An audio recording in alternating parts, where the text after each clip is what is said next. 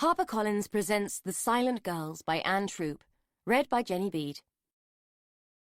Prologue. Tuesday, 8th of September, 1964. On Tuesday, the 8th of September, 1964, the state hanged John Bastin for the brutal murder of 5 women. While his wife and child stood outside the prison gates, waiting for the execution bell to toll, a distraught young woman took a coal shovel and beat a man to death.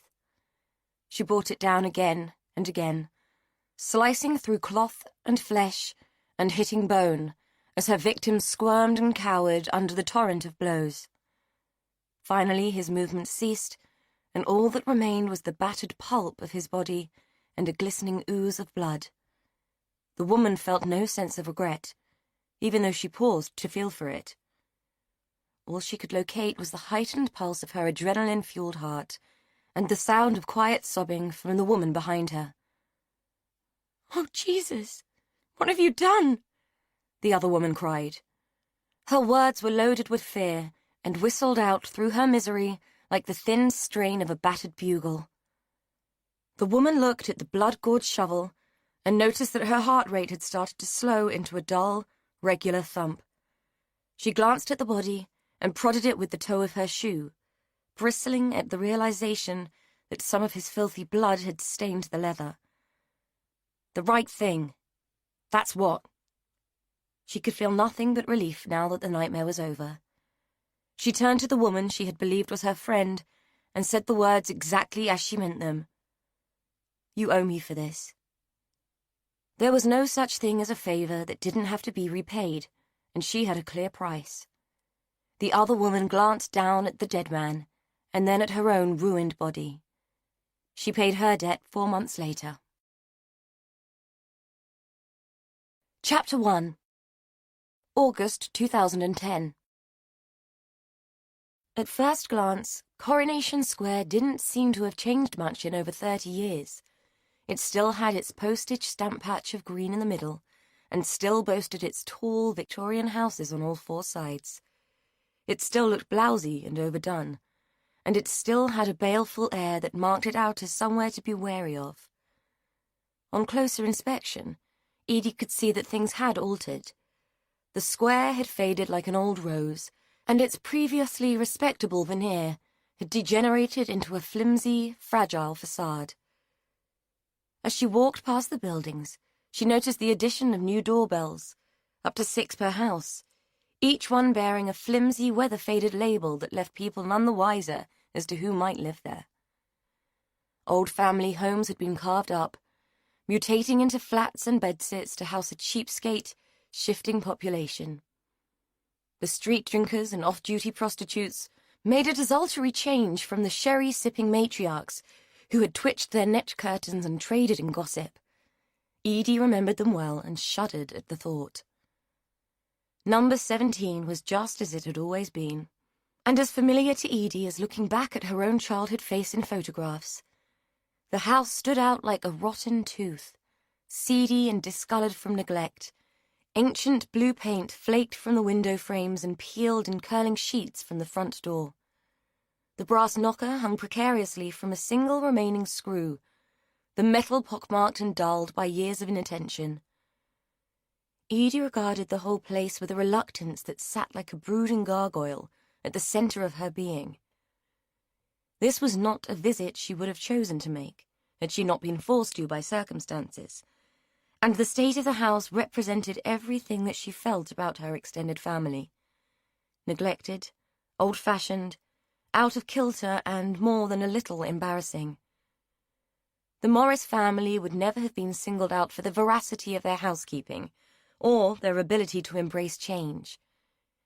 Edie doubted that the Morris family would have been singled out for much, though she might have won the prize for most inept midlife crisis, most acrimonious divorce, and person never likely to amount to much, if anyone had held a competition.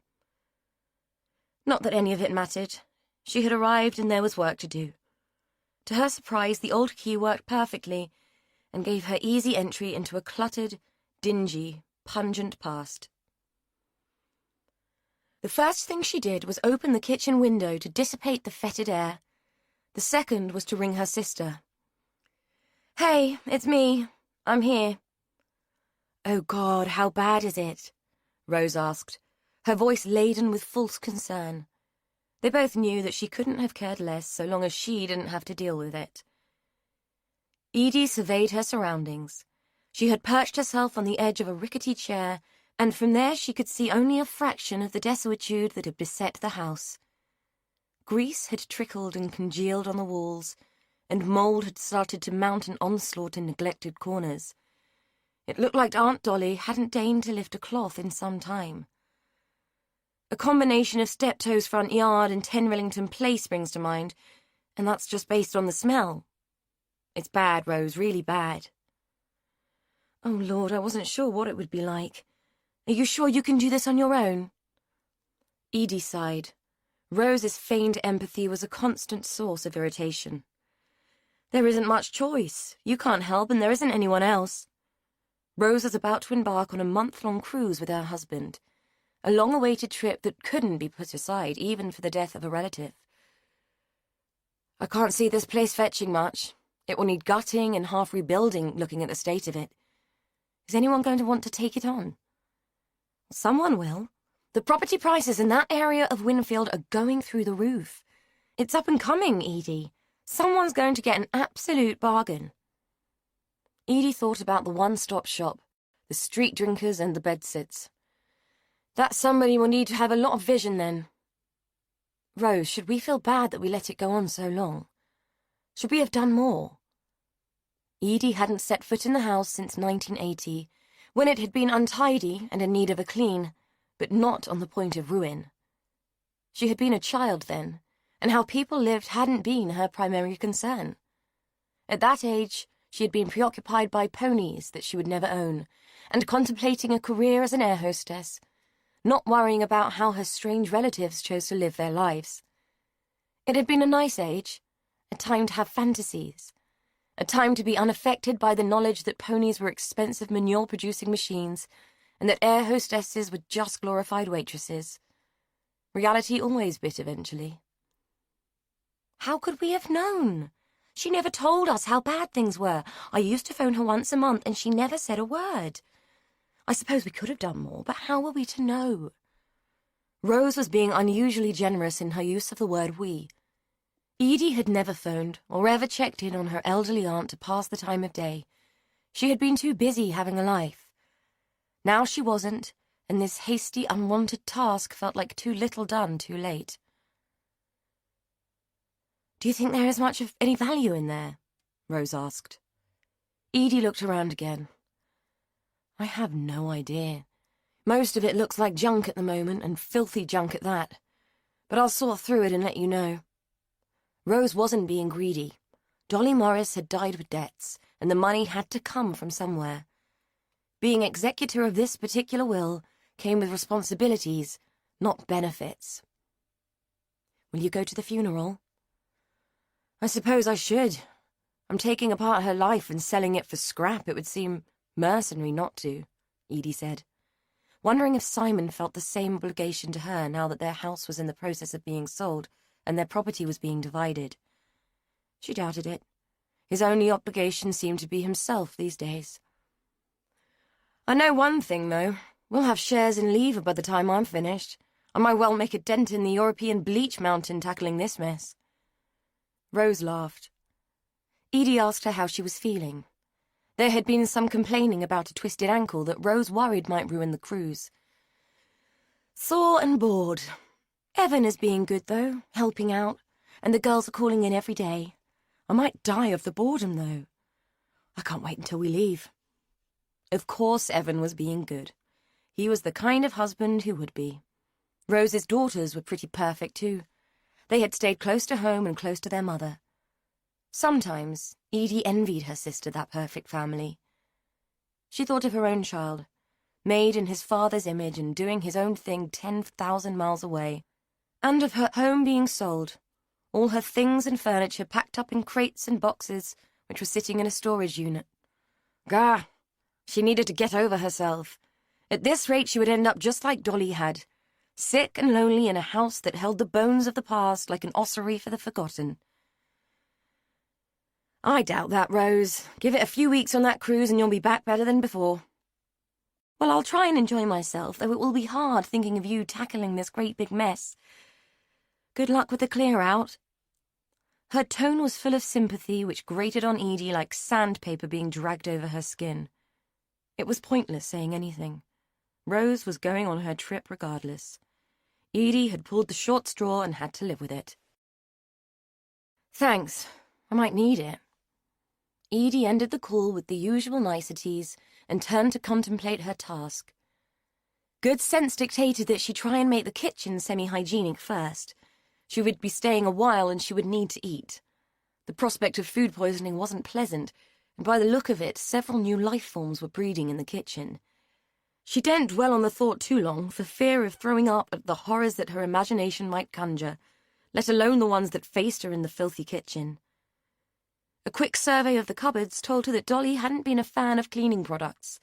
A tin of petrified vim and a dribble of disinfectant weren't going to cut it.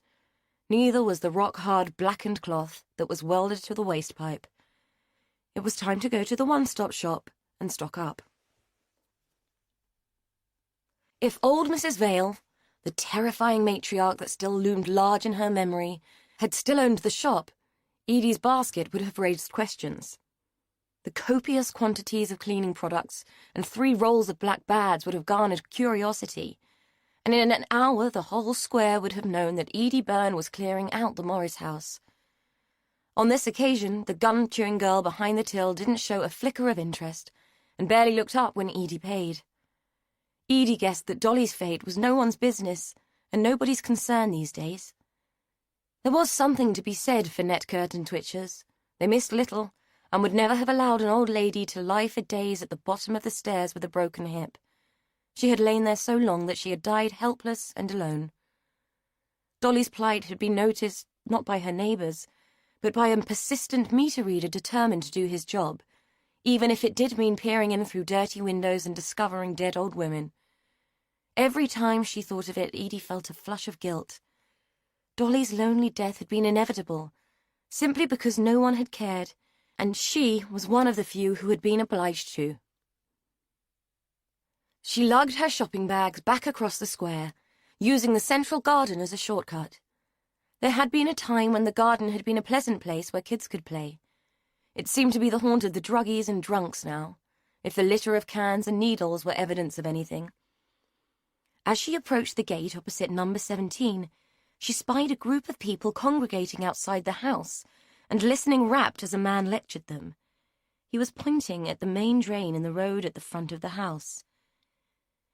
Sally Pollitt had been missing for 4 days when the residents of number 15 called in the water board to complain that the drain was blocked and that an awful smell was pervading the street. When the workmen arrived and pulled up the manhole cover, they discovered her remains wedged into the shaft and starting to decay. She had been strangled, her underwear forced into her throat, and her hair sheared off. Her female organs had been mutilated while she was still alive. It was the last in a string of murders which rocked the borough of Winfield. The man announced his tale with dramatic flair, his voice wringing every drop of shock and horror that it could from the story. The group blocked Edie's path. She edged up to them and lingered on the fringes, catching the attention of a man with a camera. "What's going on?" she asked. "Murder-tour. We're visiting the sites where all of John Baston's victims were found," he said in a thick West Country accent. "Done 'em all now. Ripper tour in London, ghost tour in Edinburgh, and now Winfield. It's dead interesting." Edie's presence had caught the attention of the tour guide. "Excuse me, madam, would you mind stepping back? The tour is for paying customers only." Edie bristled. "Happy to, if you can move your paying customers away from the front of my house. Or do I get a cut of the profits from your tawdry tour?" The man looked indignant and chivied his entourage towards the gardens, where he explained that the naked body of Elizabeth Reese had been found, laid out on a park bench for all to see. Edie felt inordinately irked by the presence of the group and their macabre interest in the Winfield's darker history. She had little issue with ghost tours and ripper tours. They were based in a period that no one living could remember. But the Winfield murders had happened only 50 years before. Relatives of the victims were still living in the area, or at least had been when she was a child. Mrs. Campion, who lived at number 15, had been Dolly's neighbour, and both had been friends of Sally Pollitt. It couldn't be right that people should profit from such recent tragedies. By the time Edie had rested her heavy bags in the porch and had found the key, the group were milling around the garden taking photographs. The man in charge was staring at her, not with hostility, but curiosity. Edie shrugged and turned her back to him, but not without noticing that she was also being watched from next door. It seemed that at least one of the net curtain twitchers was alive and kicking, and still surveying her domain from behind an anomalous veil of greying lace. It took 3 hours to clear the kitchen of its clutter, and a further 2 just to clean it. By the time she had finished, Edie had 2 black sacks full of out-of-date food, including tins of things that might be museum pieces if they hadn't been so rusty and rimed with age. Some of the items she had consigned to the rubbish were artifacts of social history, but too far gone to be of any value or interest. A silver tea service, black with tarnish, but complete with the original tray, might be worth something and had been consigned to a box for further consideration and cleaning. Alongside it lay a variety of storage tins, possibly of interest to collectors of vintage kitsch and tawdry paraphernalia. There had been a ton of them, but some still contained detritus of dubious origin, which had turned Edie's stomachs, and it had been too much trouble to attempt to salvage the tins. The huge metal teapot, beloved of Dolly and her mother before, had been consigned to the bin. Edie couldn't face a cup of anything brewed inside its tannin-lacquered innards, and settled instead for a tea bag in a chipped coronation mug, filled with water from the ancient enamel kettle which still functioned, though it had lost its whistle long ago. Edie was weary from her labours, but satisfied that she had made a dent and brought a measure of civilization back to the proceedings. At least she knew she was less likely to contract something systemically untenable from the kitchen. The toilet had to be her next port of call, and by the look of it, anything might be mutating in there.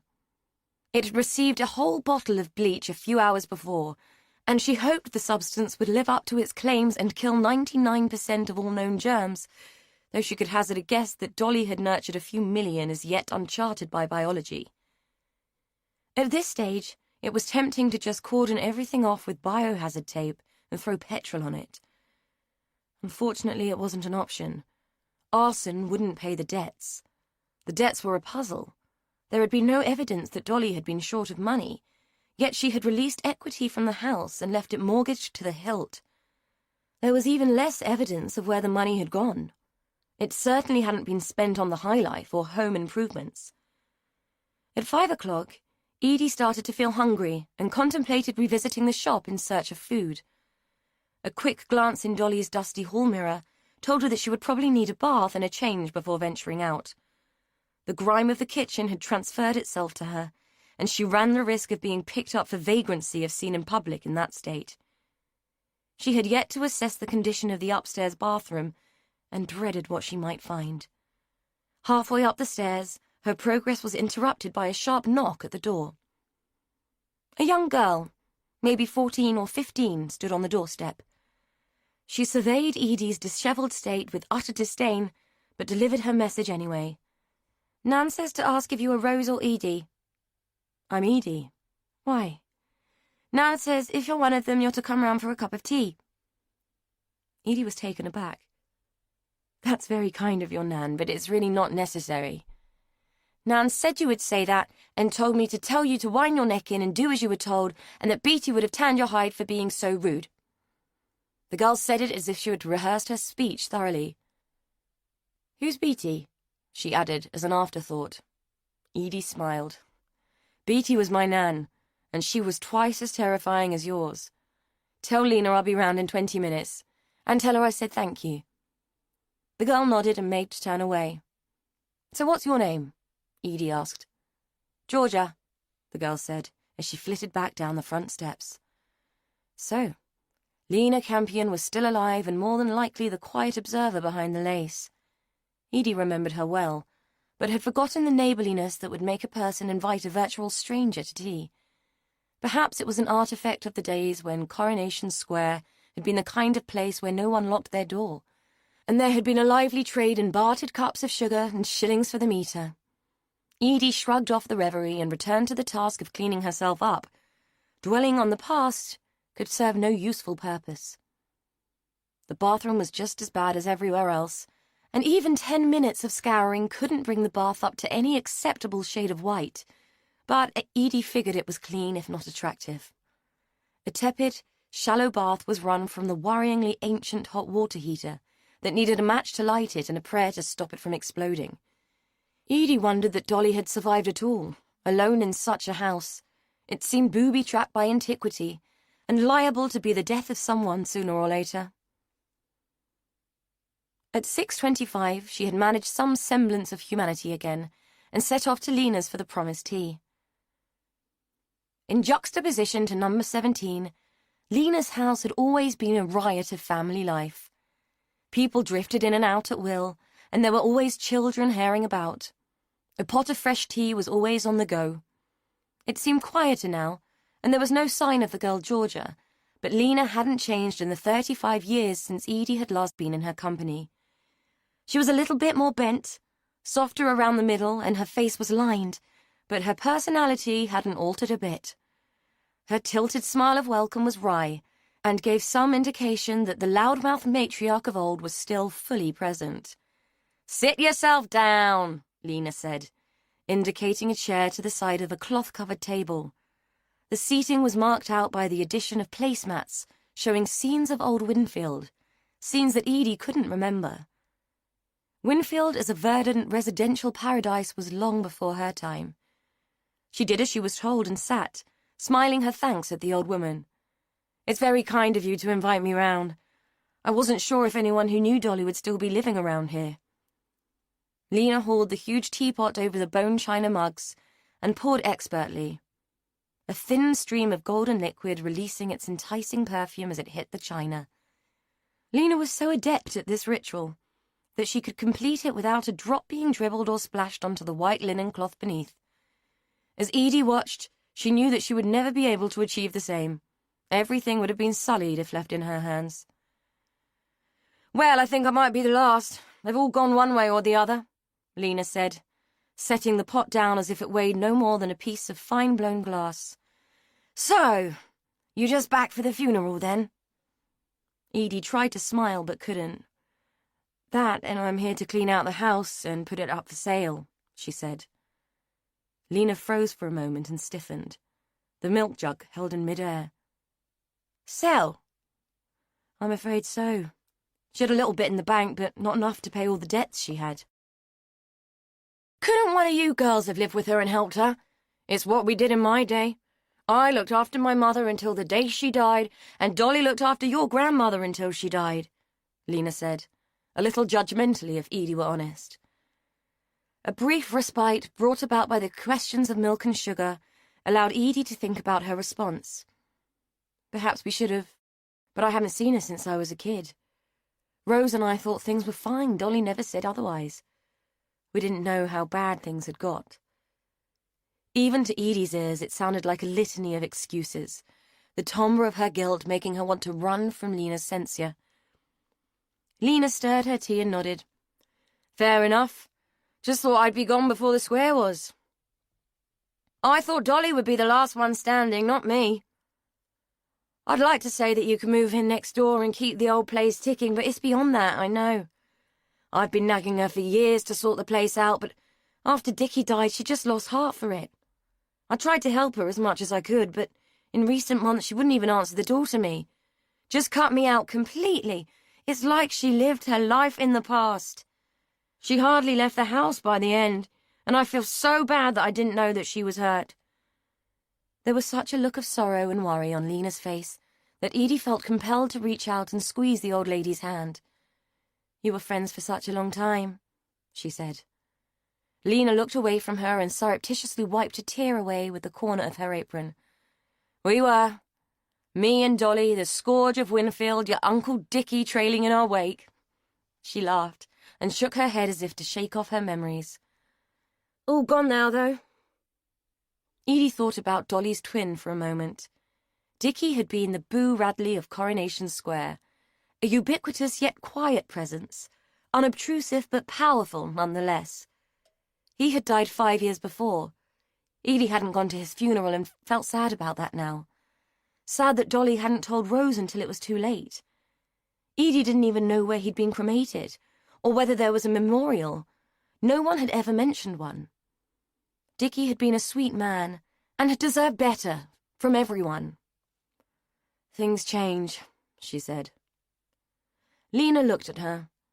Aye, they do, and not always for the better. They were quiet for a moment, as both sipped their tea, though Edie was acutely aware that Lena was studying her intently. Eventually, Lena broke the silence. What was you shouting about, out in the street earlier? I was watching you through the curtains. I thought it might be you. I was having a go at that bloody man about running his murder tours on the doorstep. Won't do you any good. He's been running them for a few years now, and they're very popular. We can't stop him. It seems somewhat insensitive, given that you still live here and, well, you know. Lena pushed her cup away and sat back in her chair. It makes no difference. We've lived with the legacy of those murders for all these years. Him rubbing our faces in it won't make much difference. I find it pretty shocking that anybody would, Edie said. Well, I expect he has his reasons. Edie was about to argue about what those reasons might be when the front door slammed, making her jump. That'll be Sam, Lena said, hauling herself to her feet. I'd best get another cup.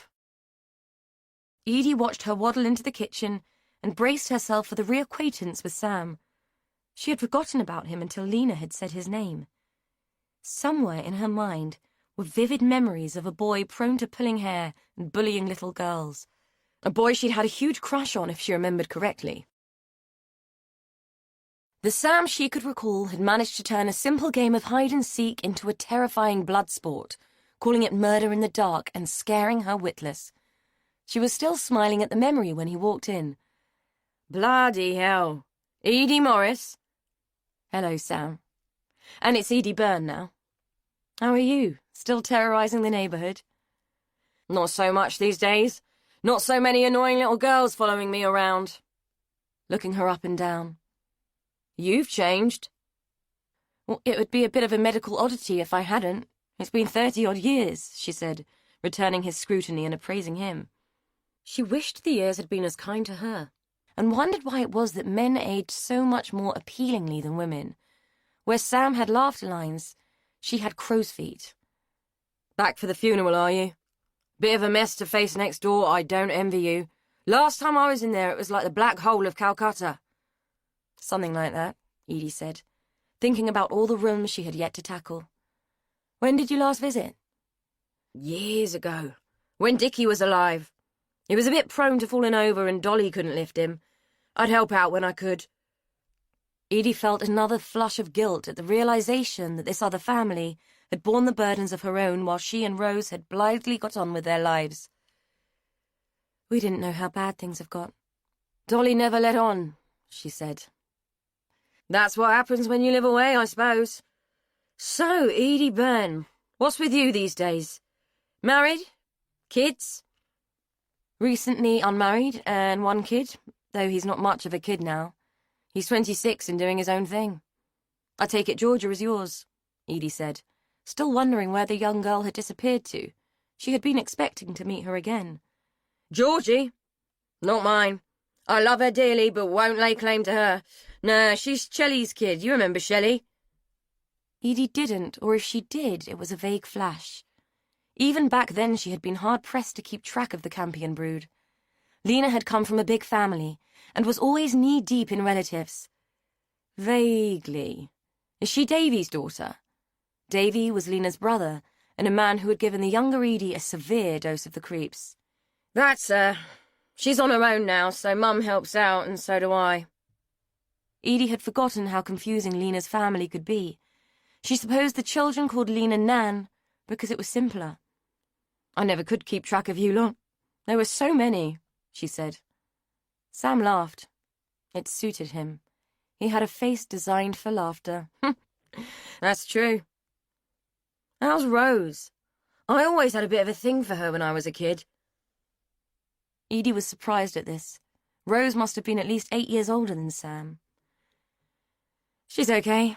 She's laid up with a broken leg, but getting better. She's married with twin girls. Blimey. She never did do anything by halves, Sam said.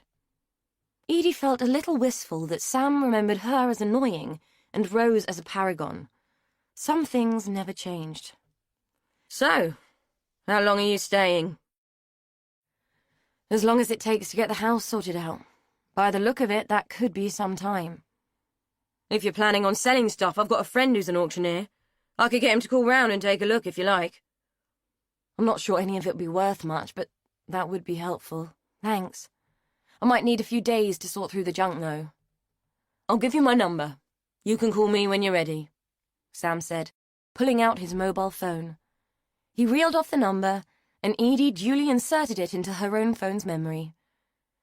Where's that tea, Mother? A man could die of thirst at this rate, he bawled.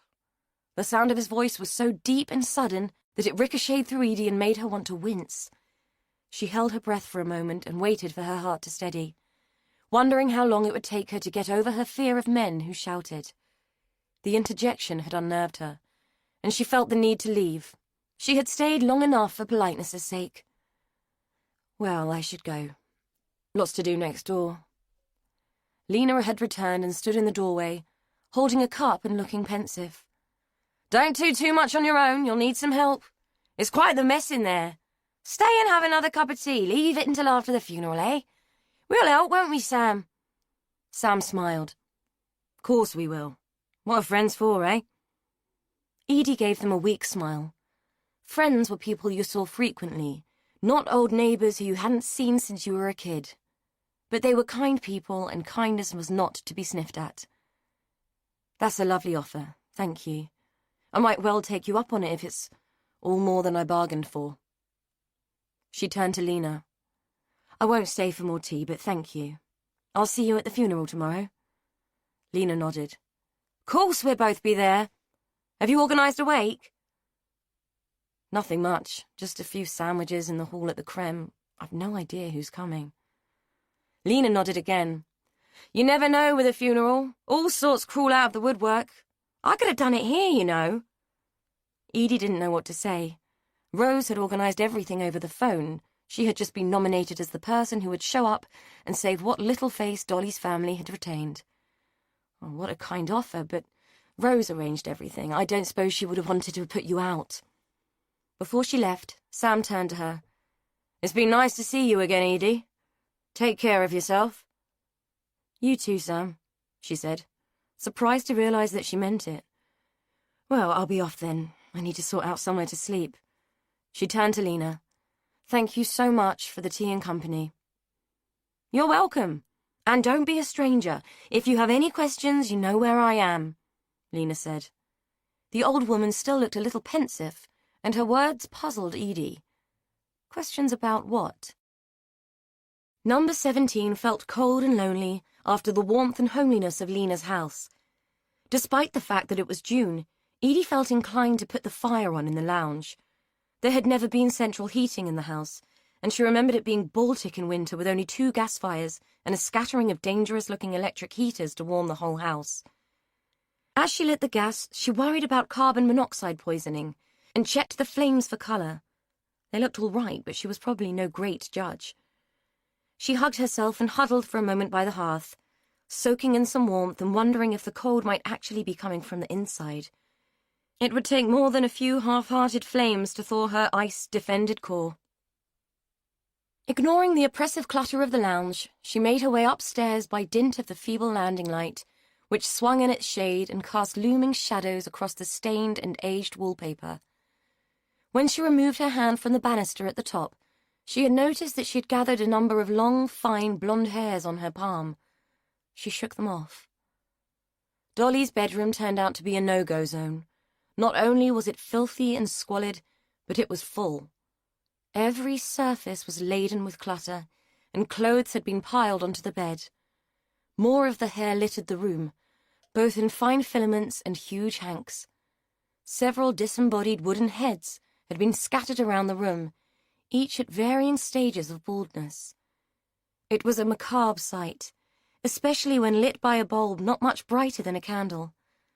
The fine details of the scene were hidden by inky cloaks of shadow, which intensified the grotesquerie and heightened Edie's instinctive reaction, which was to recoil and run. At one time, she had been fascinated by her aunt's occupation, and had been mesmerized by the precise creativity that formed the wigs that Dolly made.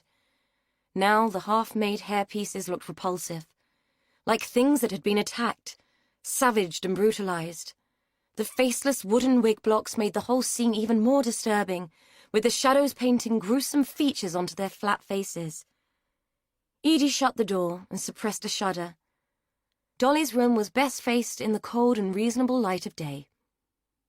The spare room, where she and Rose had slept as children, was chock full of junk. Edie was barely able to open the door and step in. The smell of damp and mold assailed her nose, and she shut the door on that, too. Dickie's room had a Mary Celeste feel, as if he had just stepped out for a moment. If the whole room hadn't been covered in a thick film of dust, Edie might have believed that he had, and was due back at any moment to resume making the half-finished model that sat on his workbench. As a pastime, Dickie had made automata, miniature models of fantastic things that sprang to life and moved at the turn of a tiny handle. When Edie had last stayed in the house, he had given her one as a gift, a Pegasus who soared and moved his wings if you wound him up. It had been a simple yet beautiful thing, and Edie had treasured it, until Simon had smashed it to bits in a fit of temper. She had kept the parts in a shoebox, intending to ask Dickie to mend it one day, but he had died and so had the marriage, and Pegasus had been lost in the aftermath. She looked around the room at the shelves, all full of Dickie's creations. Animals, people, birds and beasts, all limited to perfect and precise arcs of movement that could only be brought about by a human hand. They were trapped on their wooden plinths, waiting for freedom, and Edie thought she knew something of how it felt. She shut the door softly on Dickie's domain and left the room in peace. Her final option upstairs was Beatty's room, which was as clear and tidy as the others were cluttered. It was the smallest bedroom, a box room really, and was reminiscent of a monk's cell. Sparse, white and ordered. A plain counterpane lay over the bed, which had been made years before with sheets stretched as tight as the skin of a drum. They were yellow with age and spotted with mold. Edie pressed a hand onto the bed and felt a sensation of damp. She would not be sleeping there. The last resort was the sofa in the sitting room downstairs. Somehow that felt better, and less of an invasion of privacy than using one of the bedrooms. The trick would be finding usable bedding. Everything in the linen cupboard was damp and stank of old dust and decay. Edie had bought her own towels, but hadn't thought to bring bedding. She thought briefly about shipping out to a hotel, then wondered if Lena might lend her a few sheets and a quilt. If she went to a hotel now, she might never come back, and she couldn't do that. The thought of spending any more time in the house was becoming more and more depressing. Not only was her task daunting, but the place seemed to be sighing and breathing around her, as if it had a life of its own, one that it had sucked from its previous residents. Grandma Beatty, Dolly and Dickie were gone, but to Edie it felt like they were still there and watching her every move. For reasons that she couldn't explain, but that were based on raw instinct, she was uneasy about asking Lena for help. The old lady's censorious demeanor was liable to hook out more and more of Edie's guilt regarding the neglect of her extended family. The state of the house alone was accusation enough, and evidence that Dolly had lived and died alone and uncared for. Edie resigned herself to sleeping on the sofa in the clothes that she was wearing. An uncomfortable night seemed like a small penance to pay for the years that Dolly had cared for her and Rose in the absence of their mother. Years in solicitude that had been met unequally with rejection and indifference. As she lay on the lumpy sofa, watching the last of the evening light dwindle through the dirty window, she hoped that the funeral might offer some redemption, that laying Dolly to rest with some dignity and respect might undo the cloying sense of obligation and guilt. She would wear black as a mark of respect, and hope that it wouldn't reflect the flush of hypocrisy that was sure to creep into her skin and show her for the fraud she was. Rose had arranged for a car. It would arrive at 11 the next day to collect her. Then she would follow the hearse carrying Dolly's body, encased in its pine veneered coffin and covered up in flowers. Then it would be over, and she could do what she had to do and put it all behind her, as she had with so many other things. Sleep followed on the wings of this anticipated relief, and Edie relaxed into it, her inert form brushed by shadows, cast by the light of passing cars, and given form and life by the ghosts of the past that resided amidst the clatter and dirt of number 17, Coronation Square. Chapter 2. Edie sat in the first pew of the chapel, stiff and uncomfortable in her black suit, and aware that she was the centre of attention for the small congregation. Other than Sam and Lena, she knew nobody, and whilst they waited for the vicar, she battled with the hypocrisy of her thoughts. If all these people had known Dolly well enough to come and pay their respects, why had she died alone in squalor? The vicar arrived, and they all stood while he led the first prayer. They sat for the eulogy, and Edie wondered whom it was that he was talking about when he referred to Dorothy, a pillar of the community and tireless charity supporter who had relentlessly collected for the local charity shops, and who would be much missed by her many friends. For a split second, Edie wondered if she'd come to the wrong funeral, for surely the lily-clad coffin could not contain Dolly, who had been more a pillar of salt than a pillar of the community. She shook the thought away and stood to sing the hymn that Rose had chosen, Jerusalem. As she mouthed the words, Edie considered the incongruity of the whole thing as applies to Dolly. All she could think about was rugby and the WI. Finally, and to her relief, the curtain slid shut and Dolly disappeared. Now all Edie had to face was the lonely walk of shame back down the aisle as she led the mourners from the chapel. As mourners went, they seemed to be a hungry lot. Most of them cheerfully seized upon the opportunity to drink tepid tea and consume limp sandwiches and dry cake in the little hall that lay to the back of the crematorium. Most of the strangers avoided her and chatted amongst themselves, occasionally shooting speculative glances in her direction. She felt both ridiculous and fraudulent in her black suit, and she was tired and achy. The night on the sofa had been dream-filled, stiff and uncomfortable. The cushions had felt as if she was lying on a bag of pebbles. Edie was half concerned that Dolly had stuffed the cushions with bricks. She surreptitiously rubbed at the small of her back and returned a weak smile to Sam and Lena, who were making their way towards her. They had made a beeline, but had been hampered at every step by elderly women who caught at Lena's arm and engaged her for what seemed to Edie interminably long moments. To her relief, Sam left his mother and strode over. "You look like you need rescuing," he said, offering her a thimbleful of weak tea. "Thank you, and I do. Who are all these people?" She took the tea and sipped. It was vile, lukewarm, and made her wince. Sam looked around the room. "Bingo and Jumble sell cronies, I think. A good funeral is the highlight of their week." I didn't know Dolly was a bingo fan. It was true, she didn't, but then she hadn't known Dolly well enough to know much about her habits and hobbies. "I think Mum used to drag her there from time to time. Not sure she was ever a fan, not like Mum. The woman is a bingo fiend." Edie wanted to laugh and indulge this charming man who was being so kind, but laughter at a wake seemed incongruous and rude, especially when your every move was being scrutinized. "Do you know who that is?"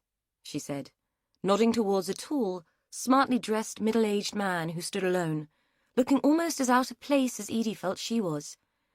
Sam followed her gaze. "No idea. Doesn't look much like a bingo aficionado, though." It was true, he didn't. If Edie had been forced to categorize him, she would have said that he looked like a policeman or a soldier. Something about his stance, The impression that he was standing at ease, yet missing nothing, struck her as representing something official.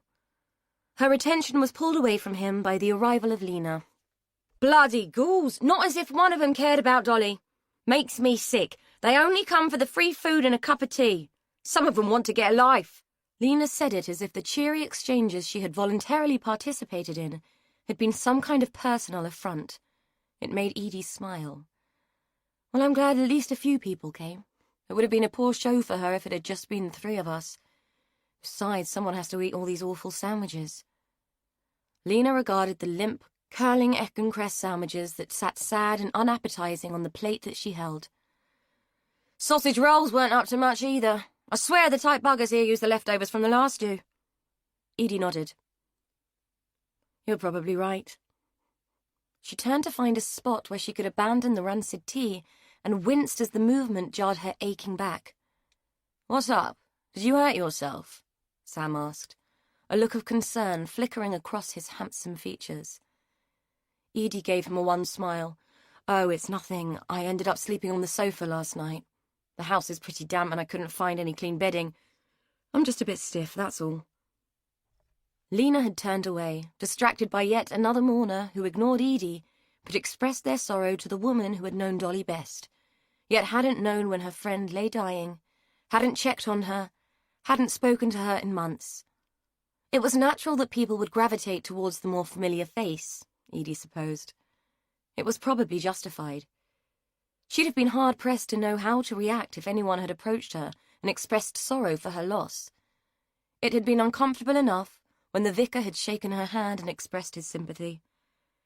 She cast about the room, looking for the tall stranger, but he'd gone. "I might ask your mum if I can borrow some bedding for tonight," she said absently to Sam. "Not sure I can face another night on that sofa. I'll be fit for nothing." Sam smiled. "I'm sure she'll be glad to help, and you look pretty fit to me, Edie Byrne." Blushing at a funeral felt as awkward and insensitive as laughing, but there were some things Edie couldn't control. She could feel the flush creep up her neck and flood her face in a total betrayal of the cool and collected demeanor she had been trying to cultivate. In any other circumstances, she would have made a self-deprecating quip in order to level the field again, but Sam had turned away from her and was whispering to his mother. To her further chagrin, an elderly man had braved the Great Divide and was heading for Edie with condolences tripping off his tongue. As he approached, she couldn't help but notice the scowl of disapproval that flickered across Lena's face. It seemed the man had seen it too, because he inserted himself between Edie and Lena and promptly turned his back on the old lady and her son. "I'm so sorry for your loss, my dear. Such a tragic end, so sad." Edie didn't know what to say, so she gave him a weak smile and thanked him. "I tried to call on poor Dolly a number of times, but she turned her back on all of us at the end," he said. "So Edie had gathered. Yes, it seems she shut everyone out. I wonder why." The old man shrugged his shoulders and spread his arms. He held a silver-topped cane in one hand, and with his neat cravat and perfectly pressed black suit, looked to Edie as if he might be about to perform a magic trick. Who knows what was going through her mind? She was never quite the same after Dickie.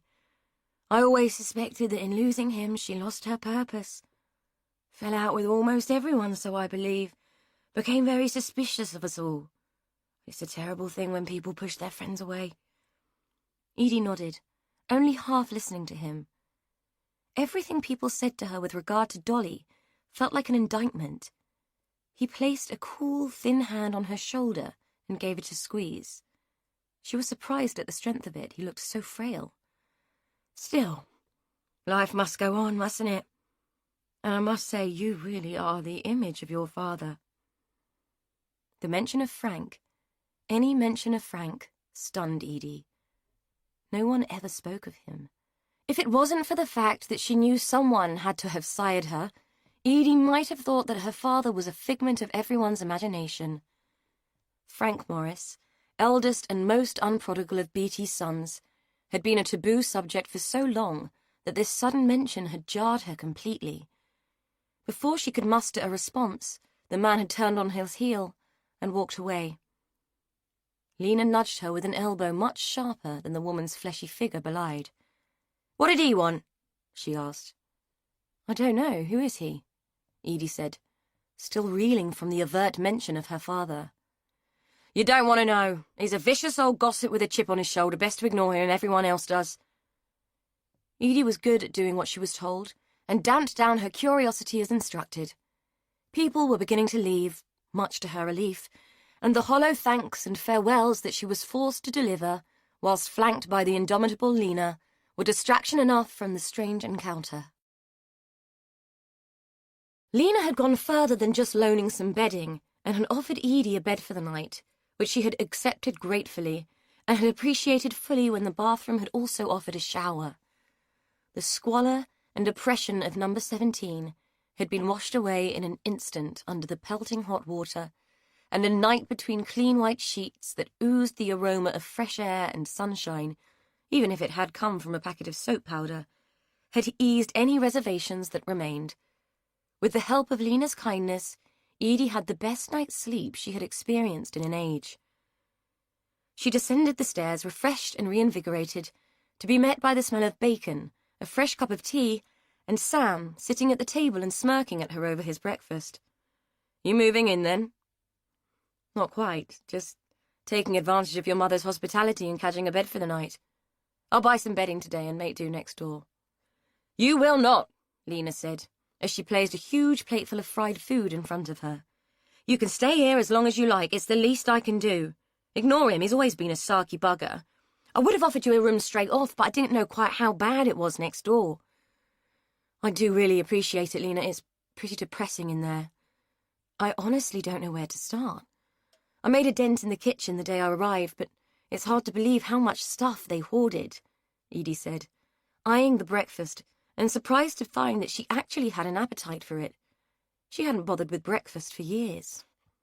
"I'll give you a hand if you like. I've got nothing on today," Sam said. "Would you? It's pretty bad, mine. You might want to bring some rubber gloves," Edie said, mildly embarrassed by the comparison between Dolly's home and Lena's immaculate haven. Or was she embarrassed by the prospect of finding his company desirable? Not that it mattered. She wasn't Rose. She was the annoying one. "No problem, I've seen worse. Finish your breakfast and we'll crack on with it," he said, leaning over and stealing a piece of toast from Edie's plate. Lena frowned at him and poured them all more tea. Edie led Sam into the dingy front room, with its dusty tat and old-fashioned furniture. Ugly old cabinets bulged with kitsch china objet d'art, and bookshelves bowed under the weight of mouldering magazines and foxed hardbacks. "I thought we'd start in here. It seems the least sullied." Sam scanned the room. "Don't you want to get the worst over with first?" Edie shook her head. "I did that yesterday. The kitchen was an absolute biohazard. I probably should have donated it to science as a research project. Besides, I have to build myself up to face the rest of it." Sam smiled at her. "Where do you want to start?" Edie patted a cushion, releasing a cloud of dust and fluff into the musty room. "With a dust mask?" she suggested. Sam laughed and pulled a huge handkerchief from his pocket. "Your wish is my command. I came prepared." He moved towards her and folded the fabric into a triangle. "Here, I'll tie it on for you." Edie almost stepped back, but didn't, and submitted, grateful that the handkerchief was covering her glowing cheeks. She hadn't been in such close proximity to a man in some time, and was ashamed of how she was reacting. At 46, she thought she might be over such silliness, but Sam had grown up rather nicely, better than she had. There was little of the gawky boy left in the man, and his unexpected proximity was having a strange and unguarded effect on her. "There, sorted. You look like a bandit," he said, resting his hands on her shoulders and looking at her. He was at least 6 inches taller than she was, and she was forced to look up. "What about you?" Edie asked, aware that she was blushing like a loon under the mask. "Thought of that. I pinched this from Mum." He pulled a tea towel out from his back pocket and tied it around his own face. "There, ready for action. Shall I start with the books?" Edie nodded and turned to one of the cabinets, glad of the distraction. I'll fetch some black bags. Most of this looks like rubbish. After an hour, it looked like they had made more mess than they had started with. Sam was insistent that some of the books were worth money, and he had pointed out that several of the ornaments that Edie had been throwing away with conscious malcontent might be worth something. How am I supposed to tell the difference? It all looks hideous to me, she said. It did, but not just because it was old and tacky. Each piece felt like a few ounces of recrimination. For every ornament she held in her hands, an equal weight of guilt settled in her heart. She had not cared about the people who had lived in the house. She had let them die, one by one, alone and neglected. Sam climbed down from the chair he had been using to reach the top shelves and knelt down beside her. He took the ugly china spaniel from her hands and turned it over. "Look, this is Staffordshire, you can see by the mark." He pointed to the base of the object. "People collect this stuff. They pay good money for it." "Lord knows why, it's horrible," Edie said, grimacing at the creature's painted gaze. "I agree, but horses for courses. Who are we to argue if people want to part with their cash?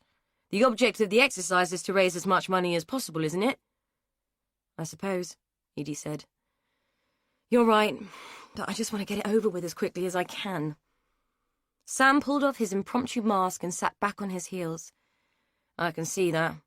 It's not the most stimulating task, raking through other people's belongings, is it? Why don't you make us a drink and I'll sort through the rest and pick out anything that might be worth keeping?" Edie was glad of the reprieve. Every time Sam came within a foot of her, she started to feel like an overheated teenager, and it was making her feel both stupid and uncomfortable. Even the smell of his damned handkerchief was making her feel queer. She pulled it down and let it settle around her neck while she tried to get a grip of herself and make the drinks. When she returned to the front room, Sam was pulling something out of the bottom of the china dog's twin. "What on earth is that?" "I don't know. It looks like a scarf. Someone must have poked it inside." He pulled the fabric out as if he were performing a low-budget magic trick. "Who on earth would do something like that?" she asked. "No idea. Someone who wanted to hide something." "Why hide a scarf?" The strip of fabric lay creased and colourful on the dirty carpet. Sam shrugged and picked it up. "Who knows? I hate to say it, but your relatives were a strange bunch at the best of times." Edie took the scarf from him and threw it into the box where she had been collecting the smaller ornaments that she figured were probably worthless. She thought about the wooden heads upstairs wearing their scalped hair and of Dickie's strange inventions. Yeah, they were an odd lot. She passed Sam his tea and wandered towards the window, moving the grimy net curtain aside to get a view of the street. The murder tourists were back, congregating around the drain, eager to hear its grisly history. Sam came up behind her and draped an arm casually about her shoulder, leaning forward to follow her gaze. "I see the ghouls are out in force." Edie was acutely aware of the weight on his arm. "Doesn't it bother you that they do this right outside the house?" "Not a lot we can do about it. They're all legal. It's a perfectly legitimate business. No one cares about the morality of it," he said, giving her shoulder a squeeze before dropping his arm. The pressure of his fingers burned and tingled like an old scar on her skin. She shivered and turned back to the room. "I'm going to dump this box outside and make some space. Hopefully someone will take it off my hands," she said, hauling the box of tat into her arms and carrying it out of the room. She maneuvered it out of the front door and dumped it by the gate, hearing the satisfying chink of broken china as it hit the concrete. Removing the weight from her arms hadn't lessened the heaviness in her heart. She was acutely aware that she had just unceremoniously dumped a handful of the totems that had marked her family's existence. It felt wrong, and it felt brutal. She noticed that the tour guide was staring over again, looking as though he hadn't yet forgiven her for her previous sarcasm. She turned away from his gaze and went back into the house. Sam had sorted through the books and offered to take them to the nearest charity shop. Edie was both grateful for the offer of help and the opportunity for a break from his company. Sam Campion was having a strange effect on her, and it was becoming a most disconcerting experience. When he had loaded the books and left, she took the opportunity to pause her activity and review the situation. When she had agreed to the task of clearing the house, she'd had no idea that she would be letting herself in for this level of challenge. Not only was the house a daunting nightmare of effort, she hadn't bargained for the discovery that she still had feelings and female reactions that she had believed were withered and gone. For some reason, she thought her dysfunctional relationship with Simon had killed the possibility, and was mildly surprised that he hadn't stifled her regard for men in general. Not that being attracted to Sam was a scenario worth thinking about. She was here to dispose of the past, not cultivate thoughts of a future. The room looked almost naked now, stripped bare of its fripperies and exposed. Its representation as a slice of life had been obliterated by the hatchet job she and Sam had performed. Now that she was alone, her determination to get on with her task felt brutal. 2 generations of her family had lived and loved in the house, and this dismantling felt like desecration. With abject disregard, she had simply thrown away Dolly's treasures. In a fit of regret, she ran outside to retrieve the box of trinkets, only to find that it had already gone. Someone had been as eager to take it as she had been to get rid of it. She hoped that they wouldn't regret their actions as much as she regretted hers. Back inside, there was little option but to carry on, but this time with a little more reverence. While she waited for Sam to return, she concentrated on sorting the wheat from the chaff. By the time he came back, she had rolled up the rug, piled it on top of the chaise longue, and set the pieces of furniture worth money against one wall. Across the divide of dusty floorboards, under the window, lay the rest of the junk. In the middle of the room was a single box containing letters and photographs that Rose might want. On its side, Edie had written, "Keep me." Sam smiled and nodded his approval at the progress she had made. "Nice work, Edie. I didn't think we'd get this far." He wandered over to the box and peered in. "Not bad progress, I suppose, but I've had enough for today. It kind of gets to you after a while, throwing away the bits of people's lives that we find irrelevant and valueless," she said, feeling bizarrely emotional for a moment, and hugging herself to contain it. Sam didn't notice. He was busy rifling through the photographs. "Hey, look, here's one of Mum when she was a kid." He moved over to where Edie stood and showed her the picture. 5 children, forever frozen in monochrome, leaned against the railings that had closed the garden at the centre of the square. Each squinted at the camera, telling them the photograph had been taken in summer. "Which one is Lena?" she asked. Sam pointed to a skinny girl in a smocked dress and ankle socks.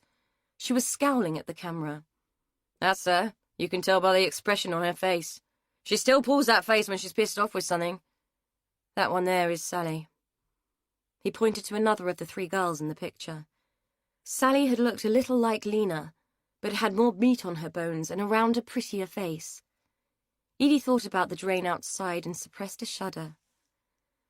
"I'm assuming that's Dolly, then, and that one is Dickie." She pointed to the last girl, thin and dark-haired. She looked timid.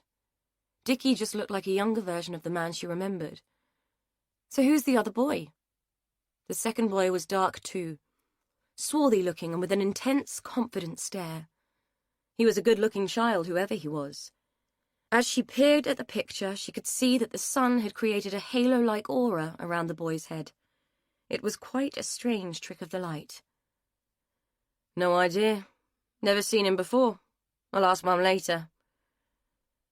He put the photograph back in the box. "Right, if you've had enough for the day, why don't we get cleaned up and head off to the pub? You can buy me a pint for all my hard work." As appealing as the idea was, Edie hesitated. "What about Lena? Won't she mind?" Sam chuckled and shook his head. "Edie Burner, how old are you? 12? I've been able to come and go as I please for a long time now, and I don't even live here." Edie flushed with embarrassment. It wasn't what she'd meant. "I know, but I am staying there, and I don't want her to think I'm treating it like a hotel." "Don't worry about it. Besides, it's Wednesday. She'll be at the community centre playing bingo until 6. Across the square, in a 3rd-floor window, A curtain twitched and someone watched as Edie and Sam left the house and made their way along the street to the pub on the corner. When they were out of sight, he let the curtain go and turned to face the room. He called the place his office, but in reality, it was a museum stuffed to the gills with a chaotically uncollated mess of detritus. What other people called rubbish, he deemed important artifacts of social history. Where other people saw junk, he saw evidence. One such item was now sitting on his cluttered desk, forming a puddle of colour amidst the piles of buff folders and grey document boxes. He would like to think that the scarf was final proof, the one piece of evidence that he needed, but long and bitter experience told him that it wasn't enough. Nothing ever seemed to be enough. He looked at the fabric, at the swirling colours and the distinctive pattern, and compared it to the photograph above the desk. The photograph was old, the paper yellowed, and the ancient ink formed an indistinct, grainy image. Jean Lockford had owned a scarf like this. She was wearing it in the photograph. There could be no colour match, the picture was in black and white, but the pattern was familiar. It had the same hypnotic print as the scarf on his desk. As evidence, it might not be enough on its own, but it was an addition to the body of proof. Every little helped the cause. He moved back to the window and looked across the square to number 17. If his hunch were correct, there would be a lot more coming out of that house soon. Not long now, he said, aloud to the pictures of the dead women who lined his wall. As he turned away from them, a quietly confident smile lifted the corners of his mouth. Chapter 3. When Edie had been younger, the Crown had been a typical spit and sawdust dive which she had glimpsed occasionally through the hatch in the off-sales cubicle. The thought made her feel old.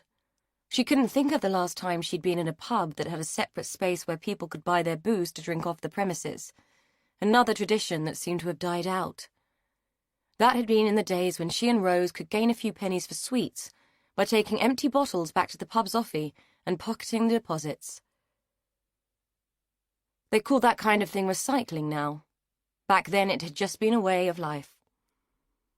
Now the place had been taken over by a chain and had the generic ambience of all such places. Wednesday was pensioners' credit crunch lunch and curry and a pint night. Thursday was win a cirrhotic liver in the weekly quiz, and Friday was 2 for 10 as long as it was deep-fried, microwaved, and could clog your arteries at 30 paces. Edie found it frankly depressing and took no comfort from the fact that she could have free refills of her watery Diet Coke. Sam seemed to catch her appraising of the place. Dire, isn't it? Do you remember when old Charlie was the landlord and we used to scam him for deposits by nicking the empties from the yard and selling them back to him? He said it with the same impish grin he'd had as a boy. Edie gave him a wry smile. Thanks for bringing up our criminal past. We would never have got caught if it hadn't been for you dropping all those bottles, cutting yourself, and squealing like a stuck pig. Edie gave him a mock scowl. I was 5, the bottles were bigger than me, and that incident scarred me for life. She rolled up her trouser leg and showed him the tiny white scar on her knee. It didn't half hurt as much as the pasting I got from Beatty afterwards. She could never think of Beatty as Nana or Granny. Those were soft terms designed for use with affection. There had been little that had been soft or affectionate about Beatty. I'll bet. She was the most terrifying woman I've ever encountered, and given that Lena is my mum, that is saying something. They both laughed. Beatty had indeed been a scourge. Edie recalled her black crepe-clad grandmother, who still loomed large in her imagination as the bringer of doom. Yeah, as Nanas go, she was hardly the cuddly cookie-baking type. Sam shuddered. She was like terror in a black dress. No child was safe from her wrath. I always felt quite sorry for you and Rose. We didn't have to see too much of her, only on visits, and I was only 10 when she died. Rose had it worse. I always think that Beatty disliked me because my dad ran off, like it was something I had caused. Frank had disappeared a few months before she had been born. Of course. You never knew him, did you? Sam said. Edie looked at her glass. Cold beads of condensation trickled down its sides and dampened her fingers. Since her encounter with the old man at the funeral, Her father had been occupying space in her mind. Not really. Only what I've been told by Rose, and she doesn't talk about it much. I suppose you don't miss what you can't remember. Your mum must have known him. What was he like? She wasn't even sure why she had asked. It was quite clear what kind of person Frank Morris had been. He was the kind of man who walked out on his pregnant wife and child. Having tolerated Simon for so many years just to prove that she hadn't inherited Frank's flakiness, Edie had more sympathy for her father than she wanted to admit to. Though she would never have abandoned her child, she sometimes wished she had taken Will and run for the hills. Sam screwed up his face, as if trying to recall a distant memory. Vaguely. I only heard her mention him once or twice. I know him and Mum clashed. I do remember a row once with Dolly when his name was mentioned. I couldn't tell you what it was about, but I know Dolly was one of the few people that ever got the better of Mum. I think that's why it stands out. It was the first time I ever saw Mum cry. Anyway, from what I can recall, he was, quite, a character. Edie laughed at his hesitation. Do you mean arrogant? That's what Rose always says. Sam pulled a face. I was trying to be polite. No need. No one else is. Well, not about him anyway. You can't choose your parents, Sam said. Anyway, enough of that. What are you up to these days? We seem to have done nothing but talk about the past. It already felt as though she was being pulled backwards, without every conversation hauling her down memory lane. This and that, nothing special. I have fingers in a few lucrative pies.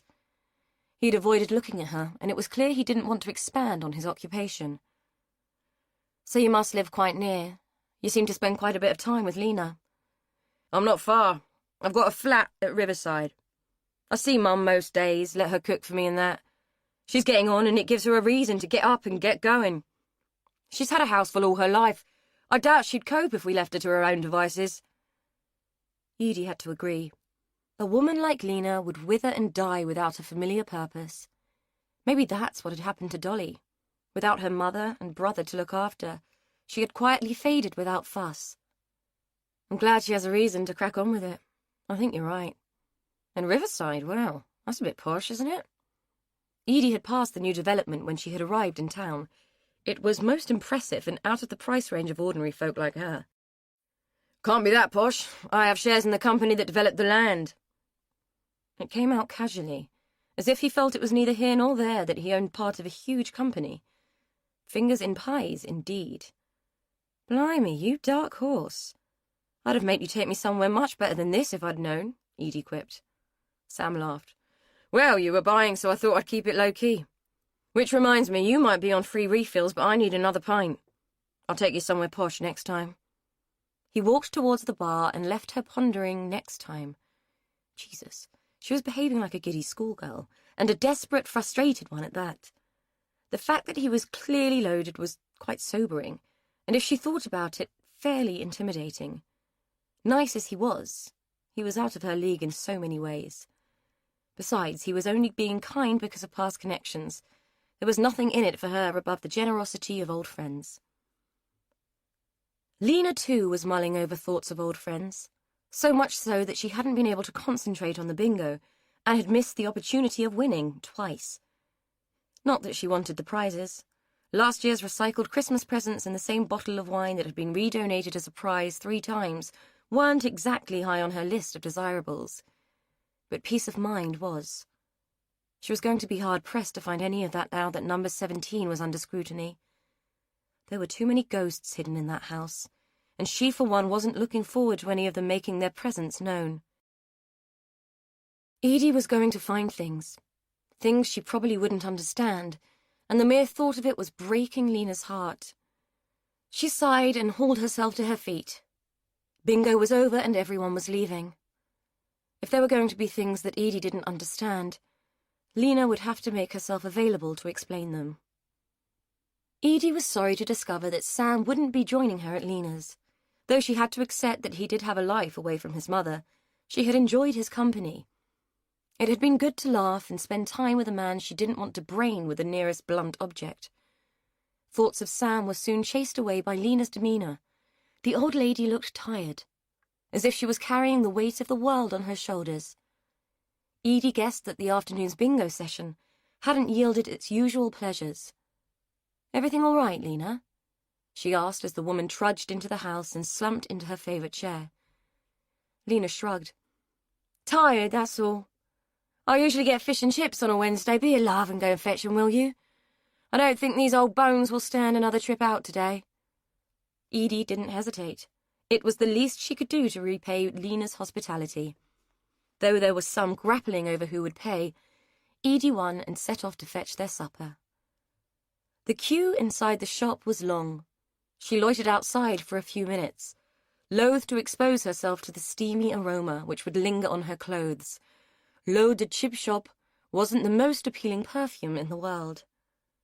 A man, the smart man with the military bearing from yesterday's funeral, sat on the bench opposite, unashamedly staring at her while he ate chips from a paper cone.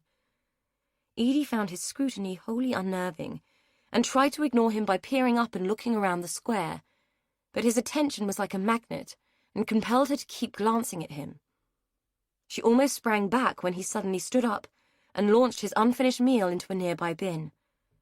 From the corner of her eye, she saw him step forward, hesitate, seemingly think better of it and walk away. A bizarre sense of relief washed through her, and she had no idea why. It was hardly as if he'd been about to attack her in such a public place. Even so, she kept her wits about her as she made her way back with 2 steam-sodden parcels of the nation's favourite. The man was nowhere to be seen, though she was sure that he had walked across the green towards the opposite side of the square. Fortunately, she didn't have to cross it herself, and could cling to the more brightly lit pavement to reach Lena's house. Nonetheless, she closed the front door behind her with a sigh of quiet relief. Lena had laid the table and warmed plates in the oven. Edie found it odd that such ceremony should accompany a paper-wrapped meal.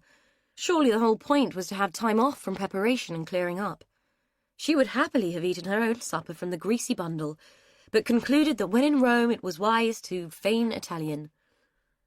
They sat at the table to eat, Edie picking at the congealed mess of carbohydrate, while Lena ate with mechanical regularity, her fork moving from plate to mouth with instinctive precision as she focused on the television.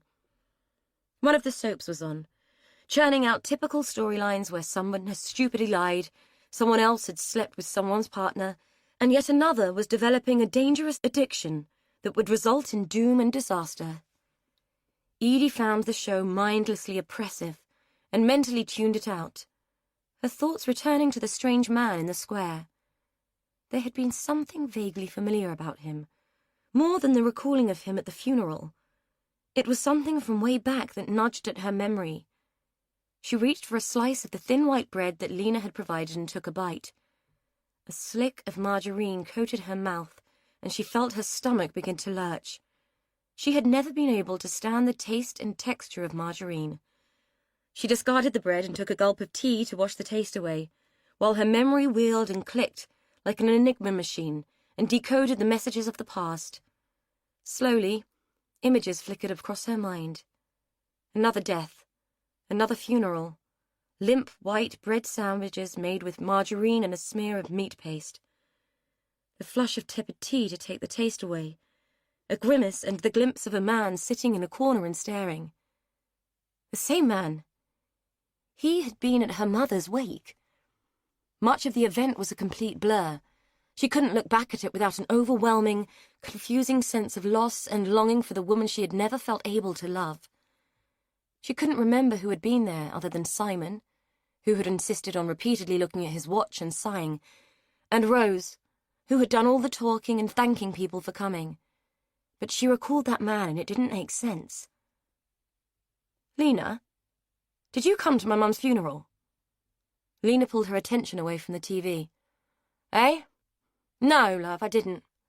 Bill was in hospital at the time and I couldn't make it. Why?" Edie shrugged. "It's just that I saw someone in the square who I'm sure was there. I was just trying to place him." She had forgotten that Lena's husband Bill had died soon after. Lena frowned. "Other than me, Dickie and Dolly, I can't think there would have been anyone left who'd have known your mum. Unless the Bastins went, though I can't see that would have been likely." The name, too, was familiar. Who are the Bastins? You remember Sheila Bastin? You know, always went about the place looking sorry for herself and sheepish. Lived across the way with that boy of hers, Matthew. It was her bastard husband what killed Sally Pollitt and them others. But like I say, there was no love lost between us lot and them, so I doubt she'd have gone to your mum's funeral. But Matthew might have done. Odd bugger, that one. Spent all his life trying to prove his father's innocence and getting nowhere. Used to stalk this place like a nosy little goblin, so it wouldn't surprise me at all if he pitched up there just to have a look-see. He came to Bill's, an old cheeky swine. Didn't get past the door for the wait, though, I saw to that. We didn't see much of him after that. I heard he joined the army or something. Not sure I'd even know him now.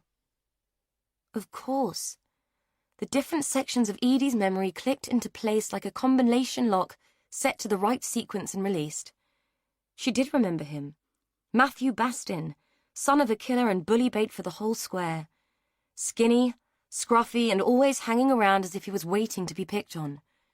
It was a fleeting thing, but Edie recalled a sense of pity for the boy which had been knocked out of her 11-year-old self by Rose's remonstration and a Chinese burn painfully administered by a young and spiteful Sam.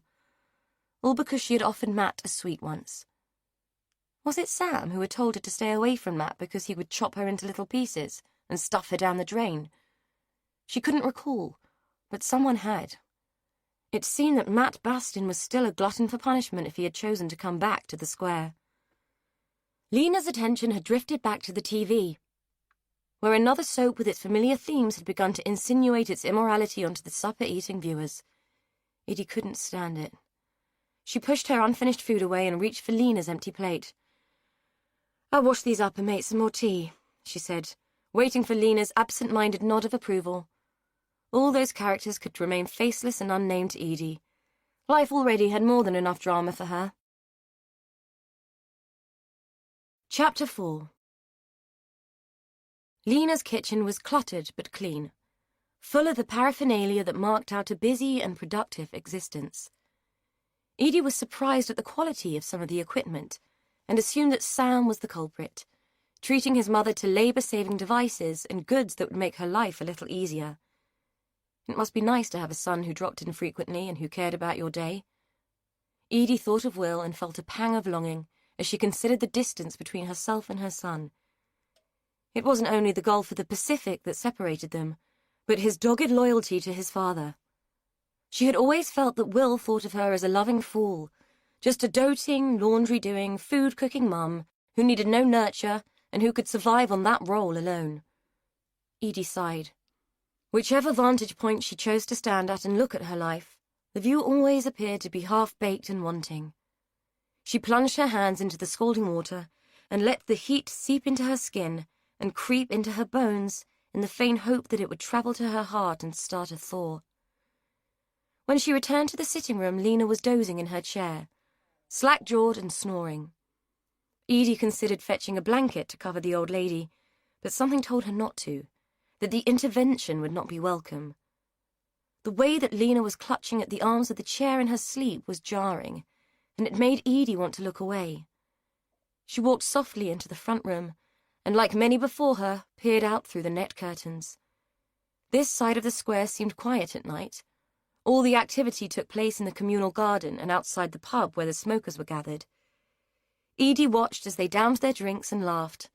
Then she turned her attention to the garden, where a group of kids, or what looked like kids to Edie, were busy clambering on a bench with the apparent intent of dismantling it. Was this what had caused Dolly to shut the world out? The unexpected clatter of a skateboard on the paving slabs and the sudden appearance of a boy whizzing by sent her scurrying back into the dimly lit room, her heart pounding. The noise had shocked her and had seemed to come from nowhere. The grating rattle of loose wheels faded, and her heart slowed as her senses came off red alert. All that she could hear now was the ticking of the clock and Lena's gentle snores. The clock told her that it was 9:05. Too early to go to bed and too late to do any more work in number 17. She thought of ringing Rose and asking her about Matthew Bastin, but decided against it. If she rang after 9, Rose would think something was wrong, and what could Elaine say? Everything is wrong and I don't know how to put it right? With another sigh, she headed for the stairs, A long bath and an early night seemed like her only option. While the hot tap thundered water into the tub, she opened the window to release the steam and peered down into Lena's yard. None of the houses had gardens as such, just a yard that used to house an outside toilet and a coal shed. Each yard backed onto an access lane, where modern residents squeezed their cars to load and unload.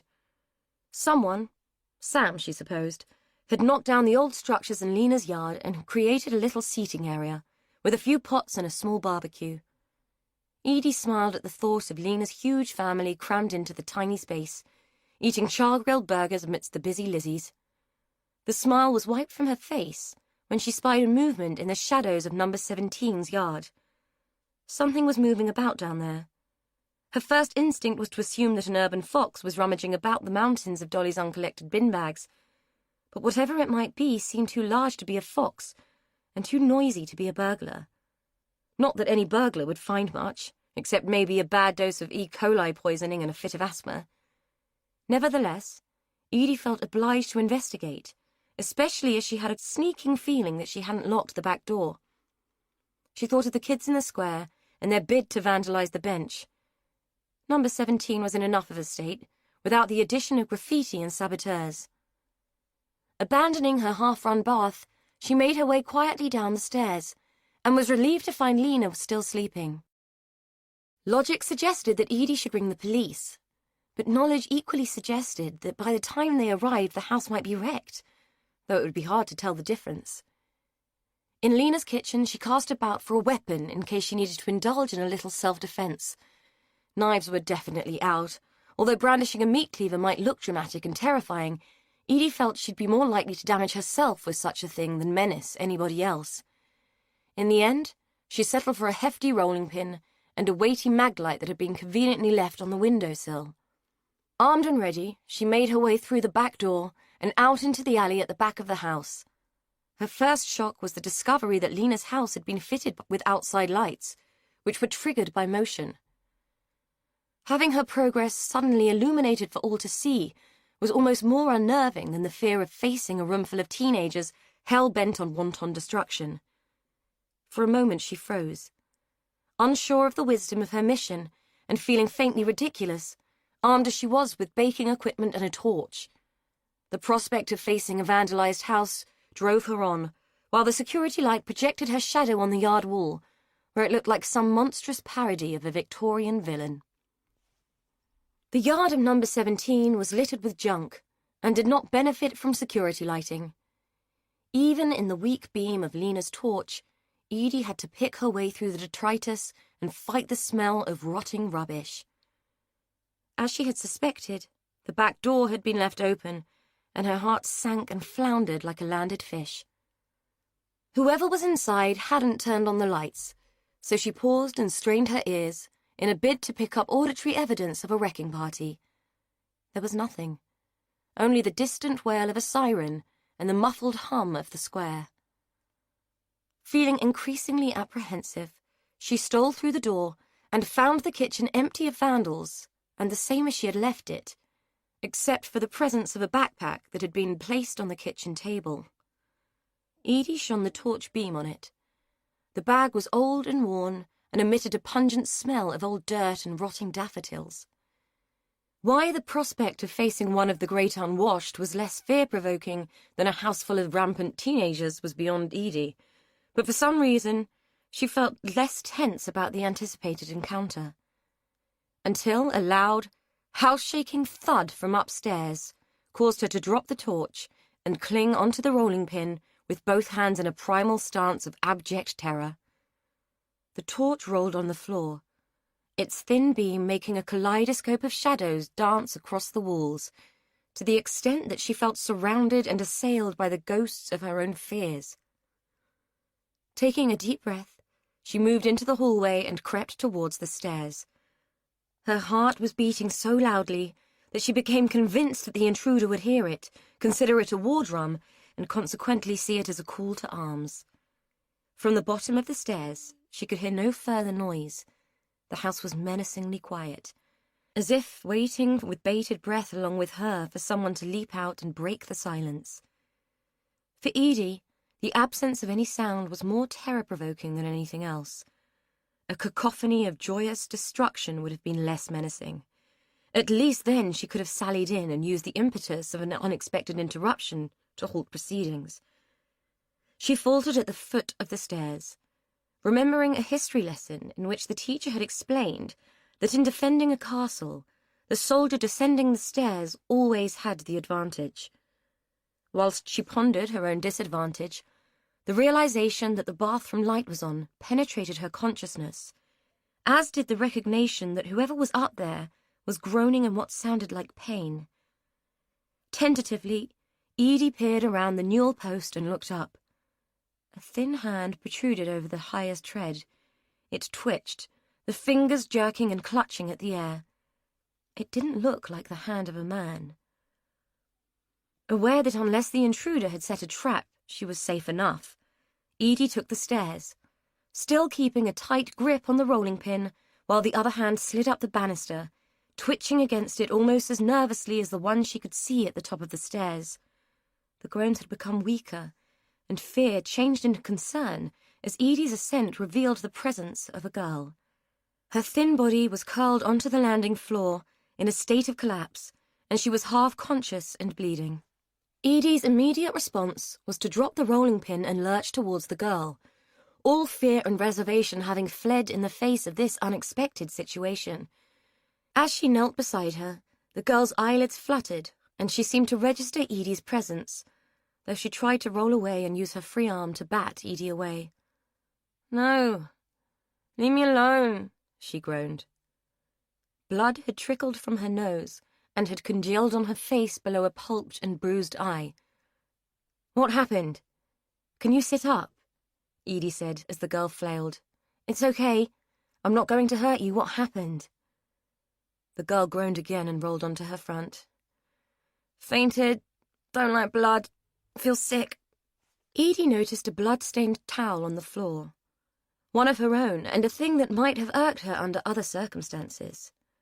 She grabbed it and rolled it into a rough pillow and pulled the girl onto her side in a rough approximation of the recovery position, or as much of it as she could recall from her Girl Guide first aid course. She put the towel under the girl's head. "Lie still. Wait for it to pass. I'm going to get something to clean you up."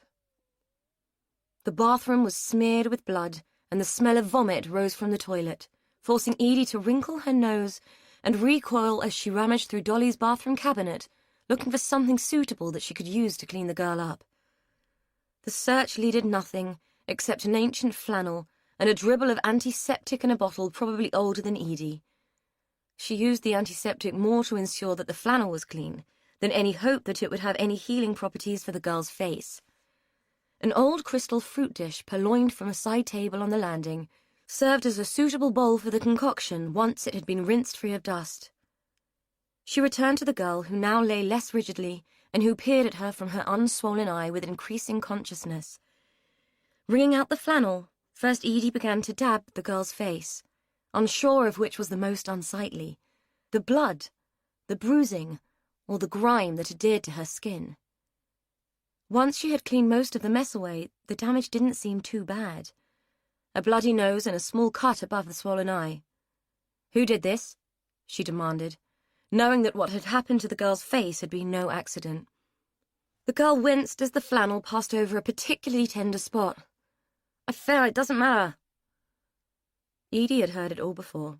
She had walked into a fair few door frames herself whilst married to Simon. "What, you fell into someone's fist?" The girl pulled away. "Doesn't matter. Anyway, who the fuck are you and where's Dolly?" Edie sat back on her haunches as the girl hauled herself into a sitting position and leaned against the wall. "Shouldn't it be me asking you that question? Who are you and what are you doing here?" Edie said, less evenly than she would have liked to. The girl was clearly on her uppers, scruffy, dirty, and smelling of unwashed flesh, neglect, and sadness. Sadness had a smell all of its own, and was too familiar to Edie for her to mistake it for anything else. It had the scent of misery and the tang of salt. The girl attempted a scowl, but it clearly pained her. "Where's Dolly?" "She died 3 weeks ago." She was my aunt. The girl shook her head slowly and winced as the movement hit home. Shit! Poor doll, I didn't know she had family. It felt like an accusation, and Edie herself wanted to wince away from it. We weren't close, she muttered. How did you know her? The girl shrugged, her face crumpling in pain as a reaction to the movement. Just did. She used to help me out a bit, you know? Edie didn't, but could guess. The state of the girl told her everything she needed to know. At first, she had suspected drugs, but the thin arms showed no signs of needle marks, just the evidence of homelessness and malnutrition. Is that why you broke in? Because Dolly used to help you? I didn't break in, the door was open, the girl said, cringing again. Look, I'm going to go next door and get you some painkillers. Don't move, I won't be long. It seemed pointless to do anything else. The girl was clearly suffering, and Edie wasn't going to get much further with her at this rate. The ever-organised Lena had painkillers in her kitchen cupboard, in the same plastic tub where Edie also found sticking plaster, dressings, and antiseptic cream. She assumed that Lena wouldn't mind, and took what she needed, fully intending to replace it all when she could. While she rummaged, she considered the good chance that the girl would have gone by the time she got back. If she had, she had. But on the off chance, she also took a tin of soup and a few slices of bread. To her surprise, the girl had remained exactly where Edie had left her, looking pale and weak. I thought you might have done a runner, she said. Nowhere to run to, the girl answered blandly. Edie dressed and taped the cut above her eye, fed her 2 analgesics, and dampened the flannel with cold water so that the girl could hold it against her eye. Reckon you can make it downstairs? I brought you some food. A faint flicker of enthusiasm wafted across the girl's battered face. Food would be good. I haven't eaten since yesterday. When the girl was at the table, drinking down her soup with a vigour that belied her fragile state, Edie decided that it was time for answers. The girl's plight had brought out her sympathies, but she wanted to know who this young woman was and why she had walked into Dolly's house broken and bleeding. So, now you're patched up, fed and watered. Are you going to tell me what happened and why you came here? The girl mopped up the last trickle of soup with a crust of bread and swallowed it whole. Got kicked out of my gaff, had nowhere else to go. I figured Dolly would bail me out for the night. She sometimes would, depending on what mood she was in. Edie nodded. What happened to your face? The girl shrugged. Got smacked by that bastard Jono. Reckon I was losing him business. Edie didn't say a word, just looked at the girl in confusion. The girl sighed. Not very streetwise, are you? One of the girls said I could keep on a sofa for a few nights. Jono didn't like it. I gubbed off at him and he gave me a smack. Best to get out of the way when he's on the warpath. Edie's mind did somersaults, and the girl must have noticed the mixed bag of reactions flit across her face. I'm not a Tom, if that's what you're thinking. I've had me moments, but I don't charge for it. And I'm not doing drugs either. Some of the girls are mates, they help out. So this Jono is a pimp? The girl laughed. He's a bastard, that's what he is. Edie thought about the girls across the square and what their lives must be driven by. Just a constant reel of unnamed men, drugs, and money. Where are your family? Your parents? The girl snorted. The woman who gave birth to me is currently shacked up with bloke at number 42, and the bloke who donated the sperm is somewhere around here, so I'm told. I wish I knew who he was. I'd give the bastard a right piece of my mind. Do you have a name? Sophie. Do you? Edie. The girl laughed. Jesus! Your mum must have hated you more than mine did me. Edie, short for Edith, right? Edie felt herself begin to blush. Then she saw the humour. Something like that, yeah. So, Edie, what's the deal with this place? Sophie looked around the kitchen. I can see you've cleaned it up. You moving in? No, clearing it out before it's sold. Sophie nodded and hiccuped. Fair enough. I wouldn't want to live here either if I had the choice. Reckon it's worth much? Edie felt herself bristle. Being quizzed by this stranger with attitude didn't sit well. I've no idea. I'm sure I'll find out soon enough. Sophie held her hands up. Sorry, none of my business, eh? Edie folded her arms.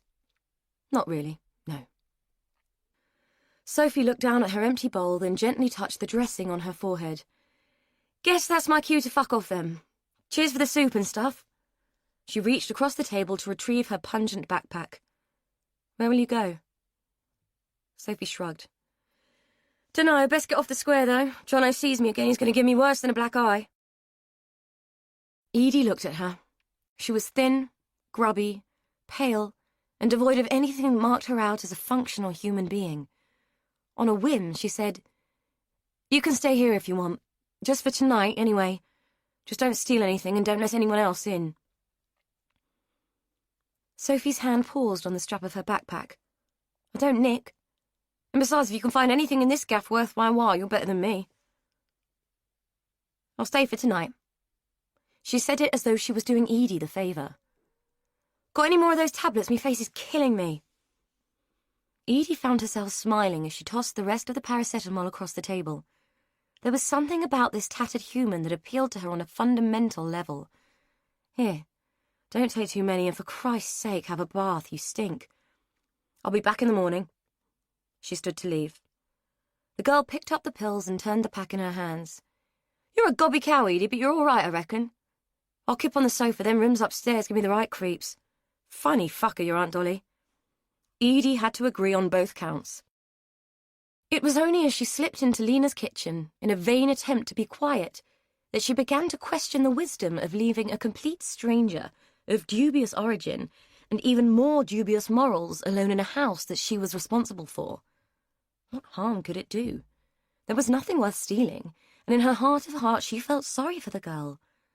Sophie couldn't be much more than 20 by the looks of her, and even if she did steal something, good luck to her. It would be one less piece of junk that Edie had to deal with. She put her hand against the teapot. It was hot and stung her fingers, which meant that Lena had woken up. With a feeling of trepidation that she couldn't really fathom, Edie stuck her head around the sitting-room door and spied Lena wearing her nightdress and dressing-gown and perched on the edge of her chair. Hi, Lena. Would you like a cup of tea? Just made it. Let it brew. Where have you been? Edie felt like a school kid caught out in the midst of some nefarious act. Next door. She hesitated. A friend of Dolly's turned up. I said she could stay the night. Lena turned and gave her the full benefit of her scrutiny. Oh, aye? Who would this friend be, then? A young girl called Sophie? She looked to be homeless and had been in some sort of accident. Edie didn't feel like elaborating on the nature of Sophie's accident. Lena narrowed her eyes. That skanky kid? Always hanging around the square and cozying up with the prozzies? What do you think you're doing, letting scum like that stay next door? Grateful as Edie was for Lena's hospitality and kindness, this critique of her decision rankled. She was in a mess and had nowhere else to go. I couldn't just throw her out on the street. Lena pulled her dressing-gown across her chest and pulled her face. Ha! Street's the best place for the likes of her. You'll regret it. She'll have that place stripped clean before you know it, mark my words. Edie thought that Sophie stripping the place clean might be rather helpful, but didn't say so. Well, it's done now, and if she can find anything worth having, she's welcome to it. Shall I pour the tea? Lena looked horrified for a moment, then seemed to collect herself, huffed and waved an acquiescent hand. I'll have a drop of brandy in mine, always do before bedtime. It calms my nerves. For Edie, bedtime couldn't come soon enough. Lena's attitude towards her actions had been unsettling, yet understandable. Meeting with anyone's disapproval had always been difficult for Edie, and she was distinctly uncomfortable at the thought that she'd met with Lena's. Yet, the woman had been kind, and Edie wasn't in a position to argue. She felt beholden enough because of Lena's hospitality. Perhaps tomorrow she would buy some bedding and move back next door. Lena was right. Letting the street girl stay had been an entirely irrational decision. She sloshed a large measure of brandy into Lena's tea by way of reparation and took it to the woman who had been so kind. Lena took it and sipped in silence. Looking at Lena with rollers in her hair, contained by a chiffon scarf and hunched in her dressing-gown with a look of pinched concern clouding her face, Edie was reminded of Mrs. Tiggywinkle, with Lena's veiny feet protruding out from under her nightie, and the firmly wrinkled brow. Edie saw the version that Stephen King might have written, Had he been struck to anthropomorphize a hedgehog? The thought of it made her want to snort with laughter, and she had to bite her tongue to avoid the disrespect. She took her own tea to bed, but didn't drink it, and instead lay away thinking of the task ahead of her, and trying not to dwell on the brooding presence of Matt Bastin, or the equally brooding disapproval of the woman downstairs. All she needed to do was clear the house, hand the keys to an agent, and leave. Rose could take care of the rest. How hard could it be? Chapter 5. Sophie lay stiff and aching on the lumpy sofa, listening to the ticking of the mantel clock and contemplating the oppressive atmosphere of the house. The tablets that Edie had given her had taken the edge off, but her ribs still grated where Jono's fist had bruised them, and every now and then her face pulsed with pain. She hadn't taken Edie's advice and had a bath. Everything hurt too much for that. But she had salvaged the flannel and had a quick lick round with that. It would have to do for now. She hated being dirty, but a quick wash was all she'd been able to manage. Waves of nausea lapped like the tide, and she could feel the soup and bread rolling and washing in her stomach. Throwing up wasn't an option. In her situation, food could be hard to come by. You had to hang on to it no matter what. An attempt to shift position winded her and made her grit her teeth. For the first time in an age, she felt as if she wanted to cry. Not because of the pain, though it wasn't helping, but because of Dolly. The woman was gone and Sophie hadn't known. That was the trouble when you shifted about the place sofa surfing, and sometimes settling for doorways. You couldn't keep in touch, and you couldn't keep an eye on people who mattered. She wasn't quite sure why Dolly had mattered. She'd been a funny old duck, but she'd been kind in her way and good for a few quid from time to time. Sophie pondered whether what she was feeling might be grief. She had spent so many years being angry it was hard to recognize other emotions, but this hollow, empty feeling seemed to fit what she understood of the concept. Unless it was more hunger. Sophie was equally familiar with that sensation.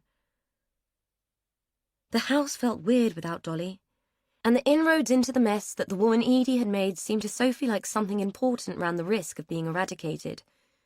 Sophie was kind of glad she was nomadic. It would take 30 seconds for someone to dump her rucksack in a bin. 30 seconds, job done. All Sophie Headley's worldly goods, all she stood for, eliminated in an instant. No one would experience grief, or even hunger, at her demise. In fact, she would be surprised if anyone would even notice. Probably better that way. No legacy, no ripples, no homeless people spending the night on your uncomfortable sofa. What was with this sofa?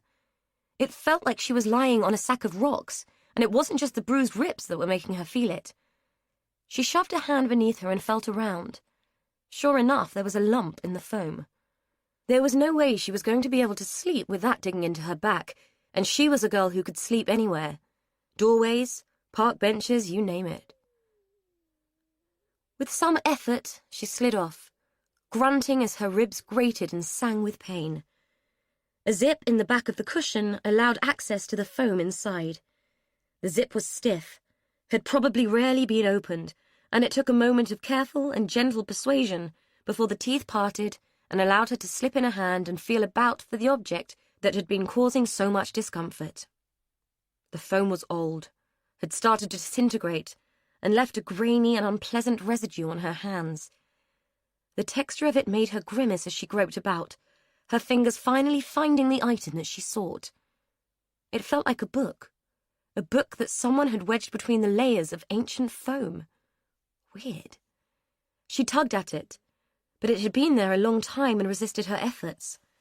The foam had become tacky and had adhered to the cover. Sophie tugged and worked her fingers under and around the book until finally it came free and she could pull it out. The light in the room was dim, the bulbs as old and weak as Dolly had been, and Sophie couldn't really make out much from the pages of the notebook that had faded, foxed, and stuck together in the passage of time. It seemed to be some kind of copybook. Lists, money, boring stuff. She wasn't much bothered about what the pages held, only that the bloody thing would no longer be preventing her from sleep. With irritation, she wiped the cover on the carpet and threw the book into her backpack. Then she wiped her hands down her jeans and reassembled the cushion. With mounting exhaustion, she put it back, climbed onto the sofa, and attempted to sleep. Edie found her there the next day, curled up, hair tousled, mouth slack, and with her t-shirt ridden up and revealing the ugly, mottled bruise that had bloomed on her torso overnight. As she observed the sleeping, broken girl, sorrow clutched at her heart. Lena's disapproval had inclined her to think that she should ask the girl to leave, but this sight changed everything. Edie knew what it was to feel lonely, vulnerable, and without hope. She had never been homeless, but had sold her soul to keep a roof over her head and food in her belly. If being married to Simon hadn't been a deal with the devil, she didn't know what was. For a moment, she contemplated taking the girl's bag and washing the clothes that were inside. The whole thing stank, and so did the girl. But who was she to intrude on the girl's possessions? Instead, she wandered through to the kitchen, filled the kettle, and began to cook the bacon and eggs she had brought with her. As she fiddled with the food, a plan began to form in her mind. The smell of cooking must have woken the girl, as she came sidling into the kitchen, yawning and shuffling and rubbing the back of her neck. "I smell bacon. Is there coffee?" "I could murder coffee," she said blearily as she slumped into a chair next to the faded formica table. "There is coffee," Edie said, pouring boiling water into a mug of instant. "It's not great, but it's wet and it's warm. Oh, and I've sorted you some clean clothes. Some are mine. I'll wash yours if you like." Sophie took the drink and frowned. "Why are you being so nice to me? Food, shelter, clothes, offers of washing? What's the catch?" Edie paused, the grill pan in one oven-gloved hand, a piece of bacon dangling from a fork in the other, and examined the girl's look of suspicion. She wasn't sure she liked a world where kindness and compassion had to be explained and justified.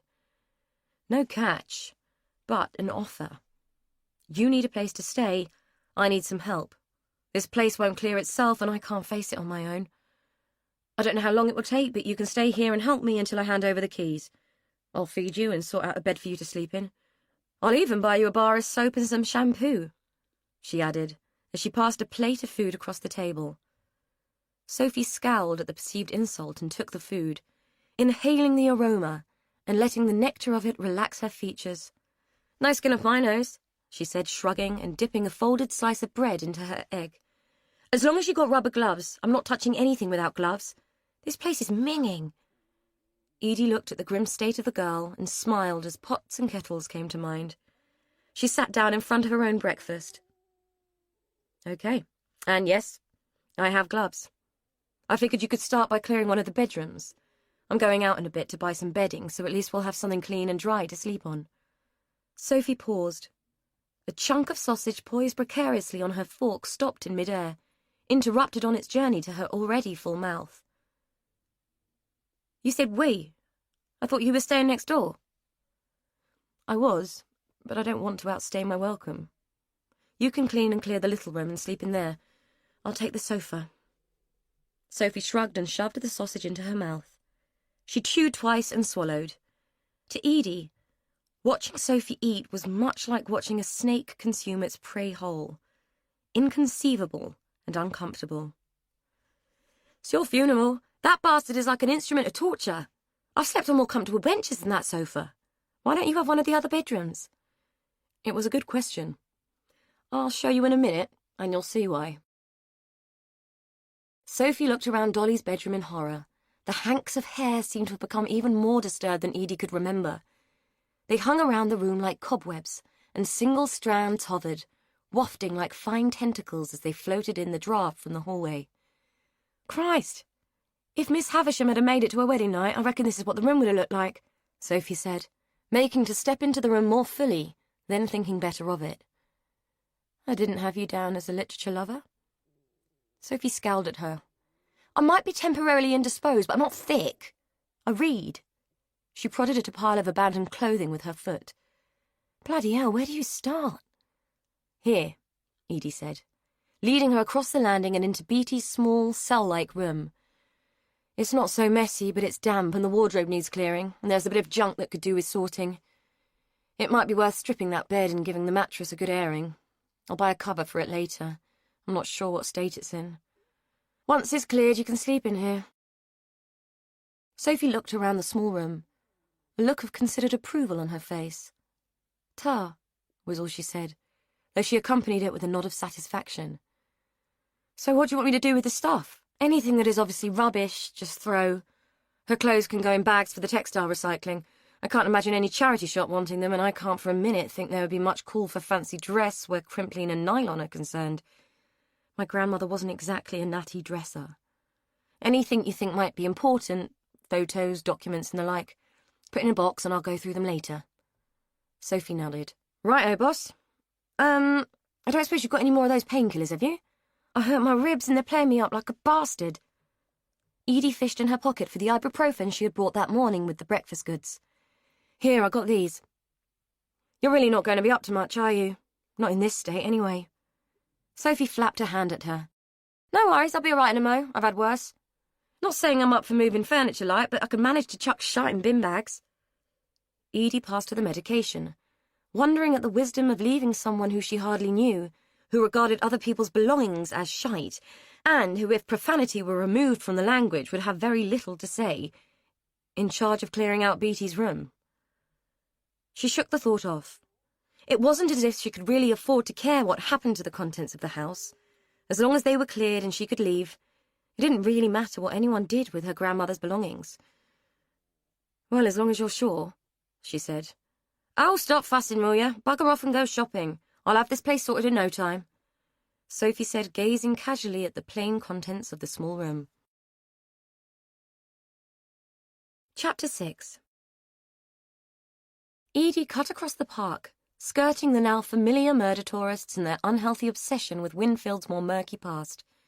She was thinking about Sophie again, about the bruises on the girl and the cut on her face, and about what would happen to her when the house was finally cleared. Edie would be gone by then, and Sophie would have no roof again. There had to be something out there for kids like Sophie, something more than other people's sofas on good days and shop doorways on bad ones. Perhaps, Edie pondered, there was some kind of charity that might help, or there might be a local hostel which she could persuade Sophie to try. Her thoughts were still running the possible scenarios of a less precarious future for Sophie when she reached the high street and had to stop to get her bearings. For some reason, her preoccupation with the homeless girl had made her forget that things had changed in Winfield. The high street was no longer the bustling and lively place that she remembered.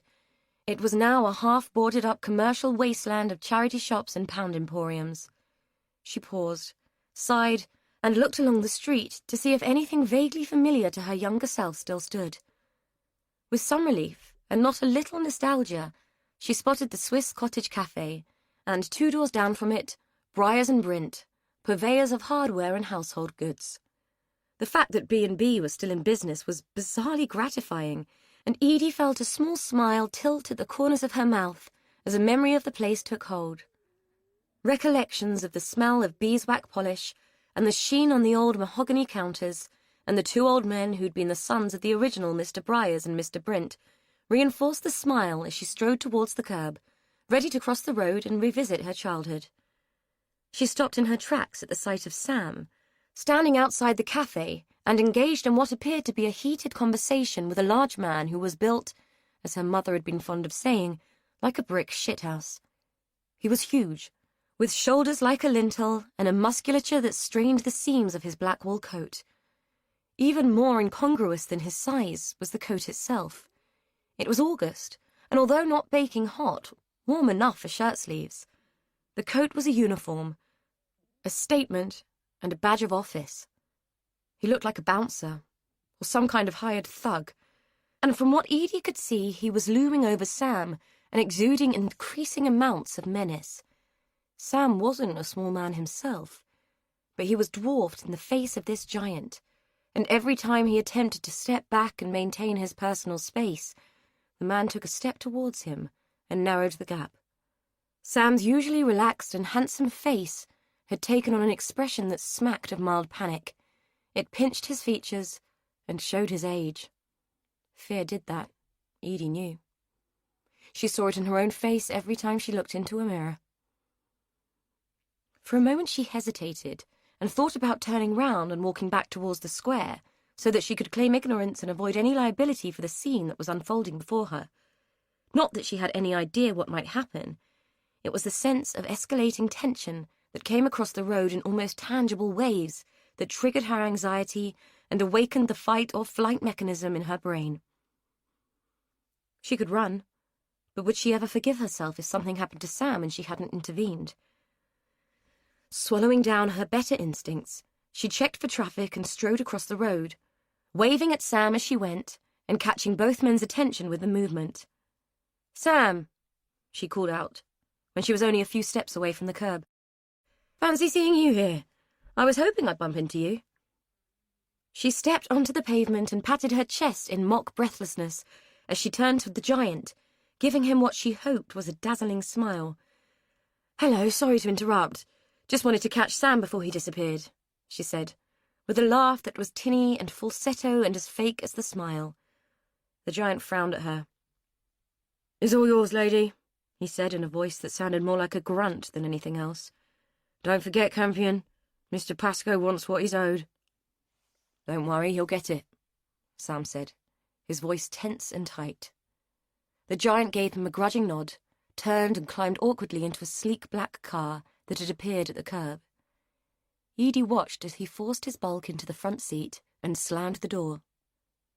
She treated him to another radiant smile as the car pulled away and even risked a small wave to Sam's horror. "What are you doing?" he demanded. "Being polite," she said, dropping her hand and turning to Sam. "What was all that about?" Sam took her elbow and steered her towards the cafe. "Just business, nothing to worry about." Edie wasn't so sure. Though the pinched look has departed, his voice still sounded as if it had come from behind gritted teeth. A muscle, fired by tension, twitched in his jaw. "Are you okay?" she asked. Sam's eyes narrowed. Then in an instant the tension was gone, and the familiar smile broke across his features. "Of course. Why wouldn't I be?" He nodded towards the cafe. "Fancy a coffee, as we're here?" The sudden change in demeanour rattled Edie for a moment, but she was so relieved to see the familiar, relaxed and cheerful Sam that she shook off the feeling and returned his smile. "Why not?" The Swiss hadn't changed at all.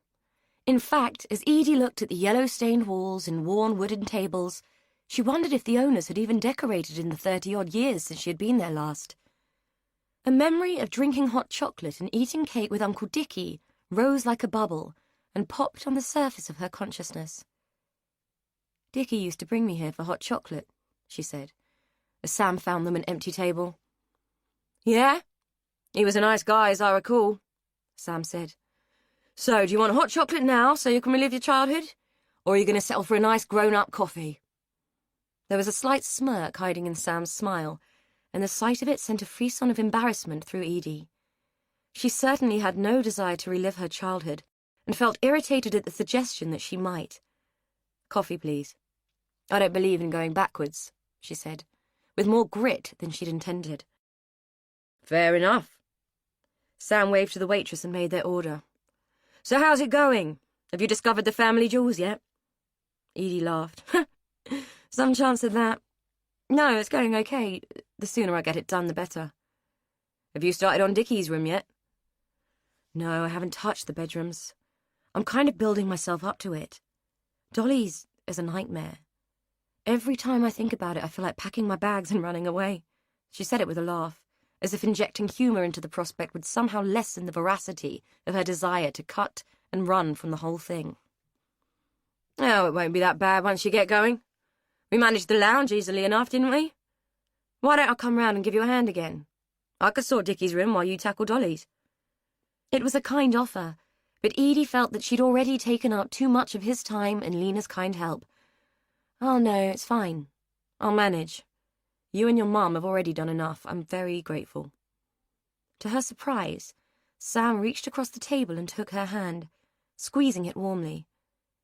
"It's no problem. We like to help. I want to help."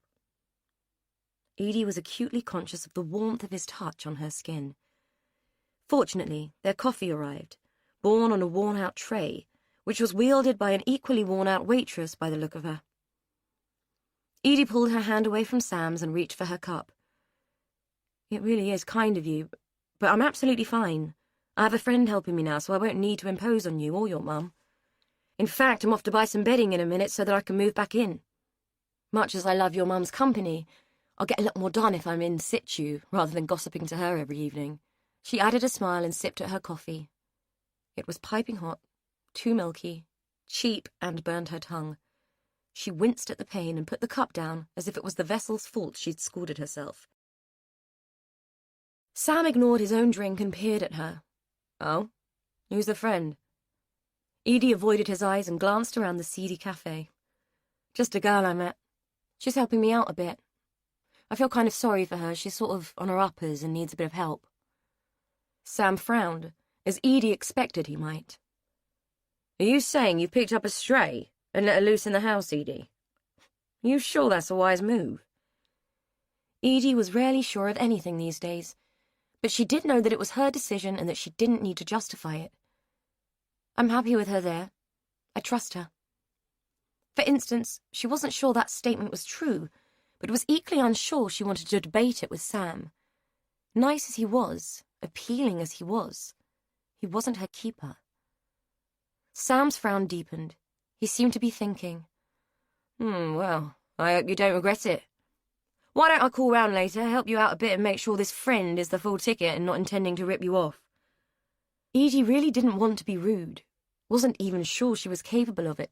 She sometimes felt that her default setting was polite people-pleaser. But this overprotective streak in Sam was starting to grate on her. Thanks, but it's fine. Honestly, I'll take my chances. Sam shrugged and sat back in his chair. Fine. Fair enough, just looking out for you, that's all. This place isn't what it used to be, Edie. You can't go around leaving your back door open and expecting no one to walk in and help themselves these days. Even though she was bristling on the inside, Edie smiled.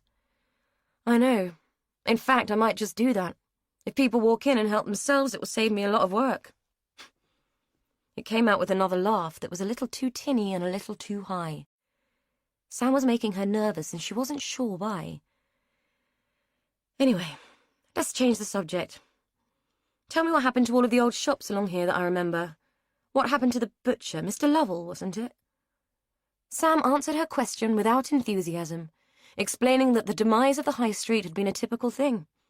Out-of-town supermarkets had been built, the community had broken down, the socio-economic state of the area had taken its toll. Edie sipped the now drinkable coffee and listened patiently, grateful that she was no longer under the spotlight of his attention. When the conversation had petered out and they had both finished their drinks, there seemed nothing else to do but thank him and get on with her day. He seemed distracted and preoccupied, and Edie was worried that her defensiveness had offended him. Outside the cafe she hesitated, wondering if she should acknowledge her concern. I hope I didn't annoy you, Sam. I really am grateful for everything you've done, and for this, the coffee and the company. He seemed to snap out of his mood at her words. No worries. You didn't offend me at all. I'm just concerned for you. Anyway, I won't interfere where I'm not wanted. He accompanied his words with a wan smile, which made her feel she had put a dent in something that she might need. His friendship. Oh, Sam, I'm so sorry. I just didn't want you to think I couldn't manage things on my own. I don't want you to think of me as some burden who's turned up out of the blue. He slid an arm around her shoulders and squeezed. Then, to her surprise, dropped a kiss on the top of her head. You'll never be a burden, Edie. I'm just happy to help. Anyway, I'm off. People to see, things to do. He squeezed her shoulders again. As he walked away, her words of farewell seemed to hang on the air like the smoke from a cigar. She felt like she had given in to something. Let him win in some way, but win what? Surely she was the one who had gained by maintaining their connection. Whatever. She pushed the strange feeling away and walked into Briars and Brint in search of bedding. Alone in the house after Edie had gone, Sophie looked around the kitchen and contemplated washing up the breakfast things. She supposed that she ought to, really, if she wanted to show some appreciation for the food in her belly and the roof over her head. Washing up was probably the chore that she had loathed most at home, mainly because stepdad number 7 had chosen to use his half-eaten meals as an impromptu ashtray. The memory of cigarette butts protruding from uneaten piles of cold food like little gungy stalagmites turned her stomach. As did the thought of him with his sly leers and wandering hands.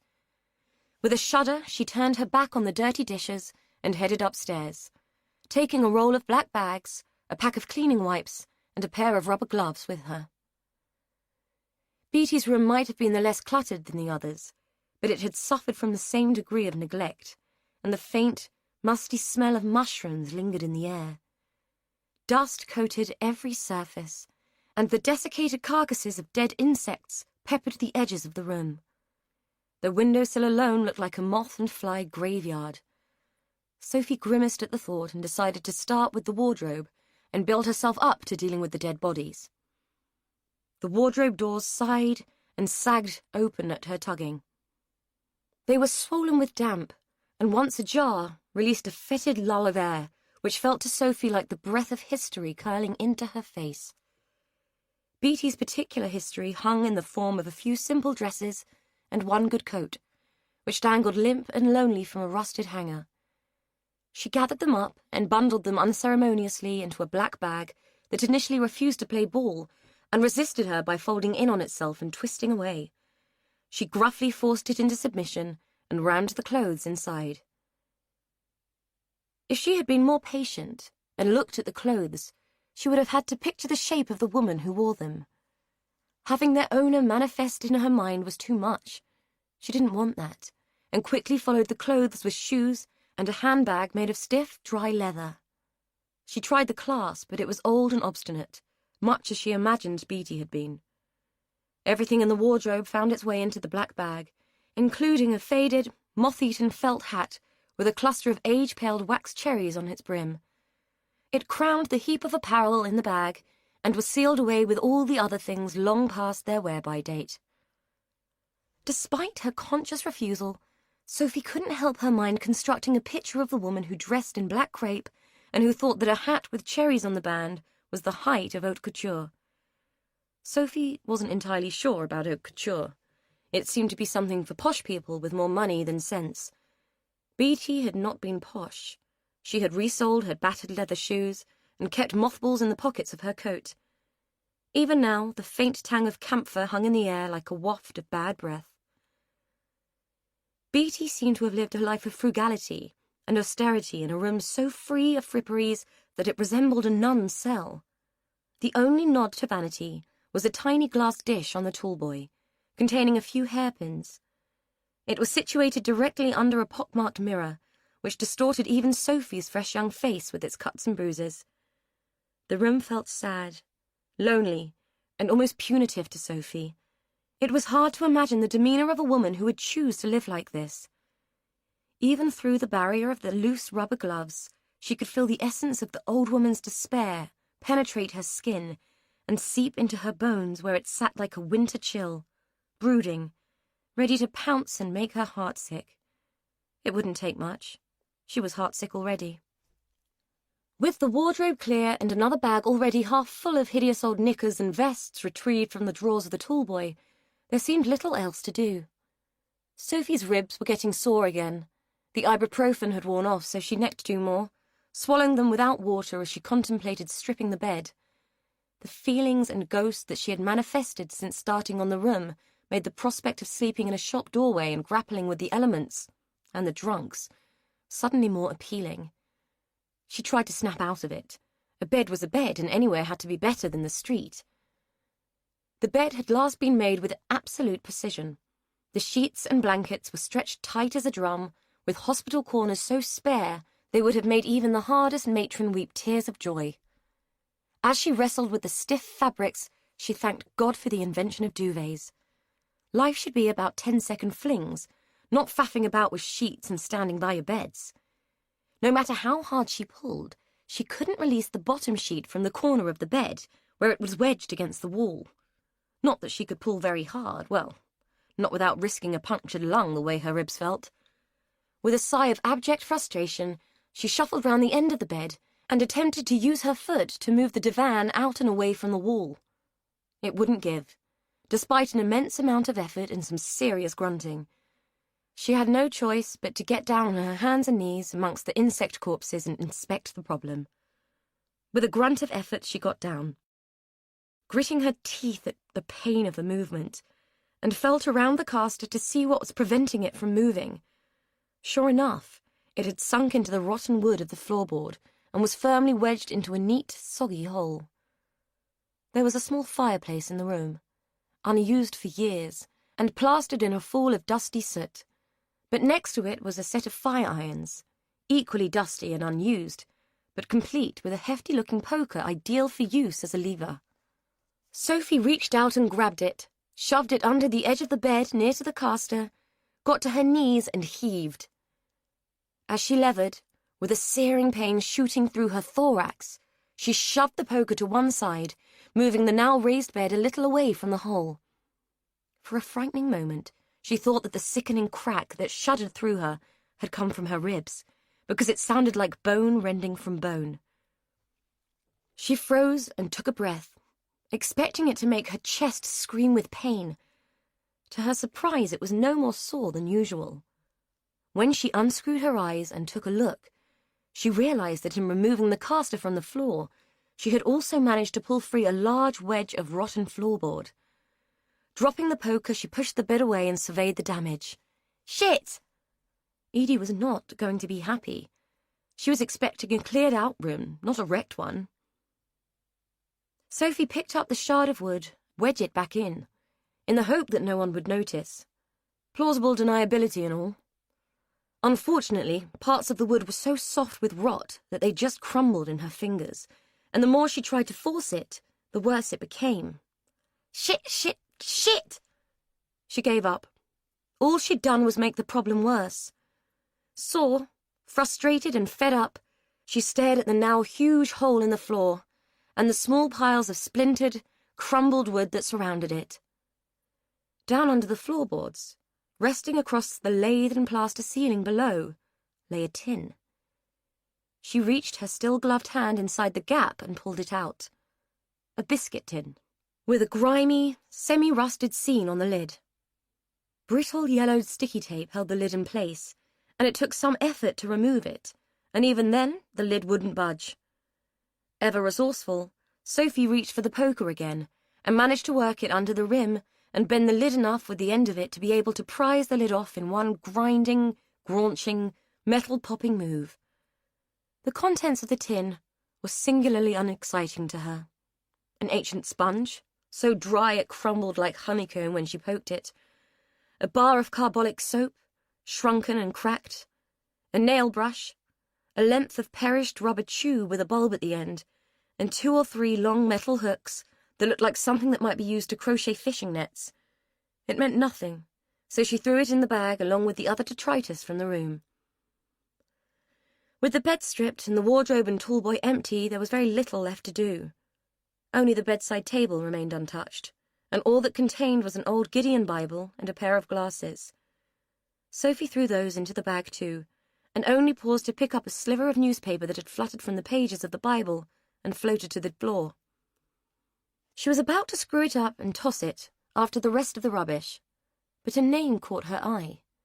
The name of the woman whose belongings she had been systematically disregarding. According to the yellow and fragile cutting, in 1959, Beatrice Morris had been sentenced to 7 years in prison for acts of feticide and actual bodily harm. Sophie paused, frowned, and looked around the clinical little room in its ordered frugality. It hardly seemed like the lair of a criminal, and what the heck was feticide when it was at home? It sounded chemical, like pesticide or incesticide or even cyanide. Had Beatty poisoned someone? Though the thought was entirely irrational, and she knew it, Sophie was extremely thankful for the rubber gloves. She had read something once about how poison could enter the body through the skin, and how in the 16th century, the Italians had been the past masters of the art of steeping leather gloves in toxins that could kill a person in minutes by poisoning them through their skin. She looked down at her gloved hands and for a second wondered if the same technique could be applied to rubber. Nah, she was being ridiculous. It occurred to her that Edie might not know that her dear old Nan had been a criminal and had served time. Or if she did know, she might not want anyone else to. Stiff and sore, but with her curiosity burgeoning, she lowered herself onto the bed, the bare mattress groaning and squeaking beneath her. This family was weird. Dolly had definitely been weird. Edie wasn't exactly the full ticket either. Not that Sophie was complaining. The woman had fed and watered her and given her a bed for the night, but it was odd. People you didn't know didn't do that kind of stuff. They might give you a few quid, buy you a sandwich even, but clothe you, feed you, and give you shelter. Not unless they wanted something. Okay, Edie had said she wanted help clearing the house, which had sounded fair enough before Sophie had clocked on that Nana Morris was a crim. Perhaps the whole family was terminally bonkers, and Sophie was being lined up as the next victim. Sophie wasn't entirely sure what she might become a victim of, but she was damned if she was going to fall for any shenanigans. Before she took another thing from Edie, she was going to find out exactly what this family was all about. With renewed determination and a sense of intrigue, Sophie felt energized. She grabbed up the black bags and towed them down to the backyard, where she bundled them on top of the mountain of others that writhed and crawled with God knew what. Her task complete, she went back into the house to retrieve her backpack. A mission had been set. She wanted to know all about the Morris family. The public library was only a few streets away, and that was the place she would start. They were used to her in there, as it was free and warm and a source of endless entertainment. It was only as she went to zip up her bag that she remembered the notebook she had thrown in there the night before. She flicked through the pages once again, looking at the dates, initials and numbers, all those unnamed entries. It all meant bugger all and was no more meaningful now than it had been in the middle of the night. On her way out of the house via the backyard, she threw it on top of the bags. She was onto something much more interesting, and she didn't have time to worry about old rubbish. Chapter 7. One girl's rubbish is another man's treasure. At least that's the way Matt Bastin saw it. He'd been watching the house for most of the morning, aware that Edie had gone out, but equally aware that the girl was still in there. He couldn't go poking around while she remained in situ, so it was with some relief that he observed her leave. His room was well positioned, giving him a vantage point that gave him an almost panoramic view of the square. Always a bonus when you spent your time spying on other people. It had been a stroke of luck that he'd spotted her at all. She'd obviously left via the back alley, and it was only by chance that he'd caught a glimpse of her through his binoculars. She'd been crossing the road that abutted the square on the left side, and looking somewhat determined, like someone who had somewhere to be and who was in a hurry to get there. The woman, Edie, had been gone for some time, and he had no idea when she would be back, but he had to seize this opportunity. Things were coming out of that house left, right, and center, and he needed to see as much as he could before it was all gone, and any chance he had of discovering the truth had gone with it. It took him less than 2 minutes to leave the flat, cross the square, and find his way to the back of the houses. He knew exactly which one he was aiming for. He'd been staking it out for weeks, and had even contemplated breaking in. But Lena Campion was better than a guard dog, and with her security lights, her eagle eyes, and the ears of the old bat she was, he'd have had no choice. By a stroke of luck, all his prayers had been answered that morning, and Lena had gone out too. Years in the army made him quick, agile, and light on his feet, but even he couldn't search through rubbish quietly. All he needed was a few uninterrupted minutes, just a quick chance to poke around and see what was new. What was new on this day were 2 pristine-looking black bags and a book. Matt's heart surged with hope as he reached for the book and quickly put it into the leather bag that he wore across his body. Next, he poked and prodded at the bags, his eyes on the loot but his ears trained to seek out any source of movement in the alley. He'd barely managed to stow the tin and the Bible into his bag when he heard footfall on the tarmac beyond the gate. A woman, by the sounds of the footsteps. They were too quick and light for a man. She was carrying something awkward, if the sound of her breathing and the rustling of bags indicated anything. Matt knew he was going to get caught, but if he mustered himself, it needn't be red-handed. As she came through the gate, he was at the door, one-armed raised as if he was about to knock. He turned at the sound of her intake of breath and smiled. "Oh, there you are. I was just about to knock." She was red in the face and heaving 2 bulky bags. She looked harassed, hot, and in no mood for niceties. "Can I help you?" "Matt, isn't it?" She didn't look remotely pleased to see him. Not that he expected her to be. And he was surprised that she knew who he was, though it probably explained her reaction. In fact, she looked positively alarmed by the sight of him. Matt had found that few people in the square were pleased to see him. He brought back bad memories. "Yes. How did you know?" He watched as she set down her bags and fumbled in her pocket. She kept glancing over her shoulder as if the cavalry might be bringing up the rear in order to rescue her. "I remember you, and you were at the funeral," she said. He'd remembered her too, but there wasn't much left of the shy kid. He'd wanted to speak to her outside the fish and chip shop, but she'd looked so fearful at the time, he'd backed off. She'd grown into a nice-looking woman, but her face was threaded with strain, and her eyes were dull, as if they'd seen too much and had dimmed from the seeing. "Yes, I was. That's why I came. I didn't get an opportunity to speak to you there, so I wanted to call and express my condolences in person. I wanted to speak to you in the square the other night, but I wasn't sure how to approach you." It was lame, he knew, but the best he could come up with on the spot. "Thank you, but we weren't a close family." She hesitated and glanced past him towards the door.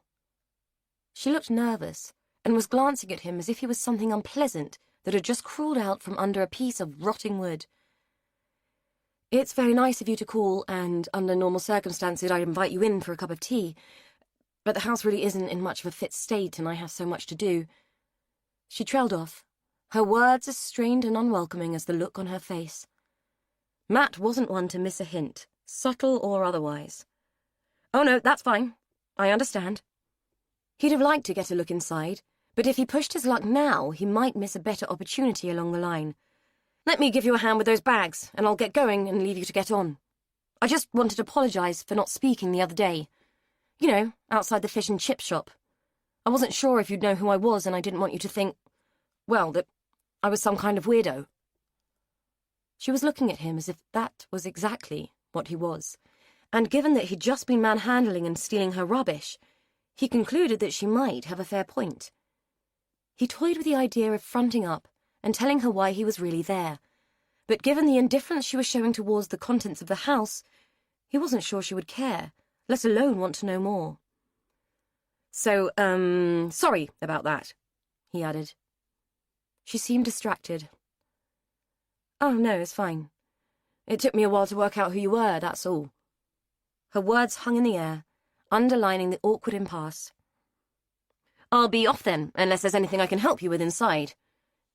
He said it as an afterthought, an opportune bid that might pay off and get him through the door.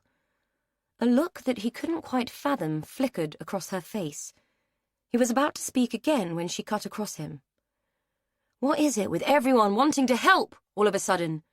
No one wanted to help when Dolly needed it. No one wanted to help when she was lying dead on the floor because no one gave a shit. And no, before you say it, I didn't want to help her either. I never gave her a second thought in all these years. I suppose I ought to be grateful or something, but sorry, I'm not. Now, if you don't mind, I need to get on." It felt like it had come out of nowhere. Matt certainly hadn't seen it coming, and by the look on her face, now that the words were out, neither had Edie.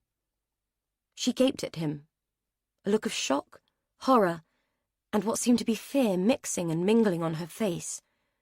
Both of them made to speak at the same time, Matt to apologize, Edie too by the evidence of her dismay, but they were interrupted by Lena, who sallied through the gate like a galleon in full sail. "What's all the bleeding shouting about, eh? Is he bothering you?" She turned to Edie, who shook her head and looked as if she wished that a hole would open up beneath her feet and consume her whole. "I think she's a bit upset," Matt said, as Lena glowered at him. "Upset? Upset? I'm not surprised she's upset with the likes of you harassing her. Now get out, you heard her. You're not wanted here, you never were. If you don't leave, I'll get my Sam to make you leave. It took me a while to place you, but I've got your number now, Matthew Bastin." If he hadn't already been on delicate ground, Matt might have laughed. It had been many years since he'd been afraid of anyone like Sam Campion. Bully boys with their bluff and bluster held no fear for him. Neither did vacuous old ladies, and Lena was certainly one of those. He treated her to a benign smile. "I was just leaving, Mrs. Campion." He turned to Edie. "I am sorry to have troubled you. My apologies." He gave her a curt nod, skirted around Lena, and slipped through the gate, aware that the glare from the older woman would have scathed his skin if she could have given it the power that she clearly wanted to. Sophie left the library a few hours older, but a hell of a lot wiser than she had been when she'd first walked through the doors looking to dish the dirt on the Morris family. She had found some dirt, all right, but it hadn't been what she was expecting, and somehow she doubted that Edie had a clue. If she had, there was no way that Sophie would have been left to poke around the house unsupervised. Bearing knowledge that others did not have gave Sophie a little thrill, as if the information might be some kind of surprise she could spring, or perhaps some sort of gift that she could bestow. The truth about Beatty Morris didn't feel like a gift, or even a bit of salacious tittle-tattle. It wasn't like the knowledge that your best mate's boyfriend had snogged someone else behind her back, or a snippet of gossip that might tear your worst enemy's world asunder. The truth about Beatty Morris was a shocker, and there was no glee to be had from it. In fact, Sophie was beginning to wish that she'd left well alone, because the last thing she wanted to do was dump this little nugget on Edie's plate. As she trudged back to the square, her backpack hanging from one shoulder, her hands in her pockets and her head hunched down, she contemplated the wisdom of telling Edie about it at all. The evidence had been thrown away. There was no reason that Edie had to know if Sophie chose not to tell her. She was so absorbed in these thoughts that her mind didn't register the figure that loomed up in front of her as she began to turn the corner onto the square. As a consequence, she ran smack bang into the man, the dangling straps and buckles of her backpack becoming entangled in the handle of the bag he was carrying. As Sophie pulled away, mumbling a grudging apology, the man's bag came with her. Her instinct was to yank the backpack away from whatever was restricting it. She hauled on it, promptly ripping the strap from the man's leather bag and causing it to fall from his shoulder and disgorge its contents all over the pavement. Sophie's first thought was to run. Tangling with strangers never ended well in her experience. She set off with only one glance back, a glance that nearly stopped her in her tracks as her eye spied what the man was picking up. She immediately recognized the notebook and the tin.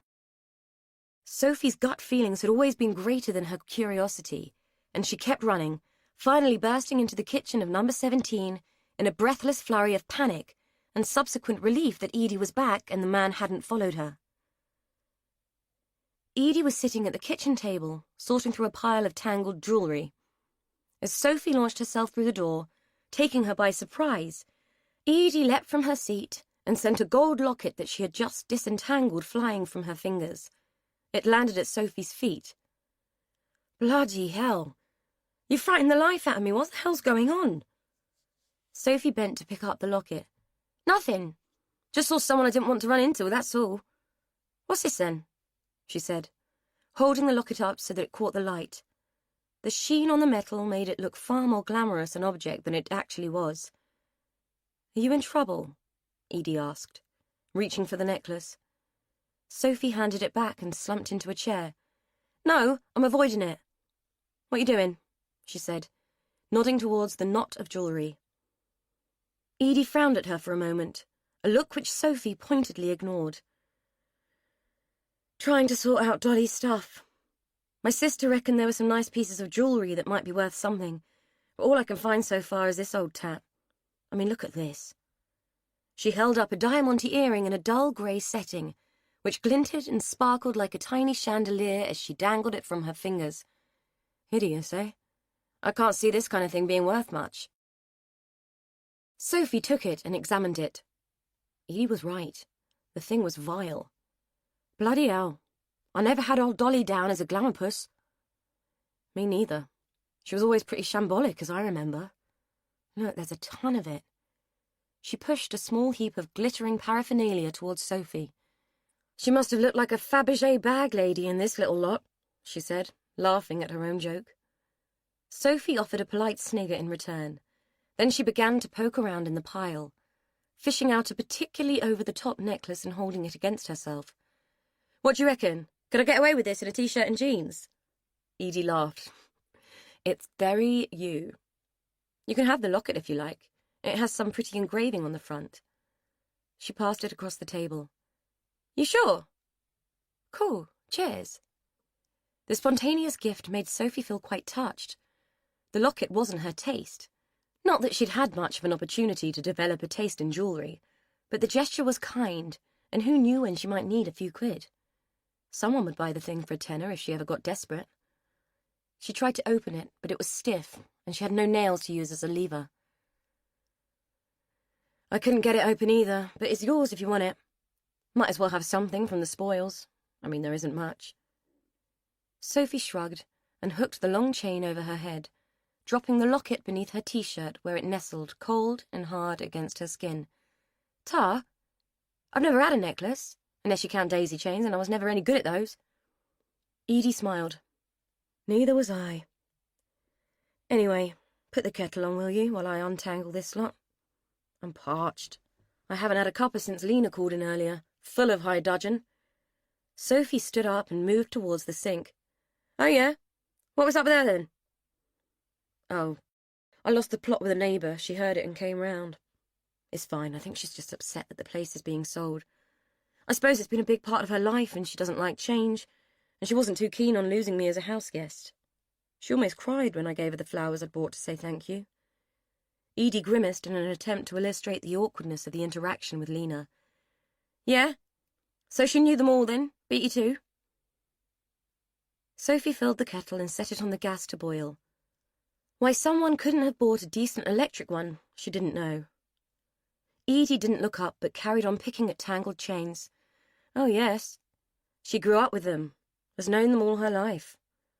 I think her mum and Beatty were thick as thieves way back when. Speaking of Beatty, the room looks good. You did a great job clearing it out, by the way. Yeah, well, didn't take long. What was she like? Beatty, I mean.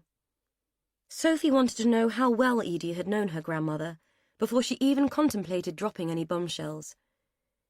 Edie paused, screwed up her face and cocked her head to the side. Sophie thought it made her look like a naughty little kid. I don't remember her that well. She was mostly quite quiet and brooding. She never missed a trick, though, and had a filthy temper. Seemed to lose it with me on sight, she said with a weak giggle. Rose reckons that she never quite got over my dad leaving like he did. Apparently, he was the apple of her eye. The kettle was far from boiling, so Sophie sat back down. Your dad left you? I never knew mine. My mum said he came from round here, and I suppose that's why I came, to see if I could find him. I mean, he has to be a better bet than my mum. She's nothing but an old slapper.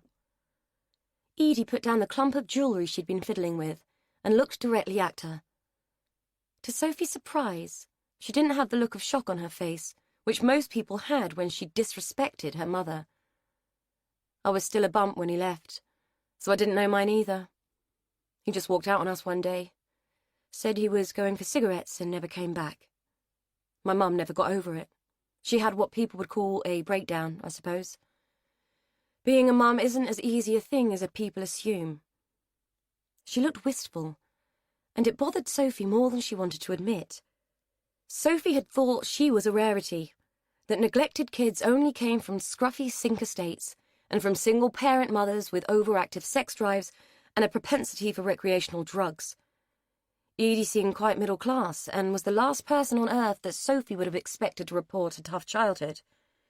Neither did she seem the kind of woman who might have struggled with being a mother. Have you got kids, then? Edie looked away again. A boy, Will. He's abroad now, so I don't see much of him. That kettle's boiling. As a diversion, it worked perfectly, and Sophie allowed herself to be distracted by making the drinks. There had been an edge to Edie's voice that had suggested that any discussion of her son was a no-go territory. She placed a mug of tea in front of Edie, just as the woman gave up on her task of unravelling the jewellery.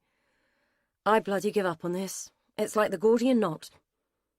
Sophie had a vague idea what the Gordian knot might be, something to do with Greek myths and seemingly impossible tasks. Give it here, I'll have a go. Edie sighed and pushed the lump of tangled metal and stones across the table. Getting all that hair out of it was bad enough, and I doubt any of it is worth much. Just a load of old paste costume jewellery and a bit of market stall tap by the looks of it. Still, it might be worth something to someone, I suppose. If we can get it undone, I'll take it somewhere tomorrow and see if I can get it valued. But right now it feels like the least of my problems. The whole house is full of dry rot by the look of it. Sophie froze, a cameo brooch half untangled from its gilded bonds in her hand. Oh, you found the hole. I was going to mention that. She went on to explain what had happened with the bed, but didn't mention what she'd found under the floorboards. Edie rubbed her face, as if the action would erase the weariness that pinched her features. Don't worry about it. I have a feeling that this whole house is rotten to the core. Anyway, what shall we eat tonight? Sophie said that she didn't mind, and thought to herself that Edie didn't know the truth of her own words. With what she had found out about Beatty Morris that day, the house was indeed rotten to its core. Chapter 8. Lena straightened the net curtains with a sigh and turned around to face the empty room. The house wasn't the same without people in it, and not even Georgia had called round today. She was used to seeing a fair bit of Sam, too, but even he had been conspicuous by his absence. And now Edie had gone after much too brief a stay. Lena didn't enjoy being alone. The distraction of other people helped to keep the phantoms of the past at bay. Since Dolly's death, they seemed to be swarming thick and fast, coming out at her from the shadows with demonic glee and latching onto her with their cat-claw determination. Lena might be old, but she wasn't stupid.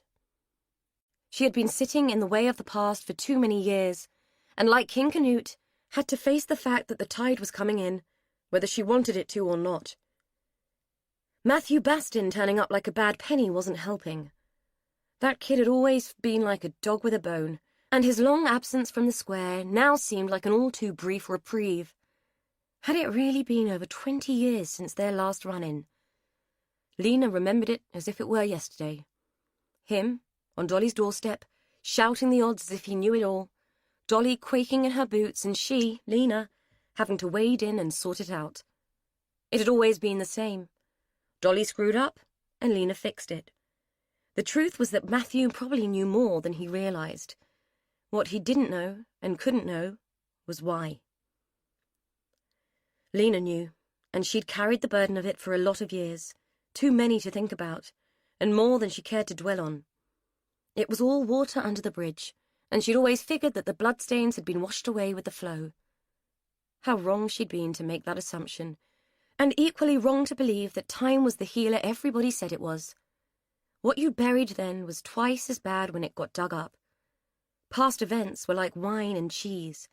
They just got stronger with age, more pungent, and probably harder to stomach. Not that there was anything she could do now. She was too old and too tired to want to worry about it. Edie was going to find out, for sure, and trying to pin her down and distract her was only going to delay the inevitable. Perhaps it was time anyway. Time to just let it unfold and be done with it. Lena was 76 years old. She had varicose veins, a dicky ticker, a dodgy hip, and not that many more years left anyway. If she was forced to spend them in prison, so be it. Sometimes she pondered whether she felt guilty for her part in things, and whether lying on the witness stand about John Bastin's guilt ought to feel like a burden. In her mind, she often balanced the scales by telling herself that a lot more innocent people would have died if she hadn't, and it had put a stop to things. It wasn't as if Bastin hadn't played his part. He'd been as guilty as any of them, cheating on his wife and playing the Lothario like he was God's gift. And she'd believed it at the time. Had got caught up with the baying mob, and bought into the belief that someone had to be accountable. 5 girls had died. The police had caught their man, and though Lena couldn't undo what had gone before, she'd certainly done her bit in bringing about a satisfactory conclusion. It might not have been the truth, the whole truth, and nothing but the truth, but it had brought an abrupt stop to things that couldn't be controlled by law or reason. No, Lena did not feel guilty. Burdened, yes. But the load she carried was not the unbearable weight of guilt. It was more the weight of secrets. secrets gone stale and mouldy from years of being kept in the dark. The room had grown gloomy since she had begun her reverie. It was time to put the lights on and chase the ghosts back to their corners. They had lived there a long while now. A bit more time would do them no harm. They would have their voice soon enough. With a heavy sigh, she leaned across and switched on the lamp, then drew the curtains. There was a drama starting on the TV in a minute. If she looked lively, she could get a cuppa on the go and be settled in her chair and ready by the time the credits had started to roll. Lena liked a good drama. They made her feel at home. Sam was pacing. It wasn't helping, but he had to do something. With his third glass of vodka in hand, he swept past the picture window once again. The fact that he might wear a groove in his high-gloss wooden flooring was the last thing on his mind. Things were going to come undone if he wasn't careful, and he really hadn't been that careful. He'd assumed that Edie Byrne would be a pushover, and being the desperate divorcee that she appeared to be, that she would have fallen for his charms without faltering. Sam had hoped to have her fully cooperative by now, and to have worked his way into her affections enough for her to let him have free rein on that house. There were things in there that he needed to get his hands on before anyone else did. Things that Edie wouldn't understand. Things that could bring trouble. He knew that he'd been an idiot to leave it so long. What he wanted might have been as safe as houses so far, but that house was far from safe now with two women poking around in it. It would be easy enough to persuade someone to break in and retrieve the goods, but his power and control rested on him being the only one who knew. He might have to break in himself, but with the gutter snipe in residence, that might not be so easy. He'd have to up his powers of persuasion with Edie, turn on the charm, get into her good books. If it meant getting her into his bed, he was okay with that. He'd had worse, and you didn't have to look at the mantelpiece when you were stoking the fire. Besides, enough booze on board and he wouldn't have to think about her at all. The thought brought a spiteful smile to his face, until the thought of Pascoe crept back in and wiped it away. Something would have to be done, and soon. Pascoe was not a man with a reputation for patience, but he was a man with a reputation, and it wasn't one that Sam relished tangling with. Edie had finally managed to persuade Sophie to take a bath, and had coaxed enough hot water out of the ancient and terrifying boiler to make it a decent one. While Sophie soaked, Edie washed the girl's paltry collection of clothes and pondered on the child's circumstances. Not that she was a child, 23 according to her, but she felt like a child to Edie, who still had far too much mothering instinct left over from Will to want to let it go completely. It was hard to know whether Sophie needed her, or whether she needed Sophie, or whether it even mattered if it was benefiting them both. Sophie's previous existence, the neglectful mother, the running away, the tangling with people of dubious motivation, bothered Edie greatly. No one should be forced to live like that because there wasn't an alternative. Had the mother sounded like a more stable sort, Edie might have contacted her and tried to restore Sophie to her home and her family. However, from what Sophie had imparted, Karen Headley was not the nurturing sort, much preferring a line of coke and a good party to the idea of a quiet night in with a DVD and the company of her daughter. It was a tragic waste, and if Edie chose to dwell on the scenario, it might just break her heart. Edie could empathize to a degree. Her own mother, Shirley, hadn't been easy, and it had been like growing up with a chameleon. Shirley had changed her colours and her attitude with alarming and destabilizing regularity. Edie often wondered what it was that broke such women so irredeemably. With Sophie's clothes draped and dripping over Dolly's rickety clothes horse, Edie turned her attention to the jewellery that Sophie had so patiently sorted out. A pile of junk, more than likely, but what did Edie know? She wrapped it carefully in some kitchen roll and stowed it in her bag with the intention of taking it to be valued the following day. She hoped the jeweller wouldn't laugh at her. She would have laughed at herself if the whole thing didn't feel so depressing. She had tried to maintain an indifference to the task of clearing the house, but it was hard.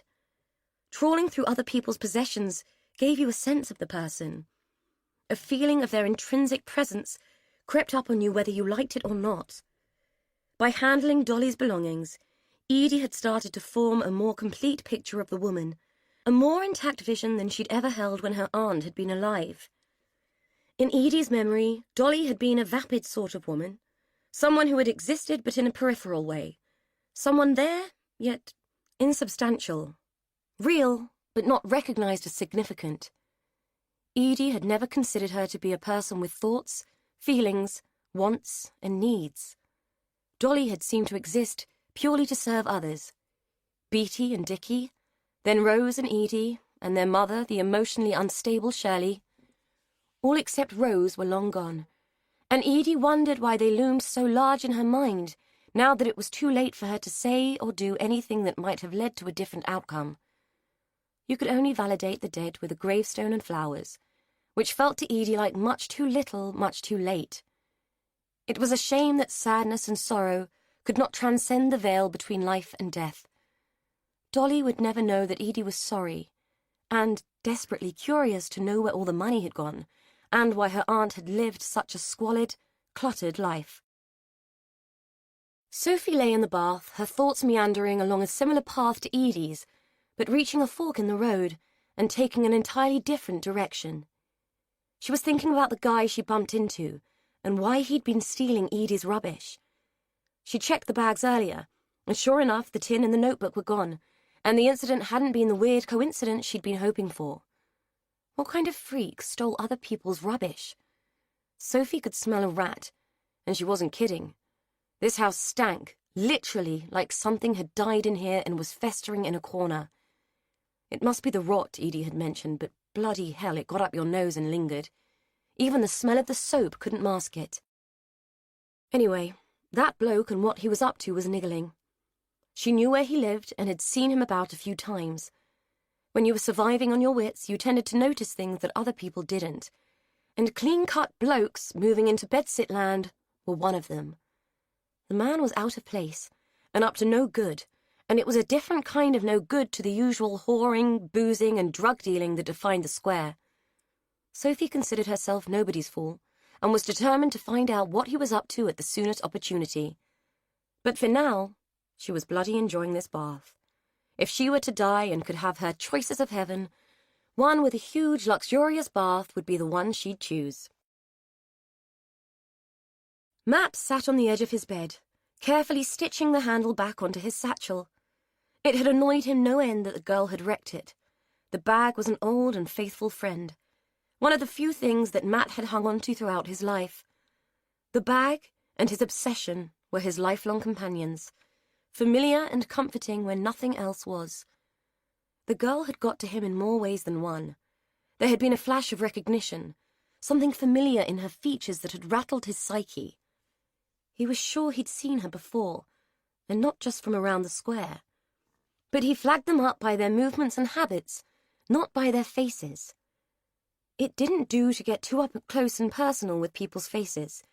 He'd learned that in the forces. To watch what people did and use all resources to avoid relating to them. If you studied a face, you studied a person. It was harder to shoot a person than it was to assess a set of circumstances, make a decision, and take action. For Matt, it was important to keep things separate and maintain dispassion. He wasn't feeling particularly dispassionate about Edie, though. She was occupying his thoughts far more than she ought to. He'd tried to categorize her as a means to an end, a conduit to the information he wanted, but he couldn't escape that stupid memory of her as a child, when she'd stuck her neck out against the bullies and offered him a sweet. Of all the things to remember, a throwaway incident, which should mean nothing, yet it was wriggling around in his mind like a parasite feeding on his concentration. Edie had to be a means to an end, and nothing more. He finished his stitching and bit the end of the thread, then put away his sewing kit, wishing that he could stow his thoughts of Edie so simply. She had got under his skin, and he didn't know why. Chapter 9. Sophie hadn't realized how hungry she'd really been, until she had started eating properly again. Edie's nurturing was waking up an appetite for food that she'd forgotten she had.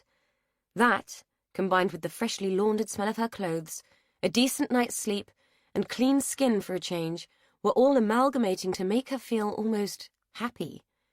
if that was the appropriate name for the benign feeling that started in her belly and spread out from there.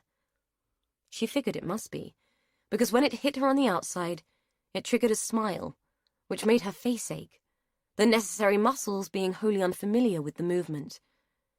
Edie took her dirty plate and matched her smile. "You look happy this morning. What's occurred?" "Nothing. Just thinking, that's all." Edie placed the plate into the sink and turned towards Sophie. "Yeah? What are you thinking about? I'll give you a penny for them." Personally, Sophie would have preferred a tenner, but her thoughts weren't worth that. "I was thinking about how much I like bacon and eggs, and how nice it is to be clean and sleep in a bed." Edie laughed. "Maybe we should all think about the little things from time to time." "They might be little to you, missus, but believe me, they're not little to me." Edie paused and looked a little crestfallen, as if it hadn't occurred to her that such simple things might be big. "That's a fair point. Sorry. Anyhow, what are your plans today? I'm going out for a bit as I have a few things to do, then I thought we could tackle the rest of Dolly's room, if you're up to it." Sophie sipped her now tepid coffee. "What, clean up Miss Havisham's lair?" "Sure, why not?" She grimaced to show her relish for the prospect. "I'm going to go out first, though, but I'll help when I get back." "Yeah? Where are you off to, anywhere nice?" Sophie tried to be nonchalant and hoped it would transfer to her voice. "Not really, just got a few things to do, that's all." Fortunately, Edie had her back to her and couldn't see the lie that was written all over her face. "Okay, meet you back here then. Take a key, won't you? I need to start locking this place up." "What for? To keep people out or to keep things in?" Sophie quipped. She wasn't quite sure where the flippant comment had come from, but the slight stiffening of Edie's spine told her she must have hit a nerve. "Sorry, I'm just being a dick. It's just that this place is a bit creepy, eh?" Edie turned and sighed, bubbles from the washing-up bowl dripping from her fingers. "Well, it certainly isn't the coziest place on earth. But there aren't any ghosts here, and even if they were, they wouldn't do us any harm. My family might have been a bit odd, but I don't think they were dangerous." Sophie nearly snorted her coffee and narrowly stopped herself from choking. Edie had no idea. No idea at all. "Sorry," she spluttered. "Went down the wrong way." Sophie was sure that the slats of the bench she was sitting on had made permanent indentations in her skinny backside. She'd been perched there so long waiting for the guy to go out that she was convinced she would have disfiguring ridges in her ass for life. Finally, after an hour and a half of waiting, she spied him coming out of his front door and walking off out of the square. Thank bloody God for that. Rising stiffly, and still acutely aware of the ache in her ribs, she scuttled across the grass of the central garden and made her way across the street and around to the back of the building where the guy lived. These houses backed straight onto a rear alley. There were no fences or gates, just dustbins, flat roofs, and easy access. Sophie had spent too many years being the latchkey kid without a key not to have mastered the rudimentary basics of housebreaking. By the time she was 16, she could have written The Idiot's Guide to Getting In Without Getting Caught. People were so unaware of how vulnerable their properties were. They thought if you shut the windows and locked the door, you were safe. You were only as safe as the next opportunistic housebreaker wanted you to be. To Sophie, whoever this bloke might think he was, his domestic security was open season. It took the simple moving of a wheeled bin, a quick clamber onto the flat roof, and the use of one of Dolly's bone-handled knives as a jemmy to get her into the building. Once she was on the first-floor landing, it was an even simpler task to find which bedsit was his. He was no dope smoker, so his room wasn't going to be the one which emanated a fug of marijuana. Neither was it going to be the one with the empty special brew cans piled outside the door. The only good thing about slum landlords, from Sophie's point of view, was that they used cheap materials and cheap locks.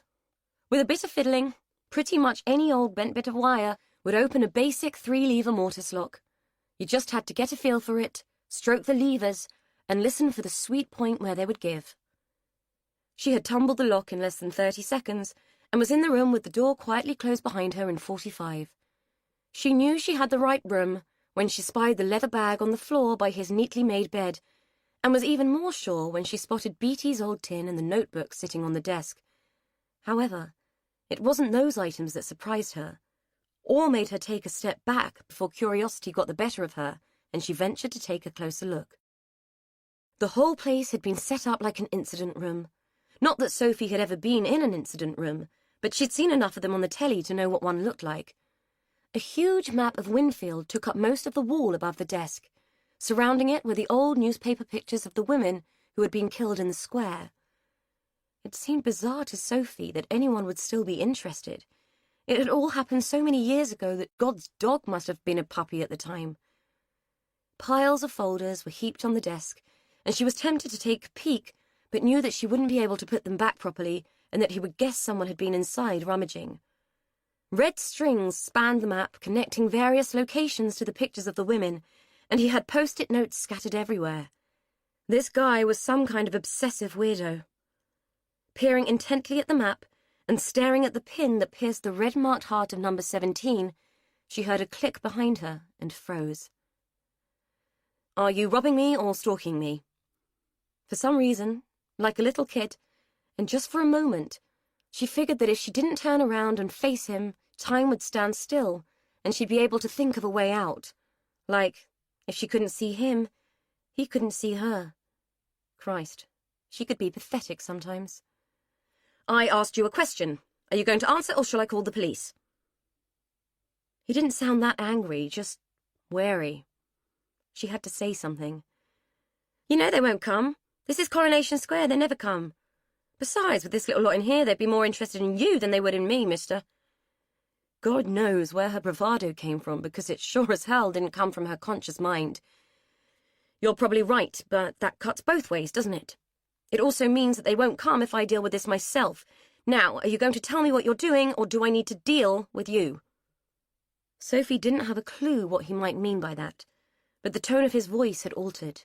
He was getting angry, and she had no choice but to turn around and face what was coming. He stood there, feet planted firmly apart, a carrier bag at his side. He'd only been out to buy milk and bread, and she'd been an idiot not to realize it. "I bumped into you and broke your bag. You'd taken stuff from Edie's house, stuff we'd thrown away. I wanted to know what kind of person did that shit." The words came tumbling out like vomit. He said nothing, just stood there staring at her, with a muscle twitching in his jaw worryingly. Her stomach began to gurgle as adrenaline started to take hold. "What are you going to do?" she rasped, fear mounting. He took a step forward and she winced, squashing herself against the desk and squeezing her eyes shut, despite the fact that it still hurt like hell from the last beating. "Oh, for God's sake, I'm not going to hit you, though I probably should." She opened one eye just to check. He was holding the tin and wrenching the lid off. "Do you know what this is?" She nodded. "I do now, but I didn't when I found it." "Where did you find it, and tell me what you think it is?" "I found it in the house, under a floorboard. It's what she used to do the abortions." "What who used, and how did you find out?" His voice was staccato and demanding. Sophie felt like she had no choice but to answer him. "I was in Beatty's room. I found a bit of newspaper which said she'd gone to prison. I went to the library and looked it up." He leaned forward and loomed over her. He hadn't seemed that tall before, and she could feel his breath on her face. "What kind of person does that shit?" he said. She winced again and shied away from him. The movement seemed to have some kind of weird effect on him, and in a heartbeat the animosity had gone. He was rubbing his face with his hand and shaking his head as if he were laughing at her. "The kind of people who do this shit are people like you and me. Nosy people, people who want answers, people who want to know the truth. Do you want to know the truth?" Sophie didn't know what to say, so she shrugged. "I don't know." He turned away from the desk and leaned down to pick up the carrier bag. "I want to know the truth, and I think I'm close to finding it." He took out the milk and bread and put them on the tiny square of worktop that, along with a small sink, made up the bulk of what might be called a kitchen. "Do you know who those women are, the ones in the pictures?" Sophie turned and glanced back at the black and white faces that peppered the wall around the map. "They're the women who were killed round here years ago." He was filling the kettle and switching it on. "Yes, they are. Anne Townsend, Jean Lockwood, Mary McGowan, Elizabeth Reese, and Sally Pollitt. Do you know the story?" Sophie shrugged again, not entirely ready to relax, though she figured psychos didn't make coffee before beating up intruders. Vaguely. Can't avoid it around here, not with those tours every day. Yes, the tours. Anyway, what's your name and do you take sugar? Sophie noticed that her hands were still clamped to the desk, the knuckles white like bone. Sophie, and no thanks. Good, because I haven't got any. Well, Sophie, let's have a coffee and I'll make it a bit less vague for you. You can let go of the desk now, it's safe to sit down. She did as she was told and hunched herself into the desk chair, transferring her grip from the edge of the desk to the arms of the chair. She couldn't quite make this guy out. He didn't seem dangerous, but he was definitely weird. Either that, or he thought her housebreaking efforts were a joke. He placed a mug of coffee on the desk, and she gave him a stilted smile, more from instinct than anything else. Nothing about this surreal situation was making her want to smile for real. Why are you being nice to me? I'm not. I'm just being sanguine and phlegmatic about the situation. Besides, I'm hoping you'll help me out when you understand. Understand what? He waved at the wall behind her. That, and what it's all about. It's up to you what you do for a hobby. I just wanted to know why you were nicking our rubbish. Well, that's the thing, isn't it? It's not rubbish to me, it's evidence. Sophie's curiosity was getting the better of her wariness. Evidence of what? I found out about old Ma Morris just from going to the library. It was hardly Britain's best-kept secret. Cocky, aren't you? For someone who breaks into other people's homes, that is. She shrugged and watched him take a sip of his coffee, the smug bastard. You said you wanted me to help. What's that, some kind of bribery? I help you and you don't do me for breaking in. Something like that. Tell me what you know about the murders. Not much. Some women got killed a long time ago, some bloke got hanged for it, job's a good un. Simple as that, eh? He said with a wry laugh. Well, that bloke was my father, and he didn't do it. They hanged him, and he didn't do it. Sophie stared at him, trying to see if she could spot the essence of murder in his face, wondering if that kind of thing ran in his family. Well, that's a bit shit, eh? He pulled a face and looked at her. Just a bit, yeah. Let's just say that growing up around here wasn't much fun after that. Sophie could imagine.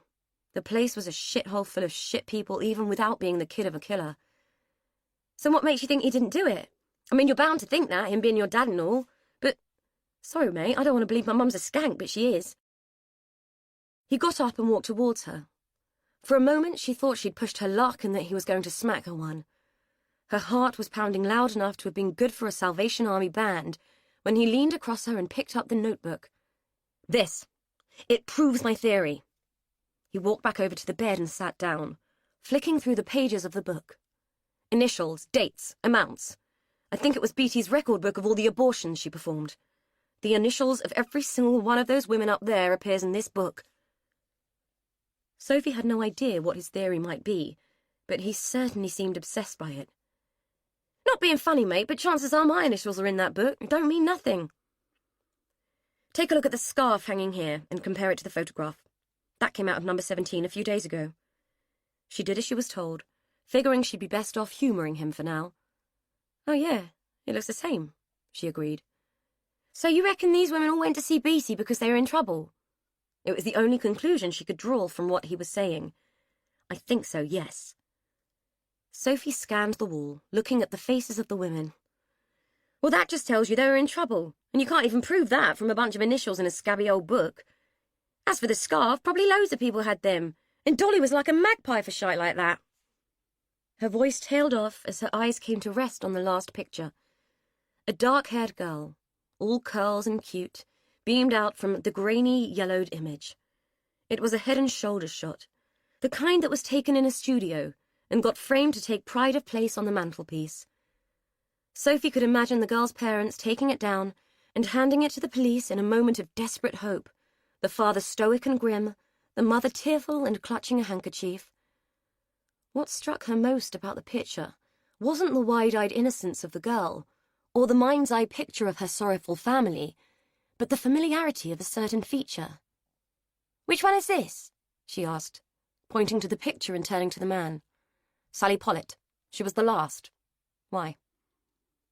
Sophie didn't answer, Instead, she undid her jacket, reached a hand inside her t-shirt, and hooked the gold chain with its locket out from where it nestled in her cleavage. "I got something you might want, mate." For a second or two, Matt thought the girl was coming on to him. Perhaps she thought stripping off like that was her get-out-of-jail-free card. He was just about to protest that he was old enough to be her father, and that wasn't what he wanted, when he realized what she was doing. She wasn't trying it on at all. She was trying to show him something. At first, the significance of it didn't register. So she had a necklace, so what? It was only when she took it off and held it up next to the picture of Sally Pollitt that he realized. He had stared at that picture for so many years that the details of it were engraved on his brain. Yet he didn't entirely make the connection until the girl spoke and made it for him. "It's the same one. The same as in the picture. Edie gave it to me last night because it has the S on the back. S for Sophie, S for Sally. I think you might be onto something, bub. I mean, the scarf could be a one-off, but this too. I don't believe in coincidences, do you?" She handed him the locket. It was still warm from the touch of her skin. He turned it over in his hand and checked it against the image on the wall, and the one engraved in his mind.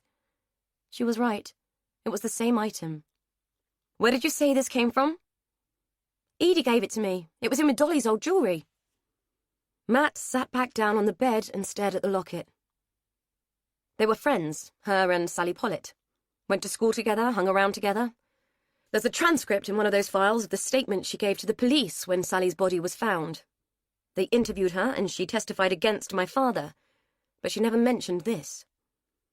The girl sat back in her chair and reached for the coffee he'd made her, though it must be cold by now.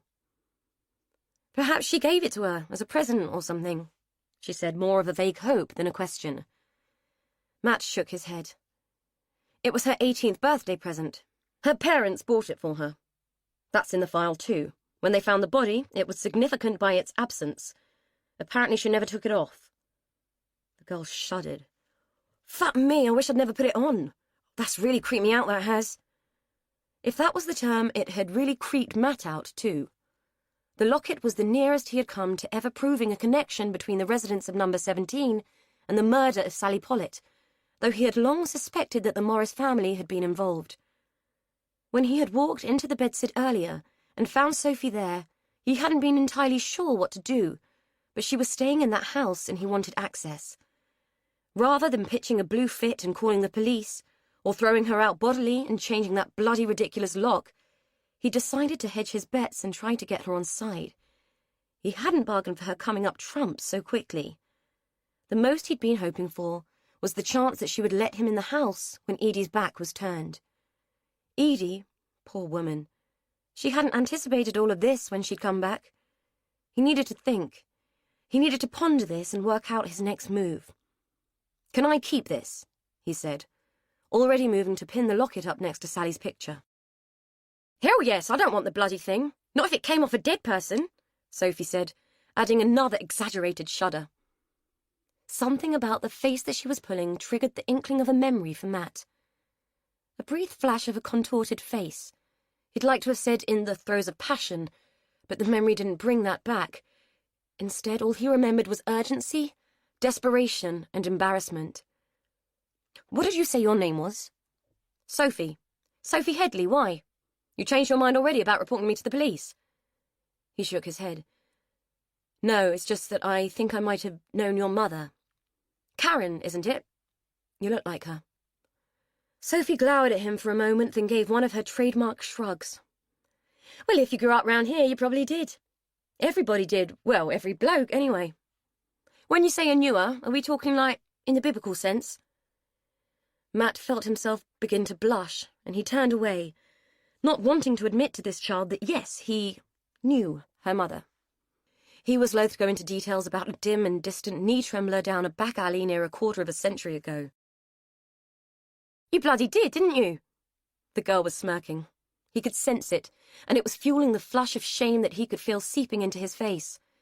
"I wouldn't worry about it, mate. You and every other bloke in a mile radius of this square." She had started to swing in his office chair, clearly thinking that she got one up on him by insulting her mother, and therefore him. "Hey, we should do a DNA test. You could be my dad." He bristled at the suggestion. No doubt some poor sucker had spawned this gutter snipe, but he doubted it was him. What the girl said was true. Karen had been the town bike. Who had fathered her progeny was anyone's guess, not least of all Karen's, if what he remembered about her was correct. "You're not serious, are you?" "It's hardly likely," he said, with more indignation than he had intended. At 48, he had to be pretty careful not to leave any little time bombs in his past. One popping up now was the last thing he needed. Sophie flapped her hand at him. "Nah, don't worry, I'm only winding you up. I'm pretty sure she would have remembered you, being the son of a murderer and all." He shot her a look of what he hoped was stern and mature censure, though she clearly interpreted it as contempt. "Sorry, mate, I know you think he was innocent and all, it just kind of slipped out," she said, not looking remotely sorry. It didn't matter. He was used to it. "Please stop calling me mate. We're hardly mates, given that you broke in. My name is Matt." Christ, he sounded like a right idiot. This kid was a piss-taker, and he was beginning to regret having been so easygoing with her. Had he got so desperate to find out the truth that he was willing to put up with shirty kids taking the mickey out of him to get it? Maybe. He'd probably put up with anything to end this torturous obsession. Comfort and familiarity were beginning to breed a brooding contempt. "Right, Sophie, now that you've tried your damnedest to emasculate me with your rapier wit, are you going to help me or what?" "What do you want me to do?" She was gripping the arms of the chair again and staring at him through eyes that were narrowed and suspicious. She really did look just like her mother. "Just keep your eyes open for anything that might add to the evidence.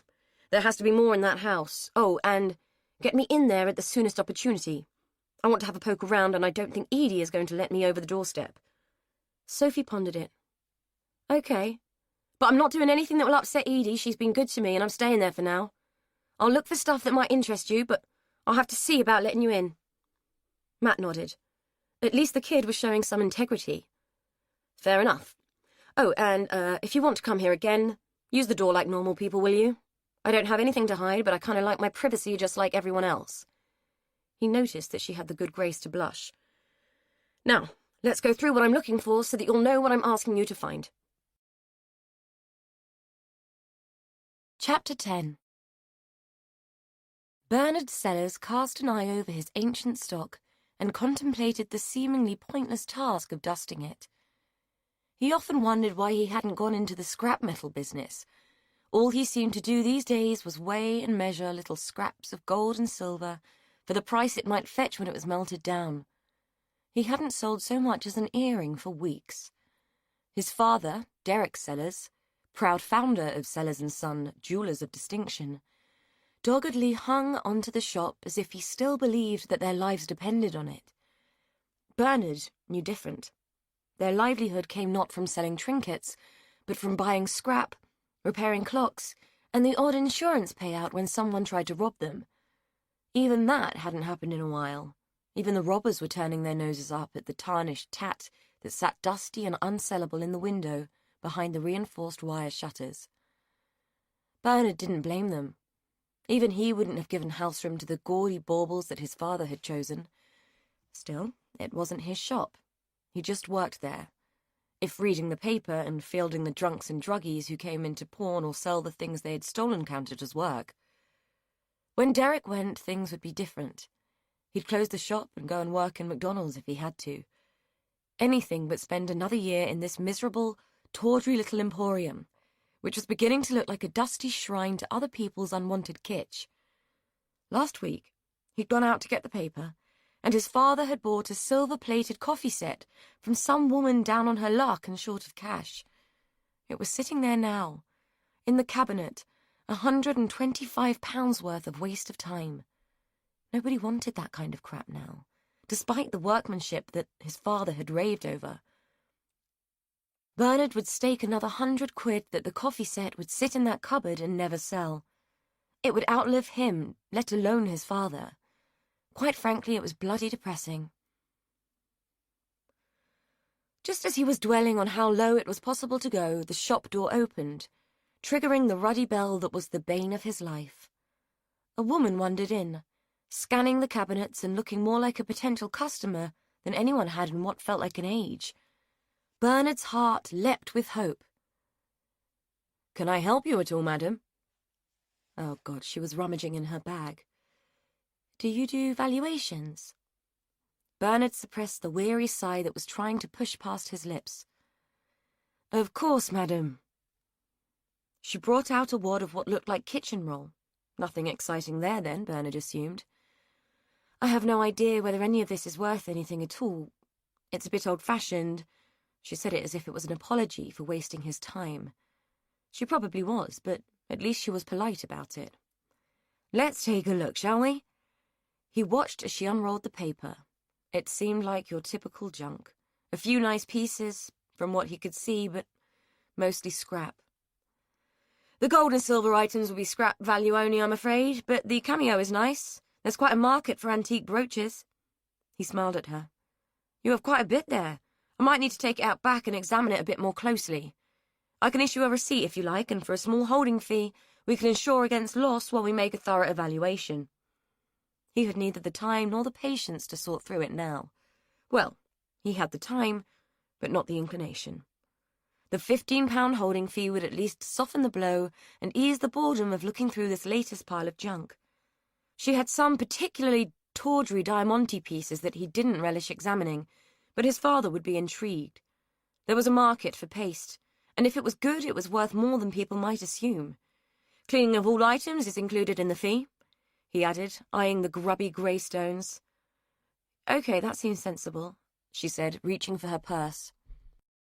Bernard had loved it when a plan came together, and reached for his receipt pad. I'll just need to take a few details for the insurance. If you can leave me a contact number, I'll call you when we've completed the valuation. She gave him her details and waited patiently while he listed the pieces. He did his usual and occasionally glanced up, giving the customer a reassuring smile. There had been a time when he might have engaged in a little light conversation, but these days he saved that for people who were buying, not looking to sell. Bernard's charm was free, but only with a purchase. Right, I think that's everything, if you'd like to check and sign. She merely glanced at the form and signed.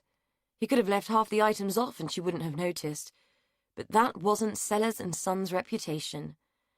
Derek and Bernard prided themselves on their honesty and sense of fair play, if not on their stock and customer service. After she had gone, Bernard dumped the items onto a tray and took them out to the back room. His father could take a look. Bernard had better things to do, like finish his newspaper and pontificate on his disappointments. Sam waited impatiently for his mother to pour the tea. She was like a damned geisha with it, all ceremony and pot-warming and fiddling about. Why she couldn't use tea bags in a mug like normal people was beyond him. She was a creature of ritual and habit, and sometimes it really irritated him.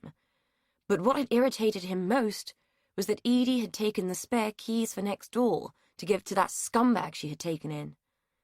Lena's set of keys had been his easy way in, and now the silly old cow had given them away, and she was mouthing off about him showing an interest. He'd thought she liked Edie, and would have been pleased that he was planning on taking her out, but no. She couldn't have been more against it if she tried, or more stubborn about explaining why. She was wittering on now, about Edie having just got divorced and about her not sticking around, and why couldn't he find a decent local girl to take out? He'd made her bristle by pointing out that there were no decent local girls. Decent would be the last word he would use to describe the women of the square, unless whoring, drug-taking, and drunkenness were now considered parlour pursuits. The trouble with his mother was that she lived in a fantasy world. She seemed to believe that as long as she kept scrubbing the front doorstep and polishing the brass, that she'd be able to stave off the tide of decay that had beset her beloved square. "You going to pour that tea, or what?" he said, drumming his fingers on the table while she faffed with milk jugs and sugar bowls. "Hold your horses, boy, I'm doing it. I don't know what's got into you today. You're like a monkey on a hot shovel." "Things on my mind, Ma, that's all, and I'm spitting feathers here."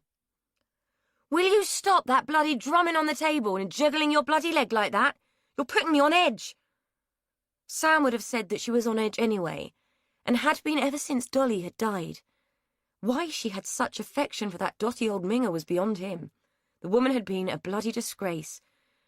But Dickie had had his uses. Shame the old sod had died. Sam's life would have been so much easier now if Dickie was still alive. Now, because of his own stupidity, he was stuffed.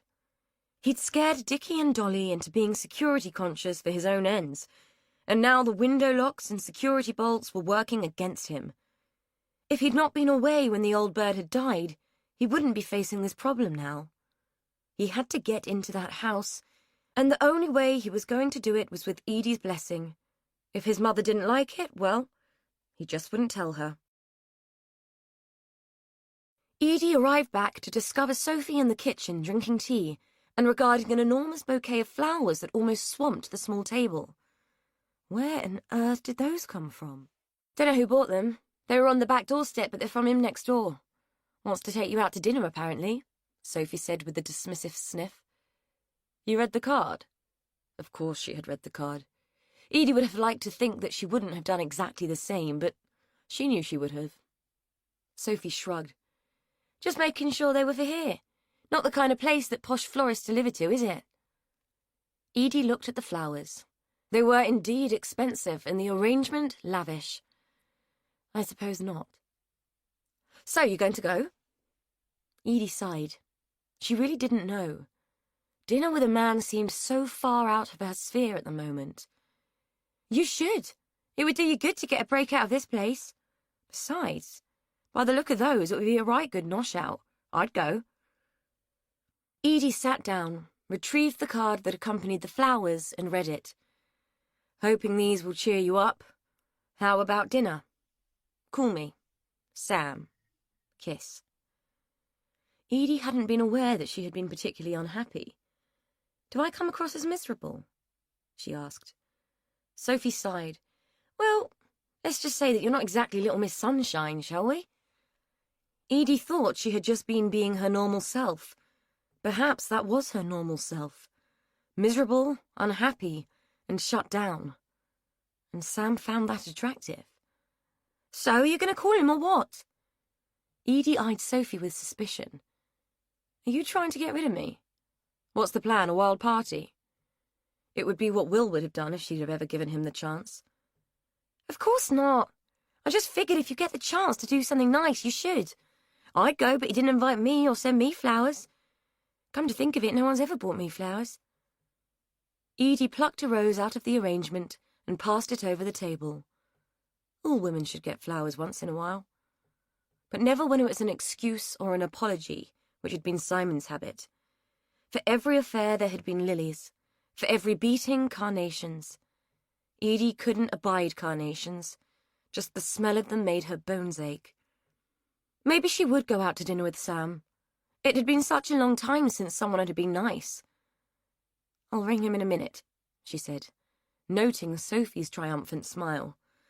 But for now, we need to tackle the hellhole that was Dolly's room. Sophie's smile quickly mutated into a grimace. If we must. Yes, we must. The biggest issue in Dolly's room was the hair. It floated on the air with the slightest movement and clung to the skin like gossamer, tickling and making the flesh crawl. Sophie was becoming more and more irritated by it, spitting, rubbing, wiping, and finally shouting, Ow!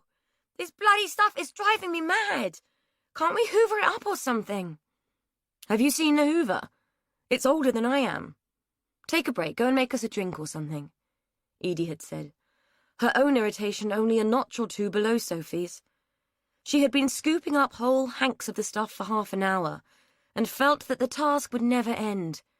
She had gathered half a bin bag full, but the stuff seemed to be breeding all over the room.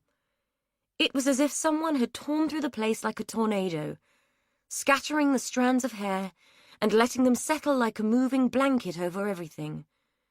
God knows what Dolly had been thinking. As Edie recalled, she had always been extremely precious about her collection, keeping it pristine and separated in the huge cabinet that stood next to the wardrobes. No one had been allowed to touch the cabinet or the wigs. There was a child, Edie had coveted the stage pieces, elaborately coiffed with tightly coiled ringlets, making her own thin, home-cut bob a joke. She had longed to try them on and parade about and live for a while in the world of her imagination. Those days were long gone, and the wigs and hair had just become yet another thing to dispose of. Intact, the hair would have had a value.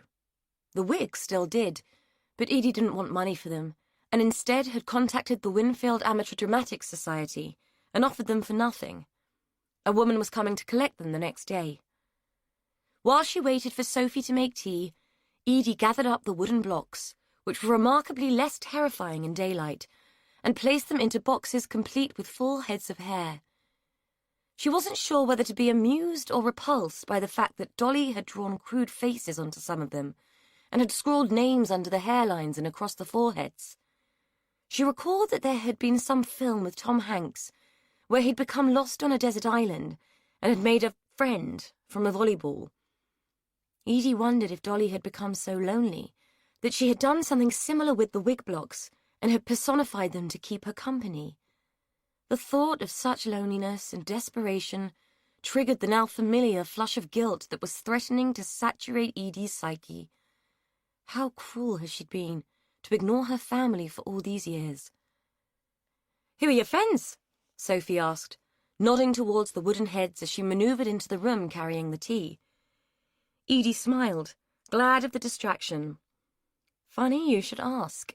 This one is Jean, this one Anne. The redhead is Elizabeth, very fitting if you consider her resemblance to old Gloriana herself.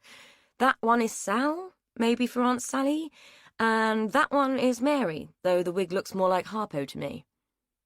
Sophie didn't laugh, and instead looked horrified, which made Edie feel slightly foolish for having made a joke of it. "Yeah, you're right, not particularly funny, is it?" Sophie, still frowning, sat on the bed and shuddered. It occurred to Edie that the girl was attaching far more meaning to an old woman's oddness than she needed to. "What did you go and give them those names for? It's fucking freaky, Edie," Sophie said, hugging herself and looking positively upset. "I didn't name them, Dolly did. Poor old soul must have been more far gone than we originally thought. Anyway, they'll be gone tomorrow. A woman from the theatre is coming to pick them up." "Thank Christ for that. It's like something out of the Chamber of Horrors. Can't you stick a blanket over them or something?" Edie pursed her lips and shook her head. "You have a very active imagination." She searched around for something suitable, found an old shawl hanging over the back of a chair, and used it to cover the boxes. "Better?" "I will be when they're gone. Did all this hair come from dead people?" Edie laughed. "Of course not. What on earth makes you think that?"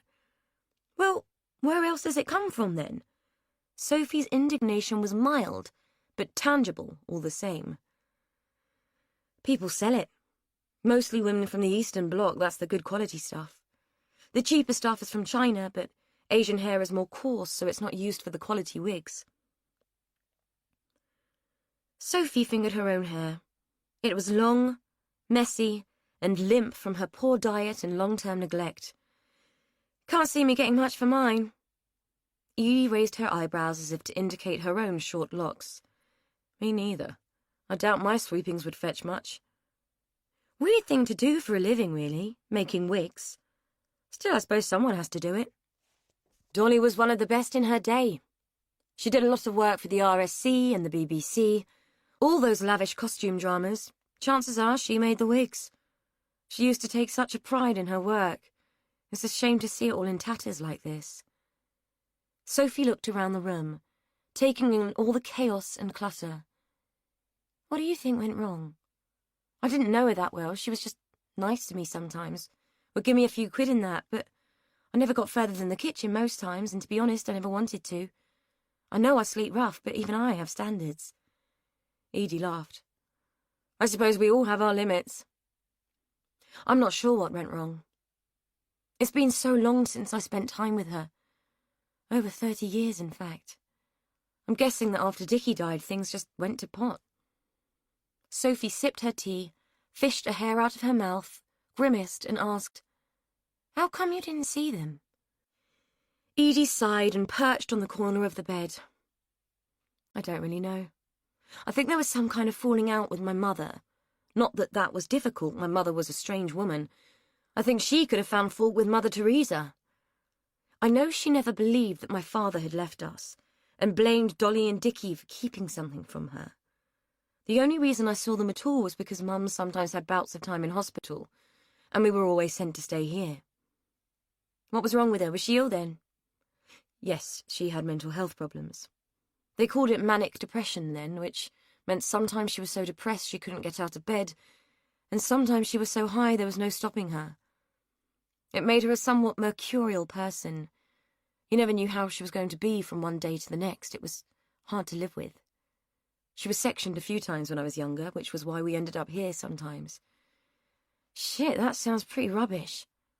What happened to her in the end, then? Edie closed her eyes.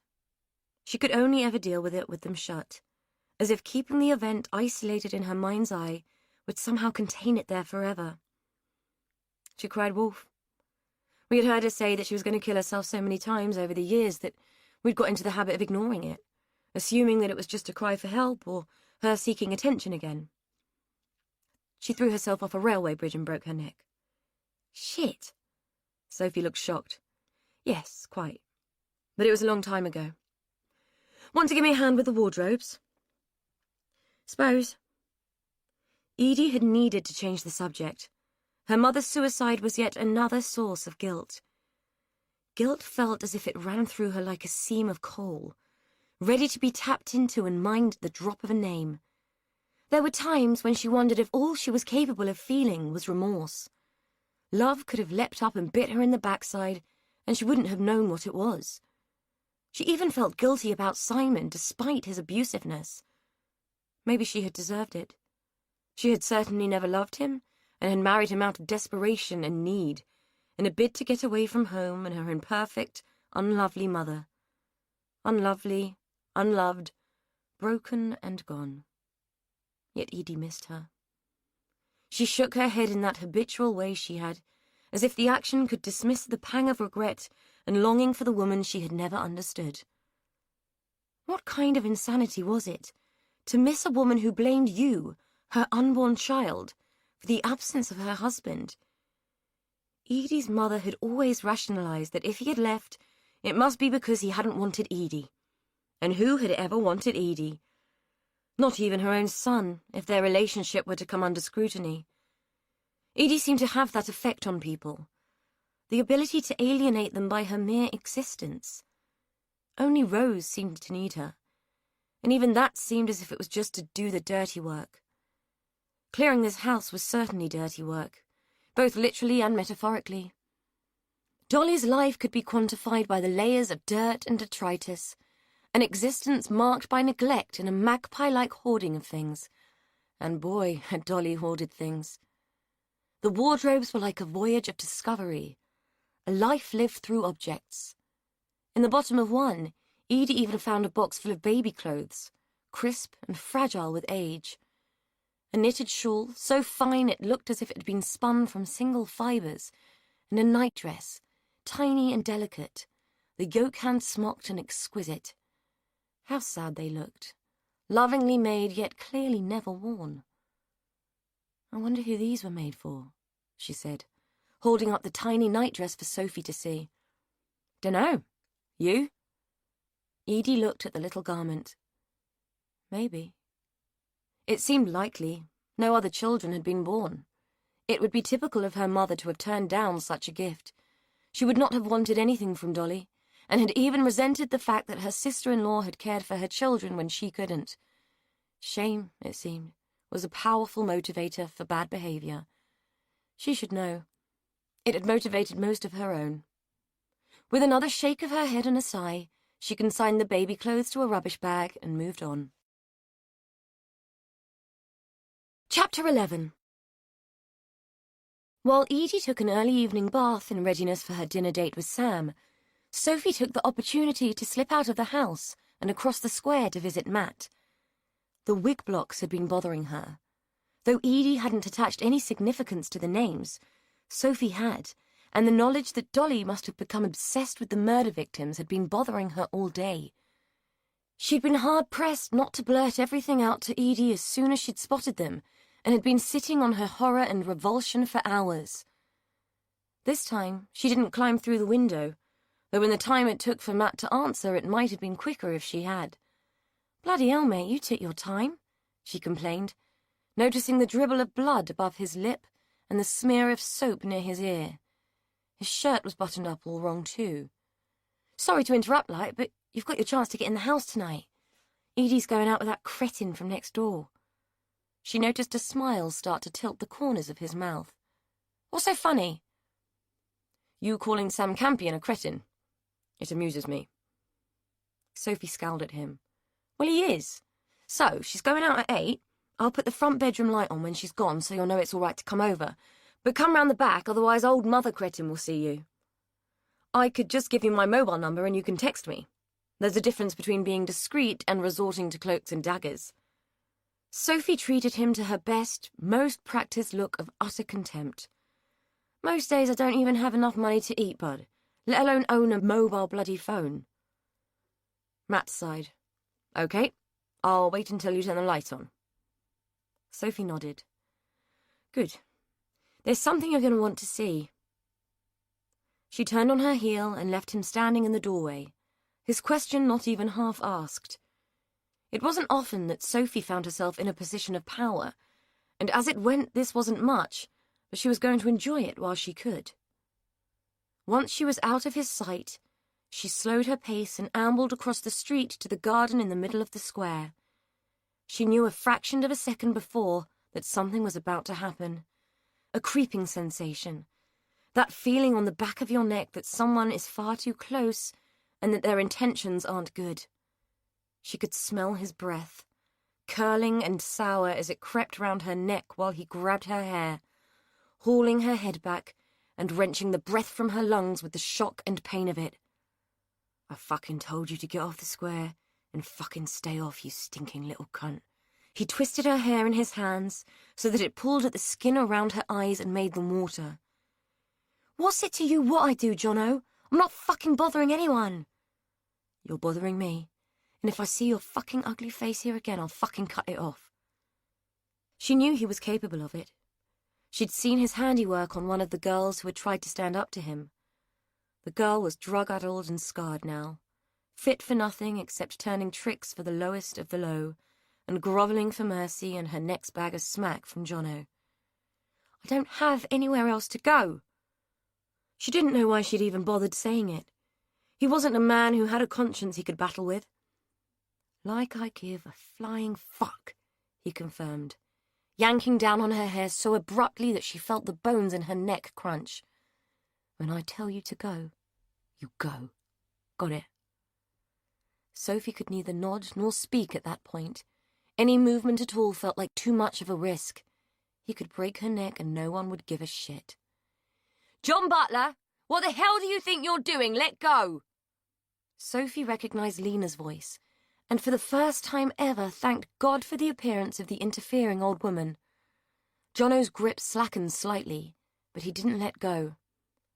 "It's none of your business, Mrs. Campion," he said, his voice tight with the effort of controlling his temper, or so it seemed to Sophie. "I beg to differ, boy. What goes on in this square is every bit my business, as you well know. Let go of the girl, or I'll have to call my son." Sophie sensed his hesitation. He tightened his grip in defiance, then seemed to think better of it. He let go and pushed her away from him so violently that she stumbled forward and would have gone headlong onto her face had it not been for a park bench breaking her fall. She turned to the woman who had literally saved her neck. "Go home," Lena said. Sophie went to speak, but Lena gave her a look. "I said go home." There were certain tones of voice that Sophie had learned not to ignore, and it seemed that Lena had mastered them. Without hesitation, she started to walk. Her instinct was to run, but she was damned if she was going to give in to it. The day she agreed to run because she had been told to would be the day she lost the battle for good. As she walked, fully aware of the fact that Jono was scathing her back with his most venomous stare, she contemplated how easily he had given up his control to the old woman. Lena had threatened him with Sam, the man who was climbing out of his car in front of Edie's house, as if conjured there by Sophie's thoughts. "Well, well, well.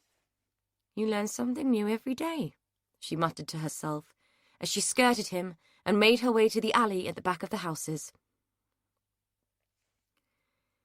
Edie had already gone by the time she got back to the house, leaving Sophie alone and shaken by the encounter in the square. Jono was a thug and a bastard, and he treated everyone as if they were objects which either existed to serve him or provide him with psychopathic entertainment.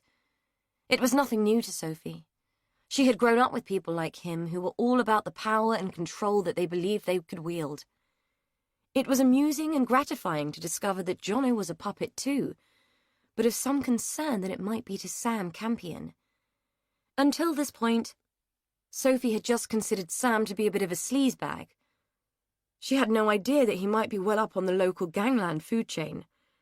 It put a whole new light on her enthusiasm about Edie going out with him, though even before this it had become more about getting her out of the house and Matt in than it had been a genuine concern for Edie's social life. Calmer now, she walked upstairs and into Dickie's room, where she turned on the light as she had promised Matt that she would. She needed to show him the wig blocks and the baby clothes that she had surreptitiously removed from the rubbish when Edie's back was turned. She knew that she was betraying Edie's trust in doing all of this and repaying her generosity in the worst way possible. But Matt was right. It looked like the Morris family were involved with these murders up to their necks, and it would be better if Edie found out from her rather than anyone else. Matt must have been waiting for her signal, because he tapped gently on the back door almost as soon as she reached the bottom of the stairs. She let him in, thankful that Lena was out and about and wouldn't have spotted his arrival. "No one saw you, did they?" she asked for good measure. "I'm pretty sure they didn't. What happened in the square? I was watching you. What did you do to upset that thug?" Sophie didn't want to dwell on it. "My mere existence seems to offend him." Matt nodded. "I know that one. I grew up with my presence causing offence. I always assumed that I must be some kind of uncomfortable reminder for people, and that maybe my existence made them feel bad about something. I assume it was because they knew that hanging my father was a mistake." Fair play to him, Sophie thought. He made no bones about his beliefs. "Yeah, well, I don't know about Jono. I suppose to him if I'm not earning him money by buying his drugs or whoring for him, then I have no place here." No one owned an area, but once the rot had set in, patterns formed. As she led Matt up the stairs to Dolly's room, she wondered if the canker had set in with the murders. Dolly had always told her what a nice place the square had been in the old days. It was difficult to see that now. There were too many layers of filth and decay to rake through to find any decency. Even this wasn't decent. Allowing a stranger to rifle through someone else's house was hardly the mark of good behavior and respect. Sophie dismissed the thought. She had always found the moral high ground to be an exceptionally lonely place. Lena waited until Jono had sloped off to whichever dive he might be planning to menace that night. She might have saved the girl from a beating, but someone would cop it, and she had no doubt that the animal would be picturing her face when he did it. She might be old, but she wasn't stupid. She knew that in a place like this, shit floats to the top. Given that Sam was higher up than Jono in the local criminal hierarchy, she had to consider her own part in things. After all, she had brought him up and taught him the basics of life, like how to fight for what you believed in, how to hold your head high above the rest, and how to do what needed to be done, no matter what. Only it had all gone a bit wrong in Sam. Maybe the error had occurred in his nature rather than her nurture. It wouldn't surprise her. He had come from bad blood. She reached the front door and fumbled for the key, remembering a time when no one had locked their doors because no one had needed to. Communities operated on trust back then. They operated on the same thing now, only what you could trust had changed. You could trust that someone would want what you had. You could be sure that they would try and take it, and you damn well knew that given half a chance, they would get one over on you as quick as blinking. The only advantage of Sam's local status, as far as Lena could see, was the fact that she was relatively protected from such proclivities.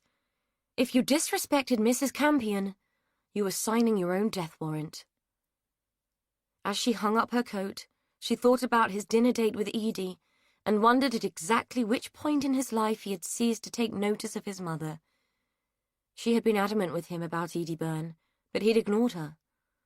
Lena's control over things seemed to be slipping in so many ways, and she wasn't sure whether to keep fighting and keep a grip on it, or just let it slide. Hanging on to things was such hard work. Maybe it didn't matter. What they didn't know couldn't bother them, despite how much it bothered her. That was the problem when you had sold your soul to the devil. The small print always got neglected and came back to bite you in the backside when you least expected it. Looking at him now, Sam Campion, all full of himself, all-knowing, fingers in pies that should never have been baked, friends with people who could barely be categorized as human in Nina's eyes, she wondered if the bargain she had made had ever been worth it. Edie scanned the menu, translating as she went. Confit of pig's belly served on a bed of crushed potato with baby vegetables and a red wine jus could be interpreted as cheap, fatty belly pork, mash, peas, and gravy. She often wondered if these restaurants traded on their pretensions more strenuously than they traded on their reputations. Eventually, she chose a simple Caesar salad and thanked the heavens that she wasn't the one paying £15 for a bit of lettuce and a few shavings of parmesan. She had dressed in one of Dolly's old dresses found hanging in the wardrobe, a pretty 50s-style vintage thing, teamed with a pair of authentic Mary Janes. She could hardly have shown up in her jeans and a t-shirt, and hadn't thought to bring anything else with her. You didn't clear out a house wearing a cocktail dress. Dolly's dress held the faint, acrid taint of mothballs, and despite having doused it with fabric freshener, the smell still tingled and tickled at the back of her throat. "You look lovely, by the way," Sam had said when she'd climbed into his car. She'd thanked him, and opened the window lest the whiff of camphor put him off. He'd chosen this elegant gastropub on the outskirts of Winfield, assumedly to impress her with his taste and wallet. Looking around at all the slate, bare brick, and brass neck of the place, she wondered what kind of impression he had formed about her. Simon had been one for what he considered good taste and showing what he was worth, but Edie had spent far too long keeping up appearances. Pretension wasn't part of her makeup, but politeness was. "Nice place. Have they done it up recently?" She vaguely remembered the pub as being a run-down biker's haunt. "A couple of years ago. My company did the renovation." That figured, Edie thought, evilly wishing she'd ordered the fillet steak Rossini now that it was clear that Sam's bill would likely never find its way to the table. "It's very nice, you did a good job," she said, before taking a sip of the wine he had insisted on ordering. Edie wasn't a wine fan, and felt that most of it would taste better sprinkled on a bag of chips than it did from a glass. Sam smirked. "It's been a long time since I needed to wield a hammer, Edie." To her annoyance, she felt herself blush. "I didn't mean that." He treated her to a radiant smile. "I know. I'm only joking with you. But there is something I wanted to talk to you about." Edie's curiosity was interrupted by the arrival of their food, her salad sparse and elegant, served in a flared dish bigger than a fruit bowl, his a blue steak, seeping blood and practically still mooing. She watched him slice into it and take a bite, a tiny trickle of blood dribbling from the corner of his mouth. It made him look like a character from an Anne Rice novel. "Good steak?" she asked, suppressing the giggle that threatened to ruin the mood should she have to explain it. "Excellent. How's your salad?" "Lovely. Or as lovely as a mouthful of lettuce, some toasted stale bread and cheese could be. The wine, sour and acrid, helped to wash it down." When he seemed to be nearing the end of his meal, she pressed him. "So what was it you wanted to talk to me about?" He chased the last smear of blood around the plate with a hand-cut chip. "I have a solution for you. I know how much of an ordeal clearing the house is for you, so I want to buy it. Cash on the table, and you can pack up and walk away tomorrow. Leave everything as it is, and trust me to keep anything that might be of sentimental value, or of any importance, of course." He leaned across the table and took her hand. Dealing with it all just isn't fair on you. This way you get a simple, straightforward sale, and I get a property I can develop and sell on. It's a win-win, Edie." He squeezed her fingers and smiled at her as if it was a done deal. Acutely conscious of the warmth of his skin and the pressure of his fingers, Edie tried to return the smile, but hers was hesitant and apologetic. If things had been different, had Dolly not muddied his waters with her strange financial shenanigans, Edie would have bitten Sam's hand off, taken his money and run. "Oh, Sam, that's massively kind and generous of you, but I can't accept. Not only does it seem that the house is riddled with dry rot and God knows what else, but we can't sell it because it doesn't belong to us. According to the solicitor, Dolly took out some kind of secured loan, like an equity release deal, and the house belongs to the finance company. Rose and I had no idea, and neither did the solicitor until he requested the deeds and saw that there was a charge against the property. All I'm required to do is clear it out as soon as possible so they can take possession. I really do appreciate the offer, though, Sam. Thank you." She had been expecting a quiet shrug of resignation, an "oh well, it was just a thought" comment, so it came as quite a shock when he abruptly let go of her hand, flopped back in his chair, and scrubbed his brow with a hand that she could swear was trembling. He was visibly trying to suppress his anger. To anyone else, he might look like a man who had simply eaten too much, and who was leaning back to ease his full belly. Edie had spent too many years around a volatile, angry man not to recognize the signs for what they were. Sam was desperately trying to contain his temper. "I'm really sorry, Sam. Like I said, I didn't know." It came out as if her mouth and brain were on some kind of autopilot, with the default setting of pacify at all costs. "You're kidding me, right? There has to be some way around this. I want the house, Edie." He said it as though she might have some control over the situation and could change it on a whim.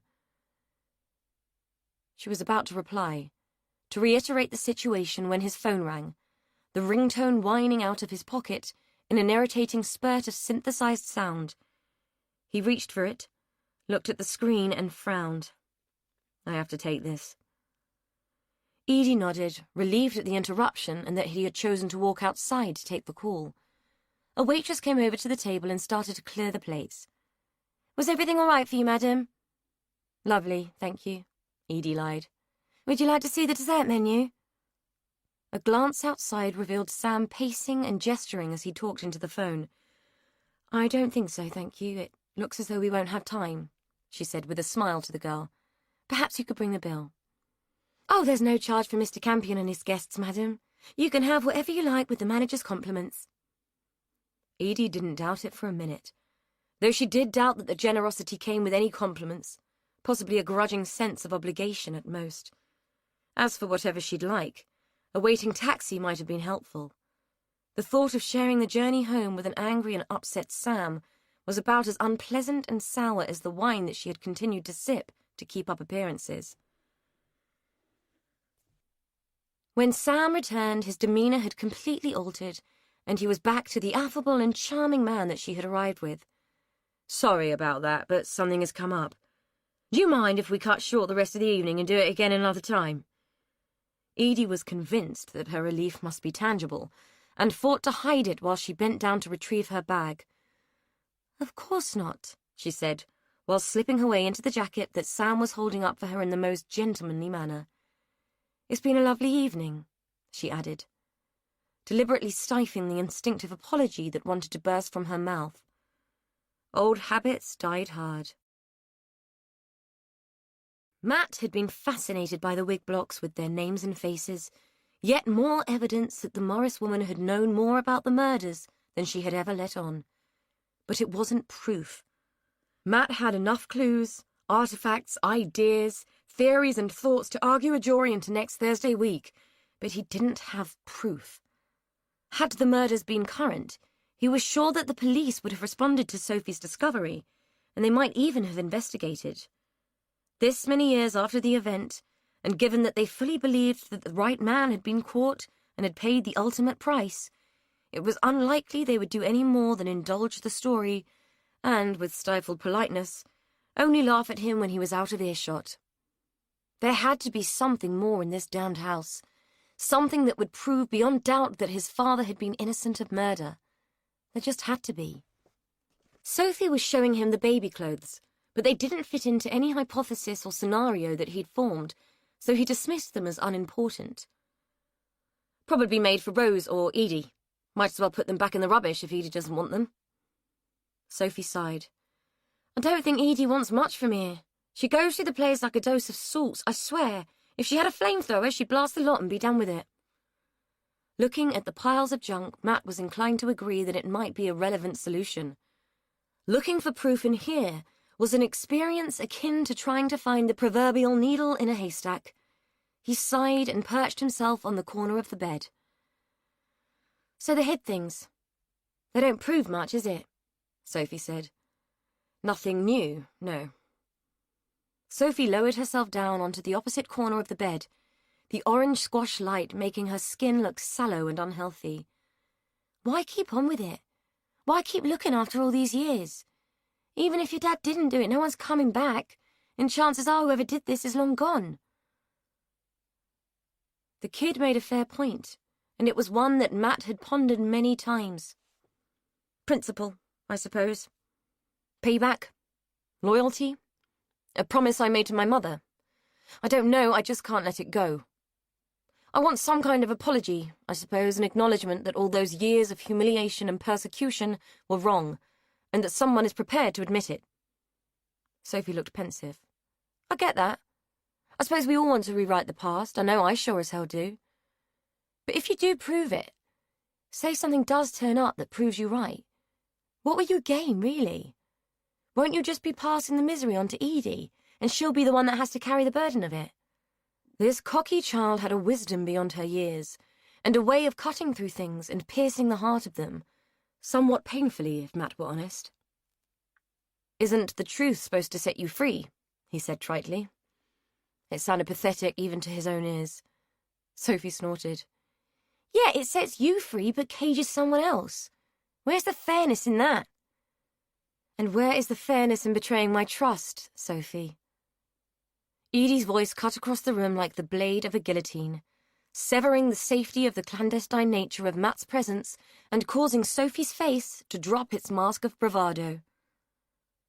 Matt stood as Edie walked into the room, her features showing hurt, confusion, and betrayal.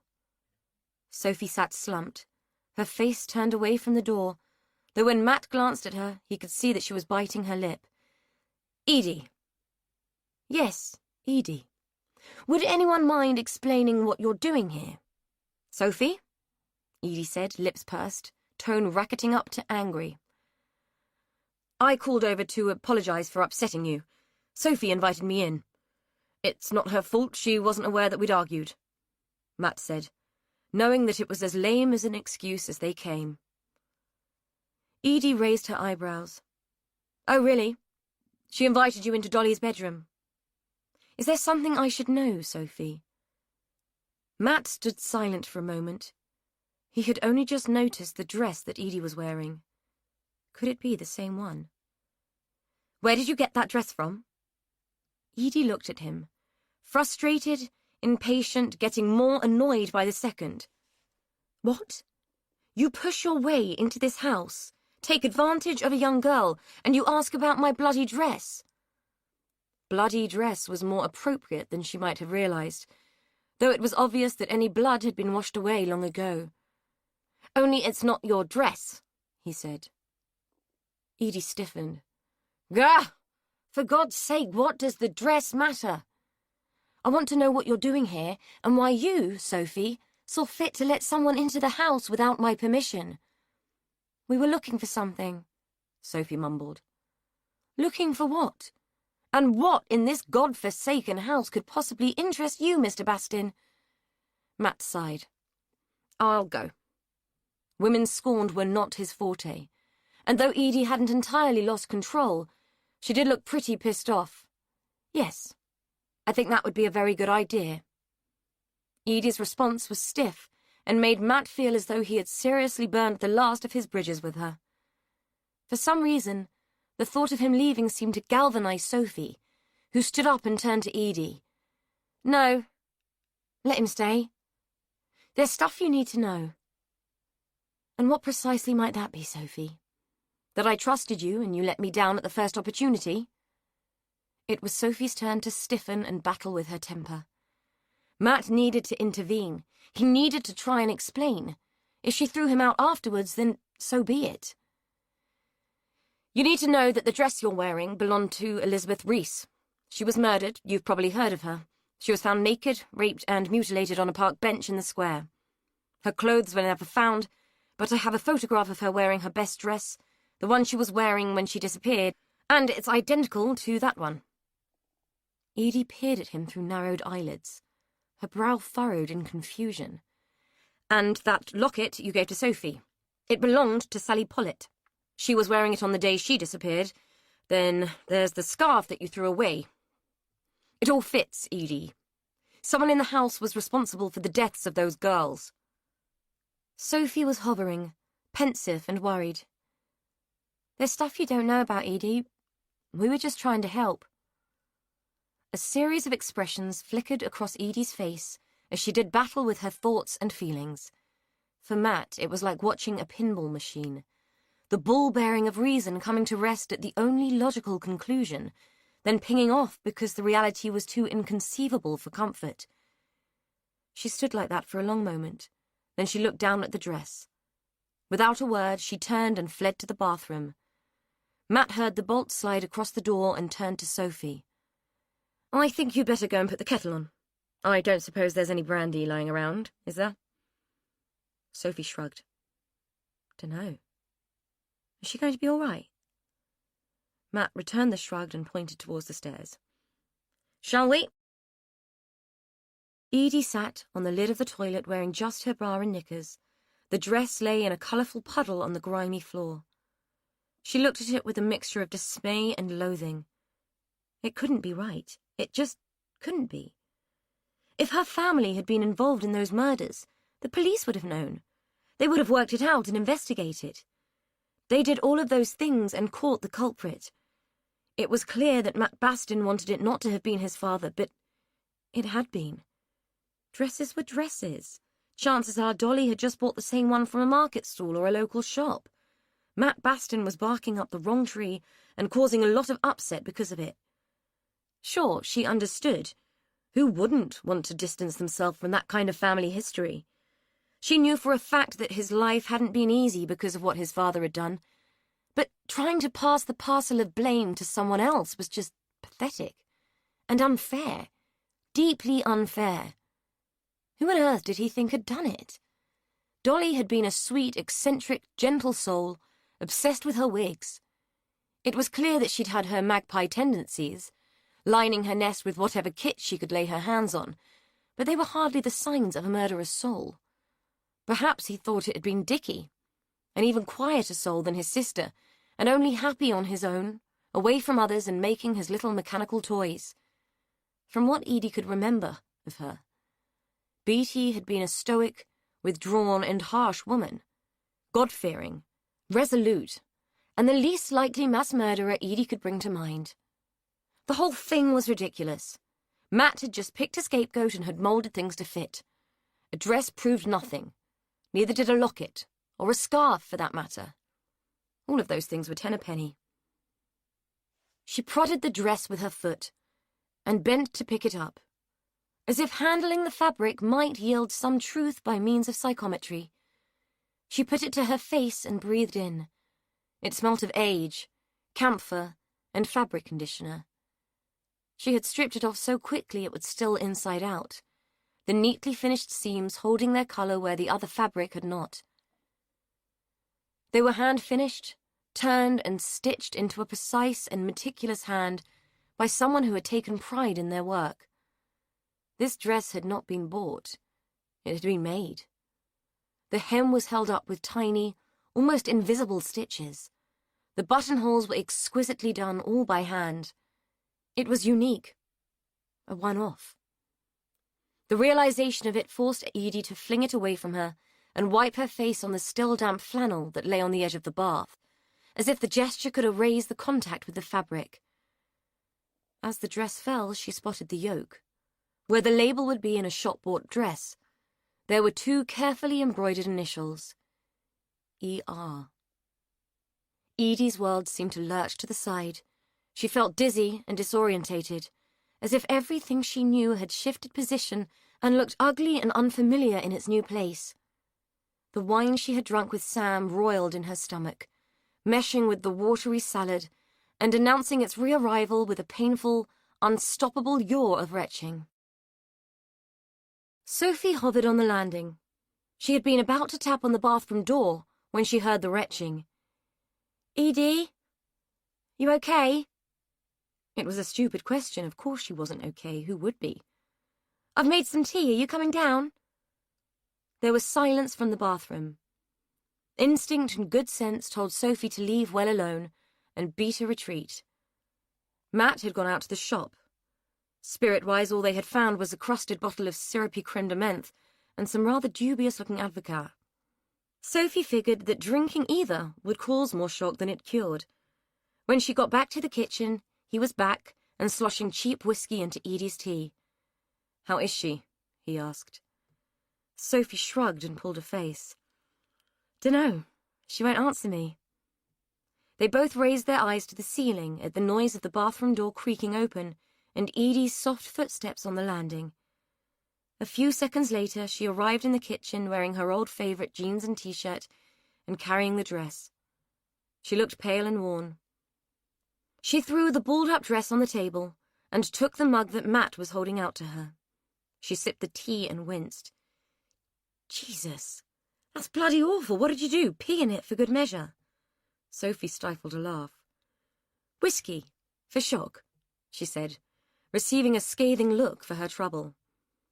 Edie sat down on one of the rickety kitchen chairs, leaned back, folded her arms, and looked at them, each in turn as if she was weighing up which planet they had both just beamed down from. "I think an explanation is in order, don't you?" Sophie looked at Matt, who returned her stare. "Well, go on. This is your baby. You tell her," Sophie said. Chapter 12. Sam was angry. He didn't know whether it was with his own stupidity and overconfidence, or with Edie and her good-as-gold obstinacy. All he knew was that he was livid, and someone would have to pay. It hadn't helped when he'd slammed into number 15, only to be faced with his mother whelping on about Jono getting too big for his boots and throwing his weight about. What did Sam care? Jono was just hired muscle, as thick as 2 short planks. Sam rarely gave him a second thought, and cared even less what he did. As long as the man did his job, kept the girls in line, and paid what he owed, Sam was happy. Whether the idiot was harassing young girls and upsetting Lena was none of his concern. Not today, anyway. It bothered him that his mother was upset, of course it did. Mainly because he had to listen to her litany of complaints and make sympathetic noises at her so that she would wind it in quicker. "All right, Mum. Point taken, I'll have a word, okay?" he said finally, hoping that it would bring an end to the incessant tirade. "Jono's an idiot. We already knew that. He just needs reining in from time to time. Anyway, what's it to you? Since when have you cared about the scumbags that littered the square? I thought you'd be happy that he was seeing off the rubbish." That seemed to shut her up. She just glared at him, lips set firm into a hard line. "I've just had enough, that's all." He could swear it had come through gritted teeth. Sam watched her as she shuffled over to her chair, her gait stiff and proud, inserted herself between the soft cushions and reached for the remote control. She looked upset, as near to tears as he had ever seen her. Lena Campion rarely cried, so the look on her face came as a shock. When he thought about it, which he didn't often, he had to admit, she hadn't been right since that old bat next door had popped her clogs. She hadn't even been this rattled when his father had died, had seemed to consider it a blessed release, if anything. Sam couldn't blame her. His old man had been an arsehole of epic proportions, a drinker and a bully, all mouth and trousers. Not many had warned him. Sam least of all. His mother was now flicking through the channels of the TV, stabbing at the buttons of the remote control impatiently, as if pushing them harder would produce something on the screen more worthy of her affection. He'd never had time for TV himself. His mind went too fast for it, and the soaps just pissed him off. She loved them, though. He didn't know why, unless watching other people manufacture drama made her own life more interesting. It wasn't as if she'd ever done anything with her life. Just put up with things, made endless pots of tea, and sat watching the world go on around her. His mother was like one of the ravens at the Tower of London. Her dogged attachment to the square felt like she had her wings clipped to stop her flying away. Just like the ravens, if Lena Campion ever left the square, everything it had ever been would sink without trace. To Sam, she was like the last bastion of respectability and old-fashioned values, and he'd exploited that and used her as a human shield for a very long time. "What are you staring at? The cat's mother?" she said, not even looking round at him but proving yet again that she had eyes in the back of her head. "Nothing. Just thinking." Lena had settled on a film, some weepy old black and white thing that would drive Sam nuts if he had to sit and watch it. "Well, think more quietly. You're putting me on edge with your moods." She hadn't even looked at him. "My moods? Take a look at yourself, Mother. You've been like a box of frogs lately. Ever since Edie turned up, you've been all over the place. What is wrong with you?" Lena shrugged and turned up the volume. Edie was reeling, her mind doing somersaults. The information that Matt was feeding her flipped and turned as it bounced off the trampoline of reason up into the clouds of surrealism. Much as everything he was telling her all came to roost on number 17's doorstep, she just couldn't accept that the police would have missed it all, and that when they had connected the dots they had come up with the wrong picture. "I just don't get it. I accept what you're telling me, Matt, and yes, if what you say is true, everything points towards this house, but why didn't the police pick up on it? Surely they weren't that incompetent." Matt snorted. "You'd be surprised. For instance, as recently as the West case, they were getting things wrong. They'd had several reports of attacks on women and allegations of child abuse levelled at the family. Yet look what happened there. We're talking about the 50s and 60s in this case. They got a lot wrong. They hung Timothy Evans for killing his wife and child, never once suspecting Christie. Even when they found the bodies in the outhouse, they were completely oblivious to the fact that the garden fence was being propped up with a human femur." Edie shuddered and closed her eyes. "Okay. So let's say they got this wrong too. Who are you pointing the finger at, Matt? Beatty? Dolly? Dickie?" It was Matt's turn to look away. He was fumbling with the lid on the bottle of whiskey, as if he was about to unscrew it and take a slug of Dutch courage. "No, not them, though I do think Beatty is the link." "If not them, then who? And what do you mean Beatty is the link?" Matt hesitated, unscrewed the lid on the bottle and did take a swig, wincing as the heat of the spirit hit his gullet. "Your father." Edie laughed. She couldn't help it. The idea was ludicrous. "My father? Are you serious? My father walked out on my pregnant mother, never to be seen again. He was a weak, gutless coward." "Exactly. He was never seen again. There is no trace of him, Edie, and believe me, I've looked." "Well, he was hardly likely to keep his own name, besides. I've always believed that he went abroad." "Who told you that?" Edie had to think about it. She didn't know exactly. It was just something that she'd always believed and never questioned. "I don't know, he just did." "Well, if he did, there's no record of it. No passenger manifests, no ticket records, nothing. I've been looking into this for a lot of years, Edie. If there was something to find, I'd have found it, believe me." She did. By the sound of it, he'd left no stone unturned in his mission to prove his own father's innocence. "So is that the purpose of inveigling yourself here? So that you could root around and prove your theory?" He had the good grace to look sheepish, but she got no satisfaction from his guilt. "Knock yourself out, Matt. Search away. If you can find a trace of my father here, I'd be glad to know," she said, her tone sour and weary. "So other than lockets and dresses, what else did you two find that was so compelling?" She addressed this to Sophie, who had been sitting quietly, taking it all in whilst nursing a cold mug of tea. Sophie glanced at Matt as if seeking his permission to speak, a gesture which Edie found irritating, as if the whole thing had become the Matthew Bastin show. Well, there was the stuff in Beatty's room, hidden under the floorboards. I threw it out at first, I didn't know what it was, but I did some digging about her at the library and it turns out she went to prison for doing illegal abortions. Edie stared at the girl, mouth open. Sophie looked like a young deer, her eyes wide with apprehension, as if she had just realized she was caught in the sight of a marksman's rifle. Edie had no idea what the girl was so scared of. This whole thing was a massive joke. It had to be. She laughed. It bubbled up like a little spring, but erupted like a waterfall, causing both Matt and Sophie to startle and shift back a little in their respective chairs. Edie was laughing so much she found herself choking for breath and flapping a hand at them while she fought for control. Eventually, tears staining her now flushed cheeks, she spoke.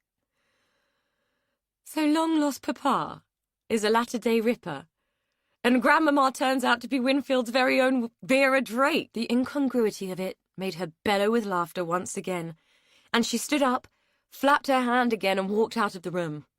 She needed space from those two for a minute, and a few moments to gather her thoughts and figure out what to make of all this.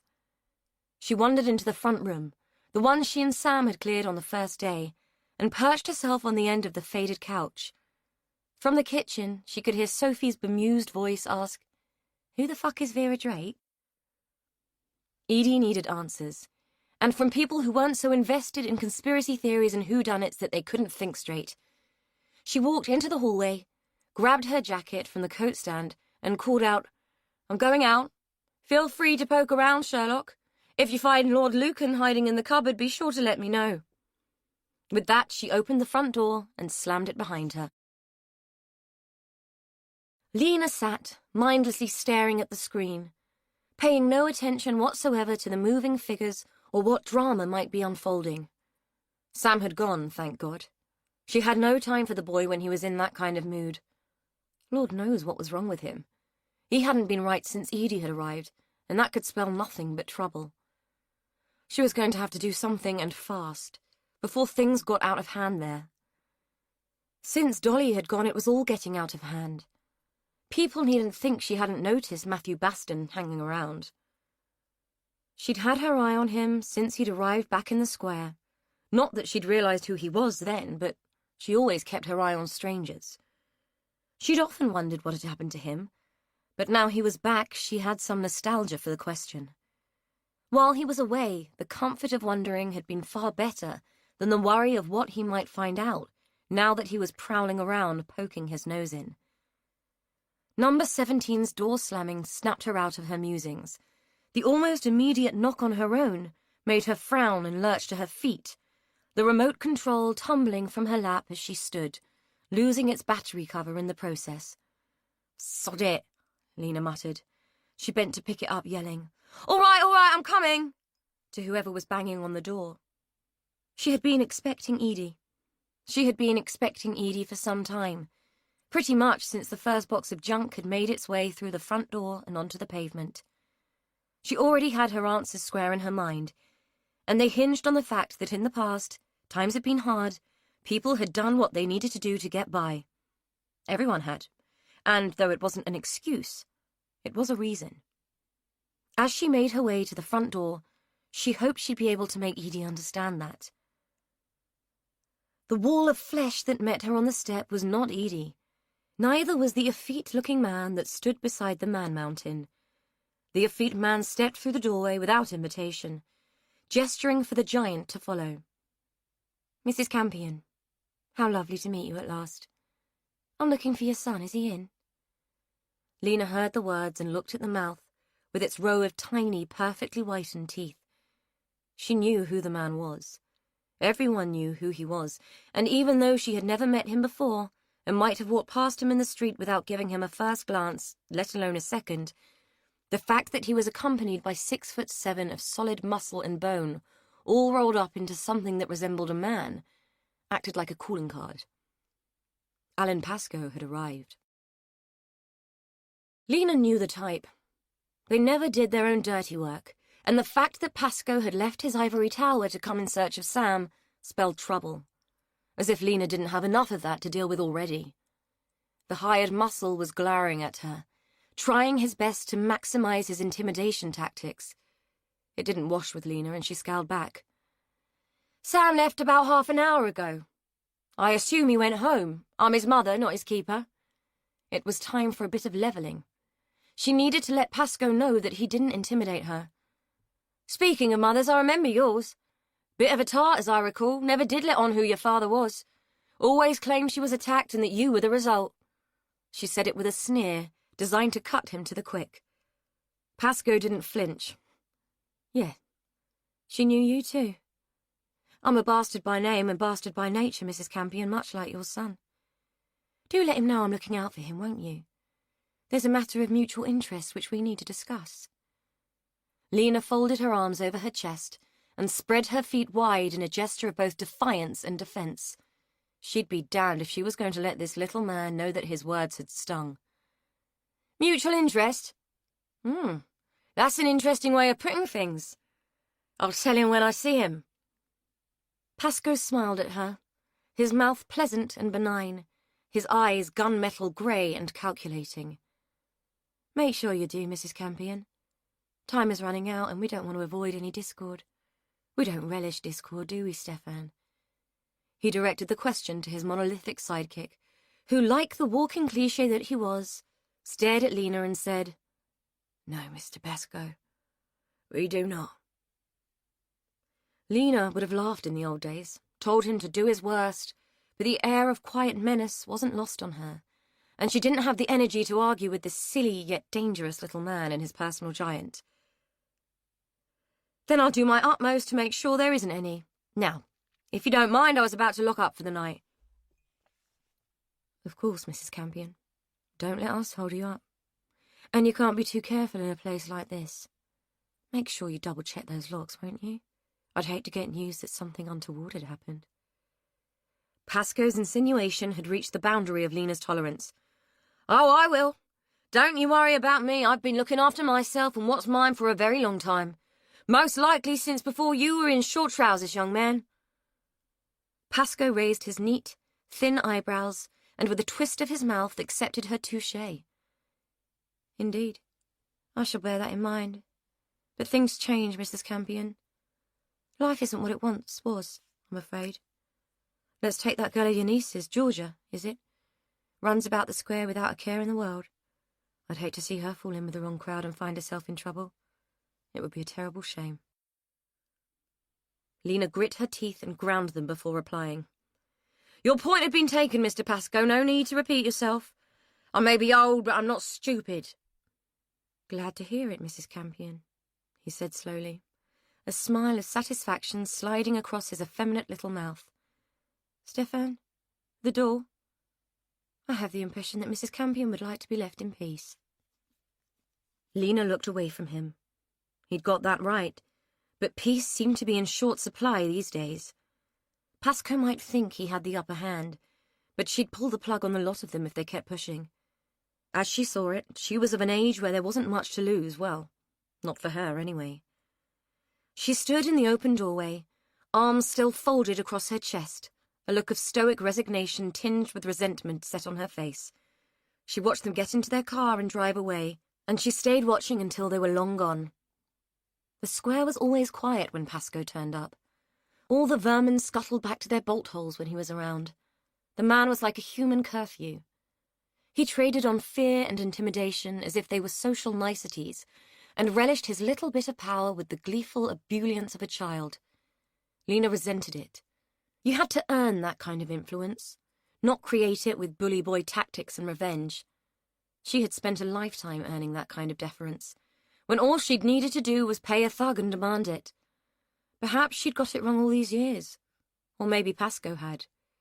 He clearly had no idea of the lengths that she had been prepared to go to, or the things that she'd done to secure her position.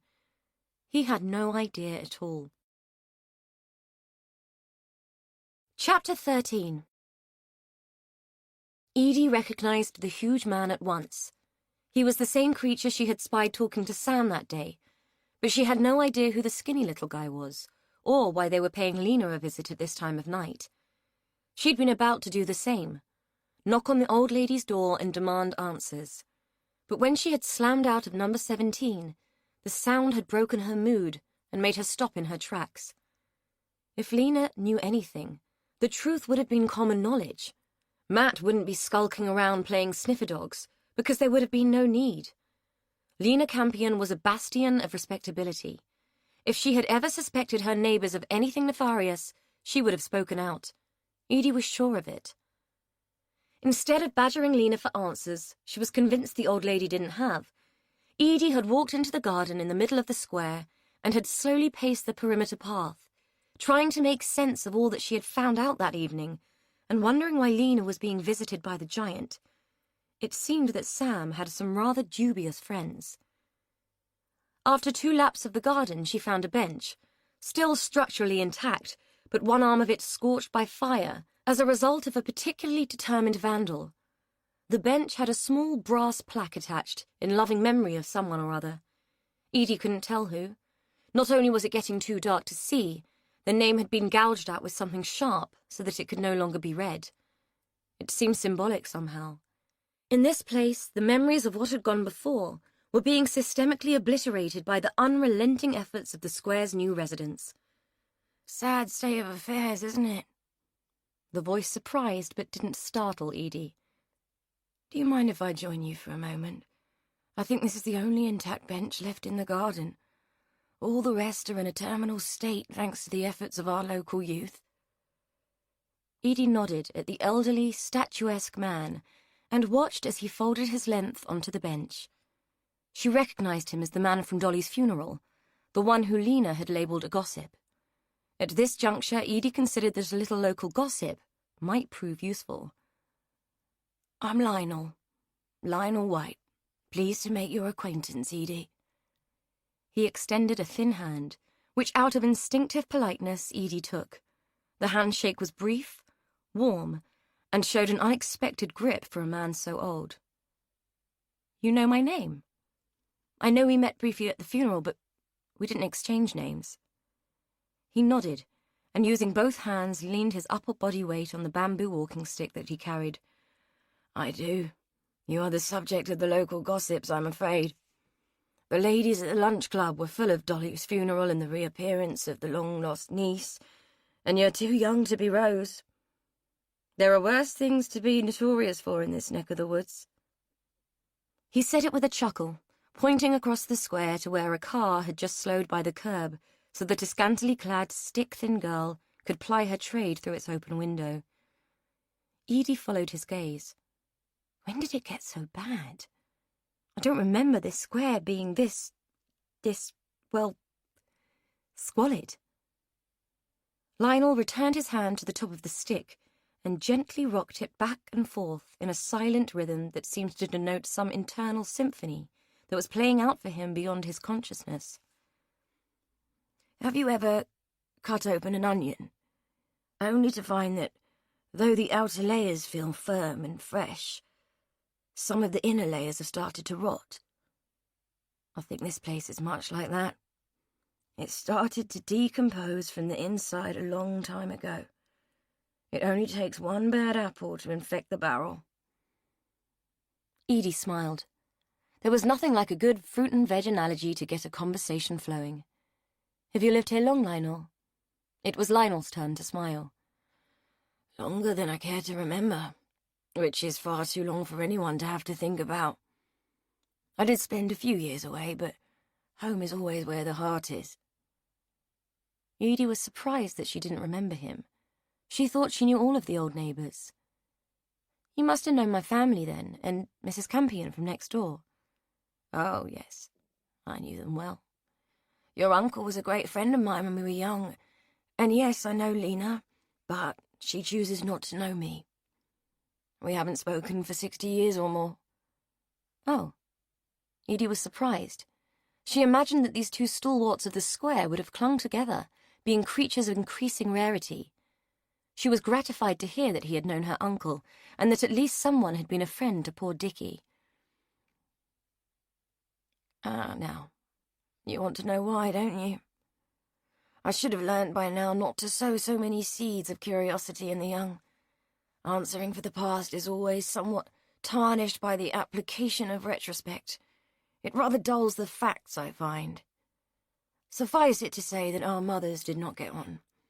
Mine was something of a God-fearing woman, and Lena's was not. But times were hard then, and I suppose people did what they felt necessary to get by. Anyway, there was a feud, and it has perpetuated.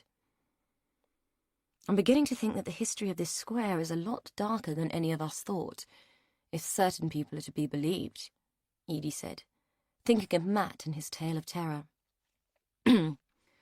Lionel paused in his rocking, the stick perfectly perpendicular to the ground. Is that so? What makes you think that? Do you know Matthew Bastin? Edie asked, figuring she might as well talk this through with a stranger. Maybe someone removed from the situation would have some kind of perspective that might settle the matter for her. I know of him, of course. It would be hard to live on this square for all these years and not know the name Bastin. Well, he's sitting in the kitchen of number 17 as we speak, and has been trying to convince me of his father's innocence and my family's guilt. It's rather hard to stomach, to be honest. Something sparked behind the old man's eyes, and he turned to fully face her. Really? How intriguing. What's made him so convinced of that? Edie sighed and told the old man about Matt's evidence. As she talked, his eyebrows seemed to rise higher and higher, and a look of amusement was accompanied by a wry smile. All very interesting, and I suppose, as hypotheses go, it's feasible, but even if it were true, it won't unhang his father. What do you think he hopes to achieve? Edie shrugged. Some kind of vindication, I suppose. I can understand that, but I didn't come here to have my family history rewritten, especially in ways that will make them go down as the ones that got away. I just want to clear the house and move on. Lionel nodded. I'm sure you do, but unfortunately once said, once a thought is inserted, it's rather difficult to shake off, I'm afraid. There will be no moving on until this is settled. Edie agreed. A worm of misery had begun wriggling in her gut, and was making its presence felt. She had enough of her own past to put to bed in a bid to move on without this. I know, Lionel said, with a tap of his stick on the floor. You should visit me for a cup of tea tomorrow morning. I'd invite you now, but I'm a creature of habit, I'm afraid, and my evenings are taken up with my boring little routines. We'll get the albums out and revisit the history of the square, see if we can't put this tale of woe to bed. I took rather an interest myself years ago, and I have a file of all the cuttings from the paper. Why don't we see what we can piece together to put your mind at rest? Edie had decided that she rather liked this old man. His quirky indifference to the matter was quite refreshing, yet his willingness to help her was endearing. I'd like that, thank you. He stood, using the cane as leverage while he hauled his long, thin frame up from the bench. Then I shall see you tomorrow morning, 10:30. I live at number 27, ground floor flat. Don't be late. I am a creature of habit, remember, and I abhor tardiness. Edie nodded her agreement and bid him goodbye. She watched as he walked away, along the path and out of the garden, and noticed him raise his cane and salute to a car which had stopped to allow him to cross the road. Once he was out of sight, she contemplated going back to the house and facing Matt and Sophie. She ought to feel more angry and more shocked that Sophie had betrayed her trust, and more indignant about Matt's accusations. Sometimes she thought she had lost the capacity to feel at all. Even when words of objection came out of her mouth, they seemed to come of their own volition, no depth of feeling powering their path. The last time she had discussed this numbness, she had been told that she was probably suffering from depression and ought to go to the doctors and get some Prozac. If the person concerned had known what that meant to someone like Edie, a woman who had been weaned on the effects of mental illness, they might not have been so flippant. All those years of living with her mother's fragile mental state had made Edie fear a diagnosis more than she feared her own feelings, or the lack of them. None was good. None was safe, and it didn't need a label or a pill to cure it. As she walked back to number 17, she felt a thrill of disgust for herself. What kind of woman wasn't horrified by the implication that her father had been a murderer? The kind of woman who saw the insinuation as just another thing to deal with, another unpleasant item to be disposed of and ticked off the list before she could move on. If she felt anything at all, it was frustration that Sophie and Matt had unwittingly put another obstacle in her way. On her approach to the front door, she quietly ignored the voice in her mind that was asking the pointed question. So you want to move on. You want the path to be clear, but what are you moving on to, Edie Byrne? As the front door slammed shut behind an indignant Edie, Sophie and Matt exchanged glances. The big revelation had not gone well, and Sophie hadn't expected it to. She hadn't expected to get caught red-handed either, and was surprised at how bad she felt for letting Edie down. The part of her that some people might label as pride was dictating that she should pack her bag and ship out of the square, in fact ship out of Winfield altogether and put the whole sorry place behind her. The run-in with Jono and the thing with Edie were two good reasons to do just that, except she had nowhere to go, and no money to get there. She thought about going home, back to her mother's place, then thought again. She would rather face Edie's disgust and disappointment than contemplate going back there. In fact, she would rather go back to sleeping in doorways and begging than go back to a place that could only loosely be termed as a home. She looked at Matt. It was all his fault, really. Except it wasn't, it was hers. If she hadn't been such a nosy little mare and gone snooping like she had, Edie would be none the wiser. Still, it didn't matter whose fault it was. Well, I hope you don't mind lodgers, mate, because if she kicks me out, you're going to have to put me up, she said to him. Matt peered at her across the table and took another slug of the cheap whiskey. She won't kick you out. She is not that type. Oh, you know that for a fact, do you? On account that you and her are such great pals, I suppose, she said, aware that it came out as a sulky, snide comment unlikely to win his sympathy. Matt leaned over the table. She won't kick you out because she needs you here. Not just to help clear it out, but because she needs company. Especially now. She isn't going to want to deal with this on her own, Sophie. Sophie wasn't so sure. Edie struck her as a woman who was used to dealing with things on her own, mainly because she'd always had to. Yeah, well, we'll see, but don't be surprised if I turn up on your doorstep. Matt raised his eyebrows. Well, if I'm not home, you can always break in and help yourself, I suppose. Sophie scowled at him. I will if I have to. Anyway, why do you think she came back so early? Matt shrugged. Date didn't turn out so well. I don't know, does it matter? Sophie had to admit that it didn't. She wasn't particularly keen on Sam, even more so now that it was obvious he had influence over the likes of Jono. Edie was better off as far away as she could get. It was a shame they couldn't both walk away from Winfield and never look back. The sound of Edie's key in the lock made them both start and exchange worried glances. There was no telling what mood she would be in when she reached the kitchen. Sophie felt her heart begin to pound in anticipation of where she might be staying the night if Edie hadn't calmed down.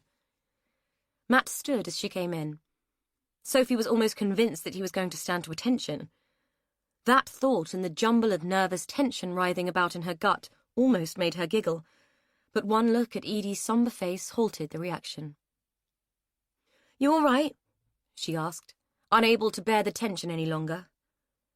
Edie didn't answer, but walked across the room and filled the kettle before placing it on the old stove and lighting the gas under it with a pop that bounded across the room and made Sophie jump, despite the fact that she'd been expecting it.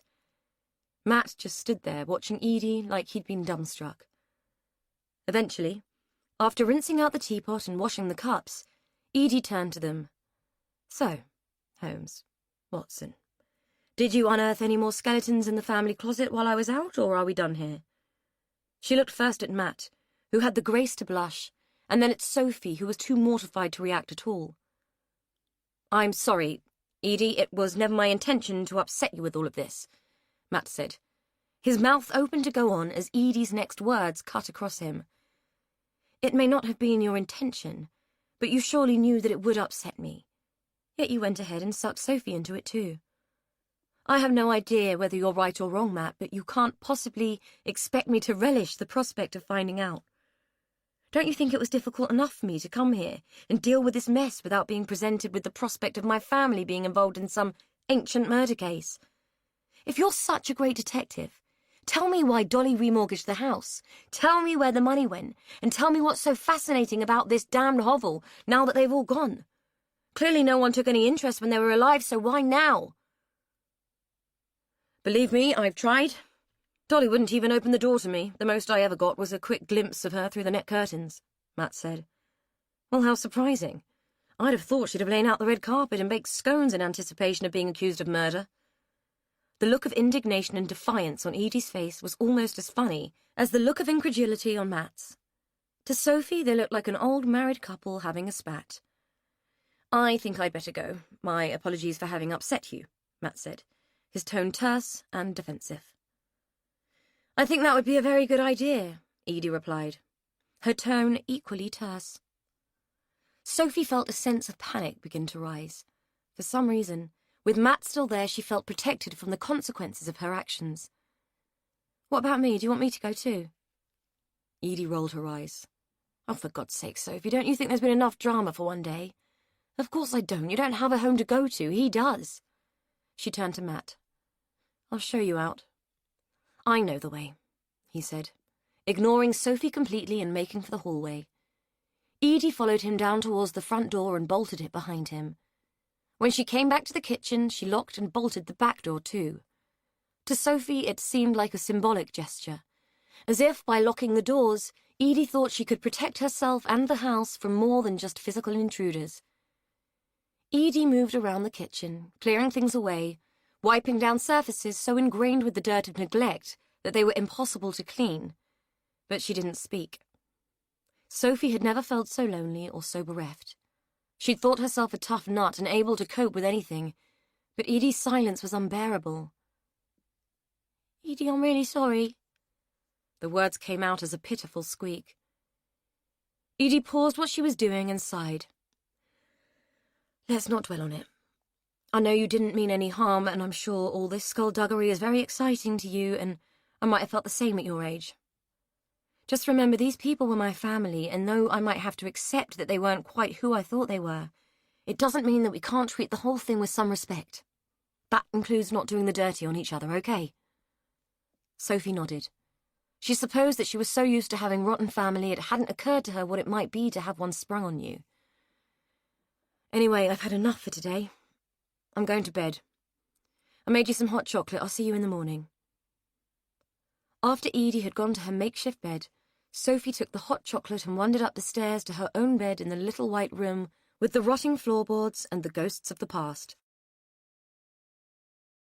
Lena fumbled for the mobile phone that Sam had bought for her. She didn't like the blessed thing. It seemed to do everything except make phone calls, and she would never get used to this texting lark.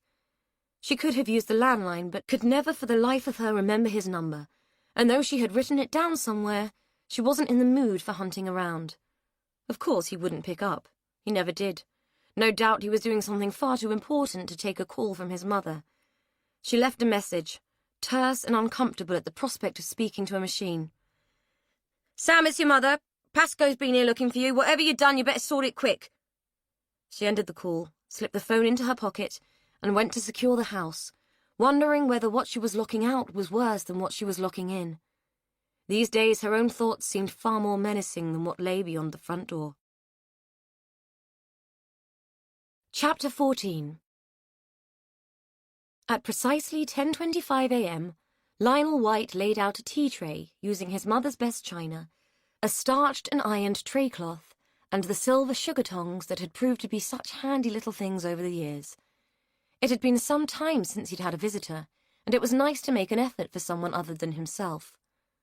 The night before, after his serendipitous meeting in the communal garden, he'd spent a happy few hours gathering together his photograph albums and his cuttings file.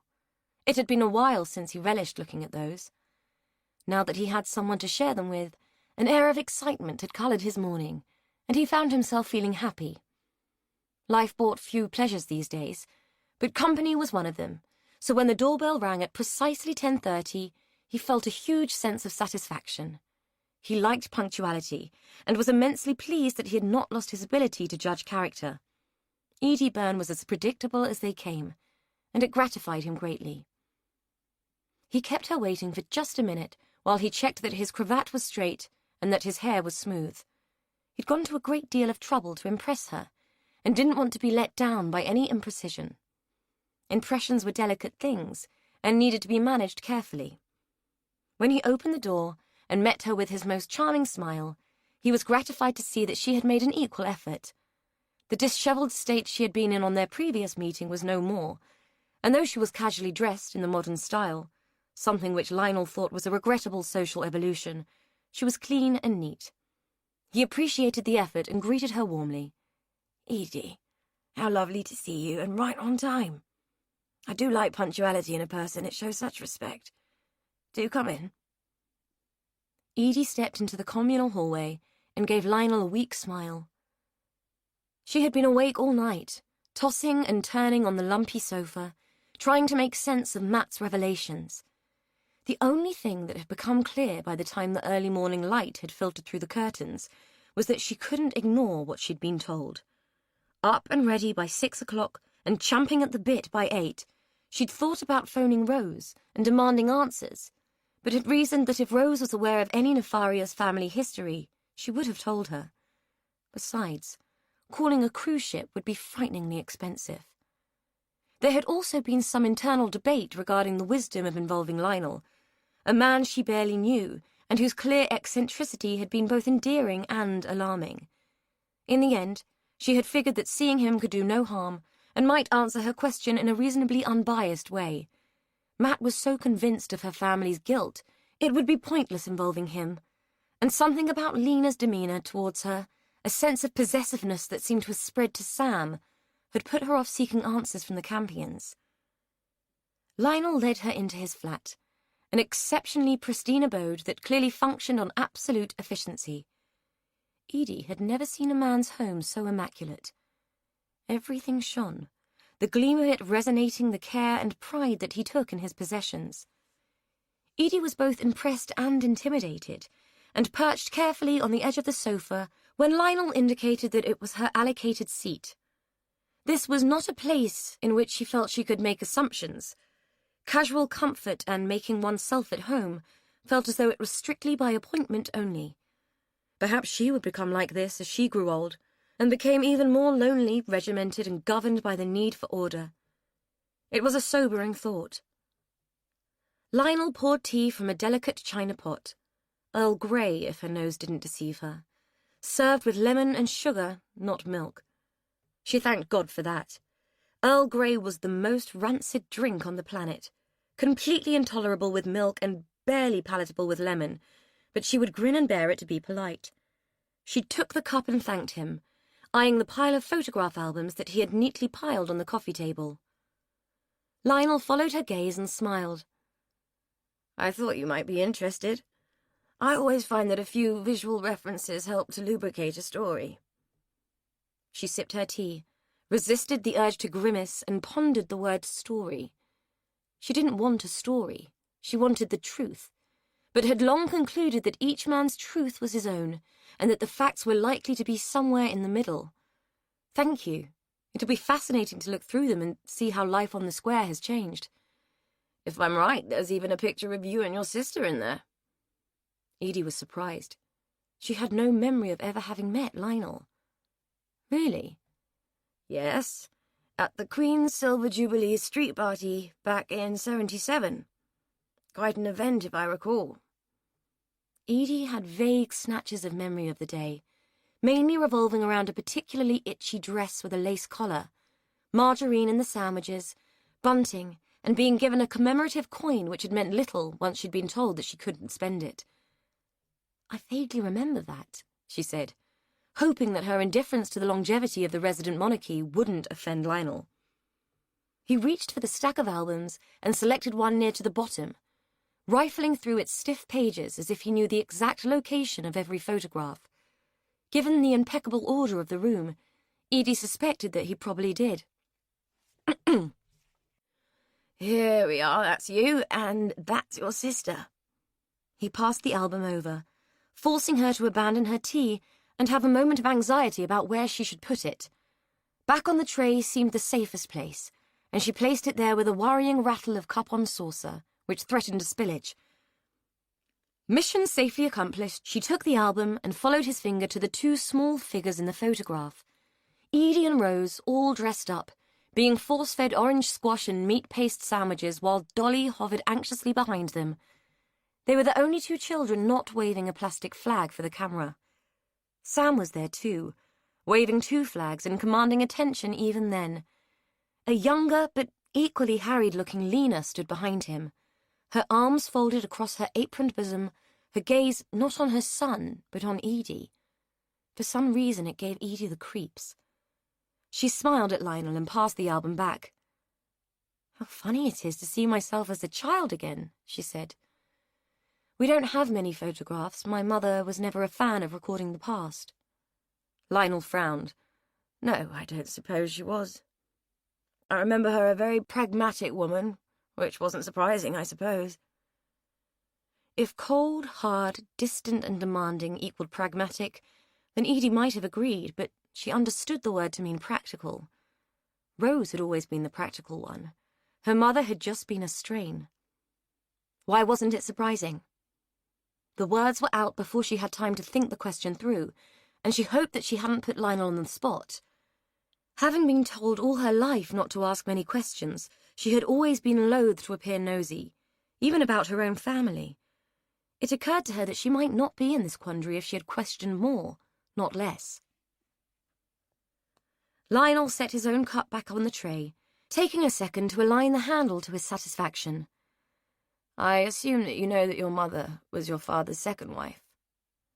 Edie didn't, and was grateful for the fact that she wasn't still holding her own cup, because the jolt of adrenaline that shot through her at this news would surely have made her send it crashing to the floor. If she hadn't been so shocked at Lionel's words, she could have sworn that she saw a look of satisfaction flicker across his face. "No, I didn't."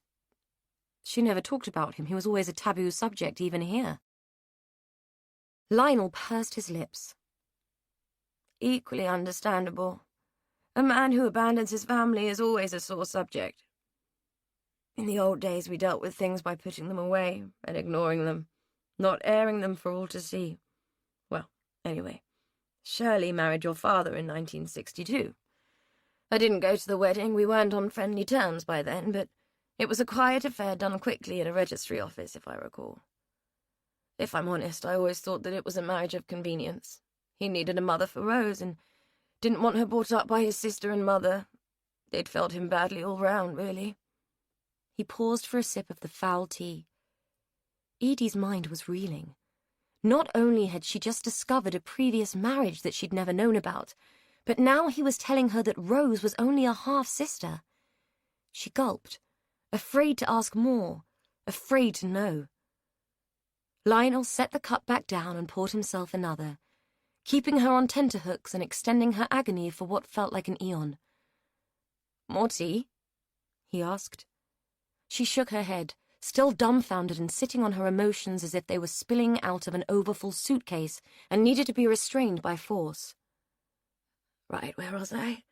Oh, yes, poor, unfortunate Frank and his loss. He and Mavis had been childhood sweethearts and married in the 50s. She was a poor specimen of a thing, though, had rheumatic fever as a child, and it left her heart weakened.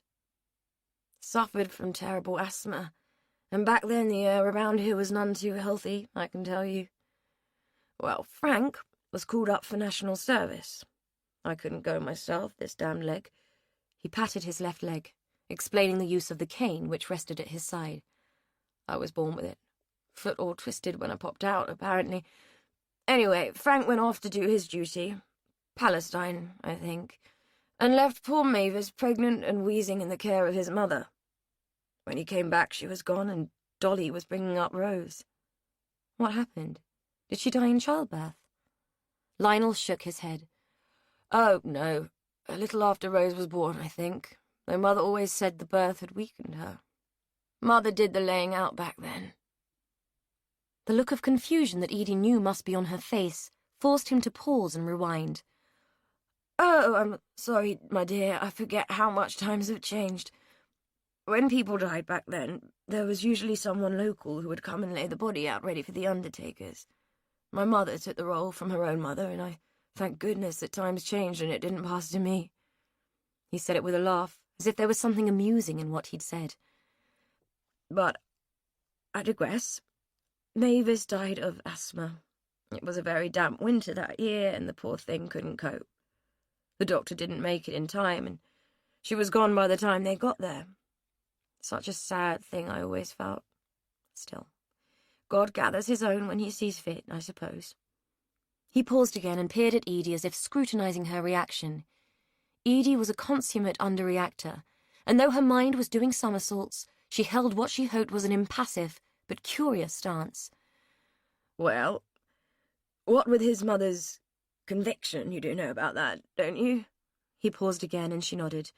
And the death of his beloved wife, plus his daughter being cared for by Dolly, who even you have to admit wasn't the most competent of women. Poor Frank came back to quite a mess. It hit him hard. He'd never known about his mother's activities, though I have to say, I always thought that was rather naive of him. I have no idea where he thought their money came from. But before that, he would strut about the square as if he owned the place. Such arrogance. Oh, well, pride often precedes a fall.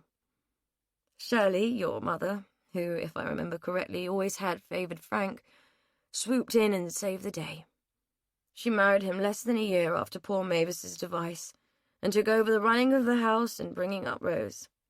Bit of a rod of iron, your mother. Very determined. Edie could agree with that and gave him a weak, incongruous smile of acknowledgement. She wondered if he knew that Shirley's will had been governed by mental ill health and not determination. Lionel peered at her, his eyes full of concern but his mouth twitching as if amused, an odd mix of reactions which she put down to some kind of nervous tic. Oh, my dear girl, my reminiscences have upset you. I have a feeling I should have laced your tea with a drop of gin under the circumstances. Edie already felt sick, and the mention of gin made her stomach roil at the thought. No, I'm fine, honestly. It's all just a bit of a surprise, I suppose, she said, laughing it off, as if dismissing it all verbally would reduce it to manageable proportions in her mind. Did Rose know? Rose must know, surely. If she did, why had she never shared it? Edie had always felt that she and Rose had no secrets, that they had been a united force against the relentless onslaught of their mother. No, wait. Not Rose's mother, just Edie's. Somehow that knowledge was the most painful of all. The fact that she had always, though unknowingly, been alone. Now that she came to think about it, there was nothing unfamiliar about it. She had always felt alone, not quite part of things and one step removed. Not that her mother and Rose had been close, but there was a mutual reliance in their relationship that Edie had always felt was impossible to penetrate. Their interdependence had been explained by Lionel's story, but it left her feeling more adrift from the family than she ever had before. She pushed the thoughts away. She hadn't come to try and understand her place in her mother's world. She'd come here to find out more about her father. You said last night that you used to be a friend of the family, but that changed. How come? Beatty, he said, reaching for the cane and leaning on it like he had in the communal garden the night before. I wouldn't say that what she had done to make a living was open knowledge, but it was certainly something everyone suspected. I think I mentioned that my mother was a God-fearing woman, very upright, very moral. She'd done some nursing during the war, and because of all that, often called upon not just for laying out, but for seeing to minor ailments and aches and pains. She made up a few lotions and potions that people found helpful and such. Well, one night she was called out to see a young girl. The mother hadn't called the doctor for fear of the police getting involved. She'd taken her doctor to see Beatty because the girl had got herself into trouble. Well, things had gone wrong, and the girl was very ill. Mother had no choice but to call an ambulance. Of course, the police were involved then, and Mother had to give evidence in court against Beatty. I'm sure I don't need to explain the rift that it caused. He didn't. Edie could quite imagine the shockwaves that would have reverberated around the small community. Knowing that something went on was one thing. Having it unavoidably put in front of your face was another. But you say she laid out Mavis's body. Surely that wouldn't have happened if the family had turned against her. Lionel nodded, as if he saw her reasoning. That was down to Dickie, an altogether more reasonable sort than the rest. When Mavis died, Dolly didn't cope too well. She felt very guilty, I think, bearing in mind that since Beattie's conviction she'd also become the main breadwinner for the family. Dickie was much like your mother, a pragmatic sort and not one to hold grudges. I can remember him now coming to the door and asking for her help. Of course she went. She was never a woman to shirk her Christian duty. More tea was sipped, lubricating both his voice and his story, or so it seemed to Edie. Frank blamed us entirely for the shame of his mother's conviction, for the loss of his wife, and for the fact that he came home to find his life in ruins. He never spoke to me or my mother again. In fact, he barely spoke to his own when she finally came home. It was a very succinct explanation for a situation that must have spawned a million reactions and motivations. Edie mulled it over for a moment, trying to imagine what it must have been like for her father to come back to that, everything he'd ever held dear either gone or shattered. She could understand his grudge against the Whites, although she couldn't agree with it, but had any of it been enough to drive a man to murder, as Matt claimed? Even if it had, which she supposed might not be entirely impossible, why would his victims have been random young women? Why would he have not taken his rage out on the people who he blamed, Lionel and his mother? It seemed that Lionel had presented her with yet more questions, rather than the answers and reassurance she had hoped for. The photograph album lay open on top of the others, unexamined since he had shown her the picture of her and Rose at the Jubilee. This meeting had not been the cozy history lesson she'd been anticipating. She pointed to it. May I have a look through? She wanted to put faces to the names, see these people that Lionel had talked about in the hope that their pictures would help her make sense of what she'd been told. Lionel passed it across to her. Of course. Let me sit beside you and I can point out who is who. She shifted along the sofa to make room for him. Do you know that I've never seen a photograph of my father as an adult? I suppose they got rid of them all when he left us. Lionel gave her that sly grin of his, the one that looked like a tick. I suppose they must have. He flipped through the album. There he is. That's just before he got his call up. Edie looked closely at the young man.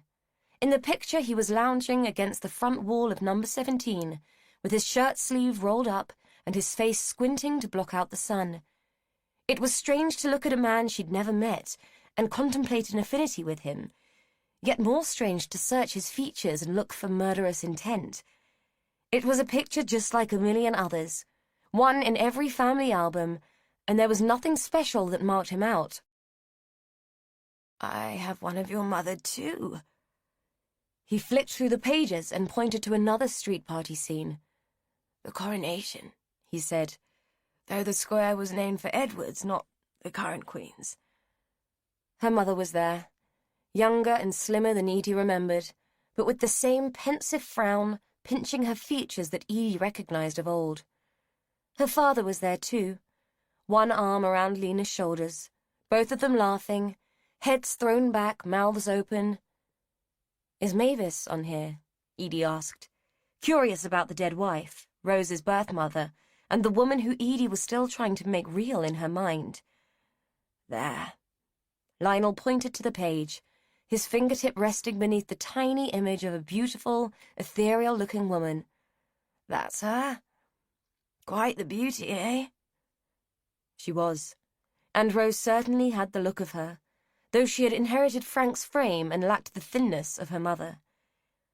Edie suddenly felt incredibly sad, not just for the woman on the page who had lost her life so tragically, but for Rose, and herself, and even her mother. No wonder her own mother had been such a bitter pill. Living up to Mavis, perhaps even living with the ghost of Mavis, must have been quite a chore. But could a loss like that and a second bitter wife turn a man to murder? Edie didn't know, But something had driven him away, and Edie had always believed it must have been her unwanted self and her mother's personality. It seemed that no matter how deep she delved, there were consistently more questions than answers. She turned the page to another picture of the coronation. This one a group of happy-looking women, each bearing platefuls of cake and sandwiches. "Who are these, Lionel?" she asked. That look again. "My mother." He pointed to the only woman not laughing, a prim-looking type sporting nothing more on her face than a tight-lipped smile for the camera. The other women had life and humour written all over their faces. "That one is June Leonard, Lena's mother. Next to her is Edna Pollitt, and that lady there I'm surprised you don't recognise. Is Beatty, your grandmother." Edie stared at the faces. Lena's mother she could see clearly, like mother, like daughter. They had the same fox-like eyes that seemed to miss nothing. Edna Pollitt must have been the mother of the girl who was killed. But Beatty was the biggest surprise. The Beatty that Edie remembered had been a silent, sombre and brooding woman who shuffled about the place, leaving an air of quiet menace in her wake. She had not been the happy, laughing, lipstick-wearing woman in the picture. "She didn't look much like that when I was little." Lionel took the album from her and closed it. "I imagine 7 years in prison changed her quite a lot. It can't have been easy, especially coming back to a place where people would cross the road to avoid you. It must have taken its toll. And Frank had gone by then. He was always her favourite. She ruined that boy, and in the end he ruined her." Edie had to wonder at just how many people he'd ruined. Everything seemed to fit. Loss, grief, rage, humiliation, and he'd clearly known Sally Pollitt, given that Beatty had been friendly with her mother. The other girls had been local too. Had Frank resented their youth and vitality when his own wife had been robbed of hers? Perhaps. But was it a motive for murder? Damn Matt Bastin and his accusations. Edie wondered what on earth her mother had seen in such a broken, damaged man. She turned to Lionel. "Why do you think he married my mother?" Lionel carefully realigned the album on the table with its fellows. "I think it was because she made herself indispensable to him. She looked after Rose when Dolly faltered with it, befriended the family when no one else would. She'd wanted him for a long time. Ever since we were children, Shirley had been his shadow. It was a bitter blow for her when he married Mavis." Edie nodded. It made sense. Her mother had never been a reasonable woman when it came to things that she wanted. Edie had never known anyone with such a dogged determination to get her own way, even when it had resulted in a breakdown. She shook her head in her habitual way, shaking off the maddening thoughts that were crowding her mind. Ignoring Lionel's puzzled look, she got to her feet. "You've been very kind and very informative, Mr. White. Thank you. But I won't take up any more of your time." A look of crushing disappointment suffused his features, making him look suddenly very old, much older than he first appeared. "Oh, but I had so much more to tell you." Edie felt for him. He was clearly lonely and loved an audience, but she had heard enough for one day. She wasn't sure she could take in any more. "I'm so sorry. I'd love to hear more, but I'm afraid I have to get on with clearing the house. Perhaps I could call over again." This seemed to mollify him, and he smiled again. "Oh, yes. I'd enjoy that. But please, telephone me first. I am a creature of habit, you know. I don't enjoy surprises." He walked over to a bureau in the corner, opened it, and took out a card with his name and number printed on it. Edie took it, puzzled as to why an elderly man would have business cards. But as he had said so many times, he was a creature of habit, and Edie suspected that some of those habits might be quite strange. Sam watched Edie leave number 17 from his mother's bedroom. If she came back to the house now, his window of opportunity for that morning would have gone. He was relying on the fact that she would have taken the girl with her, but he had the sneaking feeling that he was rapidly running out of luck. The girl was still in there, and that caused him a problem. His mother's answer phone message had created an urgency that he couldn't ignore. If Pascoe was making house calls, things were getting serious. He needed to retrieve Pascoe's property, and he needed to do it fast. The first lot had been easy. The bearer bonds were still exactly where he'd left them all those years before. Pascoe had wanted them kept safe, and where safer than between the pages of a book in the house next door? He doubted Dolly Dimple had ever read a book in her life, mad old bint.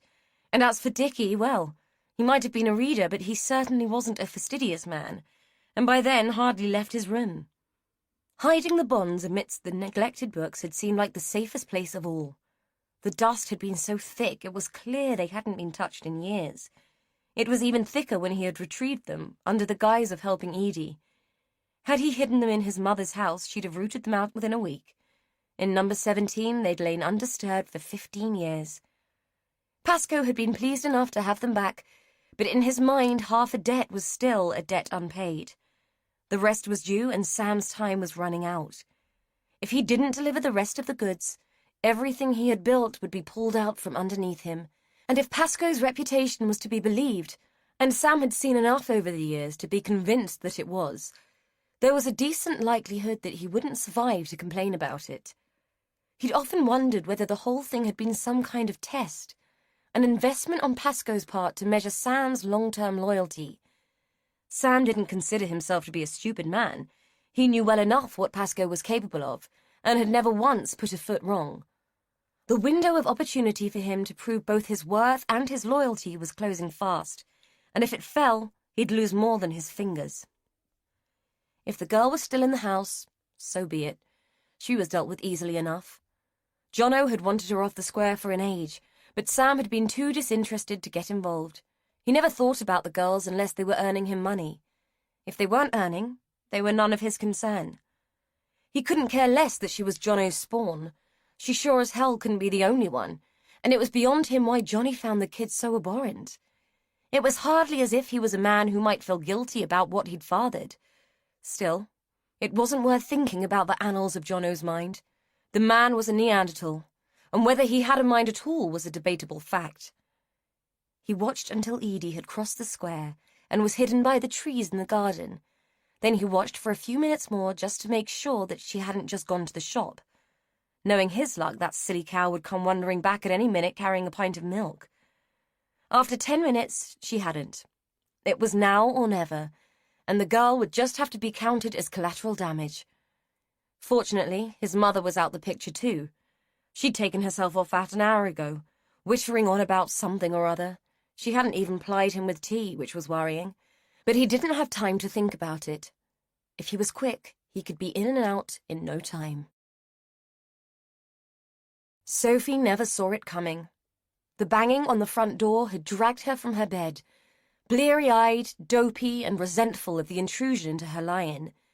She'd stomped down the stairs, heavy-footed with joints stiff from sleep, and fumbled with the lock, vaguely realizing that Edie must have gone out. She'd barely had time to speak when Sam pushed his way in, forcing her backwards and slamming the door behind him. The what the fuck that she'd been intending to say never made it past her lips. It was silenced by the fist with its brass-clad knuckles that slammed into her face, then totally obliterated by an inky black darkness which descended like a proscenium curtain and shut the world out. Chapter 15. Sam nudged the prone form with his foot. She looked as if she was out cold, but you never knew. The broken nose wasn't going to do her any favors, and unless he wanted to kill her now, which would be inconvenient, he wasn't going to be able to tape her mouth shut. He fished in his pocket for a couple of cable ties. Like a good Boy Scout, he always came prepared. Having secured her arms and feet, he reached inside his jacket and pulled out a small plastic bag with 2 pills inside.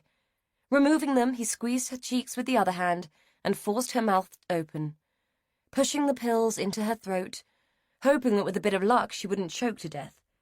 He clamped his hand over her mouth, knowing that as she couldn't breathe through her nose, the semi-conscious state she was beginning to regain would force her to swallow. To his relief, she did. Then he hit her again, sending her back into oblivion. It was an unsavory business, and one he normally left to one of his acolytes, but this was one job he had to complete on his own. Sure that she was out again, he heaved her onto his shoulder and carried her through to the kitchen, out of the back door, through the yard, and into the alley at the back, having checked that no one was about. The house opposite, almost derelict, but one that he had owned for a while and planned to turn into bedsits, would be the perfect place to leave her while he made his mind up what to do with her. She was too feisty to work on the square, but there were other options where she could make herself useful. Options where the punters wouldn't care about the state of her face or what she was on. Still carrying her like a sack of coal, he rummaged for the keys and let himself in through the boarded-up back door. The advantage of this house was that it had a cellar, and the advantage of that was that if she woke up and started yelling, no one would hear her. The drugs would take care of that for a while anyway. With the girl safely deposited in the filth and grime of the derelict house, he made his way back to number 17, knocking first just to check that Edie hadn't come back in his absence. She hadn't. Without further hesitation, he climbed the stairs and made his way into Dickie's old room, the only one Edie hadn't messed with, thank God. The old man's junk was still everywhere, his whole sorry life summed up by the stupid little machines that he used to make. What kind of man did that? Sam had never stopped to study them, but had always laughed at Dickie and his hobby. Today, his interest in the artifacts in Dickie's room was less than it ever had been. But his interest in the built-in cupboard in the corner was intense and frenzied. He dragged a chair over to the cupboard and set it inside the door so that he could use it as a ladder to reach the small hatch that led to a crawl space above the cupboard. It was barely a crawl space at all, and only served the purpose of giving access to water pipes and cables that ran between the floors.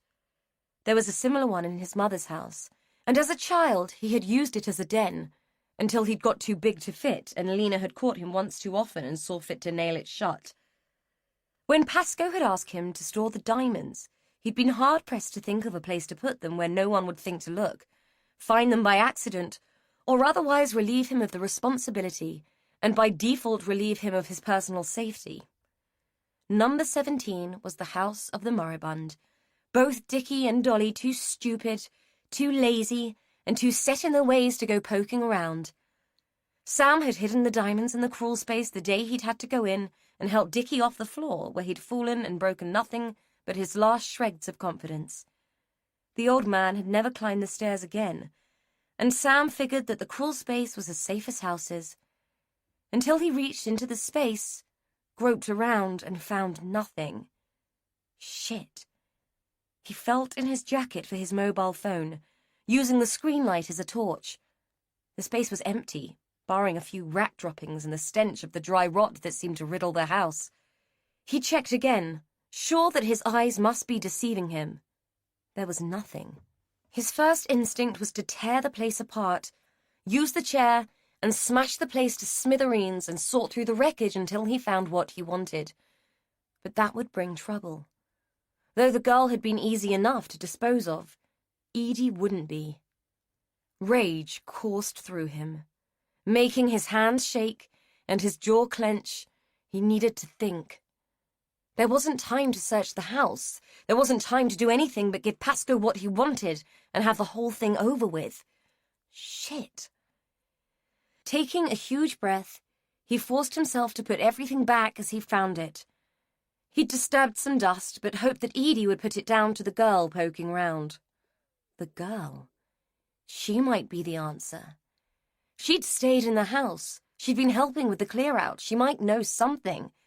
And if she didn't, she might be useful in other ways. Hadn't his mother said that Edie had become excessively fond of the kid? Sam wasn't sure how far he'd need to take this yet. Edie was a sap. It wouldn't take much to push her where he needed her to go. The girl might need to play a part in that. And when it was done, when he got what he came for, well, a tragic fire wouldn't be out of the way. It would serve her right. She should have agreed to let him take the place off her hands and left everything the way it was. He'd given her an easy option, and she'd turned it down. He thought about the girl again, her value as his trump card. He needed to think it through first, work out how best to play it. And for that, he needed Edie to think the girl had left of her own accord. It didn't take long to find her backpack and the few bits of clothing she'd left lying on the bedroom floor. He took it all and let himself out of the back door. There was no way he was going to lug the girl's junk around with him, and the car was parked 2 streets away, well out of the sight of any of Pascoe's cronies. His intention was to throw the bag in the nearest dustbin, but unfortunately someone else was having the same idea and heaving a black sack into their bin when Sam emerged into the alley. Rather than be spotted doing something unusual, he simply nodded at the man, walked through the gate of the empty house, and dumped the bag in the garden. He waited 5 minutes, checked that the coast was clear, and walked back to collect his car. Edie made her way back from Lionel's, skirting the now familiar sight of the murder tourists as she crossed the communal garden. She paused for a moment, listening to the guide's spiel, wondering if it was really possible that they had got it all wrong, and that her father had been responsible for the terrible things the man was describing. The insipid dishwater and perfumed tea washed around her stomach and threatened to make a reappearance as he described in graphic detail what had happened to Jean Lockwood, the girl who had been found strangled, assaulted, and mutilated on a park bench. Edie turned away. She didn't want to hear any more. Not from this man with his salacious spin on past events. Reaching the end of the short path that led up the door to number 17, she hesitated. Raking through the detritus of Dolly's neglect seemed about as appealing in that moment as the thought of another cup of the foul tea. The last place she wanted to be was inside number 17. There seemed to be more skeletons lurking inside the closet than she could throw a stick at, and she felt as if she was all out of sticks anyway. For a moment she contemplated visiting Lena, but something about number 15 told her that the house was empty. Besides, Lena wasn't the person she really wanted to see. That person was Matt, and she was loath to admit it, even to herself. There was only one problem. She had no idea where he lived. It had to be on or near the square. Sophie knew, but asking her would mean going back into the house, and she wasn't ready to do that, not yet, anyway. If she was going to go back in there and face her demons, she wanted to get the measure of them first. Someone in the square would know, but who to ask? It occurred to her that, being a single man of a certain age, it was possible that one of the street girls might know, that he might have had dealings with them. The thought was easily shaken off. Her yardstick for judging men was Simon, and just because he was the sort to take it where he could get it, it didn't mean that every man was the same. Besides, Matt might be full of accusations and aspersions, but he'd never given her the impression that he had contempt for women. In fact, he was the type more likely to give the girls money for a hot meal than cross their palms for sex. They would probably laugh at him for it, but take his money anyway and spend it on their next bag of smack. She sighed. The square was getting to her. Its inherent toxicity was seeping into her bones and making her as mean-spirited and feral as the rest of its inhabitants. She turned away from the house and this time walked around the edge of the gardens, eyeing the tourists as if they were zoo animals, separated from her by the bars of the metal fence.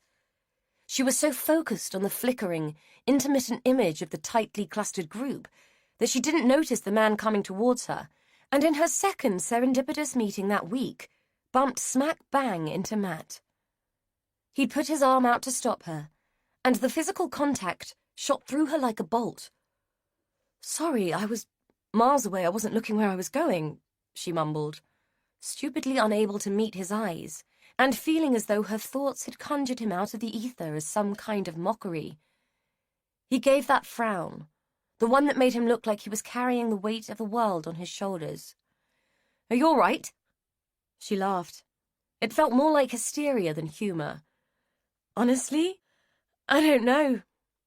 I've been brushing up on my family history this morning, and it's been quite a revelation.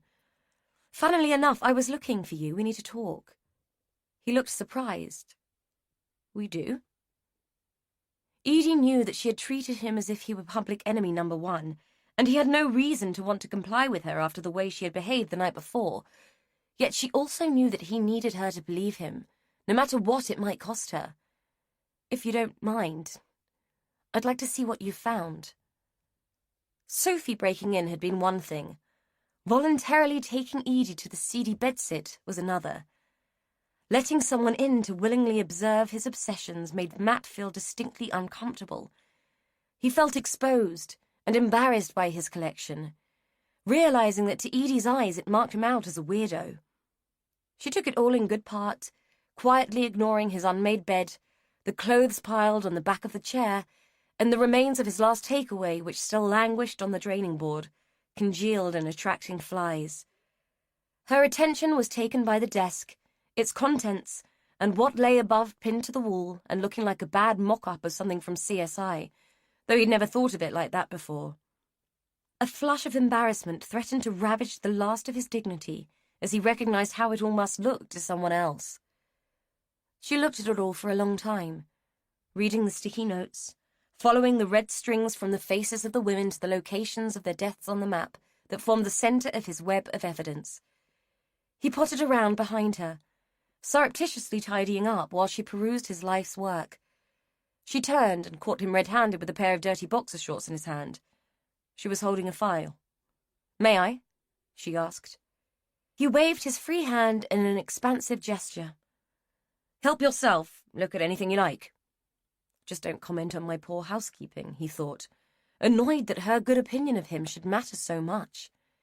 He could understand her reluctance to believe his theory, and could empathize with her reaction. He hadn't wanted to be the child of a killer either, and he had to agree that passing the buck was unlikely to really achieve anything. The need for vindication was ingrained in him. He couldn't shake it off even if he tried, and he hoped after her previous reaction that she had seen that and had understood it.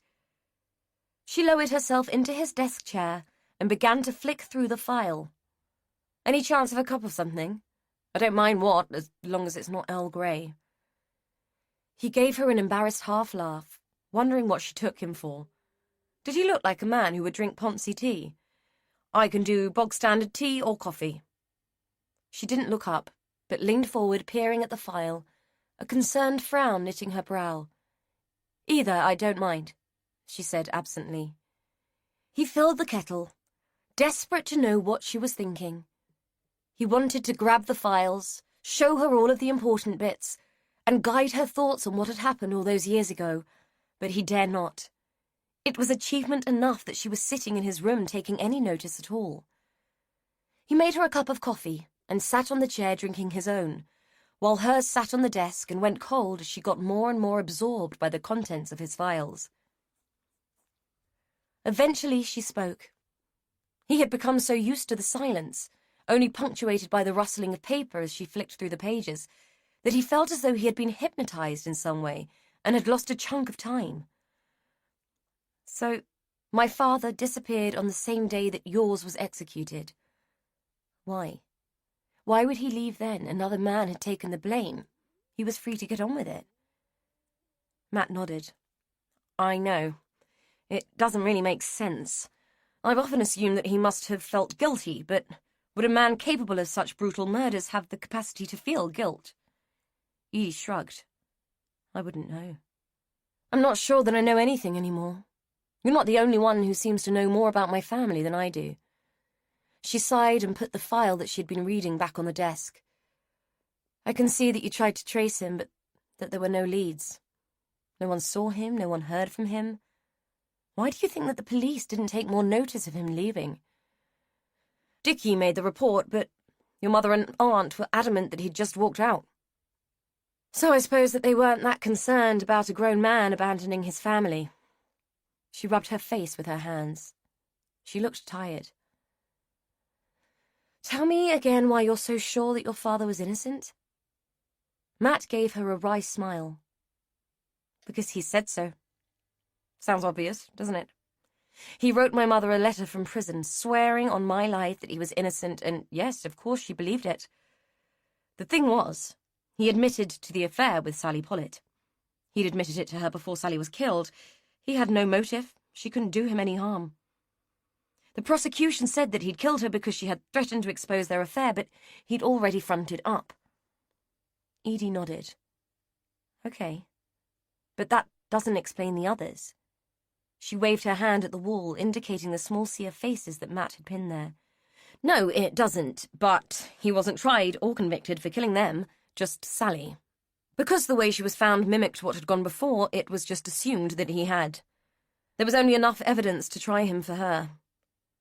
Edie's eyebrows rose. That's almost inconceivable. Now, yes, but back then, it's just like the Christie case. Edie leaned forward and put her elbows on her knees.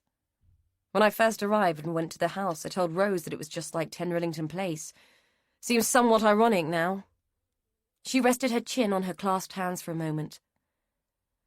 I've read your files, looked at what you found, but I still can't work out what my father's motive would have been. I talked to someone this morning who told me a little about what kind of man he was, but I still can't get my head around it. It's always been the bugbear for me too, until Sophie found what she did under the floorboards. I think it was revenge for your grandmother. Edie looked confused. What do you mean? Matt sighed and stood up, then walked across the room to put his empty cup on the draining board. As I understand it, they were very close. Frank was Beatty's favourite. When he got caught up, she was devastated. I've been told that's what tripped her up, where her conviction was involved. She made a mistake and injured a girl, which was what led to her arrest. Edie nodded. It fitted with what Lionel had told her earlier. I think Frank took it out on the girls that had been to his mother for an abortion. I think he blamed them for bringing the family to its knees, and I think that was his motive. He pointed to the pictures on the wall behind her head. I couldn't prove it until now, and I'm still not sure that I can, but the notebook that Sophie found has dates, amounts, and initials. Some correspond to those women's initials. I know it may still be a coincidence, but I do know for a fact that at least 3 of them visited your grandmother and paid her for an abortion. I was able to interview their families, what's left of them, anyway. Edie frowned. What about the other 2? Matt shook his head. Sully Pollitt had no family left, and Elizabeth Reeses refused to talk to me. So, if these people knew that their daughter, sister, whatever she was, had had an illegal abortion, why didn't they make the connection and point the finger? Matt sat down again and rubbed his hand over his face. Because it was years before the killings started. Out of curiosity, how did you get these people to talk to you? Matt looked away, his face flushing red. I lied. I told them I was a criminologist doing research for a book about the murders. Edie nodded slowly. I see. They sat in silence for a moment or two, Matt unable to look at Edie and actively avoiding her stare. He'd just played his hand and told her that he would lie to get his way. It was hardly something that would endear him to her. Finally, she spoke.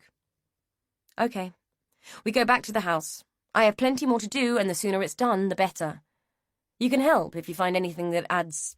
She waved a hand at his collection. To this, you're welcome to it. But I have to be honest and tell you that it all feels like it's a bit too late. You may be right, but I have to finish this.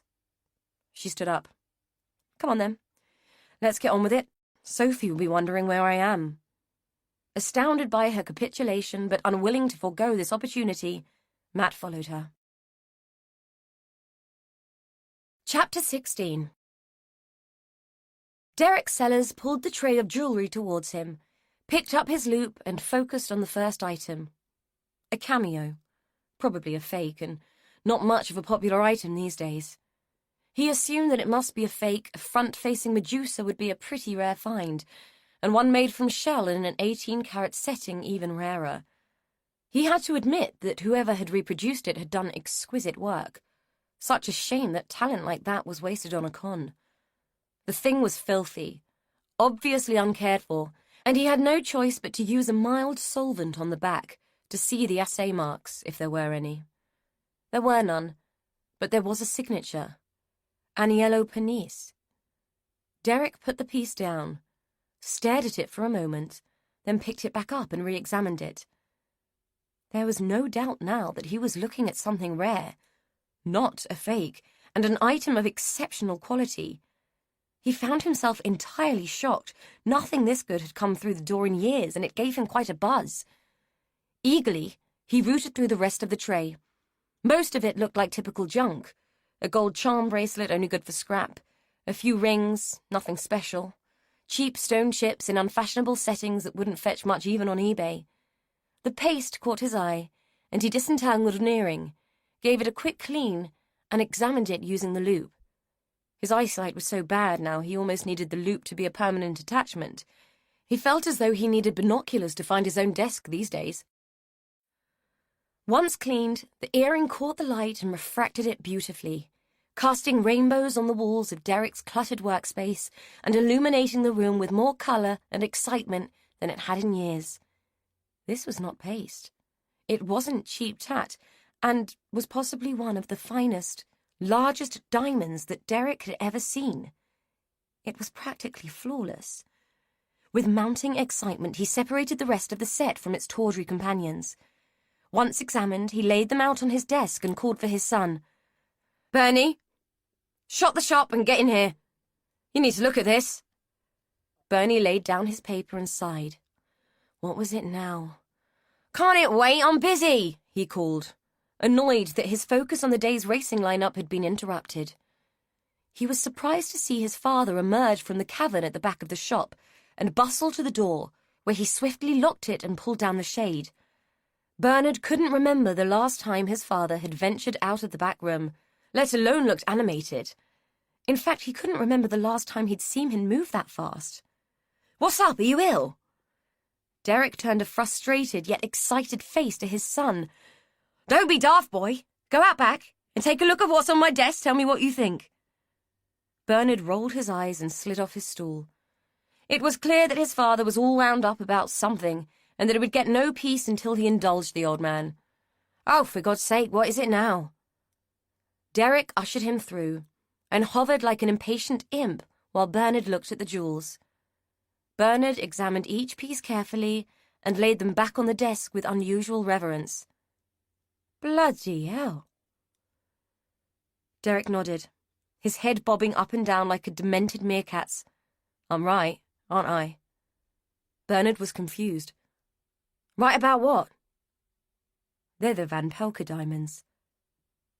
Derek's gleeful enthusiasm did little to answer Bernard's question. "The what? All I know is that they're diamonds, and good ones at that." He thought back to the unassuming woman who had brought them in, his mind trying to equate her and her humble appearance with the possession of something so valuable. It wasn't adding up. He turned to his father, who was rifling through a filing cabinet and muttering, "I know it's in here somewhere. I always keep them because you never know—" Aha! He pulled out a sheet of paper and waved it at Bernard. "Police bulletin 15 years ago. Those diamonds. Stolen." Bernard snatched the papers and looked through them, comparing the grainy photocopied image with the necklace and earrings spread out before him on the desk. His father was right. They were the same. No wonder the old boy was hyperventilating. The Van Pelke diamonds had been part of a private collection and had been stolen from a country house 15 years previously, along with some other items of jewellery and a large quantity of bearer bonds. Bernard often wondered why people bothered stealing diamonds. They were almost as unique as fingerprints and impossible to sell on any market, let alone the open market. If he'd been the thief, he'd have stuck with the bonds and dumped the jewels. Anyone could cash a bond, no questions asked. He was aware of his father dancing around like a hyperactive pixie behind him. "Go and put the kettle on, Dad, and for God's sake, calm down. I'll call it in." Whenever Lena had contemplated the prospect of her life flashing before her eyes, she had always imagined that it would be a rapid thing, a series of flashbacks whipping past her at breakneck speed. This slow, torturous reliving of things she had long tried to forget was not what she'd envisaged. This wasn't retrospection. It was punishment, and it had to stop. When she'd left the house that morning, she'd had no idea where she was going to end up. It was a toss-up between the church and the police station. Either one would provide someone to hear her story, but neither was likely to bring much in the way of redemption. She wasn't even sure she deserved redemption. so it became a choice of which place was better for getting it off her chest. The church was cold, draughty, and she had never been a frequent flyer there. Funerals, weddings, and christenings had been her limit, though she understood that God would always embrace the truly penitent. The police station was warmer, marginally more comfortable, and at least she wouldn't have to endure any attempts at empathy. Not even the most hardened man of God would willingly attempt to put himself in her shoes, and she could live without any bumbling attempts to do so. No, if she was going to unburden herself, it had to be to the law. They could deal with her as they saw fit. With a degree of stoicism she hadn't previously believed that she was capable of, she made her way to the police station and presented herself at the desk. The young lad behind the counter looked bored, distracted, and as grey and pallid as the chipped paint on the walls. Lena suspected he might have drawn the short straw that morning. Manning the front counter had to be the least desirable job in the place. The poor kid had probably grown up watching episodes of The Bill and imagining a life fighting crime and upholding truth and justice. She doubted that he had anticipated long hours of dealing with people's neighbours' problems and logging in lost property. Oh well, what she had to say might relieve his boredom and give him something to tell his girlfriend when he got home that night. She assumed a girlfriend because he didn't look old enough to have a wife. From her point of view, it seemed that the police were recruiting from primary school these days. She approached the counter and gave a small cough to get his attention. The 2-second delay between the noise and his looking up at her seemed to emphasize the level of his disinterest, and his slow appraisal of her before speaking only served to make her more determined to shake up his morning. "How can I help you?" he said eventually. "I doubt that you can, son, to be honest. I need to speak to someone a bit more senior." She watched as one of his eyebrows began to rise and a look of mild indignation spread across his thin face. "If you'd like to explain the nature of your inquiry, madam." "I'm here to confess to a crime," she said, noting the change in his expression, which was mutating into a subtle smirk. "And what is the nature of the offence you wish to confess to?" At least she had his attention now, even if he was intrigued more than concerned. She supposed that from his point of view, there wasn't much that she might be capable of. She was old, weak, and invisible to people like him. But it hadn't always been that way. She said it in a matter-of-fact tone and watched with detached amusement as his face paled. "Could you repeat that, please, madam?" "Yes, I said murder." The house seemed inordinately quiet, as if a blanket had settled over it and had muffled out any sound. Edie called Sophie's name and was met by a thick, uncomfortable silence. "She must still be in bed," she said to Matt. "I'll go and turf her out, the lazy madam." When she was halfway up the stairs, she already knew that the girl had gone. She could feel it. A quick check of the tiny bedroom and the absence of Sophie's bag and her usual clutter confirmed it. She sat down on the narrow bed and sighed, feeling more bereft than she had ever felt.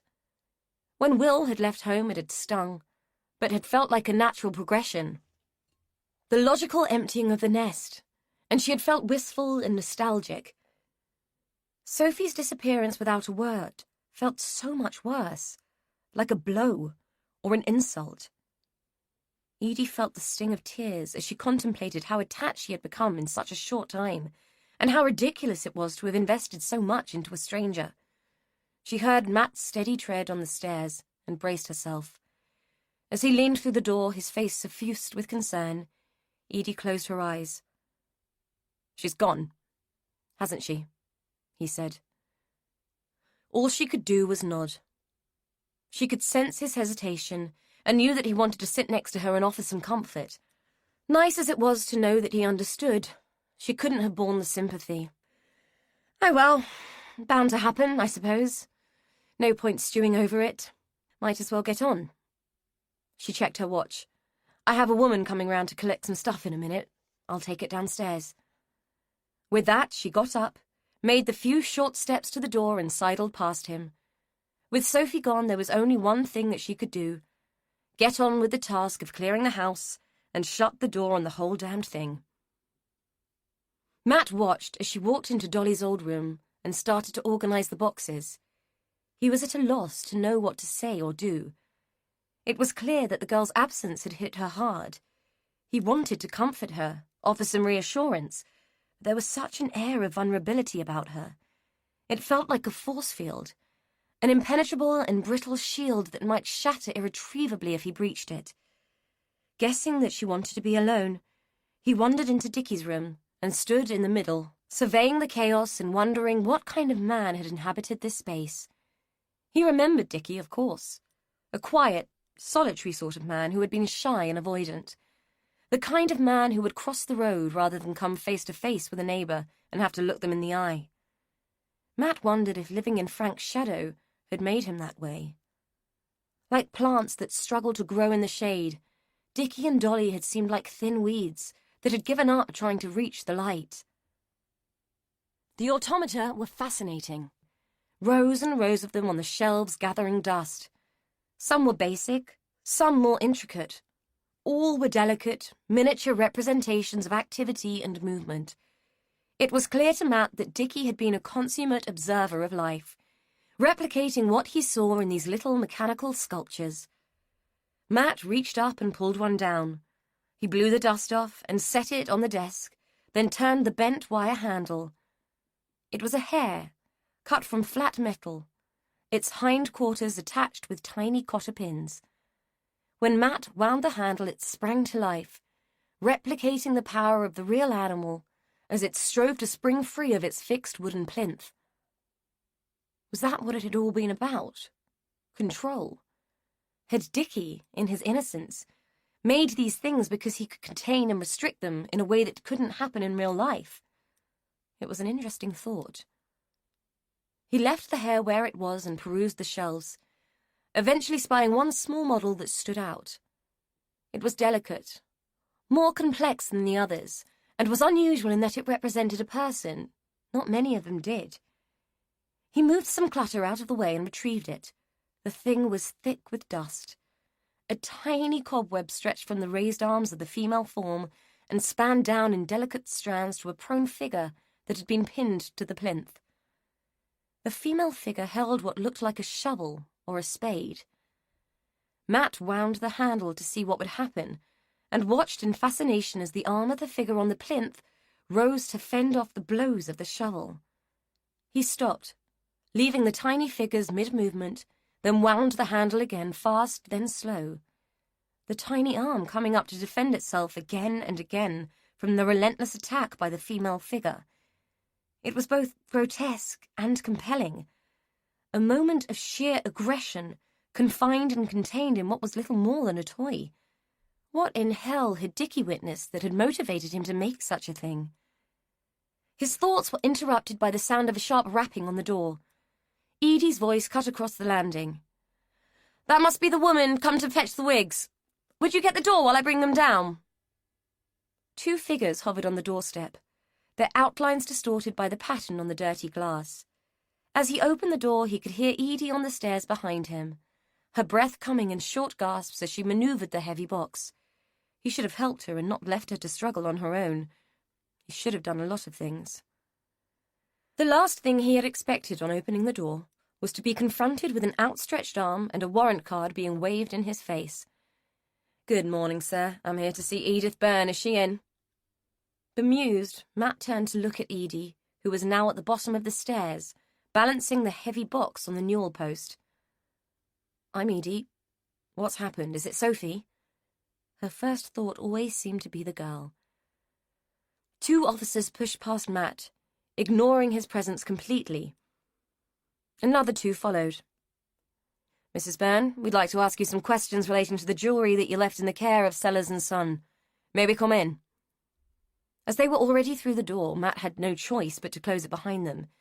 Edie looked confused and worried. "Of course, but what's the problem?" The one who had presented the warrant card frowned and introduced himself and his colleagues. "Some of the items have been identified as items from a robbery. It might be better if we discuss this at the station.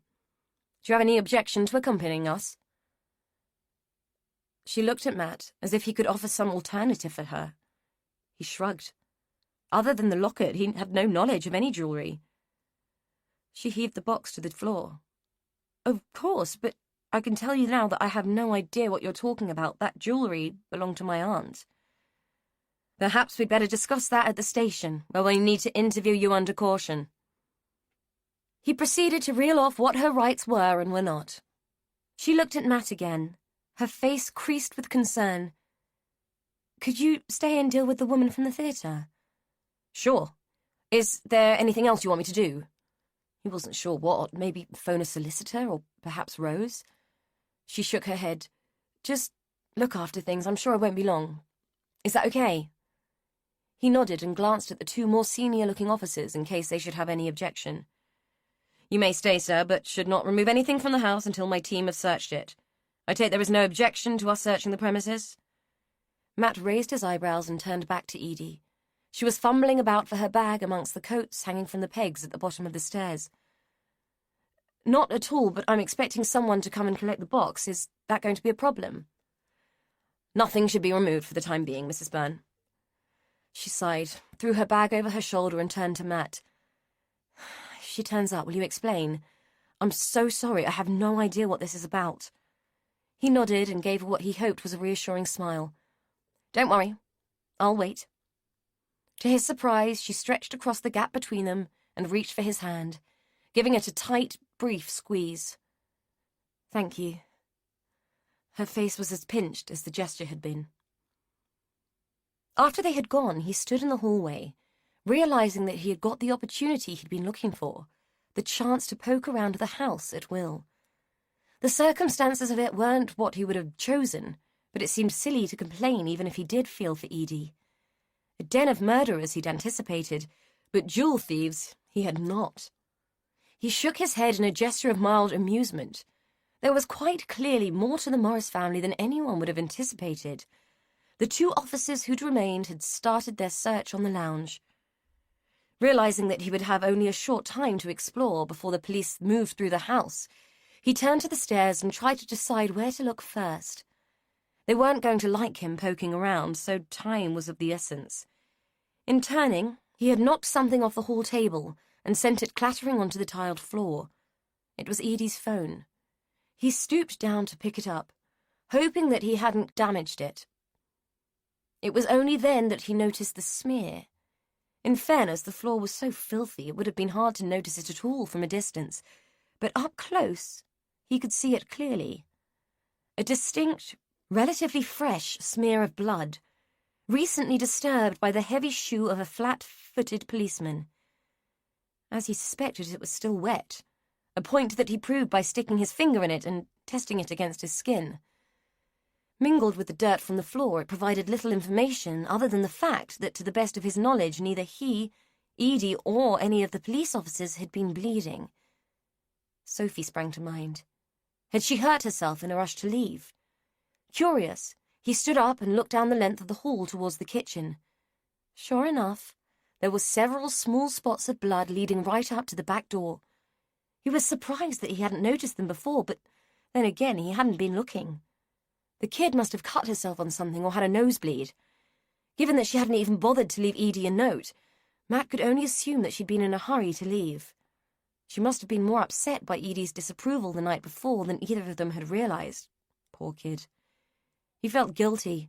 It was his fault she'd felt like that. He was the one who had pushed her to let him into the house behind Edie's back.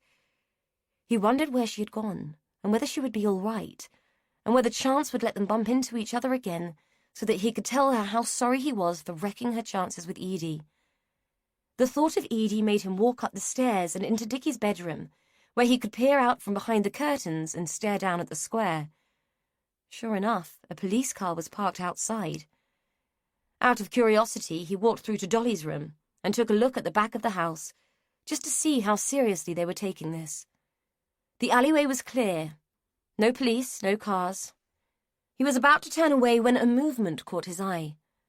The gate of the house opposite, a building that looked boarded up and abandoned, opened, and through it came Sam Campion.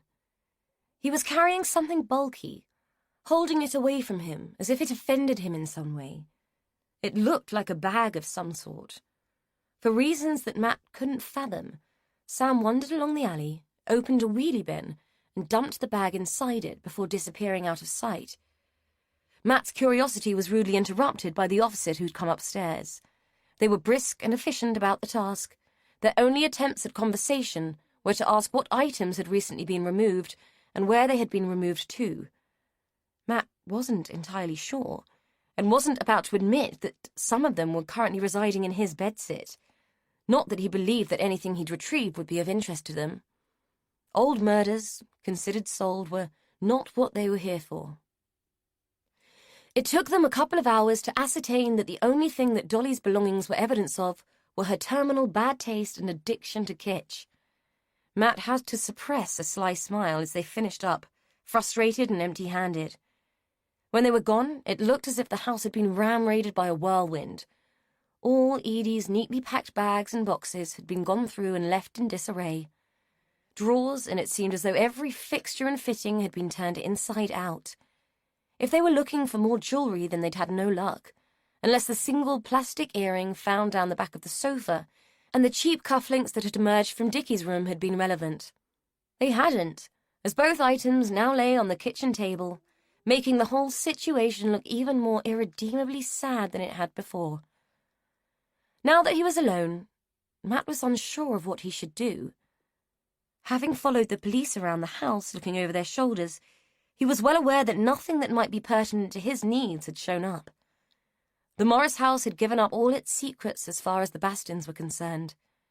Should he just sit tight and wait for Edie? After everything that had happened, it didn't seem appropriate to do much else. He could deliver the wigs to the theatre, he supposed. The woman had arrived, somewhat perturbed at the police presence, and had left again, mollified by Matt's offer to drop the wigs off at a later time. She had struck him as the type who didn't look a gift horse in the mouth, and despite her curiosity at what might be going on inside, had gladly agreed to still take the wigs and anything else that might be useful.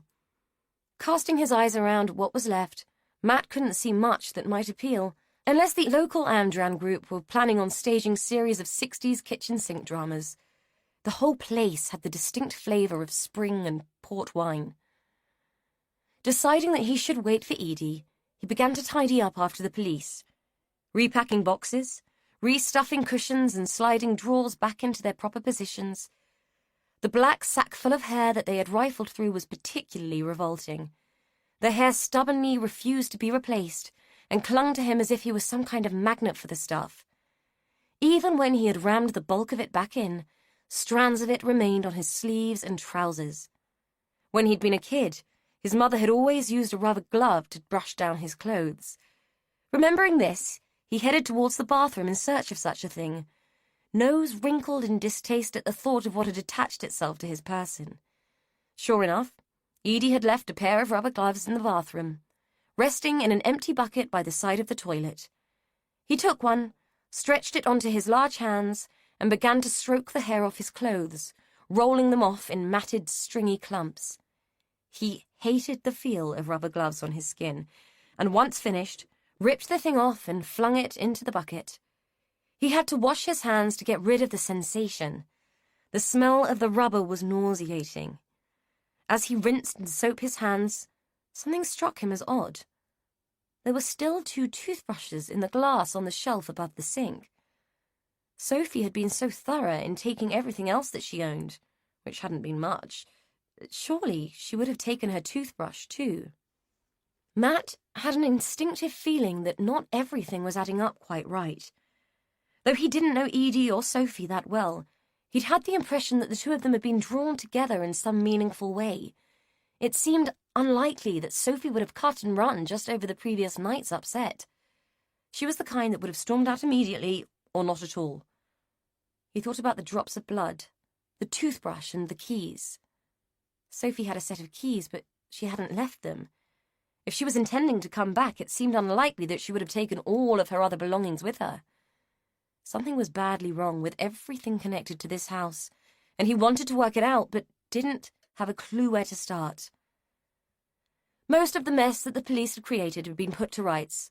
Just a few boxes of paperwork remained. They had been tipped out and their contents stuffed back inside hastily. With a lack of anything else to do but keep busy and wait for Edie, Matt began to sort through them, stacking everything back neatly and thinking all the while of the day's events and how his own mission had been completely derailed by then.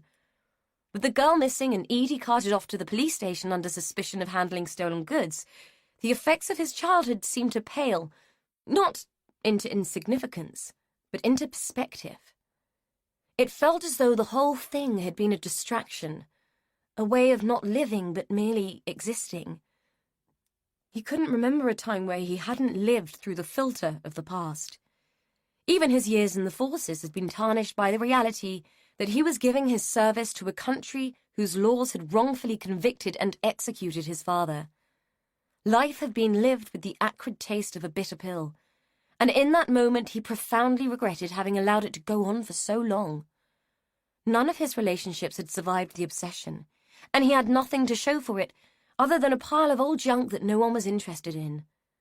A sense of utter despair washed over him, and he sat back, knocking into one of the boxes that was piled on top of another and sending it flying, its contents sprawling across the floor in an untidy heap. For a moment, he just looked at it, almost at the point where he could have cheerfully got hold of the rest and trashed the room, triggered by the sheer pointlessness of everything he had tried to achieve and the realization that it meant absolutely nothing. Had he really spent his whole life trying to prove a point that only mattered to him? The senselessness of it caused the rage to rise, and he lashed out with his foot, sending the heap of papers flying out further into the room. To add insult to injury and to his absolute frustration, a letter had stuck to the bottom of his shoe, no doubt adhering there due to the filth and grime that clung to every surface of this fucking house.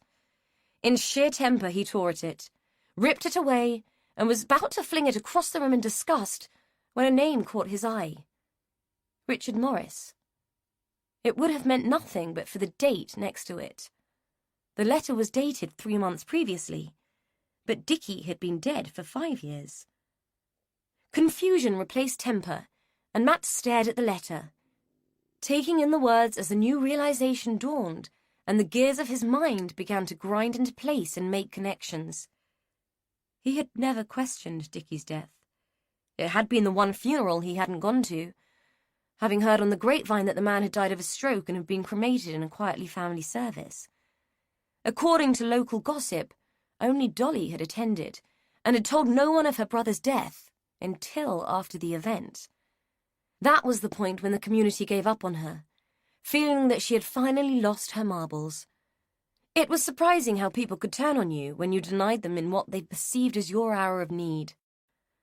Dolly had shunned the community, and they in turn had shunned her. What no one had done, including Matt, who prided himself on powers of observation, was ask any questions. According to the letter, which had been shoved in a box unread, still in its envelope until Matt's temper had dislodged it, Dickie was alive and in a residential care home, a home which had invoiced Dolly for its fees just 3 months ago. Quickly, he rifled through the box, finding several more invoices. His heart was beating with anticipation. It occurred to him that Edie didn't know, and must have just piled the papers in there to look at after the house was cleared. She had mentioned passing everything to her sister, so finding out that Dickie might still be alive would change everything. Matt had no idea what the legalities might mean, or even whether the house would need to be sold at all. It seemed that every time a stone was turned in number 17, a new set of confusing circumstances crawled out from underneath. It was decision time. He could either break the news to Edie himself, or go and find Dickie and try to ascertain what the hell had been going on. He decided to go and find Dickie rather than waste time waiting for Edie to come back and face yet more difficult news. Chapter 17. Lena had been left sitting in the interview room for a long time. It was a featureless place, but not quite as barren and utilitarian as she'd been expecting. Quite plush, in fact, with comfortable chairs and a coffee table. But she wasn't under arrest and had come to talk, so maybe it was different for others. Perhaps they were hoping that if they left her for long enough, she would change her mind and save them the hassle of having to listen to their story. If they thought that, then they didn't know Lena Campion. Once she had made her mind up to do something, A 10-ton truck couldn't stop her. She set her face into the stony look that Sam always said made her look like the Giles granny in the paper. Lena was not a fan of newspapers, and saw them as only useful for fish and chip wrappings, so she had no idea what he was on about, but assumed it was some slight against her. It seemed that life was full of slights these days. Edie throwing her over for some homeless kid had stung, but it was nice to see that Edie had a heart. Sam had no heart. Not unless it served him anyway. Out of the two of them, it was nice to see that one of them had grown up on the right side of the line. She wasn't sure who to blame where Sam was concerned. Herself, she supposed. She'd spoiled him, let him think he was a little god, and now he acted like one. If she were honest, she had to admit that sometimes it worked in her favour. She doubted that she'd have survived so long in the square if Sam hadn't decided he was going to rule it. Accelerating the rot had seemed to suit him down to the ground. The more rough and needy the place had become, the more Sam thrived. He was like a pig in shit, rolling around and lapping it up. For all her bluff and bluster, it couldn't be right to be afraid of the man you called son. Not that she was afraid of him physically. He'd never hurt her. But she feared what he was capable of. He thought she didn't know what he was. Thought he'd pulled the wool over her eyes, but she knew him all right. If you weaned a child on secrets and lies, you were bound to invite trouble. She sighed and looked at the door, willing it to open so she could get this over with. As if her thoughts had suddenly manifested psychic power, the door did open, and a young woman in a bad suit waltzed in carrying a clipboard. She introduced herself as Detective Constable Alice Hale, shook Lena's hand, sat down, mustered a look of sympathy and concern, and leaned forward. "Now, what was it you wanted to talk to us about?" Lena thought her pleasant, but patronising. No doubt the woman thought she'd drawn the short straw too, and he'd been badgered into seeing the batty old lady who thought she'd committed murder. "I want to talk to you about a crime that was committed." Lena waited for the woman to say something, do something, write something down, ask her a question even. DC Alice Hale just smiled, which irritated Lena no end. She ploughed on anyway. "It's about what happened to Sally Pollitt." Lena paused, waiting to see a flicker of reaction, sure that the name would ring a bell, even for someone as young as Alice Hale. It took a moment, but the name did seem to have an effect. "I see. Are you referring to the historical case?" Lena snorted. She might be old, but things that had happened in her living memory hardly felt historical. "If you want to put it like that, though, it doesn't feel that far in the past to me." The indignation wasn't lost on the woman, who raised her eyebrows.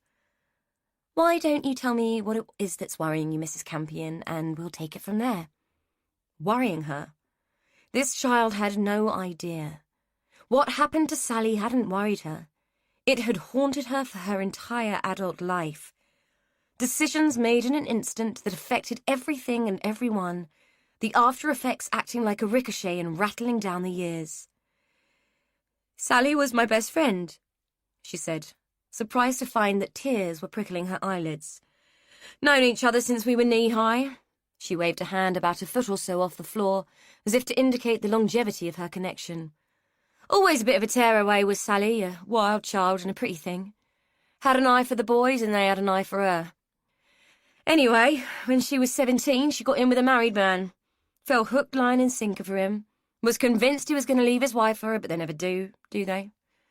Alice Hale cocked her head to one side in a non-committal gesture that said that she might or might not agree. Lena swallowed and went on. "Anyway, the inevitable happened and she got herself into trouble. She wasn't far gone when she found out, but of course he didn't want to know and she wasn't left with much of a choice. Of course, B.T. Morris had been locked up by then, so there wasn't much alternative. Me and Dolly had to have a go and try and help.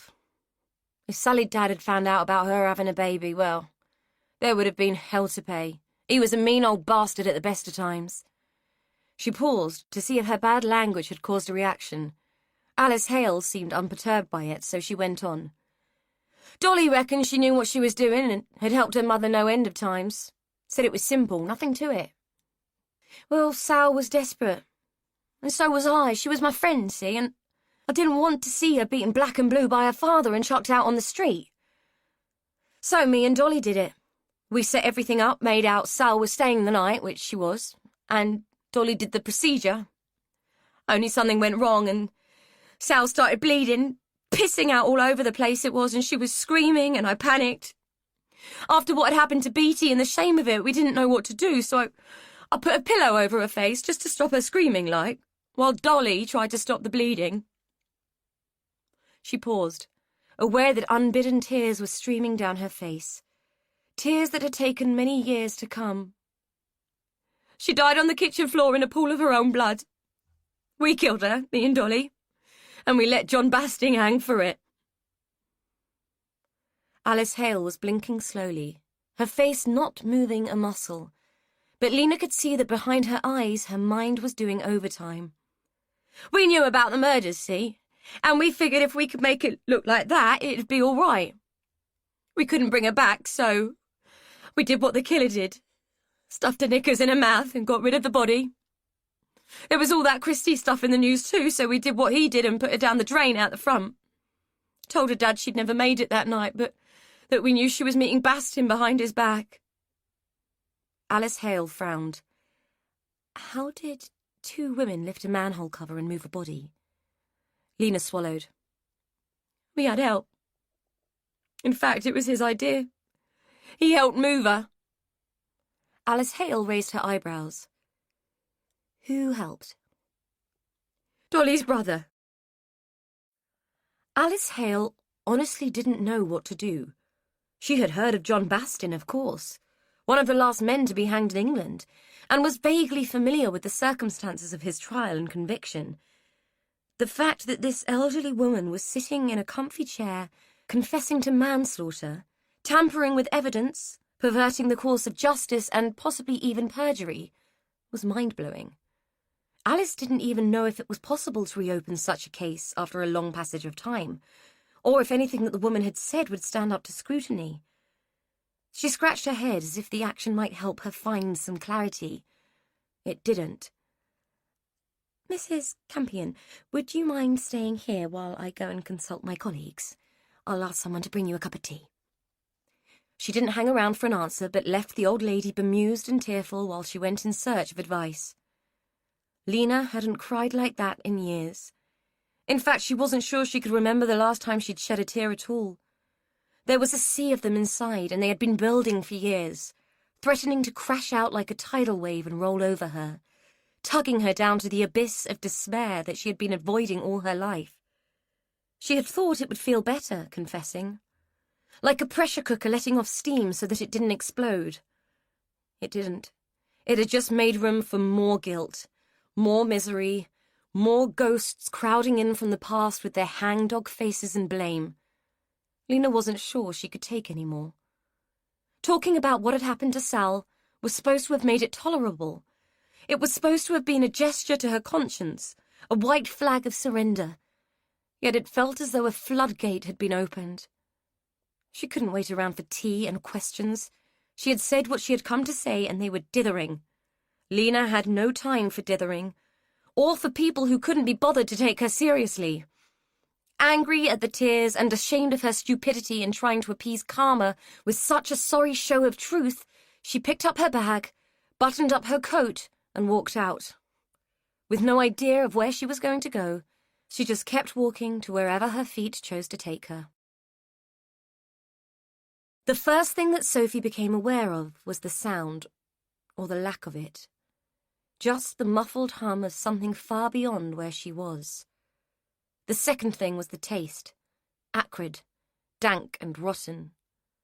The third was the cold, seeping into her bones and settling there for the duration. The fourth was the pain in her face, which pulsated like a slow, vicious jackhammer. The fifth was the realization that she couldn't move, and the sixth was that she wanted her mum. The seventh brought panic. If she wanted her mum, things must be really, really bad. She felt sick, didn't know where she was, and couldn't recall how she'd got there. A vague memory of answering the door came to her, but it was dim and distant, and she wondered if she was making it up.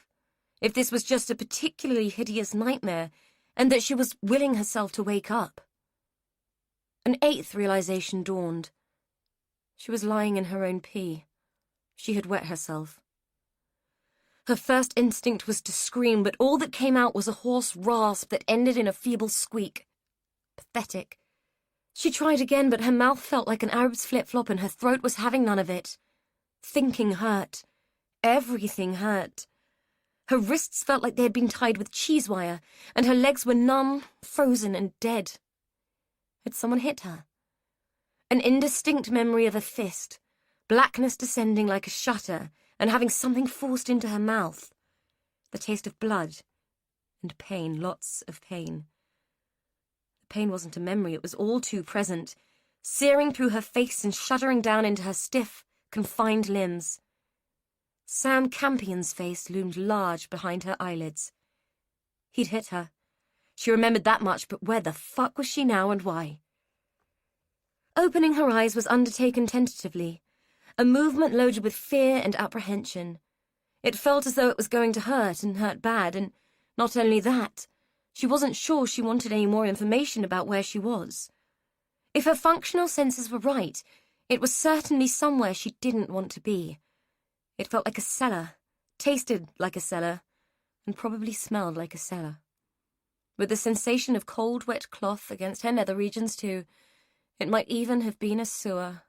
Oh, God, had she really pissed herself? In films, people were brave. They shuffled about, found a nail or a piece of broken glass, and freed themselves. They could see in the dark on instinct and weigh and measure their options, a means for breathtaking escape always presenting itself. They were calm, collected, and didn't wet their knickers like little girls. All Sophie wanted to do was cry, but even wrinkling up her face to make the effort hurt too much, and brought on such a wave of despair that she thought she might be engulfed by it. If she cried, she wouldn't be able to breathe, and she might suffocate from cowardice, humiliation, and the inhibition of a broken nose. If she moved, even attempted to shuffle, she was going to dislocate something and just shovel more filth into her already scum-lined mouth, and probably damage her face even further. Sophie knew what she was, a gobshite, a gutter snipe, a scrounger, none of which made her Houdini. Even with her eyes wide and painfully open, she couldn't see a thing except the fearsome black shapes conjured from her own wild imagination that seemed to writhe and connive in the darkness. Was it possible to actually die of fright? Chapter 18. Sam swerved the car into the car park in front of his apartment, wrenched on the handbrake and glanced into his rearview mirror before undoing his seatbelt, spotting something he wished he hadn't. Stefan's sleek, black BMW was parked under an archway to his rear, which meant they were here and waiting for him. Pascoe was not going to accept further delays or excuses. As swiftly as he had pulled in and parked, he pulled away again, screeching out of the car park as if all the demons of hell were after him. If Pascoe's reputation was anything to go by, and Sam had good reason to believe that it was, the analogy might as well be true. If he didn't have what Pascoe wanted by the time he saw him next, he was a dead man. As he drove back towards town, he considered the prospect of running.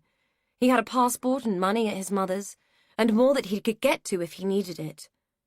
But it meant leaving everything that he had built, which was better than Sam watching Pascoe seize it from beyond the grave, but worse than sticking around and finding out what the hell had happened to his stash.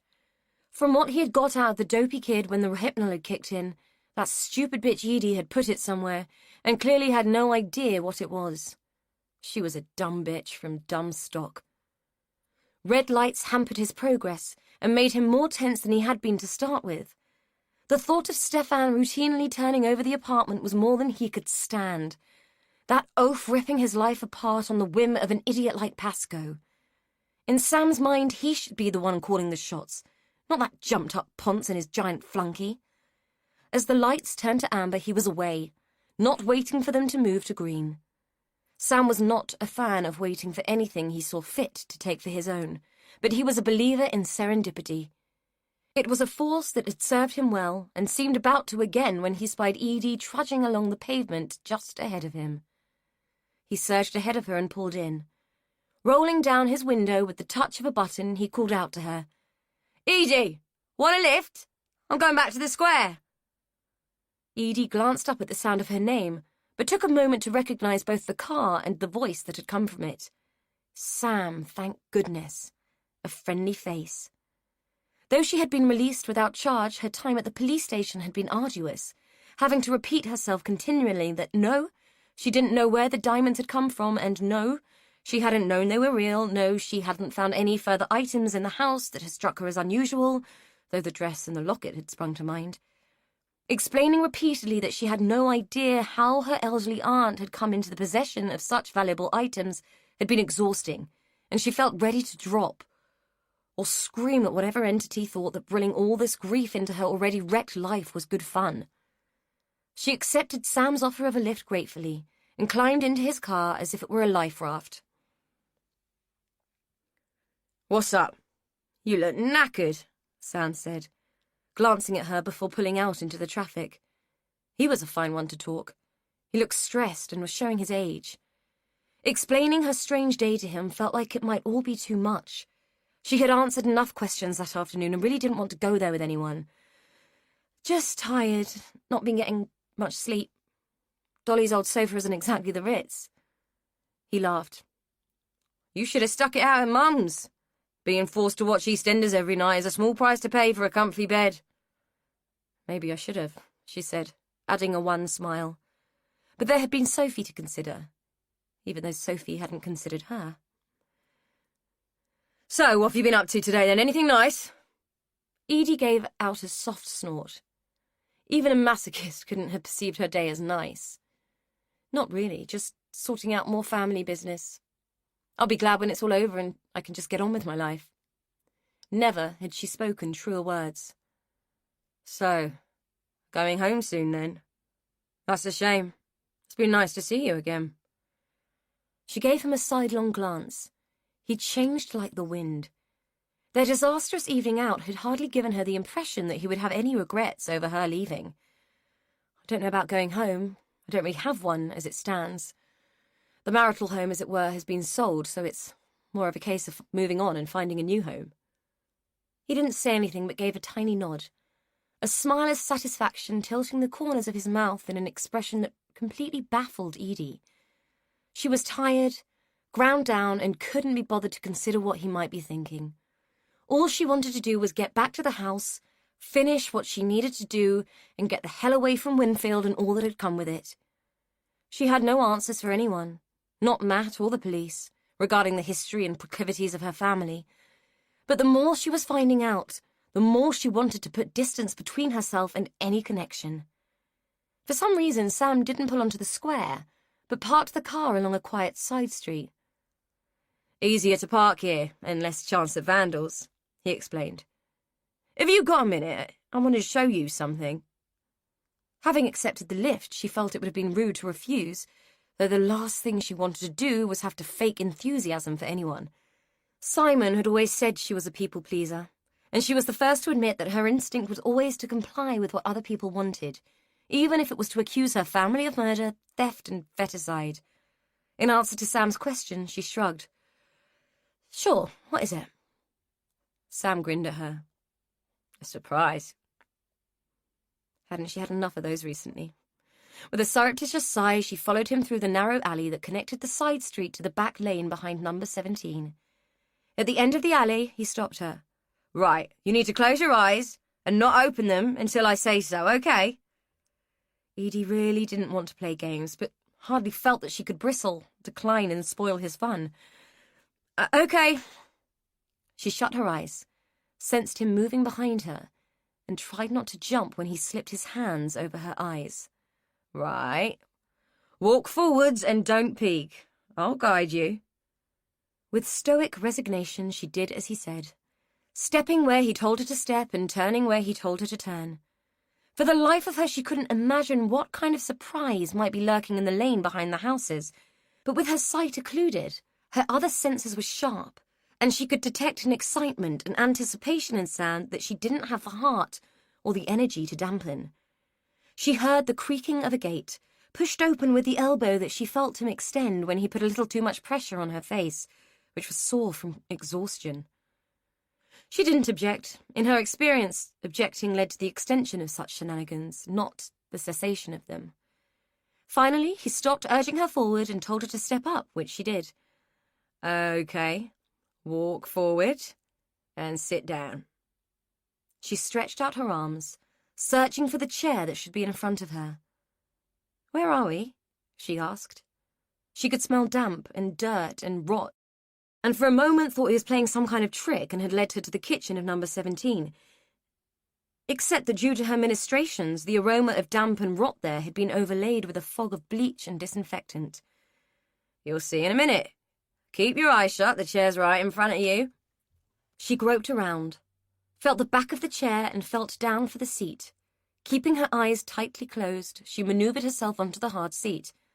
Sam, can I open my eyes now? This is getting silly. He took his hands away, and she felt a sudden chill on her skin where the warmth of his fingers had been. 2 more seconds.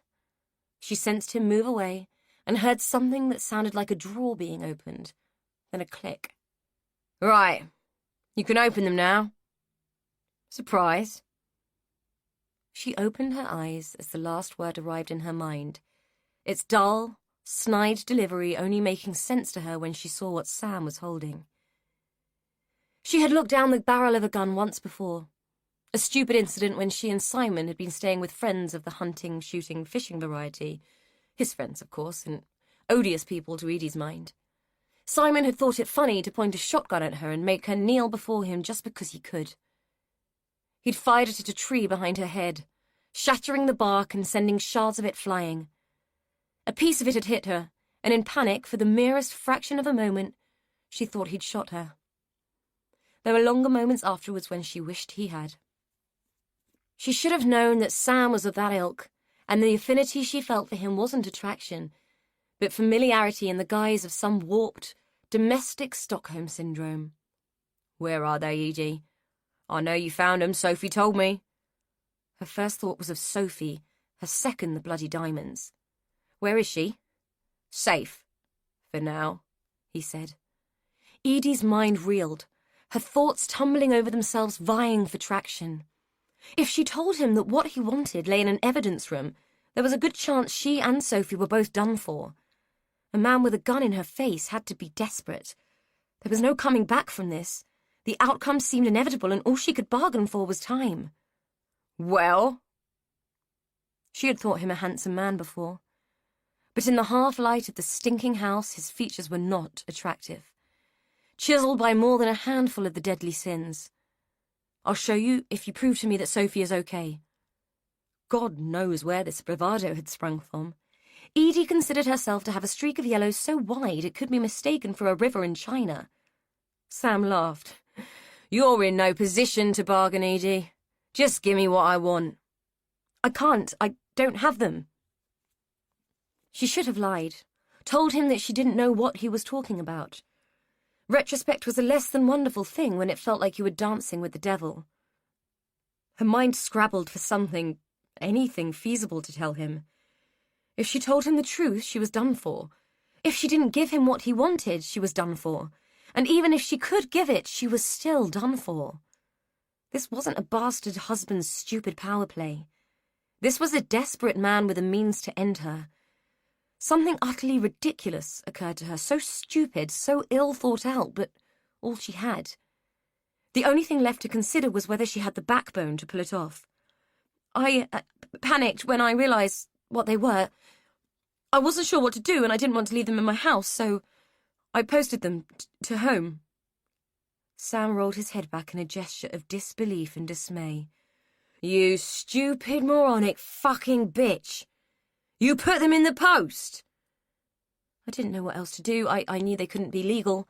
The words were coming out in a desperate babble, and she wasn't faking it. You can get them. They'll be at my house. There's no one there. The keys are in my pocket. Here.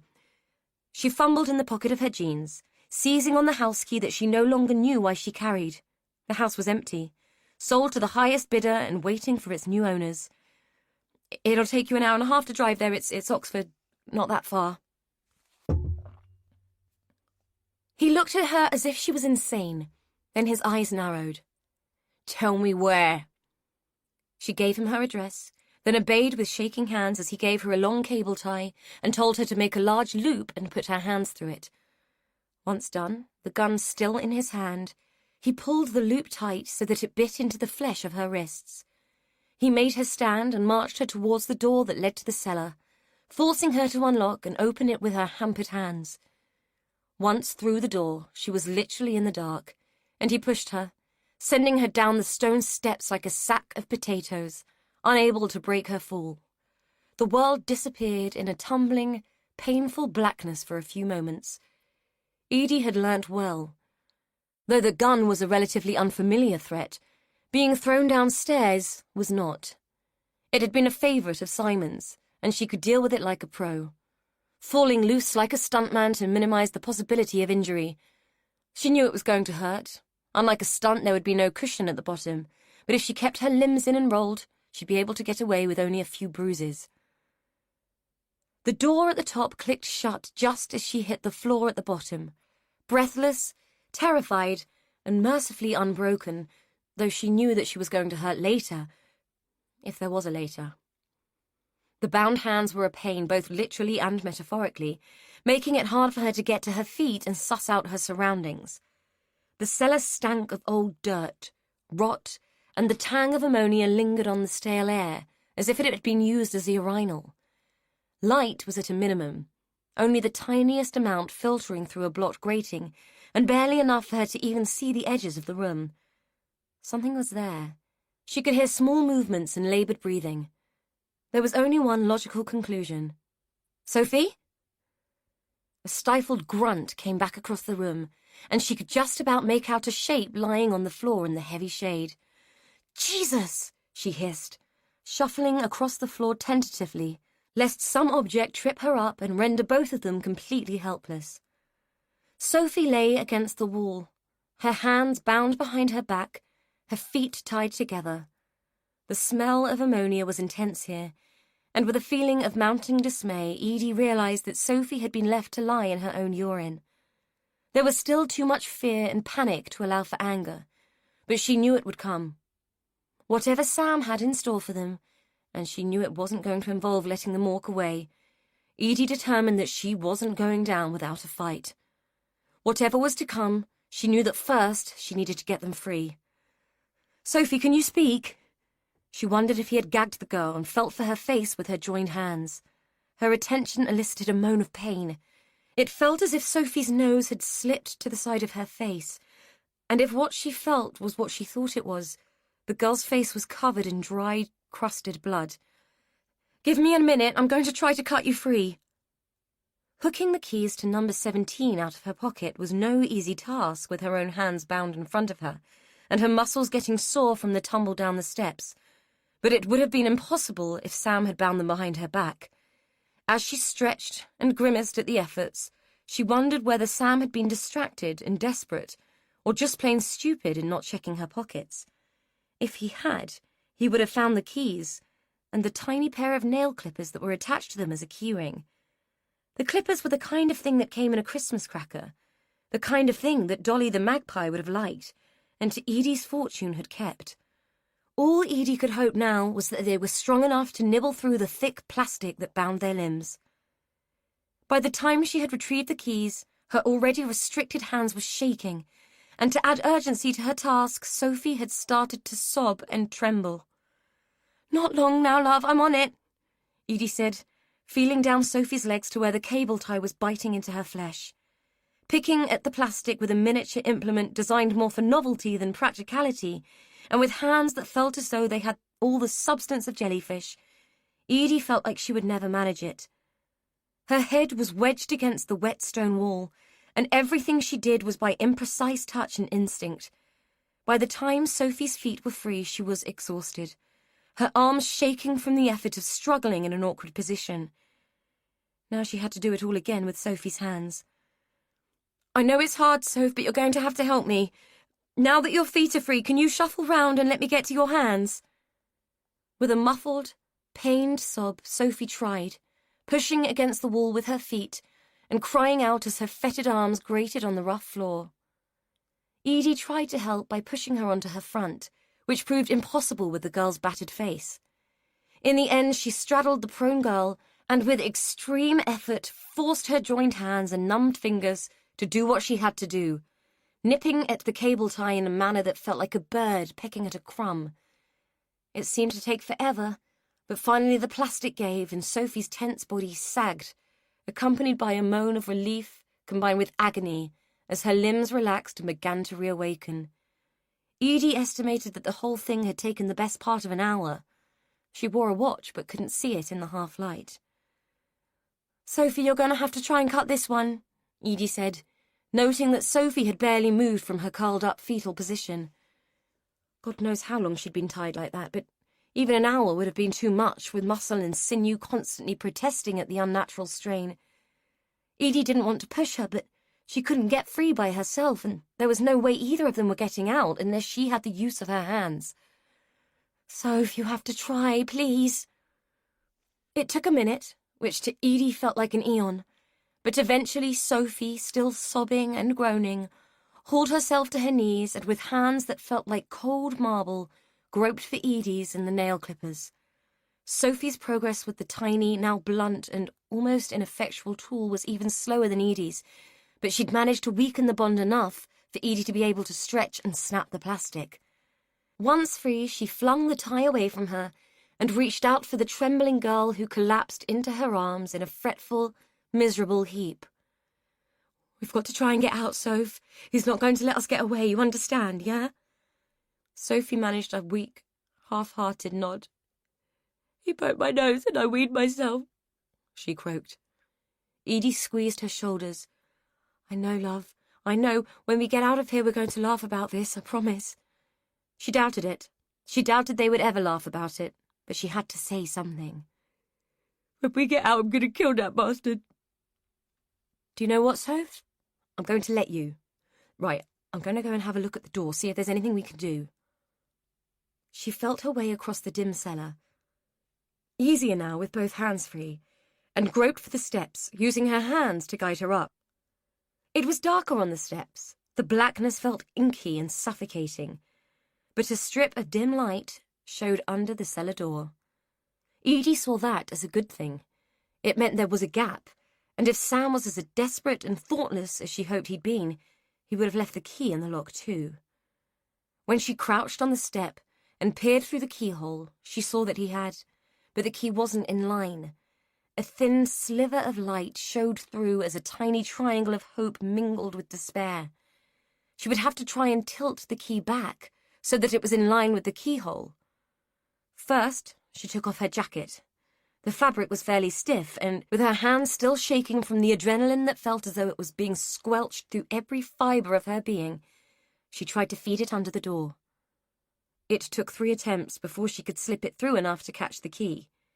If she could niggle it into position and push it out, and it fell on the fabric, and if she could then guide it along the edge of the door and towards the bigger gap on the hinged side, there were a lot of ifs and no other options.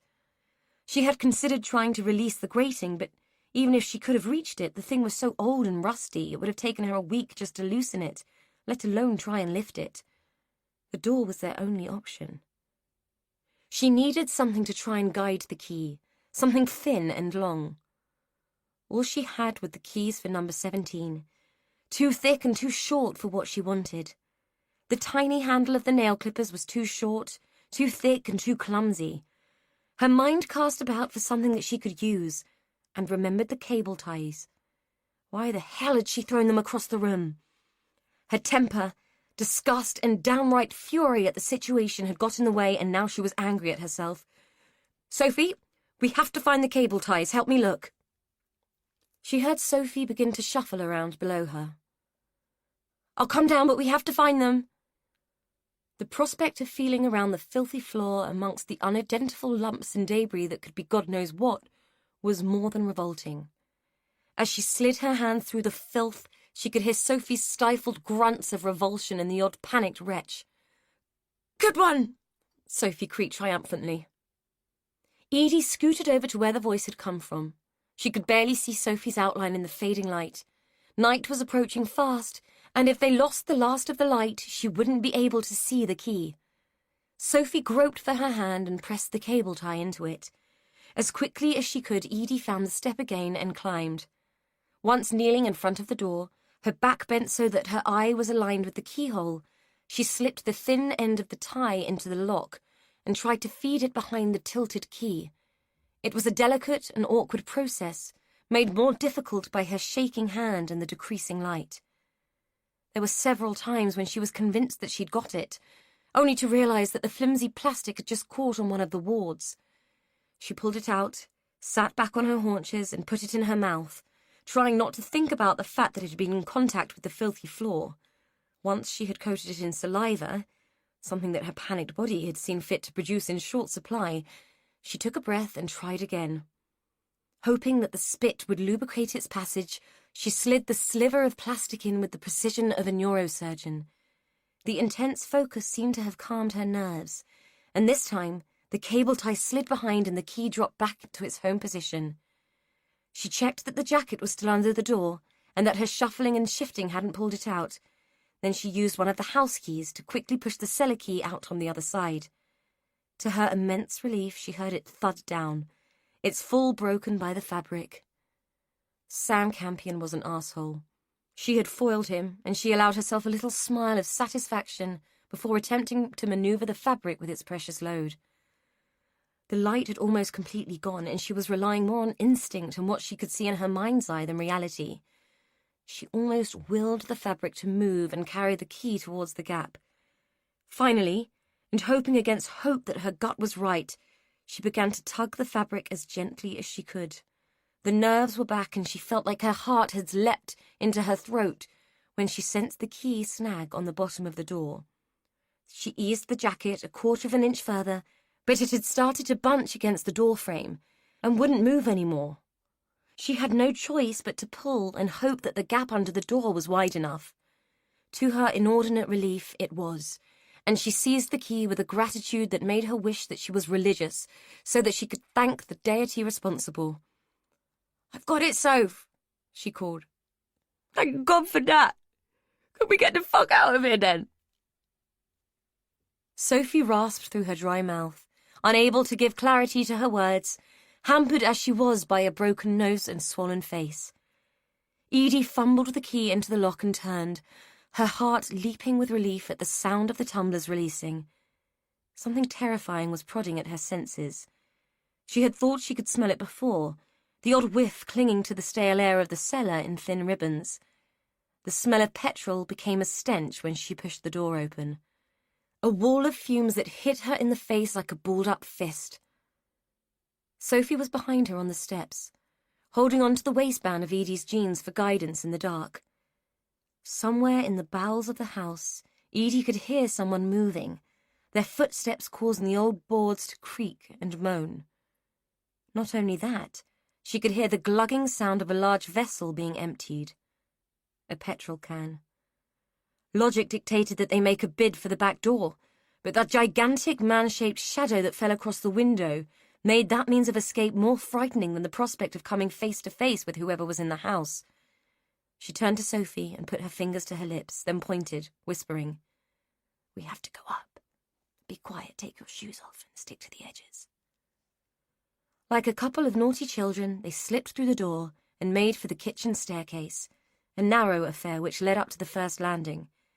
They paused there, hardly daring to breathe as the intruder made his presence known in the room below. The back door was wrenched open and voices floated up. "All done, boss?" "Good. Torch it." The click of a lighter, the leap of flames, the smell of dirt and heat and the acrid taste of burning, and Sophie's whisper as she clutched Edie's arm. "Jono, oh fuck." Chapter 19. Sam knew the law as well as anyone, but since when had it applied to him? Besides, who gave a shit if someone used their mobile phone in a car? Sam knew what he was doing, even if Jono was gritting his shit by being his usual idiot self. Don't fucking argue with me and don't ask questions.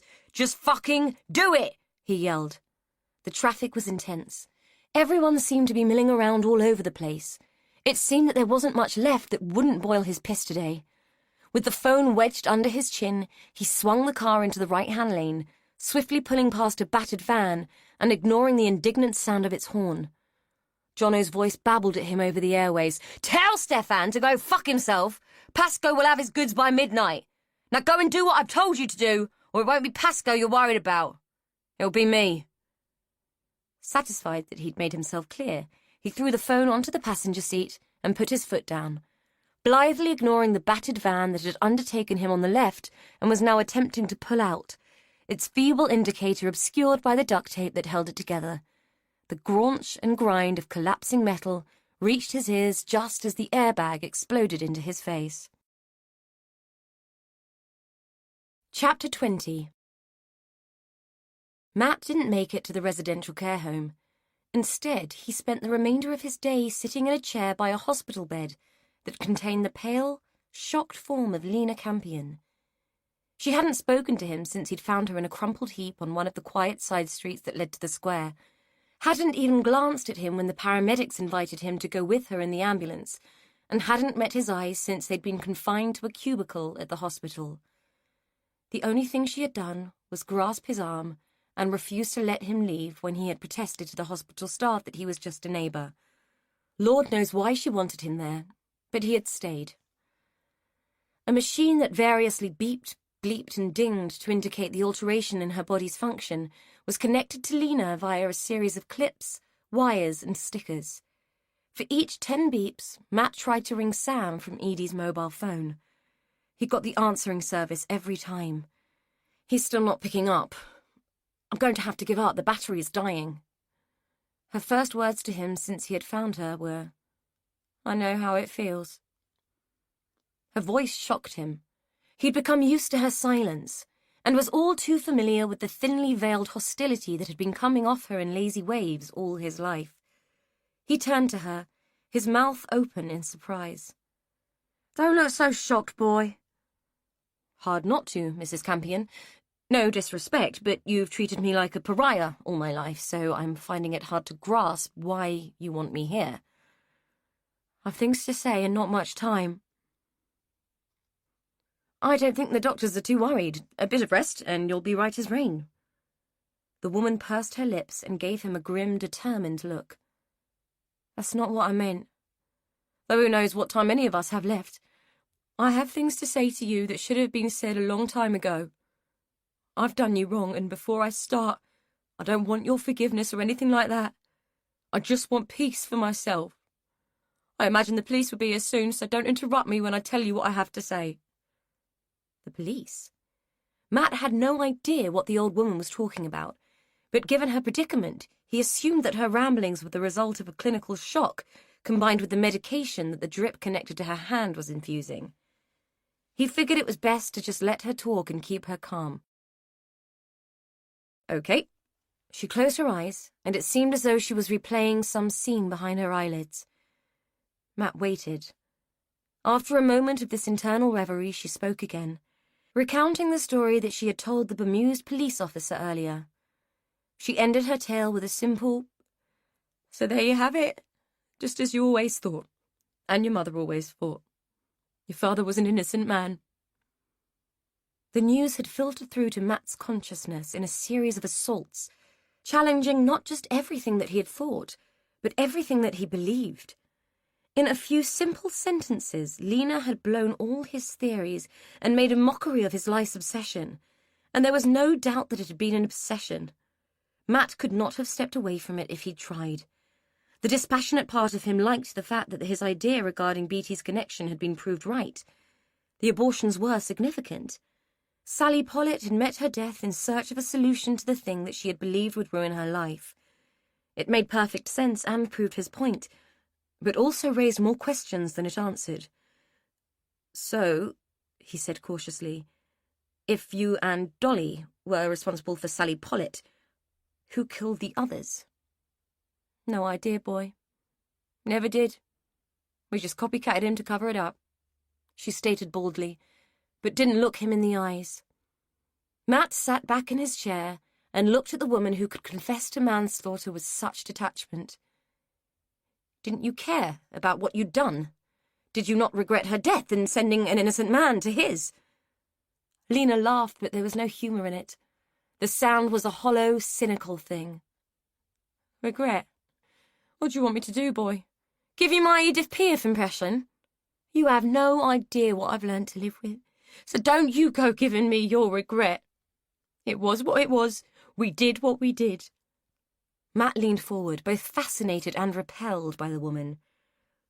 So why tell me? Why tell anyone? Lena tapped the side of her head. This. Does funny things to you, conjures up your worst nightmares and makes them real. Don't matter whether you buried the bodies or not, they still come back to haunt you. Much as he hated to admit it, Matt was glad that she was haunted. He hoped all the ghosts of all the dead would hound her to hell. This woman, for all her frailty now, had robbed him of not just his father, but his mother too. Sheila Baston had been reduced to a hollowed-out shell of a woman by what Lena and the Morrises had done. Lena Campion had stolen Matt's life by maintaining her lies. I figure you owe me, Mrs. Campion, you owe me a lot, but I will settle for a few more answers. Lena shrugged and looked away from him, as if she was familiar with her own ghosts, yet apparently unwilling to meet Matt's eyes and confront his. I found this today, in Edie's place. He pulled out the invoice from the care home and offered it to her. She didn't take it or even acknowledge it. It's an invoice from a care home. It strongly suggests that Dickie Morris is still alive. Did you know? This seemed to catch her attention, and she turned her head towards him, eyes narrowed. Dickie is alive. It looks that way. Did you know? He knew that his dislike of her was leaking out in his tone, but had gone past caring how he came across. He had spent years sitting on his feelings for the sake of gathering evidence.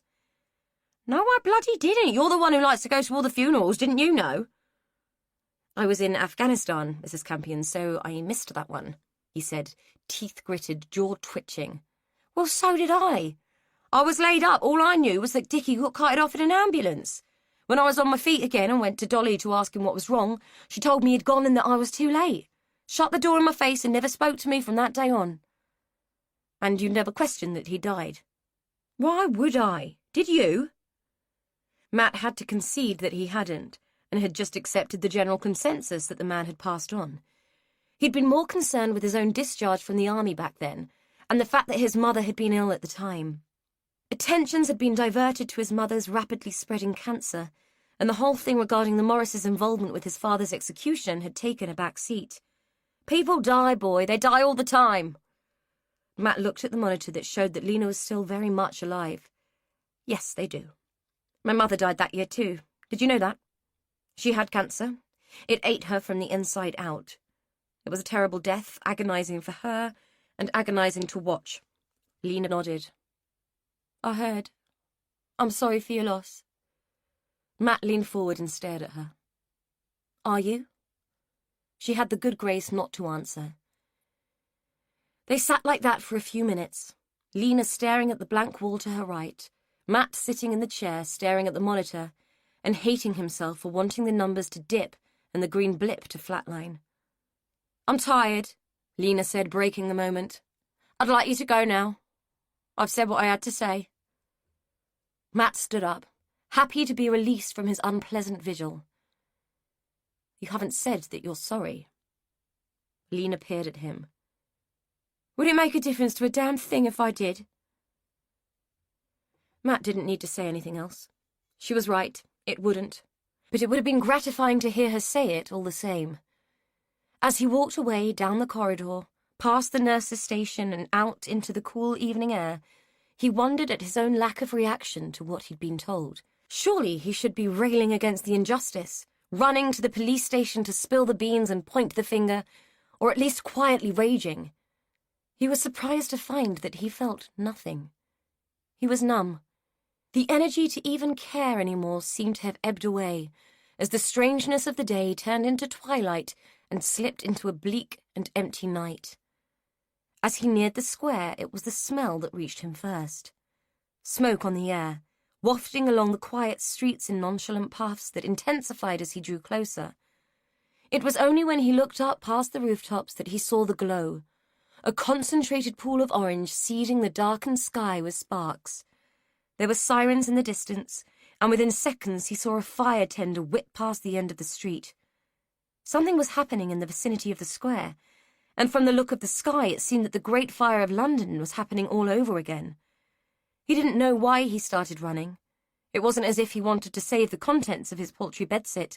Since his conversation with Lena, everything in it could burn for all he cared.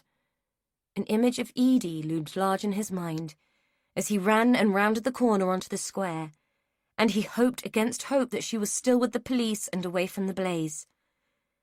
People stood in huddles, kept back by firemen, and corralled beyond the garden while someone yelled at them to keep their distance, all whispering to each other and watching the conflagration that appeared to be ravaging the row of houses that stood behind number 17.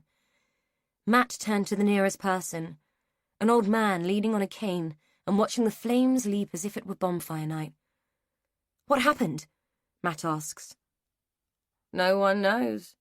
One of the houses went up, someone called the brigade, and we were all evacuated out here." "Is anyone hurt?" "I don't think so. Most of the houses were empty, only the few in the end were still lived in. All cheap flats and bedsits, as far as I'm aware. I think everyone got out, but it's ripping through them. I would say like wildfire, but it would be a pun too far, I think." Matt cast his eyes around the watching crowd. Looking out for Edie, he couldn't see her, and found himself relieved. She must still be with the police. "Are any of the houses on the square itself affected?" he asked. "Again, I think not, though I imagine the heat will have scorched a few gates and brought the paint off the backs of them. Might even have shattered a few windows. As far as I know, everyone was brought out safely. It'll be the looters they need to worry about, not the fire. It's Matthew, isn't it? I'm Lionel." Matt took the dry, bony hand that he had been offered and was surprised at the strength of the old man's grip. "Yes, but how did you know?" The old man smiled, his eyes twinkling and reflecting some of the light from the fire. "Oh, I know all the comings and goings on the square. I make it my business to. May I offer you a cup of tea? I only came out to be nosy, and I'm afraid there's not much to see from here. No doubt we shall find out more when it's all under control." Matt considered the offer for a moment. "Why not? Thank you." Lionel smiled again. "Might as well, eh? This way, Matthew Bastin." Though Sophie couldn't smell the fire, she could taste the smoke as it collected in an acrid sting at the back of her throat. Fear and panic weren't making it easy to be rational, but Edie's insistence that they go up seemed like a short path to suicide.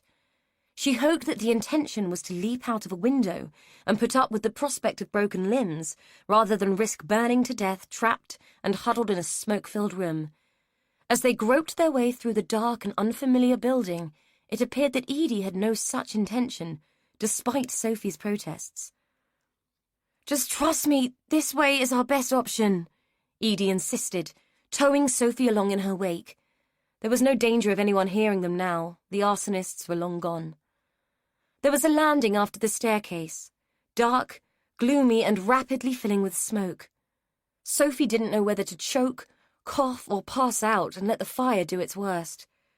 Edie was dragging her along with a stoic determination and leading her up again, another staircase, more sinister empty rooms, but less smoke, which was a blessing, but it could only last so long. They reached a final landing, and to Sophie's surprise, Edie clambered onto the banister and pushed at the loft hatch. "What are you doing?" "We're going up here. If I'm right, the lofts will connect. We can crawl through to the next house and get out that way."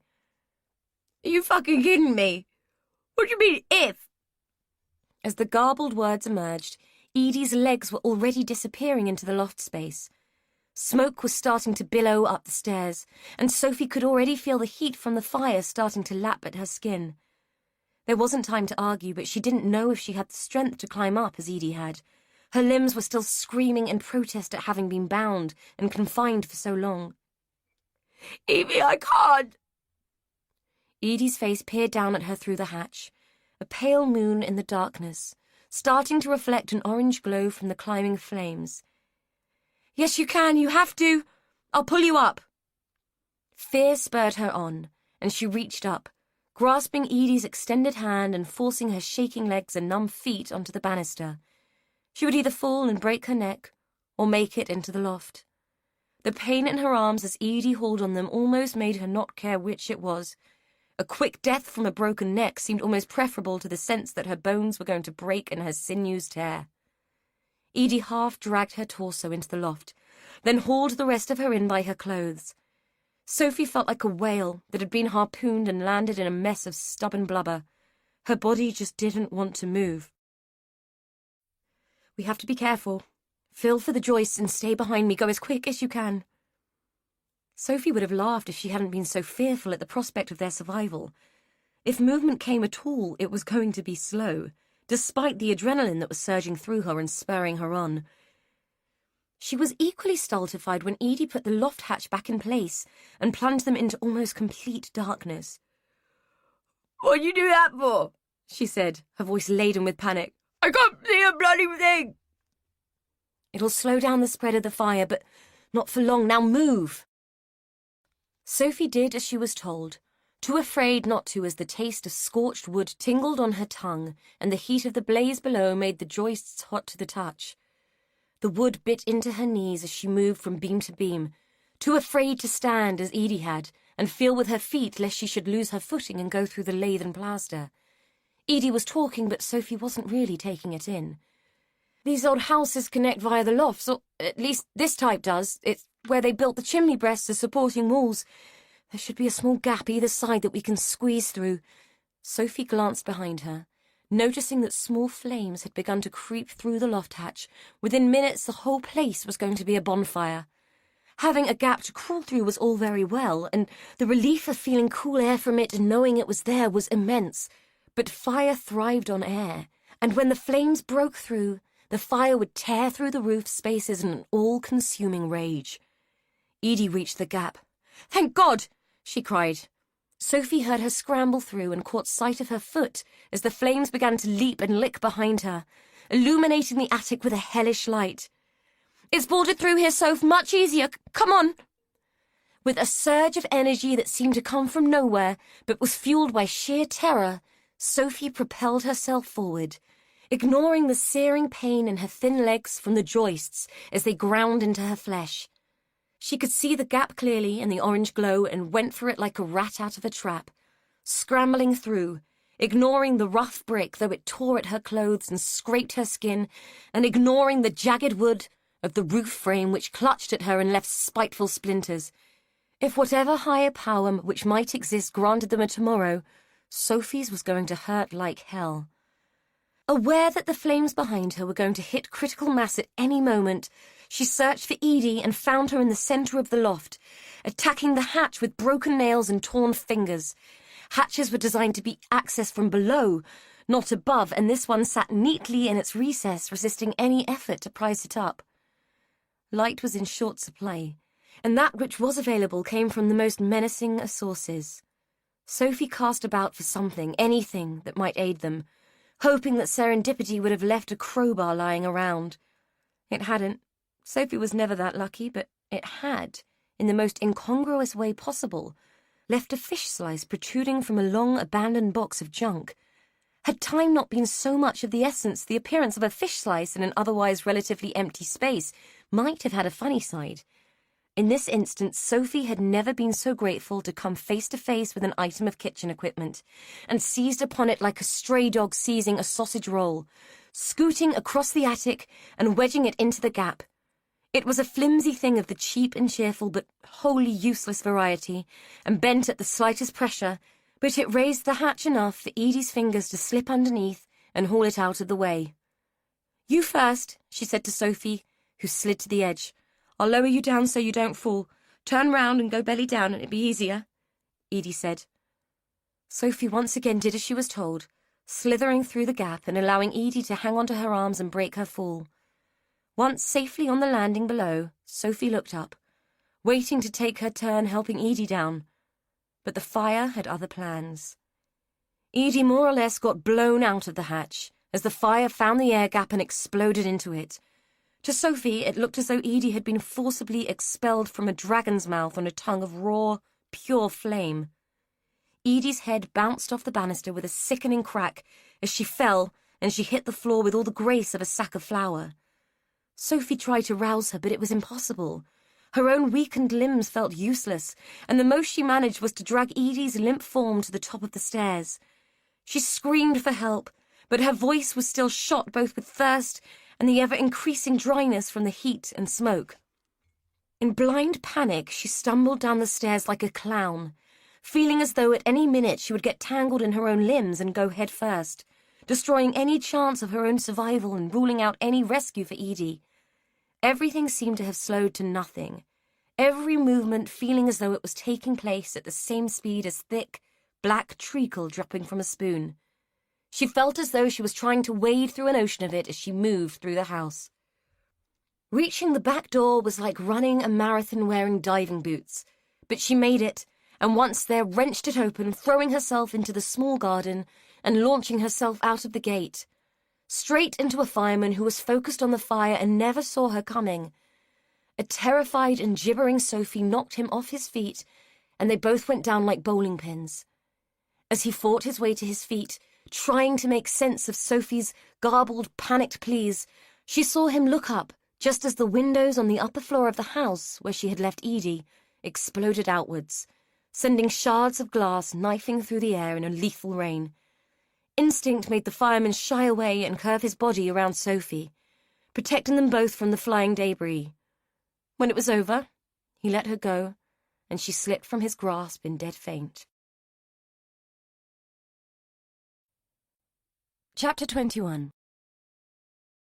D.C. Alice Hale slipped under the crime scene tape and picked her way through the debris of wet, blackened rubble, some of it still steaming, and approached the fire investigator, holding out her warrant card to tell him that she was there on official business.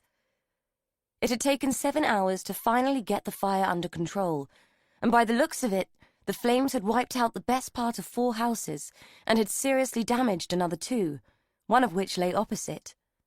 "What happened there?" she asked, curious as to how it had been the only one damaged. "When the windows blew out of this one, some burning debris must have gone into the garden. From what we can tell, it was chock full of rubbish which acted as fuel. It's not as bad as it looks. Most of the inside is still intact, but the kitchen is gone and it isn't pleasant in there." Alice nodded. "Any casualties?" The investigator looked pensive. They always did when faced with the question of who they hadn't saved.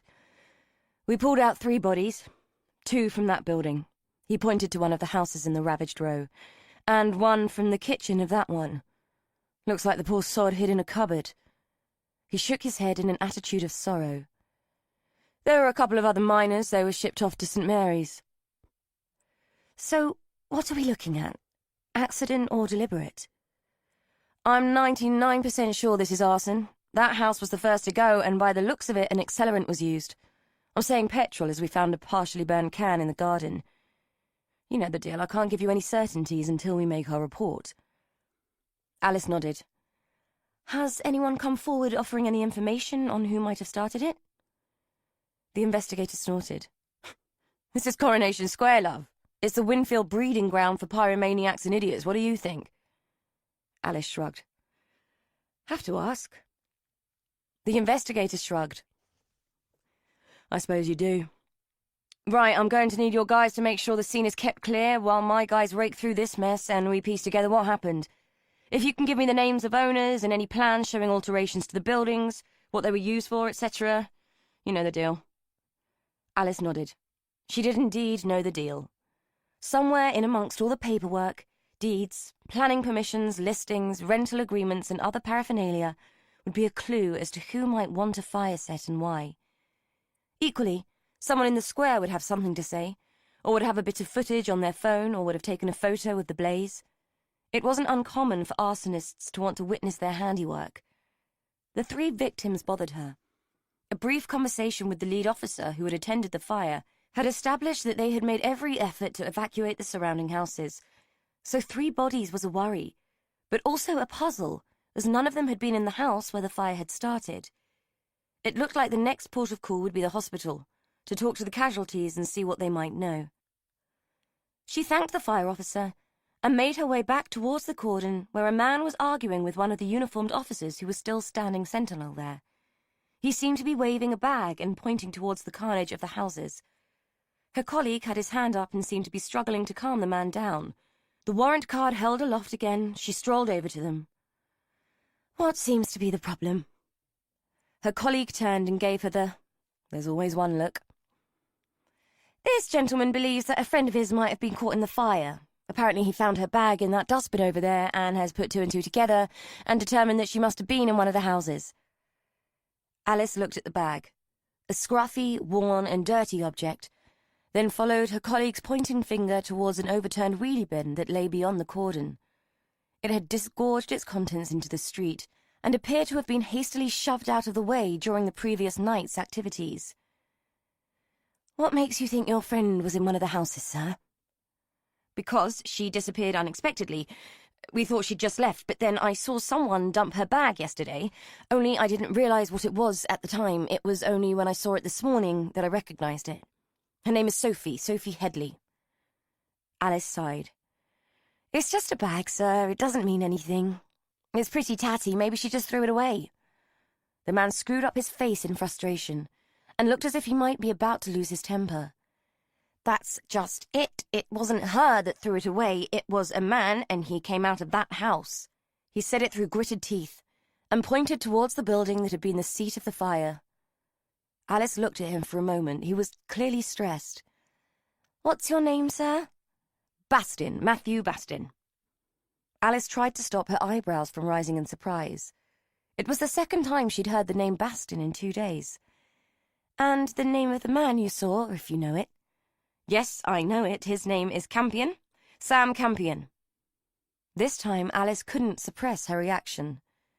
Since meeting Lena Campion and hearing her strange tale the day before, she had done a bit of digging and had found out a fair bit about the Campions. Sam Campion in particular. A known criminal, suspected of all sorts, extortion, protection, living off immoral earnings, the list went on. She had learnt that his front was as a property developer, and though he was known to have connections with some of the most dubious people in the area, he had never been successfully prosecuted. He was also off their radar, having been reported as fleeing the scene of an accident the previous afternoon. In fact, his crumpled car was sitting in the pound at this very minute.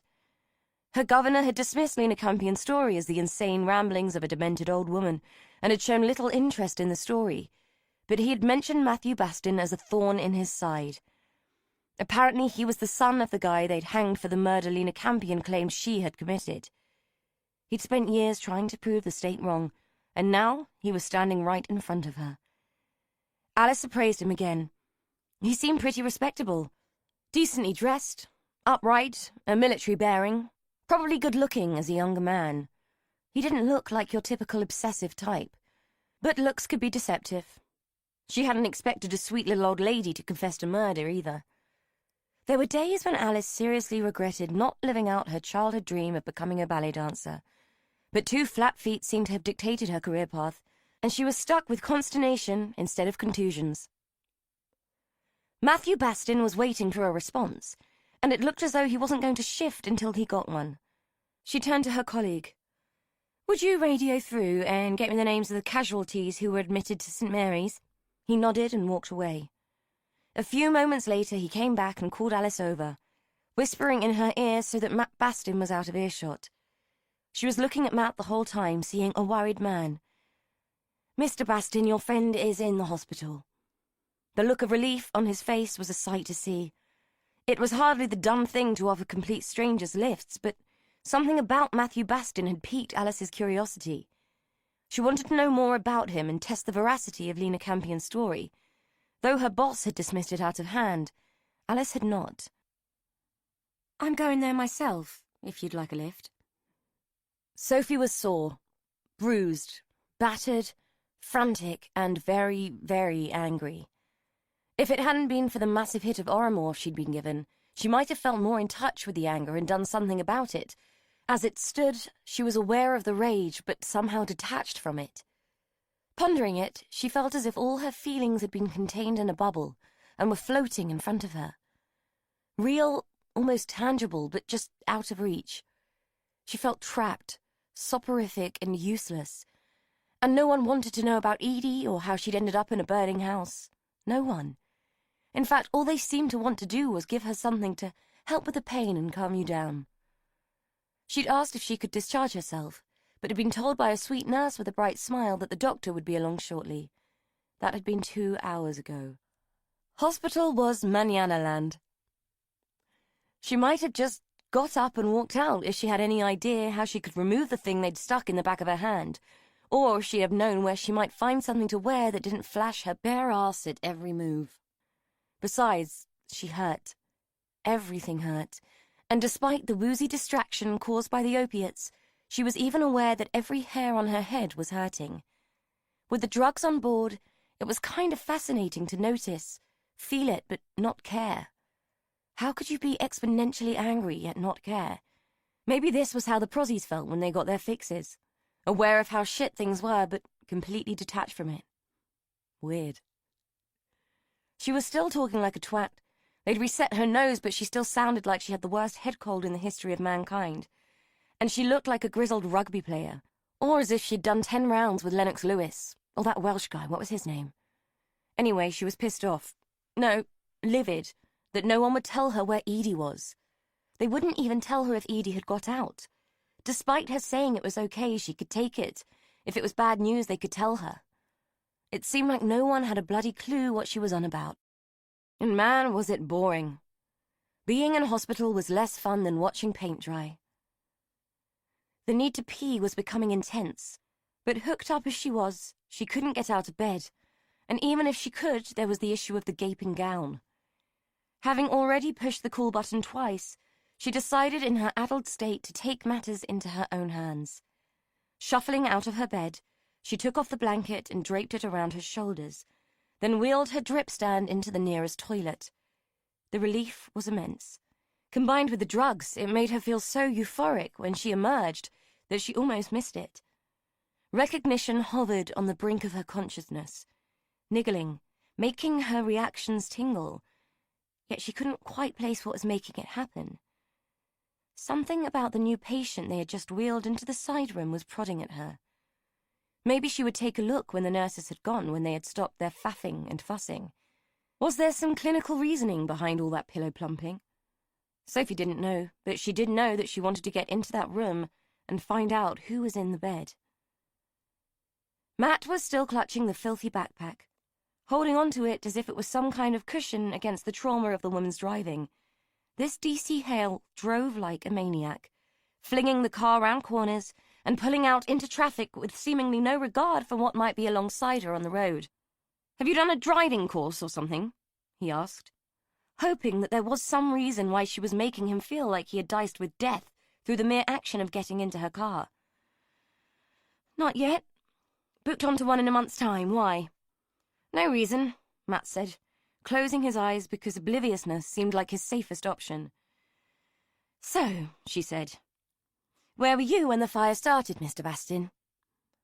"Walking back from St. Mary's, funnily enough. A neighbour had an accident, so I went with her to the hospital and stayed until she was settled." "I see. I take the hospital staff will be able to back that up." Matt raised his eyebrows. "I imagine so. Why, am I a suspect?" "At this stage, very few people aren't, Mr. Bastin. So tell me about your friend and why you think her bag ended up in that bin." "I've no idea why it was thrown away, but Sophie walked out on us, and it seemed unusual as she was staying with Edie and seemed quite happy. Then when your guys turned up and took Edie for questioning, I saw the blood, then found her toothbrush and spotted Campion dumping the bag, although I didn't know it was her bag then, but it didn't seem to add up right, all the different things." She slipped him a sidelong glance. "Any reason you didn't go and investigate what he'd put in the bin at the time?" Matt knit his brow in confusion. "Well, you should know. Half your lot turned up at the house to turn the place over, so you could say I was a mite distracted." "My lot? We all work for different teams and sections, Mr. Bastin. I'm not privy to every crime that's been committed. Who is Edie? That's something I was going to ask you. Whether she'd been arrested or held or something. I haven't seen her since your guys took her off yesterday. Has she been charged with something? She shrugged. No idea. I wasn't aware of any investigation involving that name. But if she's committed a crime and they have good cause and evidence to charge her, then she will still be in custody, probably awaiting a hearing, I should think. Anyway, we can rule her out of any involvement with the fire if, as you say, she was with my lot. Matt was relieved. Better for Edie to be holed up in a cell facing charges than caught up in the fire. He'd hardly been able to believe it when he'd glimpsed the devastation that morning. He'd have liked to have taken a closer look, but the whole of the back lane had been cordoned off. Spotting Sophie's bag had been a fluke. To his shame, he hadn't really thought much about her until he'd found the bag. She had slipped from his mind as easily as she slipped from everyone else's. Just a homeless girl doing what homeless people did. Moving on. The realization that she had been caught up in the fire made him feel like crap. Alice Hale interrupted his thoughts with a very salient question. You mentioned finding blood. What did you mean, and where did you find it? Oh, just some spots, like someone had a nosebleed or something, only no one had. It was in the house, Edie's house, number 17. He was sure that he saw Alice's hands tighten on the wheel as he said it, as if his words were significant in some way. She didn't speak, just seemed to hurl the car into the hospital car park, whilst ignoring the 10-mile-an-hour limit. He wondered if she'd always wanted to be a detective, and whether she had honed her ambition on Starsky and Hutch, or maybe even the Sweeney. Looking at her youthful face, he concluded that she probably wasn't old enough to know those shows, but that there must have been some modern equivalent that had got her juices flowing. No one drove like that without some degree of bad influence. Finally released from the Dodgem car from hell, with its demon driver, he breathed a sigh of relief. He'd felt less threatened on patrol in the Farn than he had in that car. Alice Hale turned to him, a slight frown on her face. Okay, Mr. Bastin, let's go and find your friend, but I'm going to need to chat to her first. They found Sophie loitering in the corridor, hanging onto her drip stand, and looking like a refugee from a bar fight with her pulped face and grazed hands. Matt called out to her, but she barely glanced at him. Her attention was entirely focused on one of the side rooms. Sophie, it's me. Matt. She looked as if she was waking up from a dream as she turned to them. Her eyes seemed glazed, and she looked like she was measuring nearly a 10 on the Richter scale of shock. Matt caught her just before she hit the floor. The staff were quite satisfied that Sophie was suffering from shock as a result of her ordeal, and that she would make a full recovery if she just stayed in bed and didn't go wandering about the place. They insisted on giving her oxygen through a mask that she had to hold near her face, a fact that seriously hampered Alice Hale's attempts to ask her questions. Matt didn't need a doctor to tell him that Sophie was so out of her face on painkillers that coherent communication was going to be a short-term impossibility. In the end, he turned to Alice. Look, she's absolutely out of it. I'll stay with her if she comes to and I can get any sense out of her. I'll call you.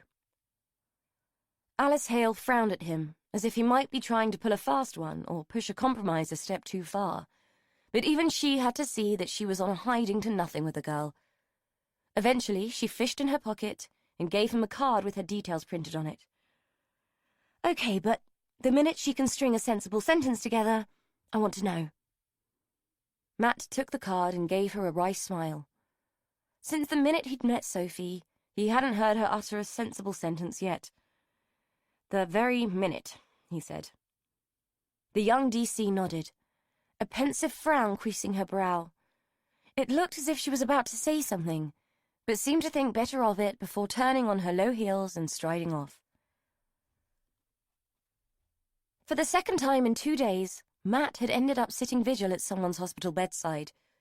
Even incoherent, half asleep and rambling, Sophie was more pleasant company than Lena had been. Wherever Sophie had been for the last 2 days, at least she wasn't going to dump some horrendous revelation on him like Lena had. Even at that moment, Matt wasn't sure he had fully taken in what Lena had told him. They had dangled his father from the end of a rope because 2 silly girls had made a mistake and caused the death of their friend, and in their panic they had framed it as a murder.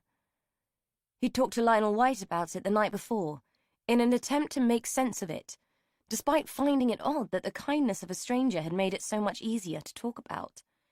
The old man had been fascinated, and had admitted himself that he'd always thought John Bastin an unlikely killer, something which Matt had been gratified to hear from at least one of his father's contemporaries.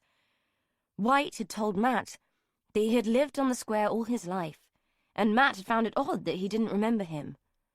Most of the people from his childhood had been larger than life and twice as mouthy, but a man like Lionel had a quietness and a refinement that made him a peripheral sort of character. Lionel White was the pile of stuff on the stairs that you ceased to see after a while because you had walked past it so often. The fact that he didn't have a place in Matt's memory made sense when he thought of it that way. Lionel had been an interesting source of information, though, filling in lots of gaps in Matt's research that had been nigh on impossible before. So much of what Matt had needed to know had to be of an anecdotal source. When you were the son of a convicted killer, people weren't always keen to share their memories with you, for fear you had inherited the murder gene and would turn on them at any moment. Lionel had no such qualms, and had gossiped away quite happily whilst consuming copious quantities of pungent Earl Grey tea. Matt had been interested to learn that years before there had been some suspicion that Lena Campion had been having an affair with Frank Morris. Her own husband had been paying his debt to society at the time, having been detained at Her Majesty's pleasure. Lionel had even speculated that Sam might be the product of that affair, though he didn't assert it as a fact. It made Matt squirm to think that Edie didn't know, and could easily have slipped into a relationship with an unknown half-brother. In fact, it made him more than squirm, and if he chose to dwell on it, could have made him extremely angry. The outcomes of all these secrets and lies were already painful enough to bear. It had been an interesting evening indeed, especially when they had jointly concluded that if Lena and Dolly had been responsible for Sally Pollitt's death, and the consensus was that Matt's father was innocent, someone was still responsible for the other 4 deaths. Between them, they had reviewed the known evidence, and Matt had been flattered by Lionel's assertion that he was impressed by Matt's knowledge of the murders. It had been nice to have his efforts acknowledged, though he was embarrassed to admit it even to himself. By the end of the evening, they had both concluded that Frank Morris was still the most likely candidate. Sadly, despite his extensive knowledge of the square and its recent social history, Lionel had been unable to shed any light on what might have happened to Frank. They had parted on good terms, with Lionel expressing a wish to see Matt's collection, and Matt extending the offer of showing him any time. The only frisson of discomfort had occurred as Lionel was showing him out, and Matt had casually mentioned that he believed Dickie Morris was still alive. Lionel had looked genuinely shocked at this, and had explained that he and Dickie had once been bosom friends in the dim and distant past. In a moment of pity for the old guy, Matt had told him where Dickie was staying. The only problem was, he regretted saying it, and for the life of him couldn't work out why. Sitting here now by Sophie's bed, watching her doze, the semantics of the past felt so unimportant. He'd heard that 3 people had died in that fire, and this kid could have been a 4th. Why it should matter to him so much he didn't know, except he'd had a rotten, lonely childhood too, and had felt just as much adrift as she did. The army had saved him, but it wasn't an option for Sophie, and maybe he and Edie were all she had. 2 disjointed, fucked-up, middle-aged people weren't much of a port in Sophie's particular storm, but they were better than nothing. It seemed that fate had brought them all together, and it wasn't the done thing to argue with fate if it had decided you had a family after all. Alice was perturbed. As expected, her 2 coherent witnesses had told her nothing. They had been released from the hospital after being patched up for minor scratches, and been shitting themselves in her presence because the reason they had been so tardy during the evacuation was due to the fact that they had been too bloody stoned to react. So far, all inquiries into unusual behaviour before the fire from any residents of the square had yielded nothing. Anyone that might know something was unlikely to talk, and anyone else was just going to make it up on the spot. The fact that the fire had been set deliberately was in no doubt, and they didn't need the investigator to tell them that. But what they did need was some explanation for why it had been set. That would only come from carefully sifting through the debris of both the fire itself and the devastation it had caused to the residents of the square.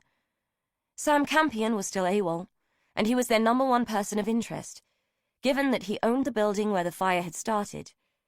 If they could find him, they might have somewhere to start, but all Alice had so far were the grainy images of the CCTV that had filmed him walking away from a road traffic accident. He would turn up eventually, no doubt, but given what she'd heard so far that day, it wouldn't surprise her if he arrived in a body bag. One of their more willing informants had volunteered the information that Sam had fallen foul of a certain Mr. Pascoe, and that it had something to do with the diamonds that had turned up after their 15-year sojourn. According to her superior officer, the same diamonds that had caused Edie Byrne to be brought in for questioning the day before. Alice's perturbation was brewing from the fact that Edie Byrne had been released without charge and hadn't been seen since, and that a body had been discovered in the remains of the burnt-out kitchen in the house that she had given as her place of residence. Logic might dictate that Edie and the body were one and the same person, but preliminary findings were clearly stating that they were not. The body was male, had several broken bones that didn't appear to be fractures caused by the heat, and, being only partially burned, had informed the pathologist that it had been in that house for a very, very long time. Rather gruesomely, Alice had been told that the body in number 17 appeared to have been mummified, not deliberately, but by the passage of time and dry air. The remains had been found in a cupboard, which was the house's original larder built with preservation in mind. According to the fire investigator, the larder had been hidden behind a dresser, the larder door nailed shut and covered with wallpaper, until the fire had consumed the best part of the dresser and revealed it. The flames had eaten through the door and lapped at the body, barely touching the bricks and slate shells of the larder itself.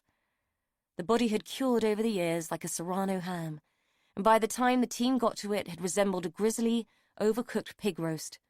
The only smell it had ever produced was when the fire had been subdued, and it betrayed its presence with the acrid stench of burnt bacon. Alice's frustration, which outweighed her perturbation 100 times, was that she could do nothing about any of it. The task she had been set in the investigation was to gather witness statements and shift through the paperwork to find out who owned, rented, lived, worked, resided, or otherwise had a vested interest in the damaged properties. It was a shame that a fine-toothed comb and a short-handled broom weren't part of standard police issue. She might have found them both extremely useful.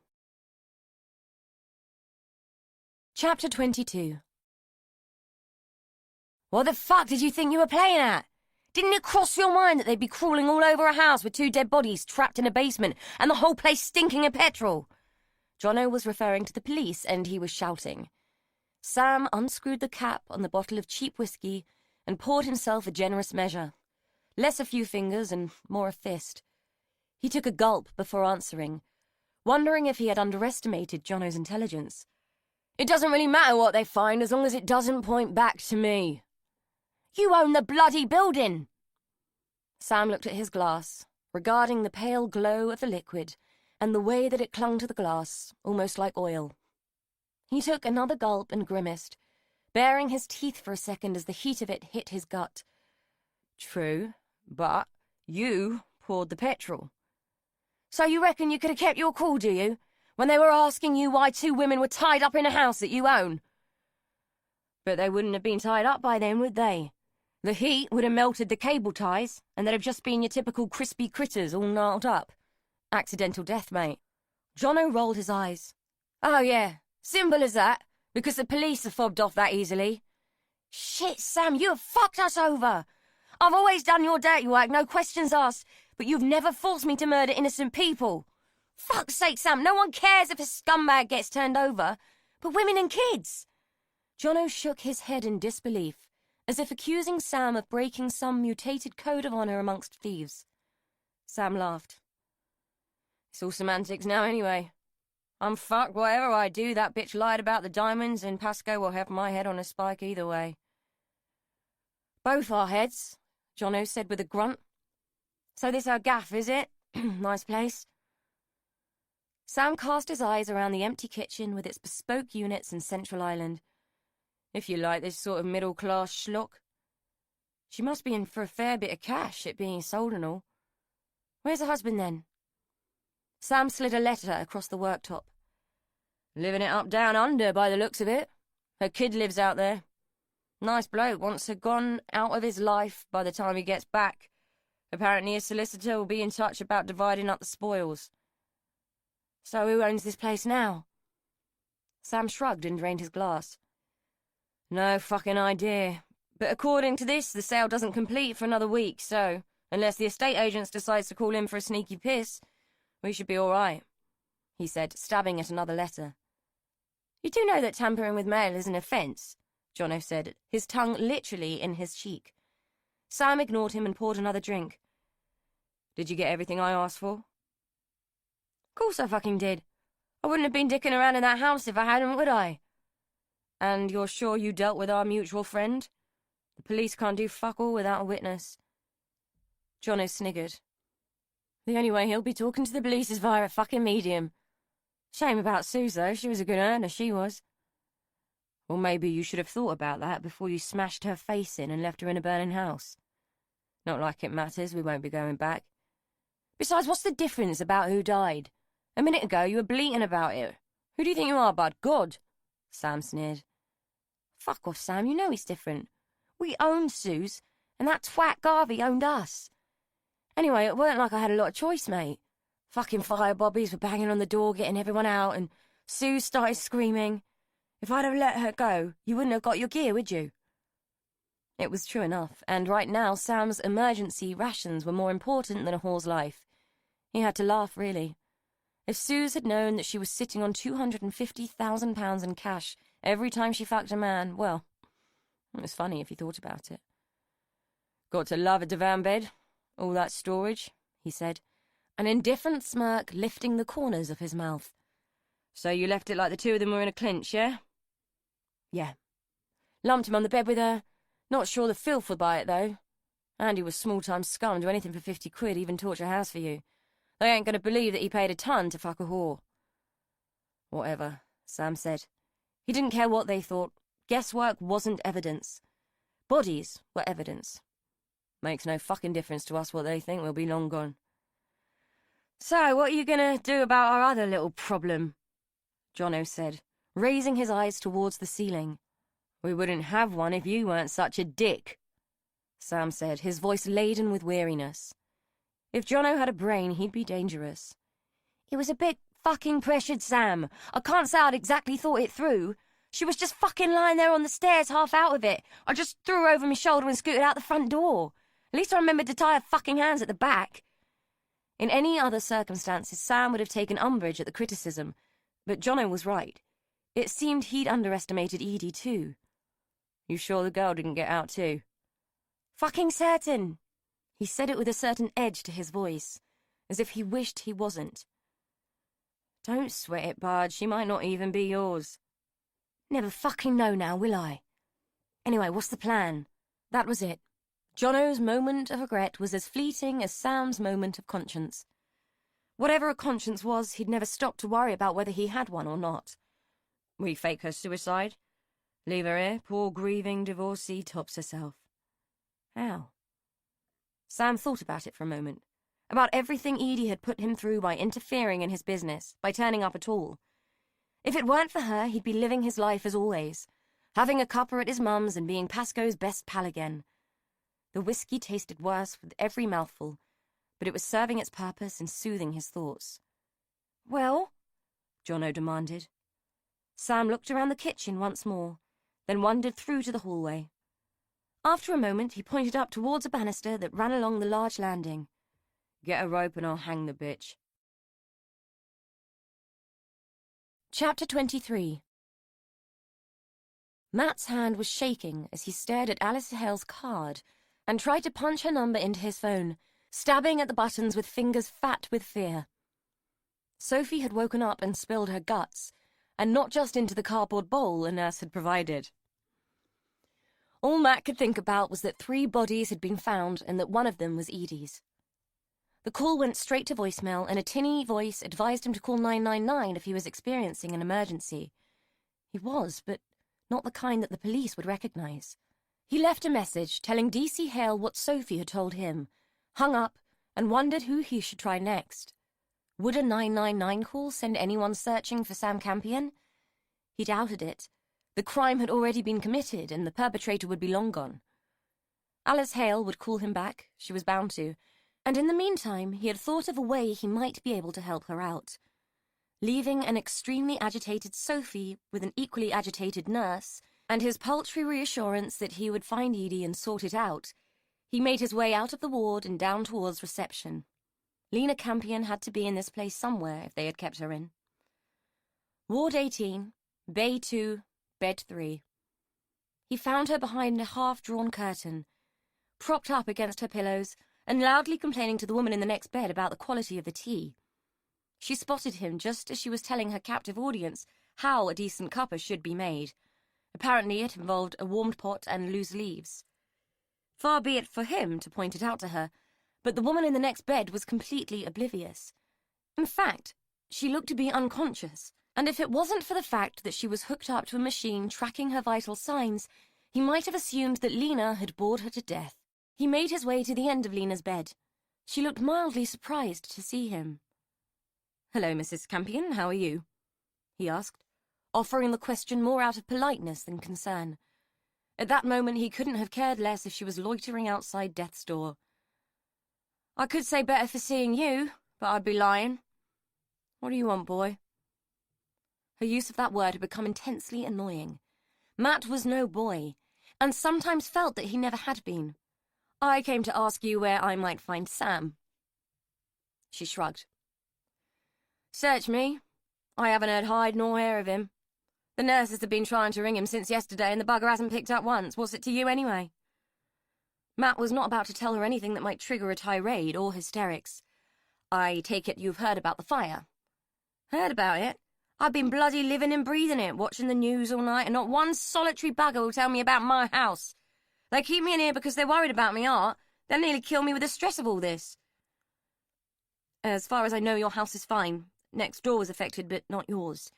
It's just that I haven't seen Edie since before it started, and I wondered if she might be with Sam." His question hung in the air as if suspended there by the ticking of the ward clock. Lena's face was frozen with either worry or shock, he couldn't tell which. "Affected how?" "Just the kitchen, I think. The rubbish in the yard caught, and it spread to the back of the house." "What did they find?"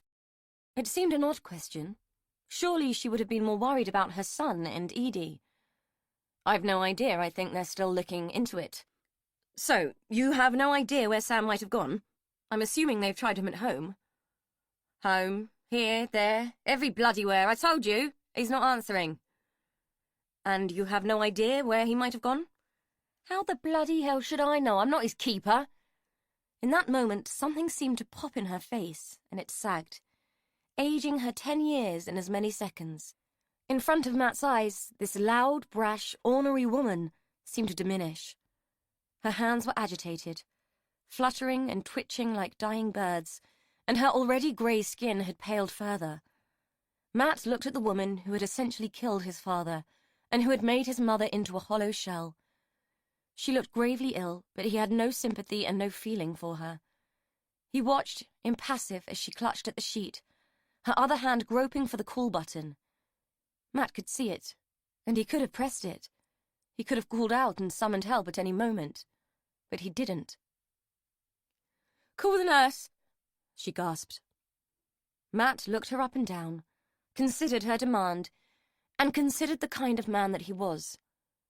Could he really walk away and leave her like this? It would make him as bad as her, a callous, selfish lowlife only concerned with his own well-being. He suspected that having her potential death on his conscience wouldn't bode well for him, and called for the nurse. He stayed for a moment, watching the staff rush around dancing attendance on the woman who had stolen his life. They had pushed her bed table out of the way, and it sat there in the middle of the ward, looking faintly ridiculous with its cargo of tissues, water jug, teacup, and handbag.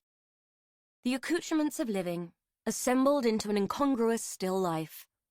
In a moment of sheer opportunism, Matt grabbed up the bag just as the crash team arrived, providing him with the perfect diversion. Completely unnoticed, he slipped out of the ward, found the nearest visitor's toilet, and locked himself inside. The bag was what he considered a typical woman's handbag might be, A repository for every potential useful item that a woman might consider would come in handy one day. Unable to face rifling through it, he tipped the contents into the sink, fished out the house keys in a small, worn floral notebook that he hoped would hold addresses and phone numbers. There was also a mobile phone, but she had activated the PIN code and rendered it useless to him. Her purse was of no interest for its monetary contents, but the discovery of a small lock of hair and a worn and faded photograph was intriguing. 2 children, very young, posing by a duck pond. He didn't have time to worry about it, but something made him want to hang on to the picture. He pushed it between the pages of the notebook, put that and her house keys in his pocket, and shoveled the rest of her junk back into the bag. He left the bag sitting on the back of the toilet, where someone would find it and hopefully do the honest thing. Waiting for the lift took an age. Seconds felt like minutes, and the minutes made him feel as though he was radiating an obvious guilt. He had robbed a dying woman, and it seemed that his culpability must have been glowing like a neon sign.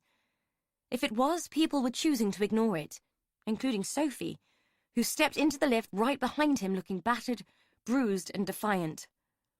"What are you doing? You should be in your bed," he said. She tilted her chin up, fixed him with her bloodshot eyes, and peered over the dressing that covered her nose. "Fuck that. I'm coming with you." She had her rucksack with her, and looking at her crumpled state, had raided it for clothes. Given her obstinate stance, arms folded, feet set apart, and the steely glint in her eyes, Matt saw no point in arguing. Besides, she had as much vested interest in finding Edie as he did. "I thought they'd sedated you," he said, eyeing her and wondering if despite her grit she might go and faint on him again. She held out her hand and showed him 2 blue pills, sticky and leaching colour onto her palm. "Did it swallow?" If her face hadn't been in such a mess, he could have sworn he detected a smirk. "Am I going to get in trouble for walking out?" Matt shrugged. "No idea, but we'll soon find out. I might be in trouble myself for aiding and abetting you."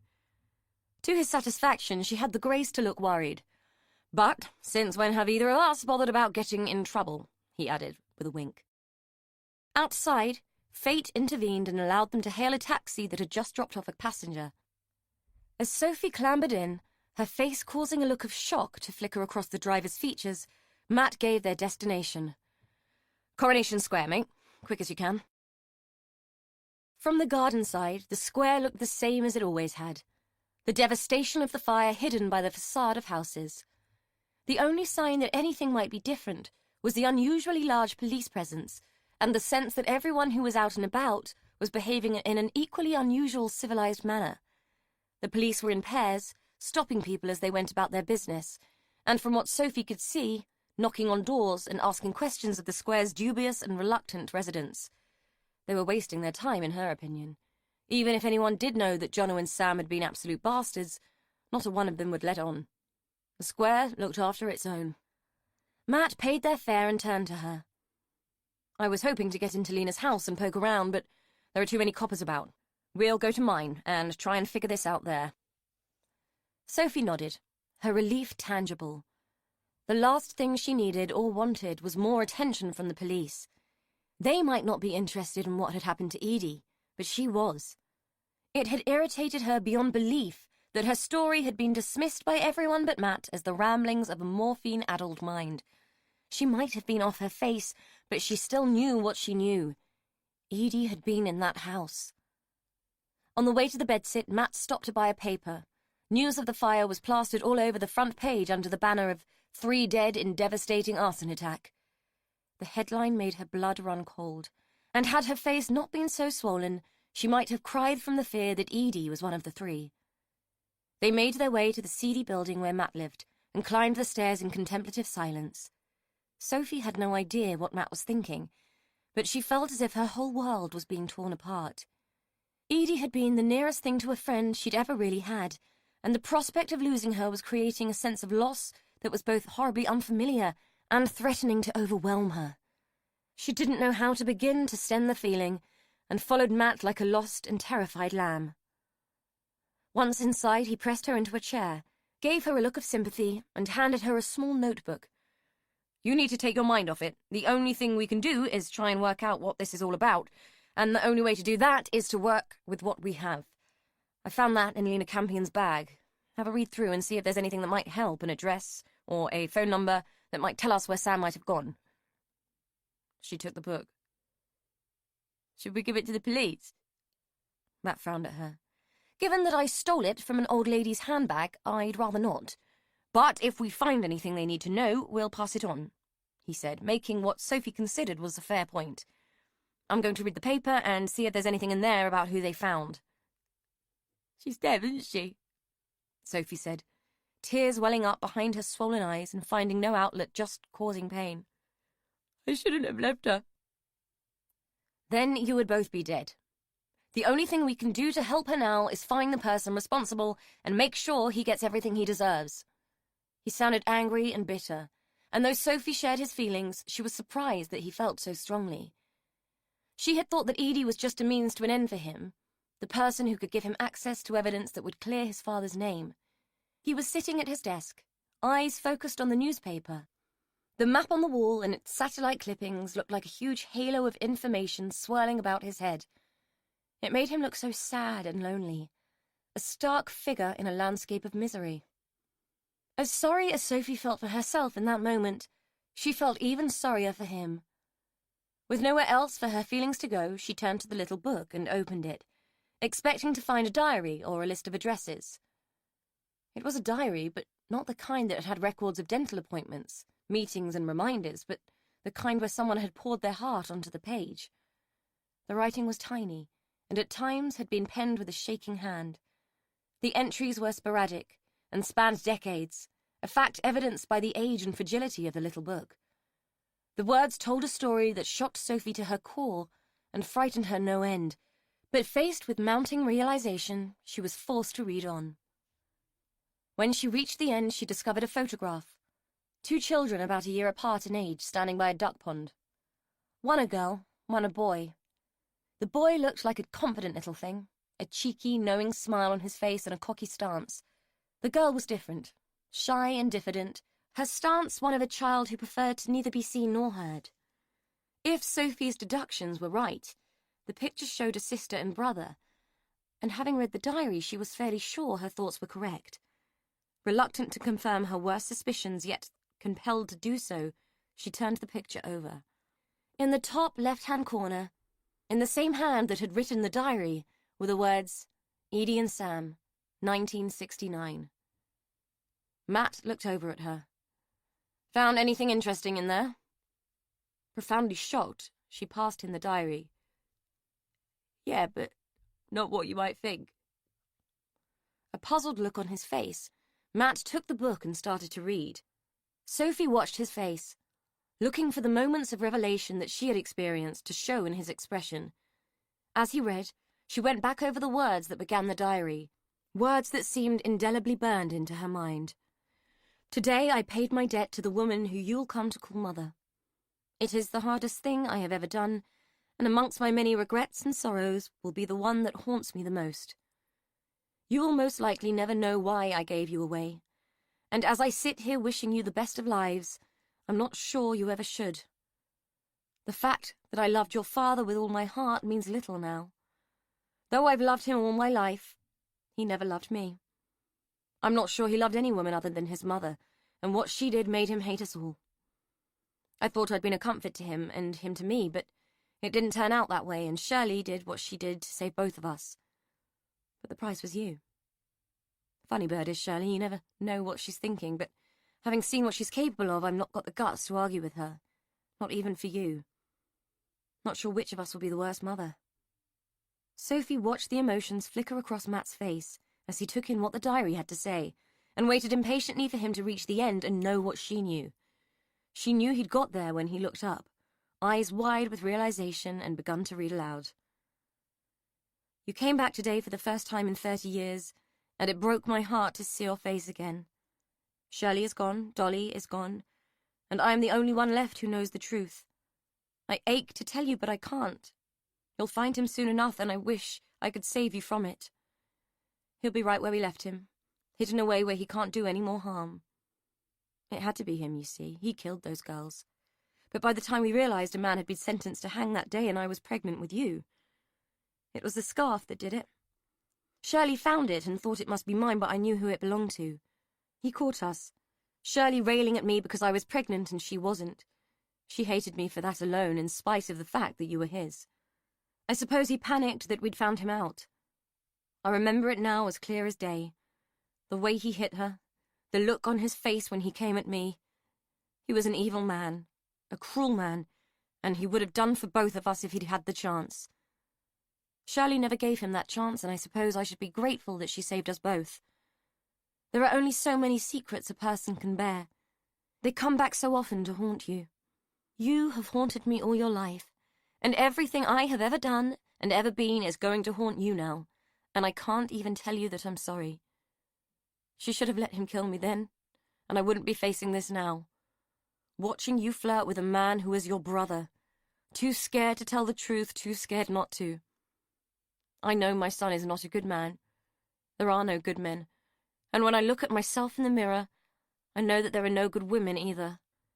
We've left you quite a legacy, Edie, but you can't hate me as much as I hate myself.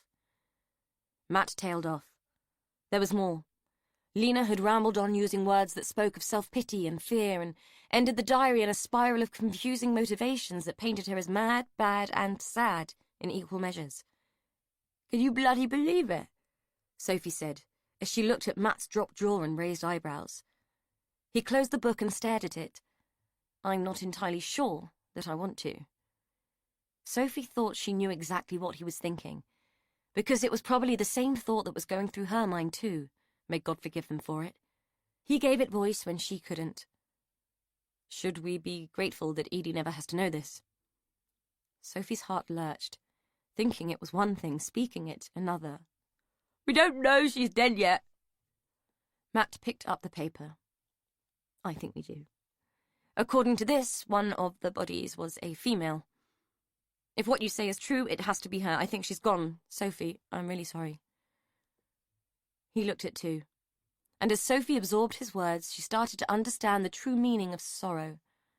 For such a hollow, simple little word, it carried the power and force of a punch, and lingered like an acid fog. Thinking it had hurt. Knowing it, well, that was devastating. Chapter 24.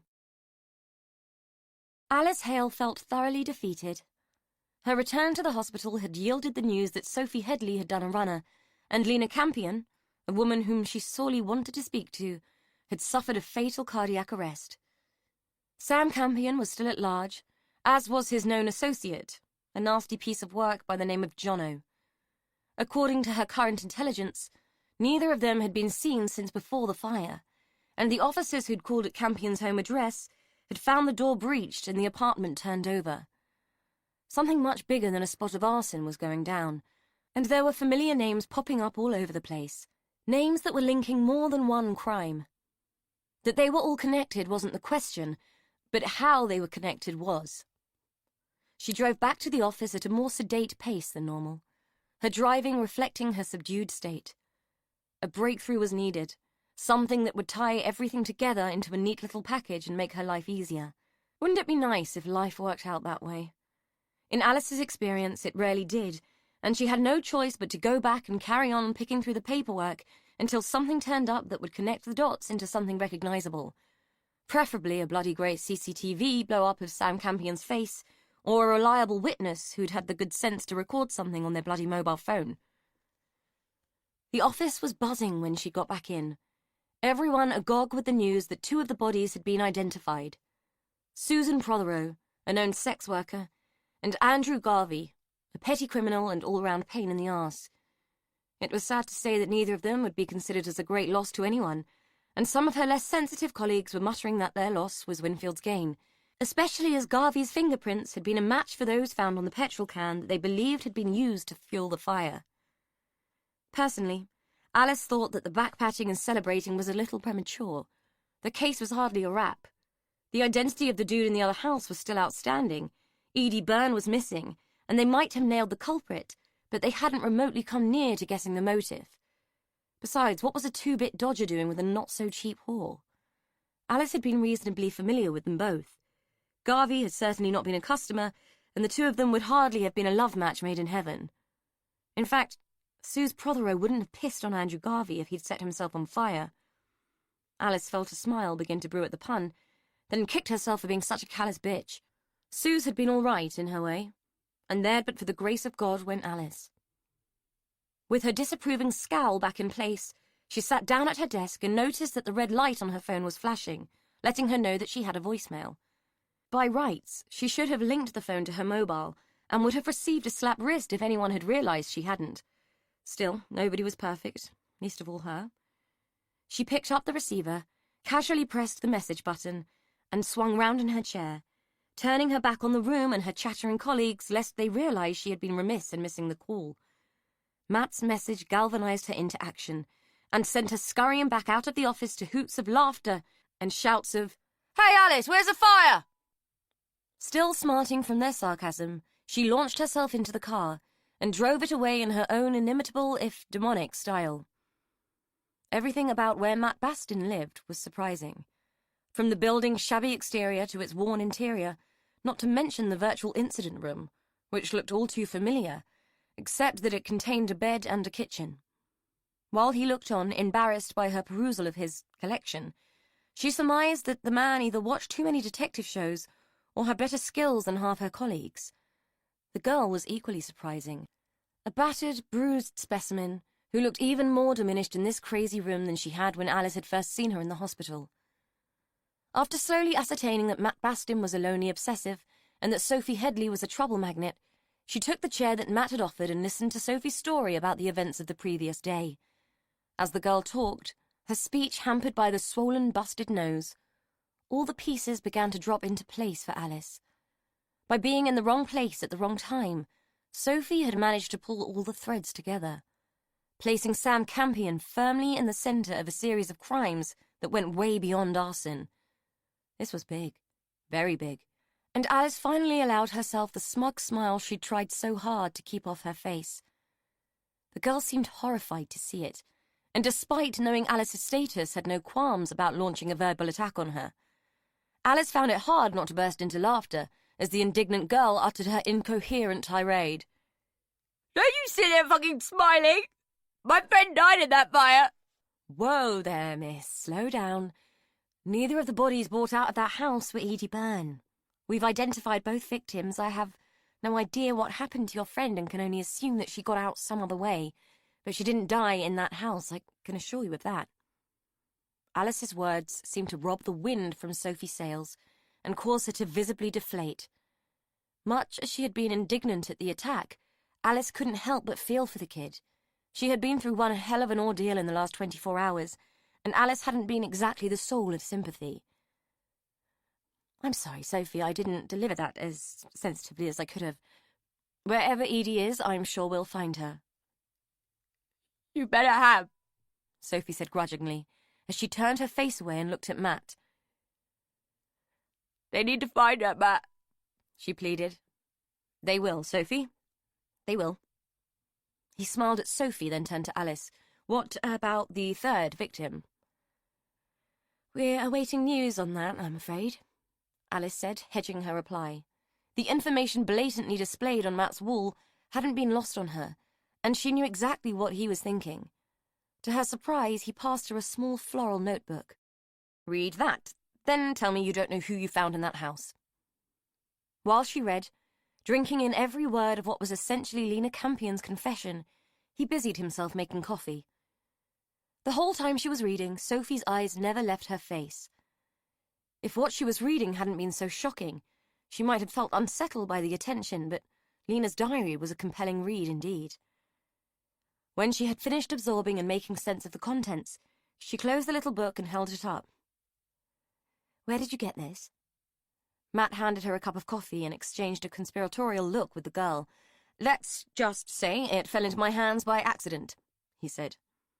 "I suppose you're hoping that this will form the basis into a reinvestigation into your father's case, one that will result in a posthumous pardon." Matt sighed and looked at her. "Well, I'm not exactly going to get a voluntary apology, am I? Your lot aren't exactly known for saying, sorry, we fucked up, are they? Alice ignored his question, assuming that it was purely rhetorical. I'm sorry to have to tell you, Lena Campion passed away earlier today. It's going to be hard for you to prove without her testimony, Mr. Bastin. To her surprise, he seemed remarkably unmoved by the news, as if he already knew. If she hadn't already been told that Lena had suffered a massive heart attack, she might have been more suspicious. His dogged pursuit of what he deemed the truth, the whole truth and nothing but the truth, littered the room, telling her that he was more than a little obsessed. Obsessed enough to drive a woman to her death? Alice didn't know, and at that moment she had bigger fish to fry, but she'd be keeping a close eye on Matthew Bastin. She turned back to Sophie. You're going to have to come down to the station and make a formal statement regarding everything you've told me, Sophie. When we get Sam Campion, it's your testimony that we're going to rely on. Do you understand that? Sophie nodded, a look of grim satisfaction on her face. Bridget, she said, in her stoic, comical, stifled voice. Alice couldn't help but like the girl, despite her comedy accent and the fact that she looked like something the butcher had thrown away. Come on then, Miss Gumption. Let's get this done. Chapter 25. Since arriving at the woman's house, Jono had been sent out once for whiskey and a second time for pizza. Sam was in the posh kitchen feeding his face on it now, while he, Jono, like some bloody gopher, had been sent out to search the garage for rope, like someone would have left a coil of rope in an empty garage. Jono considered himself to be a resourceful type, good in a fix and able to think on his feet. He knew that Sam thought he was a fuckwit, and it suited him to keep it that way. What Sam didn't know, Sam couldn't worry about. For instance, what Sam didn't know was that the minute he had called Jono from Beaconsfield Services, telling him to start the fire and demanding to be picked up, Jono had rung Pascoe. As far as Jono was concerned, Sam had royally fucked up and right royally fucked him over. His life in the square had been sweet as a nut, and now it was gone. Jono knew he could never go back, not even with Pascoe's blessing. Pascoe had a lot of power, but he didn't have the law in his hand. Gone were the days of bent coppers turning a blind eye. Jono had thought it through. Sam had robbed everyone through his own stupidity. Pascoe wanted justice, and so did Jono. Their kind of justice. An eye for an eye. He wandered back into the kitchen and watched the man who he thought was in charge chow down on another slice of pizza. Sam didn't even look round when he came in, just carried on troughing like he didn't have a care in the world. The whiskey bottle stood on the worktop, still half full. Greedy bastard hadn't even offered him a glass of that. Not that Jono was a whiskey fan. Foul stuff. The bottles came in handy, though. In one deft movement, he swept it up, braced its neck in his hand, and brought it down on the back of Sam's neck. He didn't go down with the first blow, it took two more, but he went down. And when he did, he went down like the sack of shit he was. There hadn't been any rope in the garage, but there had been an indoor washing line. Jono had severed a few strands with the knife he ritually carried, just enough to hog-tie the bastard and hold him firm until Stefan came to pick him up.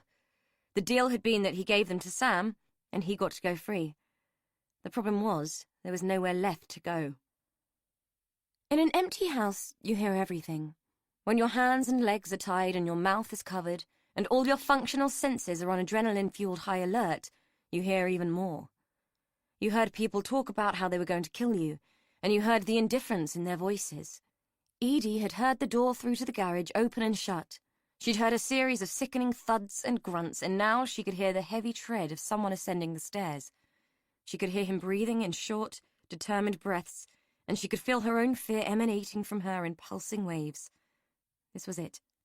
Her time to die. Strange that it would be in this house, and yet it was fitting. Years of her unhappiness had already soaked into the walls, tinging the paint. To Edie, magnolia was the pale shade of misery. He entered the room, his heavy shoes leaving marks on the good carpet. Simon would not have liked that. The rule had always been no shoes indoors. The thug had a knife, but she wasn't worried. You didn't need a knife for a hanging. The knife sliced through the duct tape he'd used to bind her feet. She sighed with relief as her aching limbs sagged, and winced as the pins and needles began. He hauled her to her feet by the front of her t-shirt and propped her against the wall, aware that for a moment or two her legs wouldn't hold her. Then it began, the frog march along the landing. She slowed as they reached the banister, unwilling but ready for the inevitable. "Move," he said, pushing her in the back. She didn't understand, but did as she was told, and stumbled forward towards the stairs. He forced her down, twisting the back of her t-shirt in his big hands, presumably to stop her falling, as she couldn't use her hands for balance. At the bottom, she turned to him. The question on her tape-silenced lips conveyed through her eyes as she looked at him, then up at the banister. Change of plan. There was no sign of Sam and no sound to betray his presence. As they passed through the kitchen, she spotted the greasy remains of a pizza sitting in its box, and a whiskey bottle, a smear of blood miring the glass and trapping a few wisps of hair. Her stomach lurched, sending bile into the back of her throat, where it lingered for a moment, acrid and bitter, until she swallowed it down because there was nowhere else for it to go. He pushed her on, through the back door, which he locked with his free hand, leaving the key on the step. Clearly he wasn't concerned about anyone getting in, only about Sam getting out. His car, with which she was all too familiar, having spent a good deal of time in its boot, was parked at the side of the house. She felt an impending sense of claustrophobia begin to rise as she anticipated becoming reacquainted with the confines of the boot and came to a dead stop on the gravel, causing him to give her a painful shove in the back. He swung her around and slammed her into the side of the car, knocking the wind out of her chest and making her sag to her knees with the effort of not throwing up into her sealed mouth. She would rather hang than choke to death on her own vomit. He crouched in front of her, his face in line with hers, and cocked his head to one side, looking at her as if she was some curious specimen in a zoo. "Here's the deal, lady.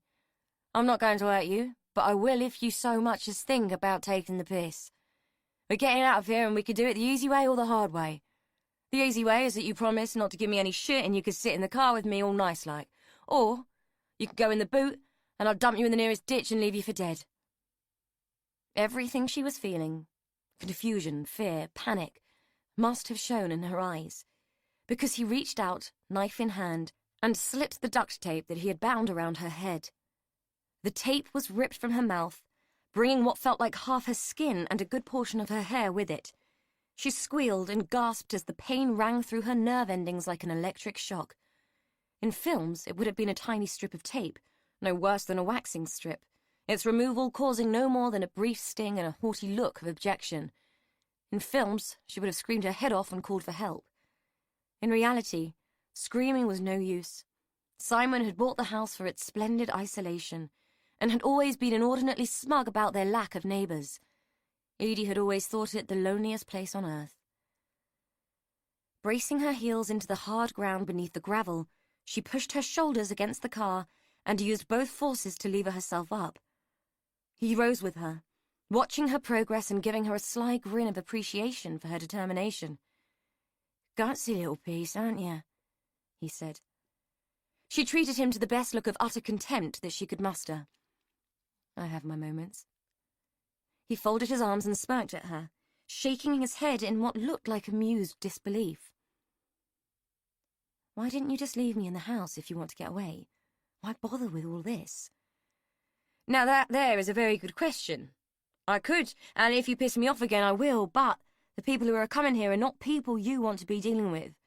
Right now they don't know you're here, but if they found you, well, let's just say they'd make me look like a pussycat in comparison. Doesn't that suit you? Getting someone else to do the dirty work?" He laughed and shook his head again. "Consider it part of my payback. It's not me that wants you dead, lady. Frankly, I couldn't give a shit. But it amuses me to put one over on that bastard in there. Now, we're going to get in the car. I'm going to drive you back to civilization, and I'm going to drop you off. Win-win." "I don't get it. Why do you care what happens to me?" "I don't, not really, but I look at it this way. If I kill you or leave you to die, I'm wanted for your murder too. Now, don't get me wrong. I don't intend to be hanging around to answer for anything, but you never know, do you? So I look after you, and when the shit hits the fan, I'm the good guy. They can arrest me for being a cunt, but they can't charge me for it." Edie almost wanted to laugh at his bizarre logic. It was as if he believed that arson, attempted murder, kidnapping, GBH, ABH, and God knows what else were minor infringements. Perhaps they were to someone like him, but it wouldn't pay her to argue. Besides, her only way out of this was to play along. Okay, it suits me. Good girl. Now, let's get the fuck out of this godforsaken shithole. To her surprise, he cut the tape on her hands and let her sit in the front of the car. He didn't seem remotely concerned that she might grab the wheel or try to overpower him. The thought of that made her laugh, as if she could. Her arms felt like they were made of rubber, and she was so exhausted she doubted that she could knock the skin off a rice pudding, let alone take on a thug in a moving car. That kind of bravery was for TV and idiots. Edie had been surviving brutality for too many years to be an idiot. They drove in silence for a few miles, him concentrating on the winding country lanes, her nursing her privations and willing life to come back into her limbs so that the dull, intense, nagging pain would stop. Her head was hurting like a bastard, and the motion of the car was making her feel sick. She had to focus on something other than how lousy she felt. How come you decided to do the dirty on Sam? I thought you two were best buddies. He glanced at her with an amused smile on his face. No such thing as best buddies in my world, lady, just money and favours and respect. Sam disrespected me. Torching a house is one thing. Finding out that there are two people inside is another. I'm a lot of things, lady, but a killer isn't one of them. Not by choice, anyway. He seemed to add this as if it was an afterthought. He ripped me off and screwed me over, so I returned the favour. Edie gathered that honour amongst thieves must be the myth she had always suspected it to be. There was a bag on the back seat. She'd heard them talking about it, about how much of the contents Sam intended to give Jono in compensation. She guessed that Jono hadn't thought it was enough and had simply helped himself. Dog eat dog, she said under her breath. Aren't you worried that I'm going to go to the police? He gave out a derisive snort. Do what you fucking like, love, I'll be long gone. Edie felt suddenly, utterly defeated. All her life she had felt stifled and punished through everyone else's need for power and control. She had been nothing but a chattel to everyone. Even on her good days, her mother had treated her as if she was a prize of some sort, like something she'd won in a raffle, not valued, but coveted because it was hers. No wonder she'd ended up with Simon. His attentions had held a familiarity that wasn't so much appealing as compelling. People were drawn towards what they knew. Even Rose treated her like a servant, assuming that she would do her bidding without question. And now there was Sam, who had used her as a means to an end and considered her ultimately disposable. Even Jono, sad article of humanity that he was, seemed to have more compassion for her than the people who had declared their love. At least he was giving her a chance. Not that Sam had ever expressed any love, but she'd felt something between them at one point. A spark of attraction that had seemed to feel deeper than just an appreciation of each other's aesthetics. How ridiculous it had all been, and what a sad, sorry article she was. Poor Edie. Everybody's pawn. It occurred to her that she had turned into Dolly, everybody's helpmeet. A future of loneliness, neediness, and eventual madness was more than she could bear, and for a moment she considered grabbing the wheel and sending them both to their deaths. The world would be better off without Jono, and nobody would miss her. Sophie came into her mind as someone who might, and the thought of it seemed to ignite a little flame inside her that began to illuminate the darkness of her mood. There might be life beyond all this yet. They seemed to drive for hours in silence now. Edie had nothing more to say to Jono. There was little point in trying to convince him of the error of his ways, and any such conversation was more likely to result in mortal injury to her, not his sudden conversion to the light. She had even dozed for a while, resting her head against the window and drifting in and out of sleep, only the tension of her current situation and the pain in her head preventing her from slipping into oblivion. Having been lulled by the motion of the car and the comparatively benign situation, she felt a profound sense of apprehension when he finally pulled up. They were opposite a railway station. She had no idea where. He had parked in the shadows away from the lights, and a tree obscured the sign. This is it, lady. This is where me and you part company. He leaned across the back of the seat and rummaged in the bag, then threw a bundle of money into her lap. There must have been at least $2,000 there. Buy yourself a ticket and give the rest to the kid. Edie stared at the money, then at Jono, and couldn't help what came out of her mouth. Sophie. I thought you hated her. When I first found her, you'd beaten her up and made her life a misery. Jono shrugged. My kid, my prerogative. Didn't want her living on the square, did I? No one's kid should have to live there. It's a bad place, lady. I should know. I made it that way. She didn't want to leave nicely, so I gave her a little incentive. Edie couldn't see how a busted face and bruised ribs would be much of an incentive for anything except depression and fear. Jono seemed to have taken feral parenting to a whole new low. Does she know? That she's mine? Maybe, dunno. Just tell her there's no such thing as bad blood. She can be whoever she wants to be. Time to go, lady, ain't you get? He leaned across and opened the car door. Less an invitation, more a demand. Edie scrambled out, clutching the bundle of money and wasting little time in putting as much distance between herself and Jono as she could. Out of curiosity, she paused in the shade of the tree, watching what he did next and surprised that he hadn't driven off immediately. She could see by the light of the screen that he was making a phone call. It didn't take long, and when the call ended, he wound down the window and hurled the phone into some bushes. Had it not been pitch black, she would have tried to retrieve it once he'd driven away, but she'd been through enough, and the thought of foraging about in the dark was just too much. If she could work out where she was, she'd just tell the police where they could find it. The station was tiny, unmanned, had no toilets and no payphone, but there were seats and a late train bound for London due to arrive in a few minutes. Edie fed one of the notes from her pile into the automated machine, took her ticket and waited. According to the little card, she was in Chatham, wherever that was, and she would arrive in London just before midnight.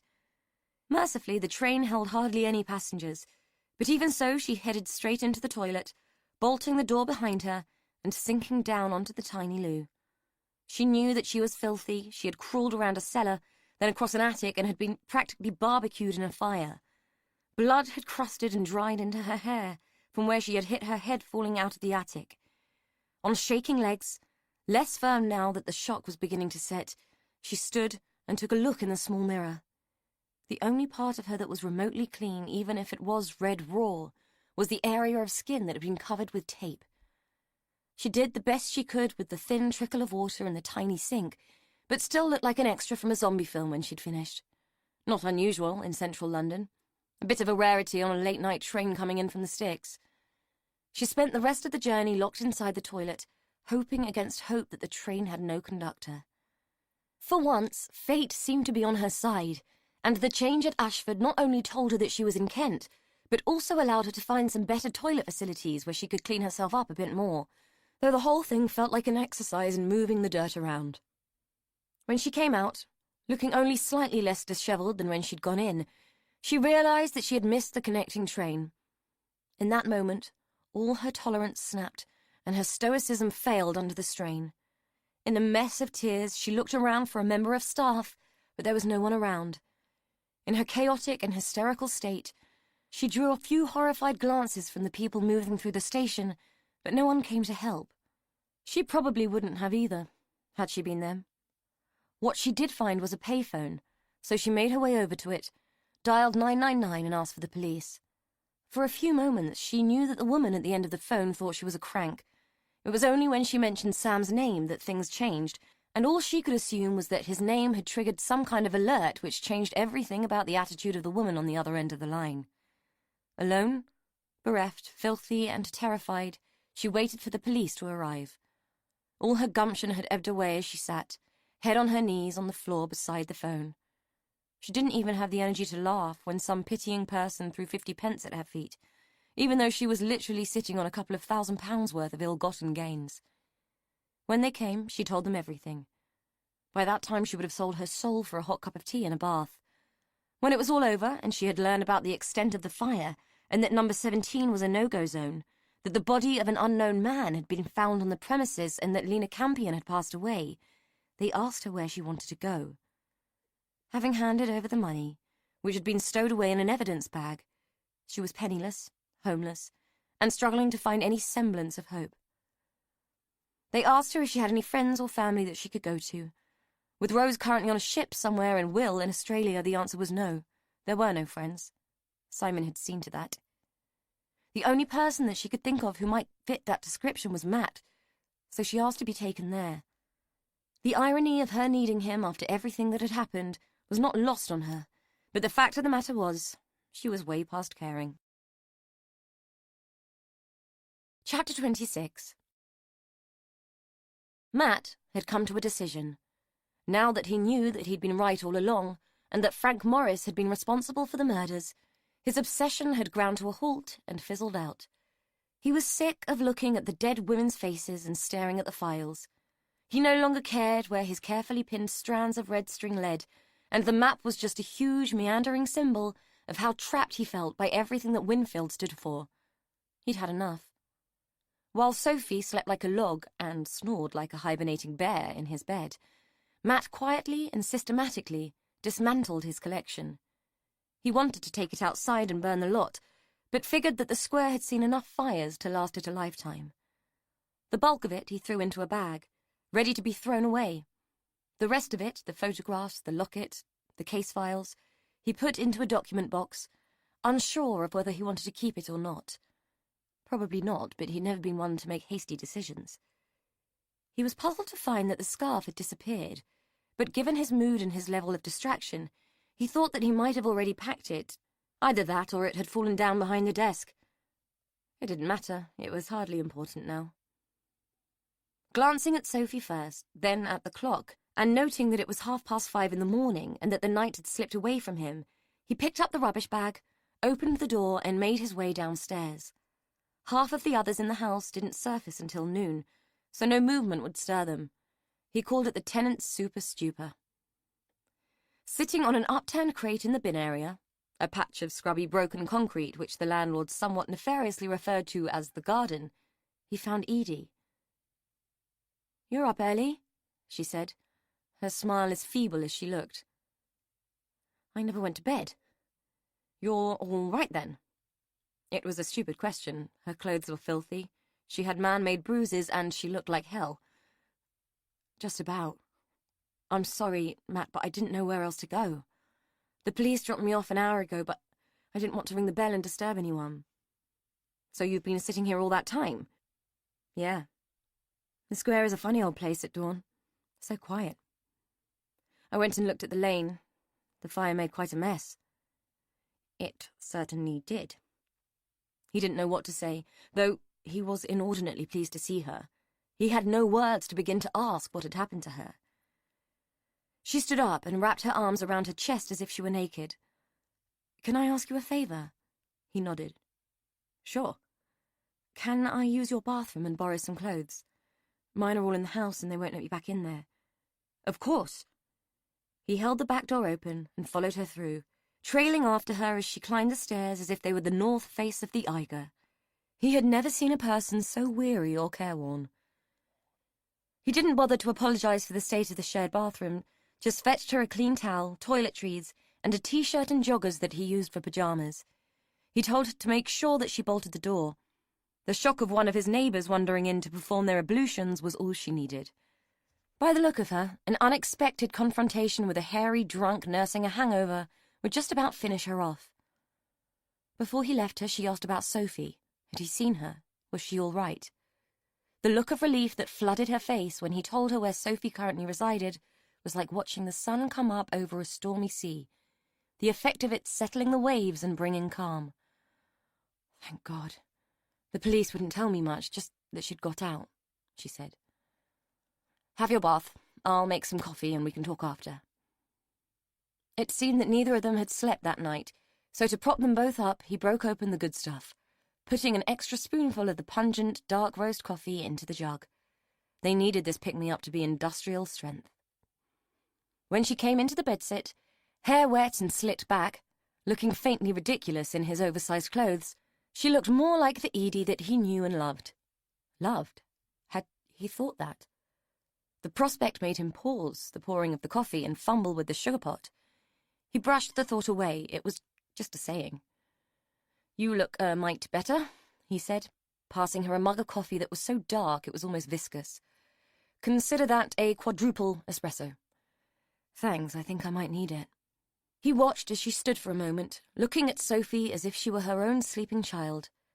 The tenderness in her expression was so moving that Matt felt forced to turn away and busy himself with his own drink. He offered her the comfortable chair and sat down at the desk. "Do you want to talk about what happened?" he offered. Though he was curious to know, he had a feeling it was going to be difficult to contain his anger.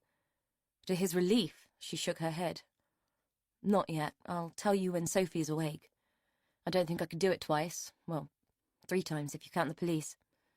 She gave him a wan smile, sipped her coffee, grimaced, and raised her eyes to the wall behind his head. "You've taken it all down?" "Yes." He didn't want to explain why. To tell her that he'd been right, and that it was her father who'd been the killer, not his own. Then there was Lena's diary and its contents, and all the implications that went with it. She would have to know sooner or later, but this didn't feel like the time to carve new wounds. To his relief, she didn't press the issue and instead changed the subject. "I suppose I need to look for somewhere where Sophie and I can stay. Even if they let me into the house, I don't suppose it's livable. I hope the company that owns it has it insured, because I doubt Dolly did. Mind you, I didn't really go through the paperwork, there was so much of it. I just put it in a box for later. Something to look forward to, I suppose, finding out just how much of a mess she left everything in." The coffee turned to ice in Matt's stomach. He'd forgotten all about Dickie and the evidence that he was still alive.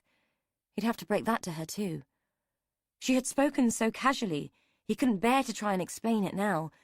Besides, there was very little to say. He'd never made it to the care home because of Lena. Jesus, Lena, did she even know about that? Every topic of conversation felt like a minefield. Out of desperation, he seized upon her first and possibly her safest observation. "You can both stay with me if you want," he blurted out without remotely thinking it through, but instead of instant regret, he found that he didn't mind the idea. She smiled and almost laughed. "You're very kind, Matt, but 3 of us can hardly stay here." She waved her arm around the small room. "What are we supposed to do, take it in shifts to sleep? Besides, you're not the Matthew Bastin hostel for waifs and strays." He returned her amused smile and shook his head. "No, not here, of course. I have a house." It was true. He'd bought it while he was still in the army and had paid it off with his end-of-service payout. He owned it outright, had furnished it, decorated it, sat in it, admired it, and never spent a single night there. He had created a home, but it didn't feel like that to him. He couldn't live there with the ghosts of the past still snapping at his heels. They belonged in the square, and that's where they needed to stay. As if on cue, Sophie rolled over, sat up and addressed the room. "You have a house and you decided to live in this shithole? You're freaking mad. And why didn't you wake me up and tell me Edie was here? Yo, Edie, you okay?" She was all crazed hair and sleep-filled eyes, but the swelling in her face had gone down and her speech was more coherent. "Morning, Sophie. Want some coffee?" She looked over at the pot with its black-brown contents. "Yeah, but not that stuff. I'll have a proper one, though." He smiled and shook his head, glancing at Edie, who seemed to share his amusement. "I'll make you one." Sophie swung her legs out of the bed and looked at Edie as if she wanted to rush over and hug her, but instead sat on her hands and resorted to her usual ebullient bluntness as if it were some kind of default setting. "So, Ede, what the fuck happened to you? No, don't answer for a minute, I need a pee." She slid off the bed and shuffled out of the room.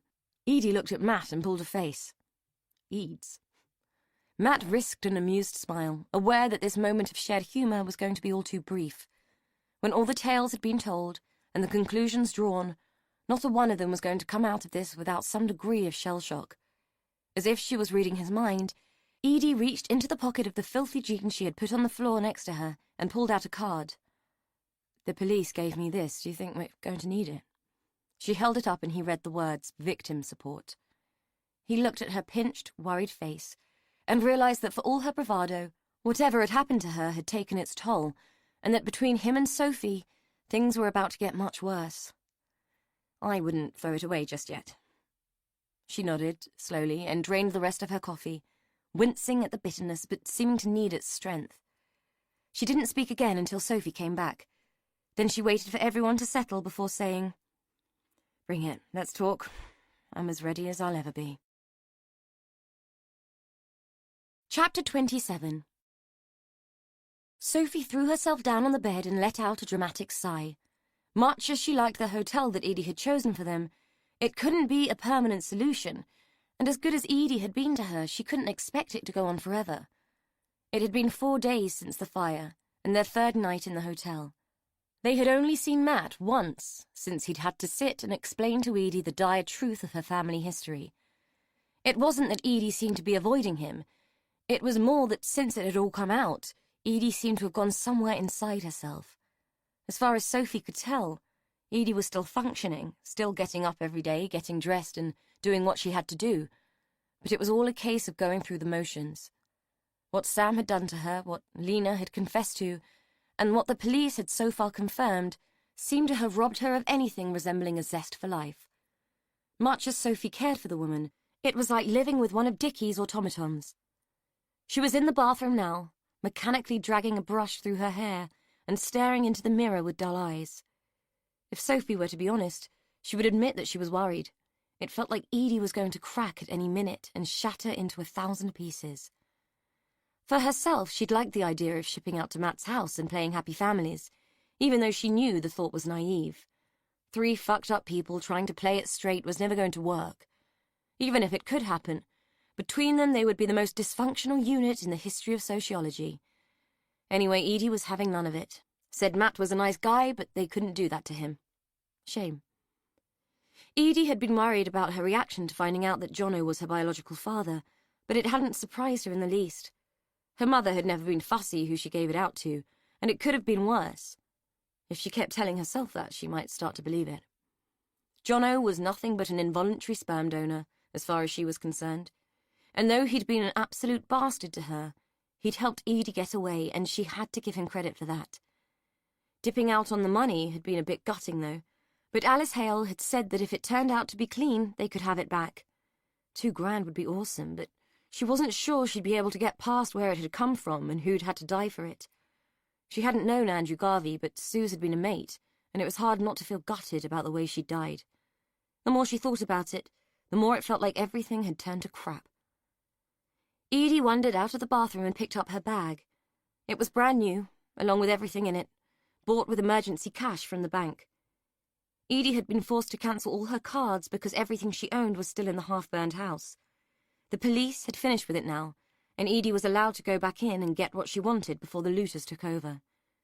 She was also meeting the insurance assessor, sent by the company that Dolly had sold it to. Having been inside and seen the state of it before the fire, Sophie figured that the people who owned it would get a better deal if they just took the money and ran.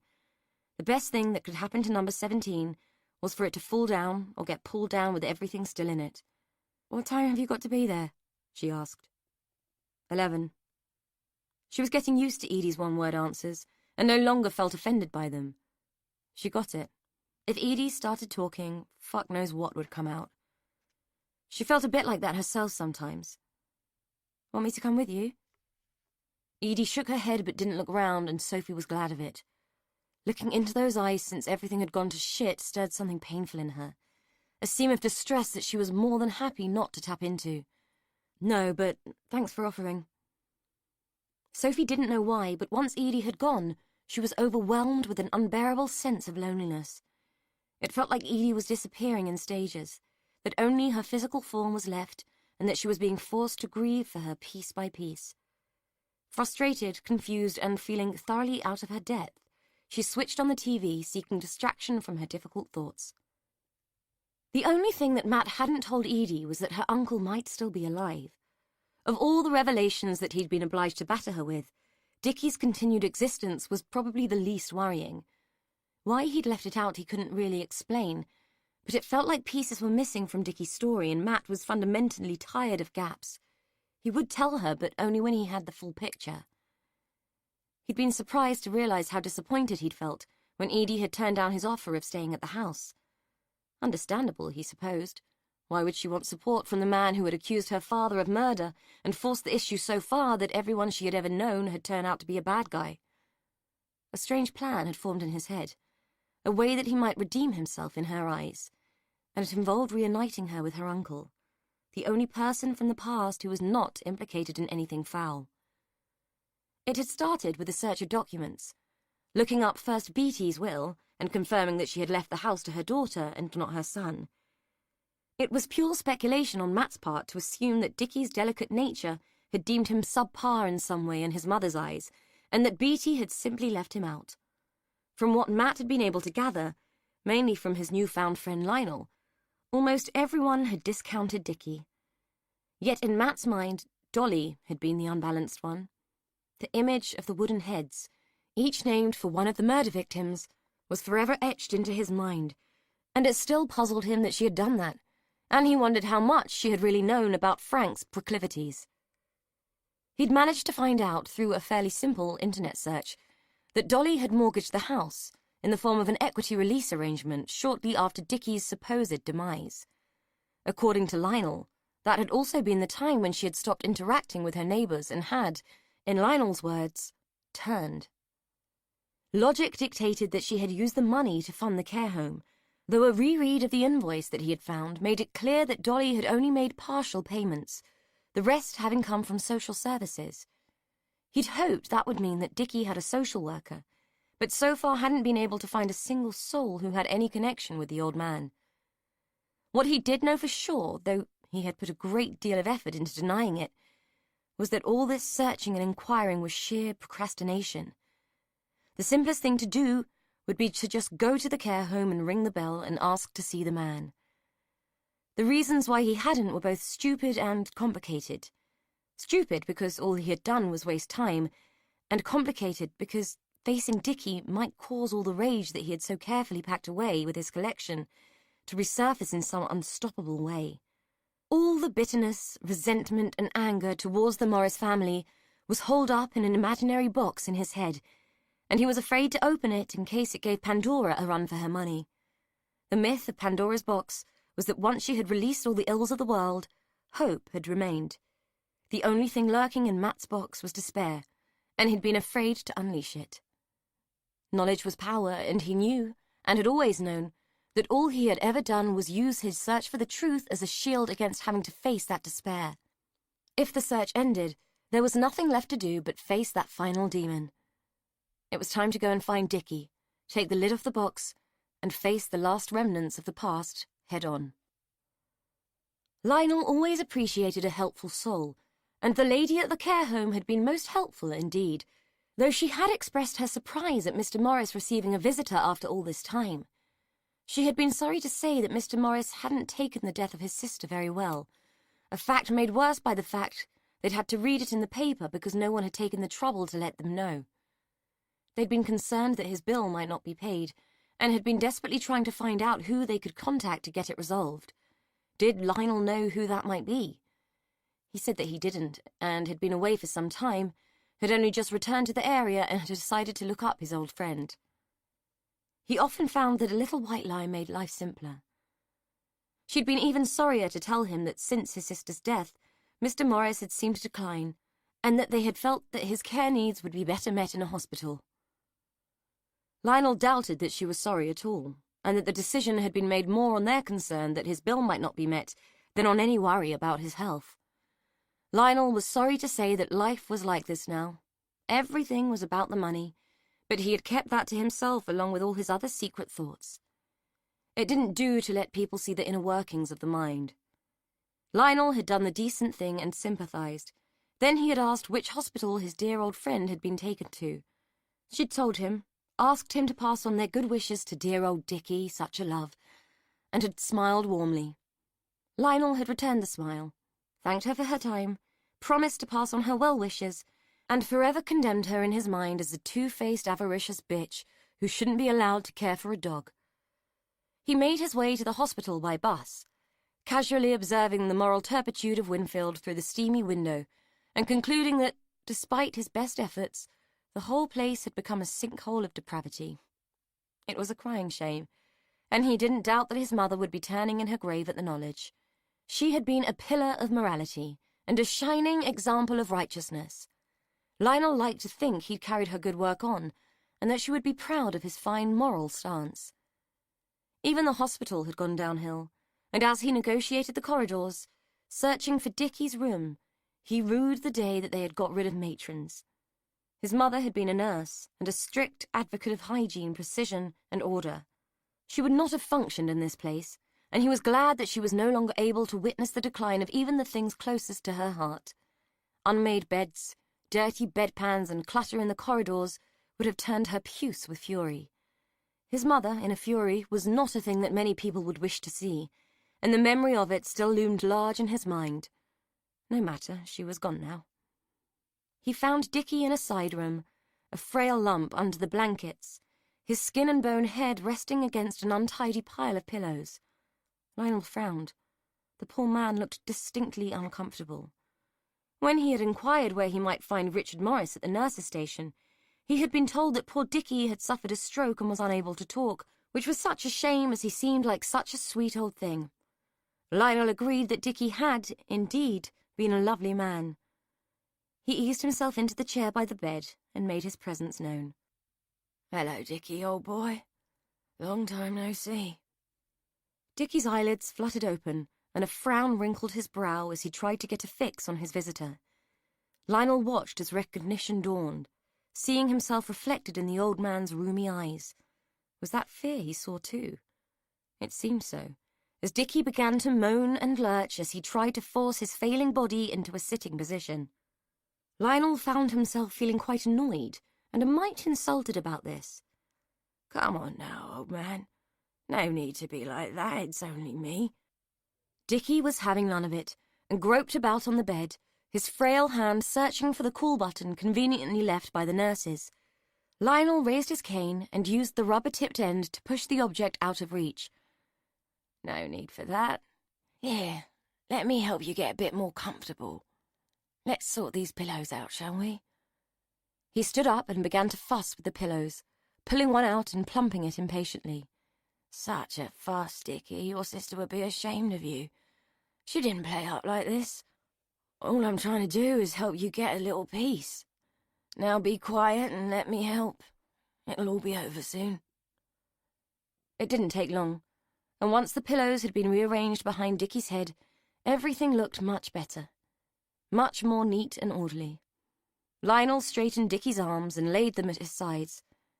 "There, that's better, isn't it?" He glanced into the man's eyes once more, and was pleased to observe that he could no longer see himself reflected. Much better, if he said so himself. The nurse at the station commented as he walked past. "Leaving so soon? That was a quick visit." Lionel gave her his best, most polished smile. "He's having a little nap. Seemed ashamed to disturb him. I'll call back another time." She nodded, looked relieved, gave him a distracted farewell, and went back to her paperwork. Lionel considered this typical of the modern work ethic and the attitude of people today. Always with the paperwork, ticking their little boxes, dotting their I's, crossing their T's, and thinking they'd done a good job. They didn't know what a good job was, but he did. He strolled away from the hospital towards the bus stop, swinging his cane and humming his favourite hymn, "Fight the Good Fight." He felt it very apt indeed. Matt might have spotted him, called out and waved even, had the bus not pulled up at that moment and masked Lionel from view. As it was, Matt was caught up in his mood and may as well have been wearing blinkers for all the attention he was paying to his surroundings. He too had visited the care home and had received the surprised and saccharine greeting of the proprietor. He had not made judgment on her for it, but had merely been put out by learning that he must make another trip to the bloody hospital. It was beginning to feel as though he might as well take up residence there. By the time he left, he was also beginning to feel that he had the kiss of death. His mother had been like that with cats.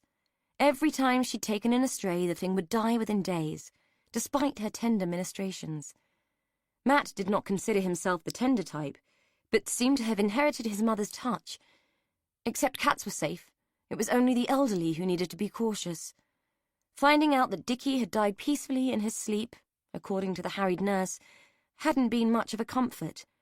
He'd been hoping to find some answers to his remaining questions, and didn't relish having to tell Edie that she had another funeral to organise, and it would be one that she already believed had taken place. What was that Shakespeare quotation? "Will no one rid me of this turbulent priest?" In Matt's case, if the word priest could be traded for past, it would fit perfectly. As he trudged the pavements back to the square, shoulders hunched and wearing a pensive, melancholy air as if it was a coat, he remembered that he had agreed to meet Sophie and take her for lunch. He was going to be late. Edie had brought her a brand-new pay-as-you-go mobile phone, and he could have called her on that to explain, but he needed to walk off this mood before he spoke to anyone. Sophie would wait. She had nothing better to do. Sophie looked at the clock on the cafe wall and sighed. Matt was late. No matter, she could wait. It wasn't as if she had anything better to do. She had ordered a cappuccino, having taken a liking to them since Edie had seen fit to furnish her with spending money. Edie was doling it out like no one's business, now that her house sale had completed and she had money in the bank. The ex had given her half his business, too, or at least he'd given her half what it would cost to buy it. Edie said it must have killed him to do it, and that had the judge given him a choice, Simon would have begrudged her the sweat from his arse. Edie had been worried about the house sale going through after the shenanigans with Sam, but the police had told her that when they'd gone to the house, it was as clean as a surgeon's knife. Not a trace of Sam, the whiskey bottle, or the pizza box. It was like it had never happened, and they had pretty much accused her of making it all up. Funny that, given that the bruises on Edie's wrists still hadn't faded, and Sophie's nose looked more snub than ski slope these days. They'd had to swallow it when they found Jono's phone, though, and had almost, but not quite, apologised when they'd picked him up at Dover trying to use fake ID to buy a ferry ticket. Sophie didn't know what would happen to him now, but he was being held responsible for the deaths of Suze Prothero and Andrew Garvey, and would most likely go down for the arson. She knew she'd have to be a witness to that, and didn't relish the prospect. Edie would be called as a witness too, and that worried her more. She wasn't sure how much more Edie could take.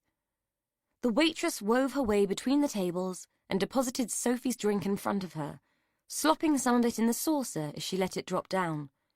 She lingered for a moment and peered out of the window. There he goes, look, bloody old ghoul. Sophie had no idea what she was talking about, and followed her gaze. Who? Him over there just got off the bus. Sick, if you ask me. Sophie could see an old man with a cane. He looked smart and out of his time, and definitely out of place on the square. What's up with him, then? The waitress shuddered. Runs those murder tours, callous old git. My great-auntie was one of the girls that got killed. You'd think people would have more compassion, really. I never met her, of course, but still. Sophie raised her eyebrows. If only the woman knew what she knew. I thought it was that funky-looking bloke, woolly hat and a beard, that did them.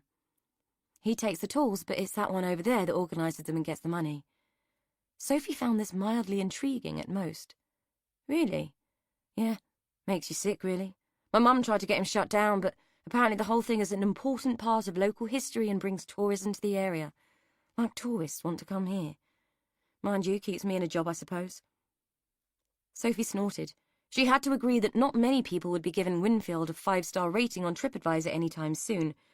I suppose even murder geeks like a bacon sandwich, she said. That's about the size of it. Though I had one in here asking for lapsang souchong the other week. Bloody lapsang souchong. In a place like this, I ask you. Told him he'd be getting Tetley or nothing. I've only just mastered them cappuccinos, she said, waving at Sophie's drink. Anyway, best be getting on, I suppose. Yeah. To her relief, she saw Matt across the road and hoped they'd be going somewhere else for lunch. She sipped her coffee and realised that the woman hadn't mastered cappuccinos at all. Alice Hale had just had an interesting but unproductive interview with Alan Pascoe. Interesting because he was an intriguing man.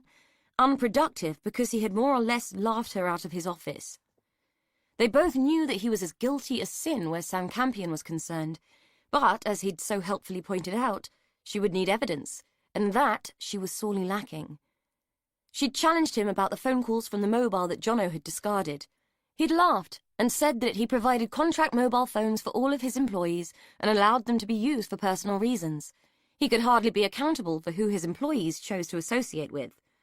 She'd asked for a list of numbers and SIM cards, and he'd sadly informed her that he'd upgraded all their phones a few days earlier. Everyone had new numbers, and being a man who disliked clutter, he'd disposed of the records for the old ones. Besides, he ran a business. All sorts of people made calls. Desperate, she'd pointed out that he would need those phone records for his tax returns and that it had been foolish to destroy them. He'd laughed and told her that he still had the invoices and had merely got rid of the list of who had been allocated which phone. Alice had told him that Jono had said that he'd spoken directly to him and only him.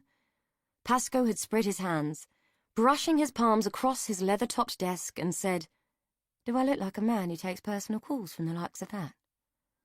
Alice thought that he did, most definitely. He also looked like the kind of man who dealt in stolen diamonds and bearer bonds, and who was more than capable of disposing of someone like Sam Campion if they crossed him.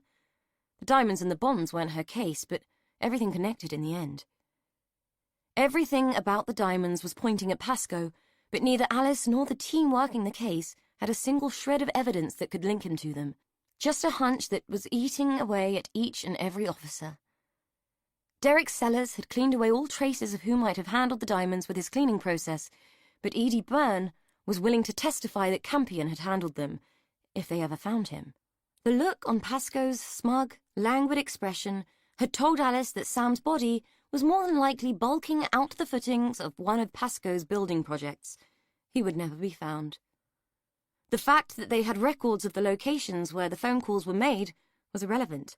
Pascoe was right. The number Jono had called was registered to his business and not him. Any objective test that Alice applied to her hunch only came up with one result. She'd have to get up very early in the morning to nail a man like Pascoe, and she'd have to gather a damn sight more evidence to justify arresting him. It was frankly depressing. The DI thought they had enough. Jono was good for the fire, the deaths, and the abduction of Edie Byrne, but Alice wanted Sam Campion because she couldn't get Lena for the murder of Frank Morris. Her oppo had told her to get a grip and accept that she couldn't have everything. Jono was enough, and she'd have to accept that with good grace. But for Alice, it was a bitter pill. She hadn't become a detective to quietly ignore the crimes she couldn't solve. Perhaps she should take a lesson from Matt Bastin. At one point, she'd expected him to use what they had discovered as leverage for a full posthumous pardon for his father. But he hadn't. The last time they'd met, he'd said that knowing was enough. Alice knew too, but somehow just knowing would never be enough, despite the fact that she had no choice but to accept it. Chapter 28. Edie stood outside in the yard of number 17 for the last time, looking up at the charred wood of the upstairs windows and frowning at the soot-blackened bricks. The house was empty now. Empty of things, empty of feelings. Only the ghosts remained, ethereal and unblighted by the wanton destruction. She was officially divorced now, from Simon and from any obligation to her family. Everything had been settled. She hadn't begrudged paying for a funeral for Dickie, though there had been no provision of tea and sympathy this time. The whole thing had garnered enough attention without that. Dickie now rested in the central garden, where she had scattered his ashes in the early morning, with only Sophie and Matt for company. She hoped that every murder tourist would take a little bit of him home with them when the wind blew, though it was a grim and vengeful thought. Her father's remains were locked up somewhere. She didn't care where, and if they chose to bury him, it could be in a compost heap for all she cared. He was Rose's problem now. Edie felt like she had more than done her share. Sophie wandered up behind her. "Last farewell?" she asked. "Something like that. I almost wish the fire had taken it all." Sophie didn't say anything, just pushed her hands into her pockets and let out a long sigh. "So are you all packed and ready?" Edie said, turning away from the house. "I thought we might have a few days down in Cornwall or something before I found somewhere more permanent." She looked down at Sophie's foot, scuffing the ground, and knew what was coming. Edie was 100% fluent in body language. "You're not coming, are you?" No, not for a bit, but I will visit when you're settled. I got offered a job in the cafe. It's not much, but it's the first time I've ever had a chance to do something proper for myself. I want to give it a go. You've been great, Edie, and I can't tell you what it means to me, but I need to do this.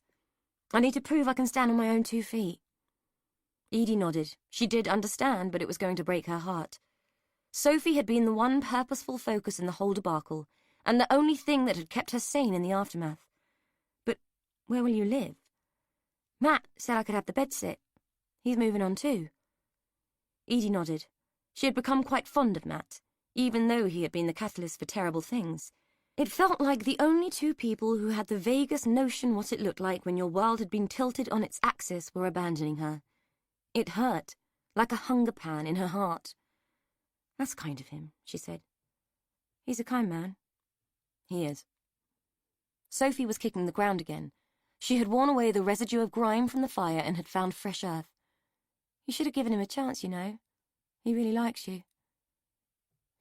"Don't be daft. He just feels bad about everything that came out. Like you said, he's a nice man." She said it, but wasn't sure who she was trying to convince, herself or Sophie. Sophie cocked her head to one side and raised her eyebrows. "Yeah, okay, if you say so." They stood in silence for a few more minutes, just staring at the house. "I hate this place," Edie said. "I don't know how you can want to stay here." "Oh, I'm not too keen on this particular house, I must admit, but the square itself, it has potential. Sam and Jono are gone, it'll get better now." "I doubt that. Other vile people will pop up and take their place," Edie said, knowing that though her words might be true, she was bargaining. Sophie knew it and smiled. "I'll be okay, you know, and I will visit. You don't get to shake me off that easily, missus." Edie felt the threat of tears begin to sting her eyelids and turned away. "Glad to hear it. I wouldn't have it any other way." Her voice was beginning to crack with emotion. Sophie took her hands from her pockets, reached out, and enfolded Edie in a brief but intense embrace. "I love you, missus. Don't forget it because I'll only say it once." The words were mumbled into Edie's hair, where they lingered like a halo of wishes and wants. She hugged the girl back. "You only need to say it once, and ditto." Sophie pulled away. "That's enough of the mush. Now bugger off before one of us starts crying. I'll phone you, all right?" "You better had," Edie said, forcing a smile. "I will. Now bugger off, will you? I've got to go and learn how to make bloody cappuccinos."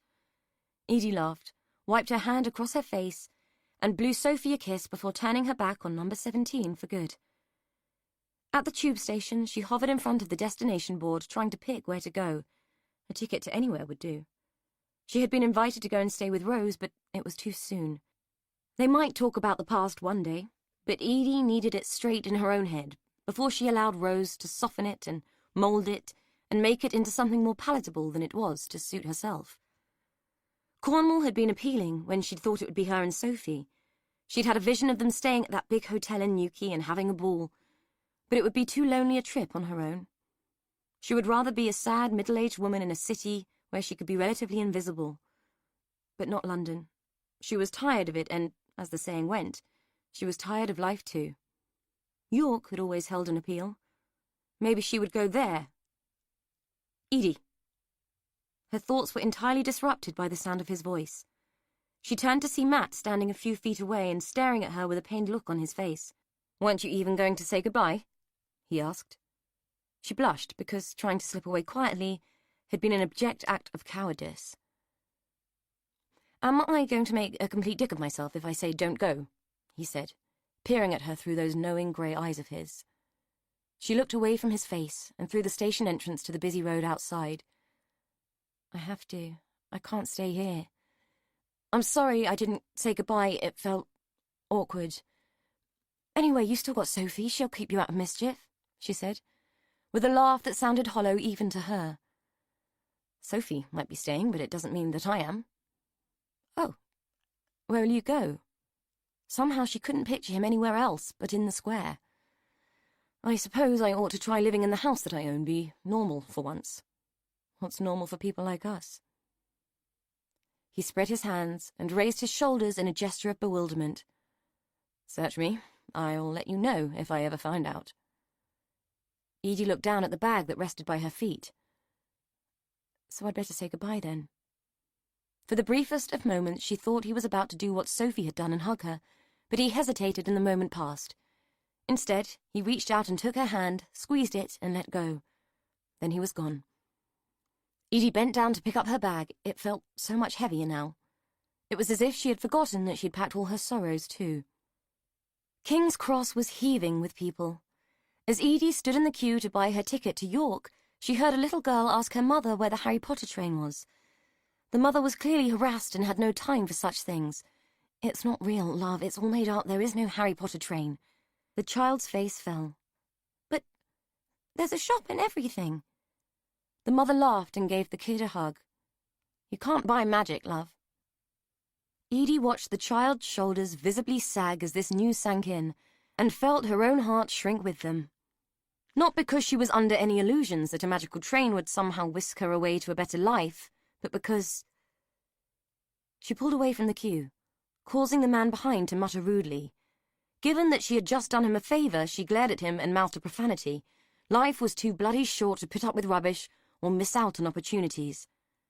Outside the station, she waited for a taxi in the rapidly moving queue. When her turn arrived, she leaned through the window. Coronation Square, Winfield. The taxi driver raised his eyebrows and set the meter. Once underway, Edie took out her phone and tapped out a text to Sophie. Tell Matt not to move a muscle. I'm coming back. She pressed send and smiled. You might not be able to buy magic, but when there was a hint of it in the air, it would be stupid not to take advantage. Chapter 29. Lionel looked out of his window. His view of the square softened and diluted by the long lace curtain. He liked a net. You could catch many things with a net, even when you were just looking through it. He could see his bread and butter now. The evening tour had just commenced with plenty of eager people waiting in the twilight to hear the gory tale of the Winfield murders. He liked to wander the garden sometimes and stop and listen to their reactions as his employee regaled them with the grisly story of Elizabeth Reese, who had been found dead on the bench. Lionel had thought that was a fitting place for her. After all, it was where she had plied her trade all those years ago, spreading her filth as well as her legs. They had all done that for him. He'd made them. The thought made him shudder. Anne Townsend he'd left in the street, lying in the gutter, which was exactly where she belonged. Jean Lockwood he'd left in the garden shed where he'd first spied on her, cavorting and spoiling herself with any man who would have her. Mary McGowan he'd left by the bins at the back of the pub with the rubbish. Sally he would have liked to lay claim to, but sadly the job had been done for him. He still found it irksome that he had been robbed of the opportunity to demonstrate to Sally the error of her ways. More irksome still that her killers had prevented him from carrying on. In testifying against John Bastin, those two women, Dolly Morris and Lena Campion, had made it impossible for him to continue. He'd tried, but she'd got away, and somehow he'd lost heart for it after that. He'd moved away from the square for a long time after, unable to sit back and watch it all decay in front of his eyes. He should have stayed, he knew that now. In his absence, the filth had spawned and spread like a fungus. Whatever it fruited that could be seen was nothing to the network it had spread underneath. It was like a hydra. You cut one head off, and two sprang up in its place. Filth and scum had become inherent here, and it sickened him. The murder tours had been intended to serve as a moral alarm that would remind people of the true wages of sin. He'd intended them to be a salutary lesson to the people of Winfield, a warning even. If he were honest, he'd also seen them as a celebration of his achievements, lest the part that he'd played in the history of the place be forgotten. It was a shame that he couldn't name himself and bask in the glory, but he considered himself a modest man at heart, and was satisfied with his vicarious observations. For now. There hadn't been much satisfaction in disposing of Dickie, but he daren't have taken the risk of the man recovering and stumbling into Matthew Bastin. That boy was like a terrier with a bone. He'd long worried that Dickie had suspected him, ever since the incident with the scarf 5 years before. Lionel liked to carry a little something with him sometimes, just a token. He had kept one from each of the girls. He'd had the scarf in his pocket and had called on his old friend for a cup of tea. He'd been shocked at the state of the house and the decline of standards, not that it had been terribly surprising given what the mother had been, but the dust had made him sneeze, and stupidly he'd pulled out the scarf and not his handkerchief. Dickie had recognised it immediately because he'd been the one who had bought it for Jean. Not that she'd ever repaid him with her favours. She'd taken Dickie's gifts but treated him with disdain. On the day Lionel had visited, there had been a scuffle, and he'd tried to deal with Dickie then. But Dolly had come home and, like a fool, Lionel had done the first thing he could think of and had stuffed the scarf into an old china ornament while Dolly called the ambulance. Like a fool, he'd believed the story of Dickie's demise too. He'd missed his trophy all these years and had been most pleased to find it in Matthew's abode. Most pleased indeed. It had been the matter of a moment to slip it into his pocket while the boy had been busy making tea. Lionel had always found that it paid to be friendly, much easier to lull people into a false sense of trust. The dress had been a grave mistake, and a foolish, foolish error. Lionel was still angry at himself for it. The day he had finally disposed of his mother's belongings had been traumatic, as if he was throwing the woman herself away. A sad and tumultuous time that had made the loss of her all too real again. The dress had hung in her wardrobe for years following her death, a splash of gaudy colour sandwiched between the uniform blacks and blues of the righteous. Somehow, when he had bagged up his mother's clothes, he'd included the dress and, like a fool, had handed it over to Dolly with a smile on his face, expecting her to be grateful for his kind donation to the local jumble sale. He should have known, really. She had treated him differently since Dickie had supposedly died. The discovery of the dress was the last nail in her coffin. Lionel knew that he had lost his touch the day he went to retrieve it and had scuffled with her on the stairs and pushed her to her death. A vague recollection of a moment of panic when the postman had knocked on the door explained it. With Dolly lying at the bottom of the stairs, clearly broken, he had rushed out of the house, allowing the door to slam behind him. Lionel loathed sloppiness and hated making mistakes. Precision in all things was what he had been taught. Some consolation had come from the sight of young Edie wearing it. When she had emerged from the house that night wearing the dress, he had felt a frisson of excitement and a reactive yearning in parts of his anatomy that he preferred not to think about. The chance meeting in the garden later that evening had been serendipitous indeed, especially when they had shared the very bench where he had first removed the dress. It thrilled him even now to think of it. Sadly, only a small piece of charred fabric remained.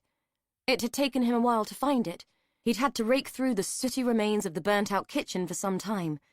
It would be too fragile a thing to carry around in his pocket, but it completed his collection, and he found it satisfying that his trophy cabinet could be considered complete. It amused him no end that Edie and Matthew had taken up with each other. He'd taken great pleasure in inviting them round for tea and watching their coy, tentative interactions. Such sweet irony that the sins of their fathers had brought them together. They were gone now. Both had wiped the mud of the square off their feet and had moved away. A house in Winchester, so he had been told. He hoped they would marry. All this living in sin still didn't sit comfortably with him. Had they stayed, he might have felt the need to intervene. The day they'd gone, Edie had bought him a gift. A box of Earl Grey from Fortnum & Mason, and a photograph for his collection. She'd found it in the house, she said, amongst Dolly and Dickie's old things.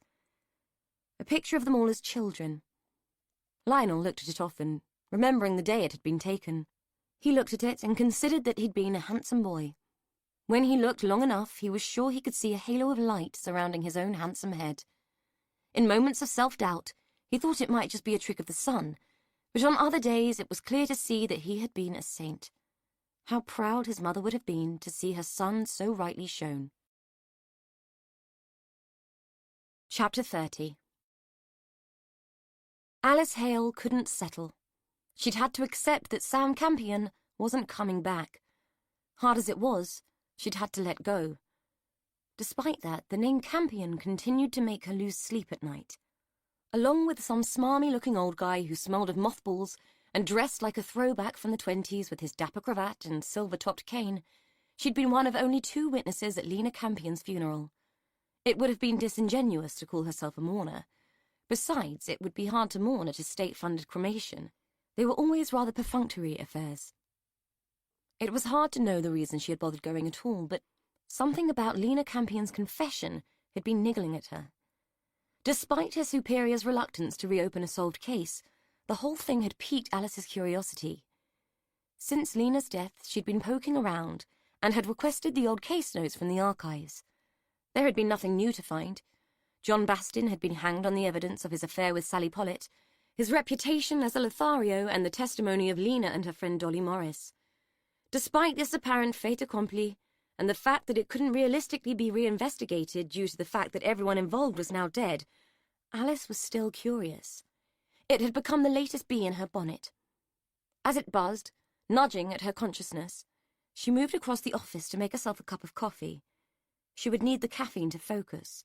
A great big fat file had just been delivered that would hopefully contain something which would help the move against Pascoe. On top of the bigger file lay a small one, old, thin, and intriguing. The name on the folder was Beryl Jackson. Pushing the Pascoe file aside, she opened the thin folder and began to read, eager to see if her hunch had been right. This latest line of personal inquiry had been to find out if any other crimes had been committed that could be linked to the Winfield murders. Her search had only come up with one interesting item, the report of an assault on a young woman, Beryl Jackson, who had been walking home after an assignation with her boyfriend. A man had hit her over the head with an unknown object and had raped and attempted to strangle her, but the attack had been interrupted by a witness. The attacker had fled the scene, disappearing into the night, never to be identified. The witness had been more concerned with the state of the girl than the escape of the felon, so hadn't pursued him. Several elements of this report were rattling about in Alice's mind. The location was bang on. The features of the victim fitted, a young girl with apparently loose morals, and the timing was right. In Alice's opinion, Beryl Jackson might have been the one that got away. What was most interesting, and the thing that was mutating into a clear thought in her mind, was that the witness had reported that the attacker walked with a pronounced limp. He had loped rather than fled from the scene. Frank Morris had not walked with a limp. Neither had John Bastin. What was most odd about Beryl's statement was the observation that her attacker had an unusual smell about him, an odour reminiscent of bergamot. In fact, what Beryl had actually told the police was that the man who had tried to kill her had reeked of Earl Grey tea. Alice closed the file with a sigh. The contents meant nothing. There must be thousands of old men with gammy legs and a penchant for fancy tea. Besides, the killings had stopped after the hanging. Perhaps her colleagues were right and she needed to learn how to let go and move on. She placed the file into her desk tray and picked up the brick of manila and paper that constituted the dubious life and times of Alan Pascoe and began to read, wondering what motivated such a man to be so relentlessly evil. In the back of the file was a copy of his birth certificate, holding the bland statement, "Father unknown." Alice thought it was quite the shame that Beatty Morris had been in prison at the time of his conception. She might have done Winfield a significant service otherwise. It was a terrible thought, really. 2 wrongs didn't form a right, and 2 Beryls didn't necessarily form a connection. Alice convinced herself that the name of Pascoe's mother was completely irrelevant and totally coincidental. Even if she was the same Beryl Jackson who had been attacked all those years before, and even if she did give birth to Alan 9 months later, and even though she did marry Thomas Pascoe when Alan was 3, Beryl Pascoe was long dead, and like everyone else from that time, had retained the right to remain as silent as her own grave. Whatever questions Alice might have, they would never get answered. She needed to learn to let go and concentrate on the present, not the past, stamp on her ubiquitous curiosity, and focus on the matter in hand. She tucked the document into the back of the folder and began to focus on the here and now.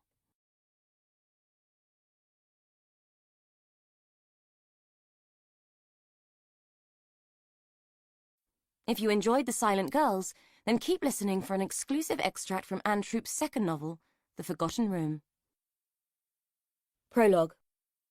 A clutch of people had gathered to see the breaking of the earth, their breath mingling in the cool morning air where it lingered and collected as a cloud of light mist.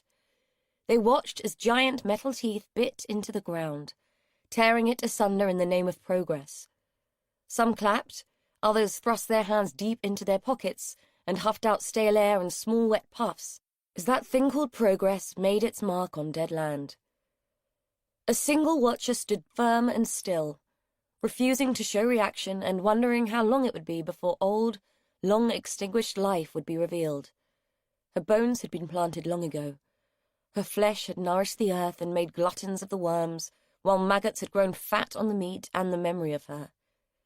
The watcher wondered if any human remembered her now. If they didn't, they would soon. The metal teeth were chewing the earth a mere 50 feet from where she lay. It was just a matter of time. When she saw the light of day again, she would be greeted with an urgency she had never known in life. They would want to know all about her then. The watcher was sure of it. A glance towards the proud developer, who oozed abundance in his expensive coat, who rubbed his hands in anticipation of what he believed would come. Wealth, recognition, kudos. The watcher smiled with a wry twist of the mouth. The man might as well build his houses out of glass and pray that no one would cast the first stone. It was all as fragile as that. They were standing on a teetering precipice between past and present, on earth as crumbling and friable as that which fell in crumbs and clods from the bucket of the JCB. The watcher turned away and began to walk. All things must come to an end, and the peace of Essen Grange would come to an end too. The watcher could feel it and hear it in the grind of the machinery. Everything that was familiar and safe was breathing its last in the screech of metal and gears. The watcher was as broken as the ground that was succumbing to change. Everything had to alter eventually, and the bones would mark the beginning. That was The Silent Girls by Ann Troup, read by Jenny Bede. This program was produced by ID Audio, an audiobook from HQ, an imprint of HarperCollins. Text copyright Ann Troup 2016. Production copyright 2018 by HarperCollins Publishers, all rights reserved. Ann Troup asserts the moral right to be identified as the author of this work. Thank you for listening.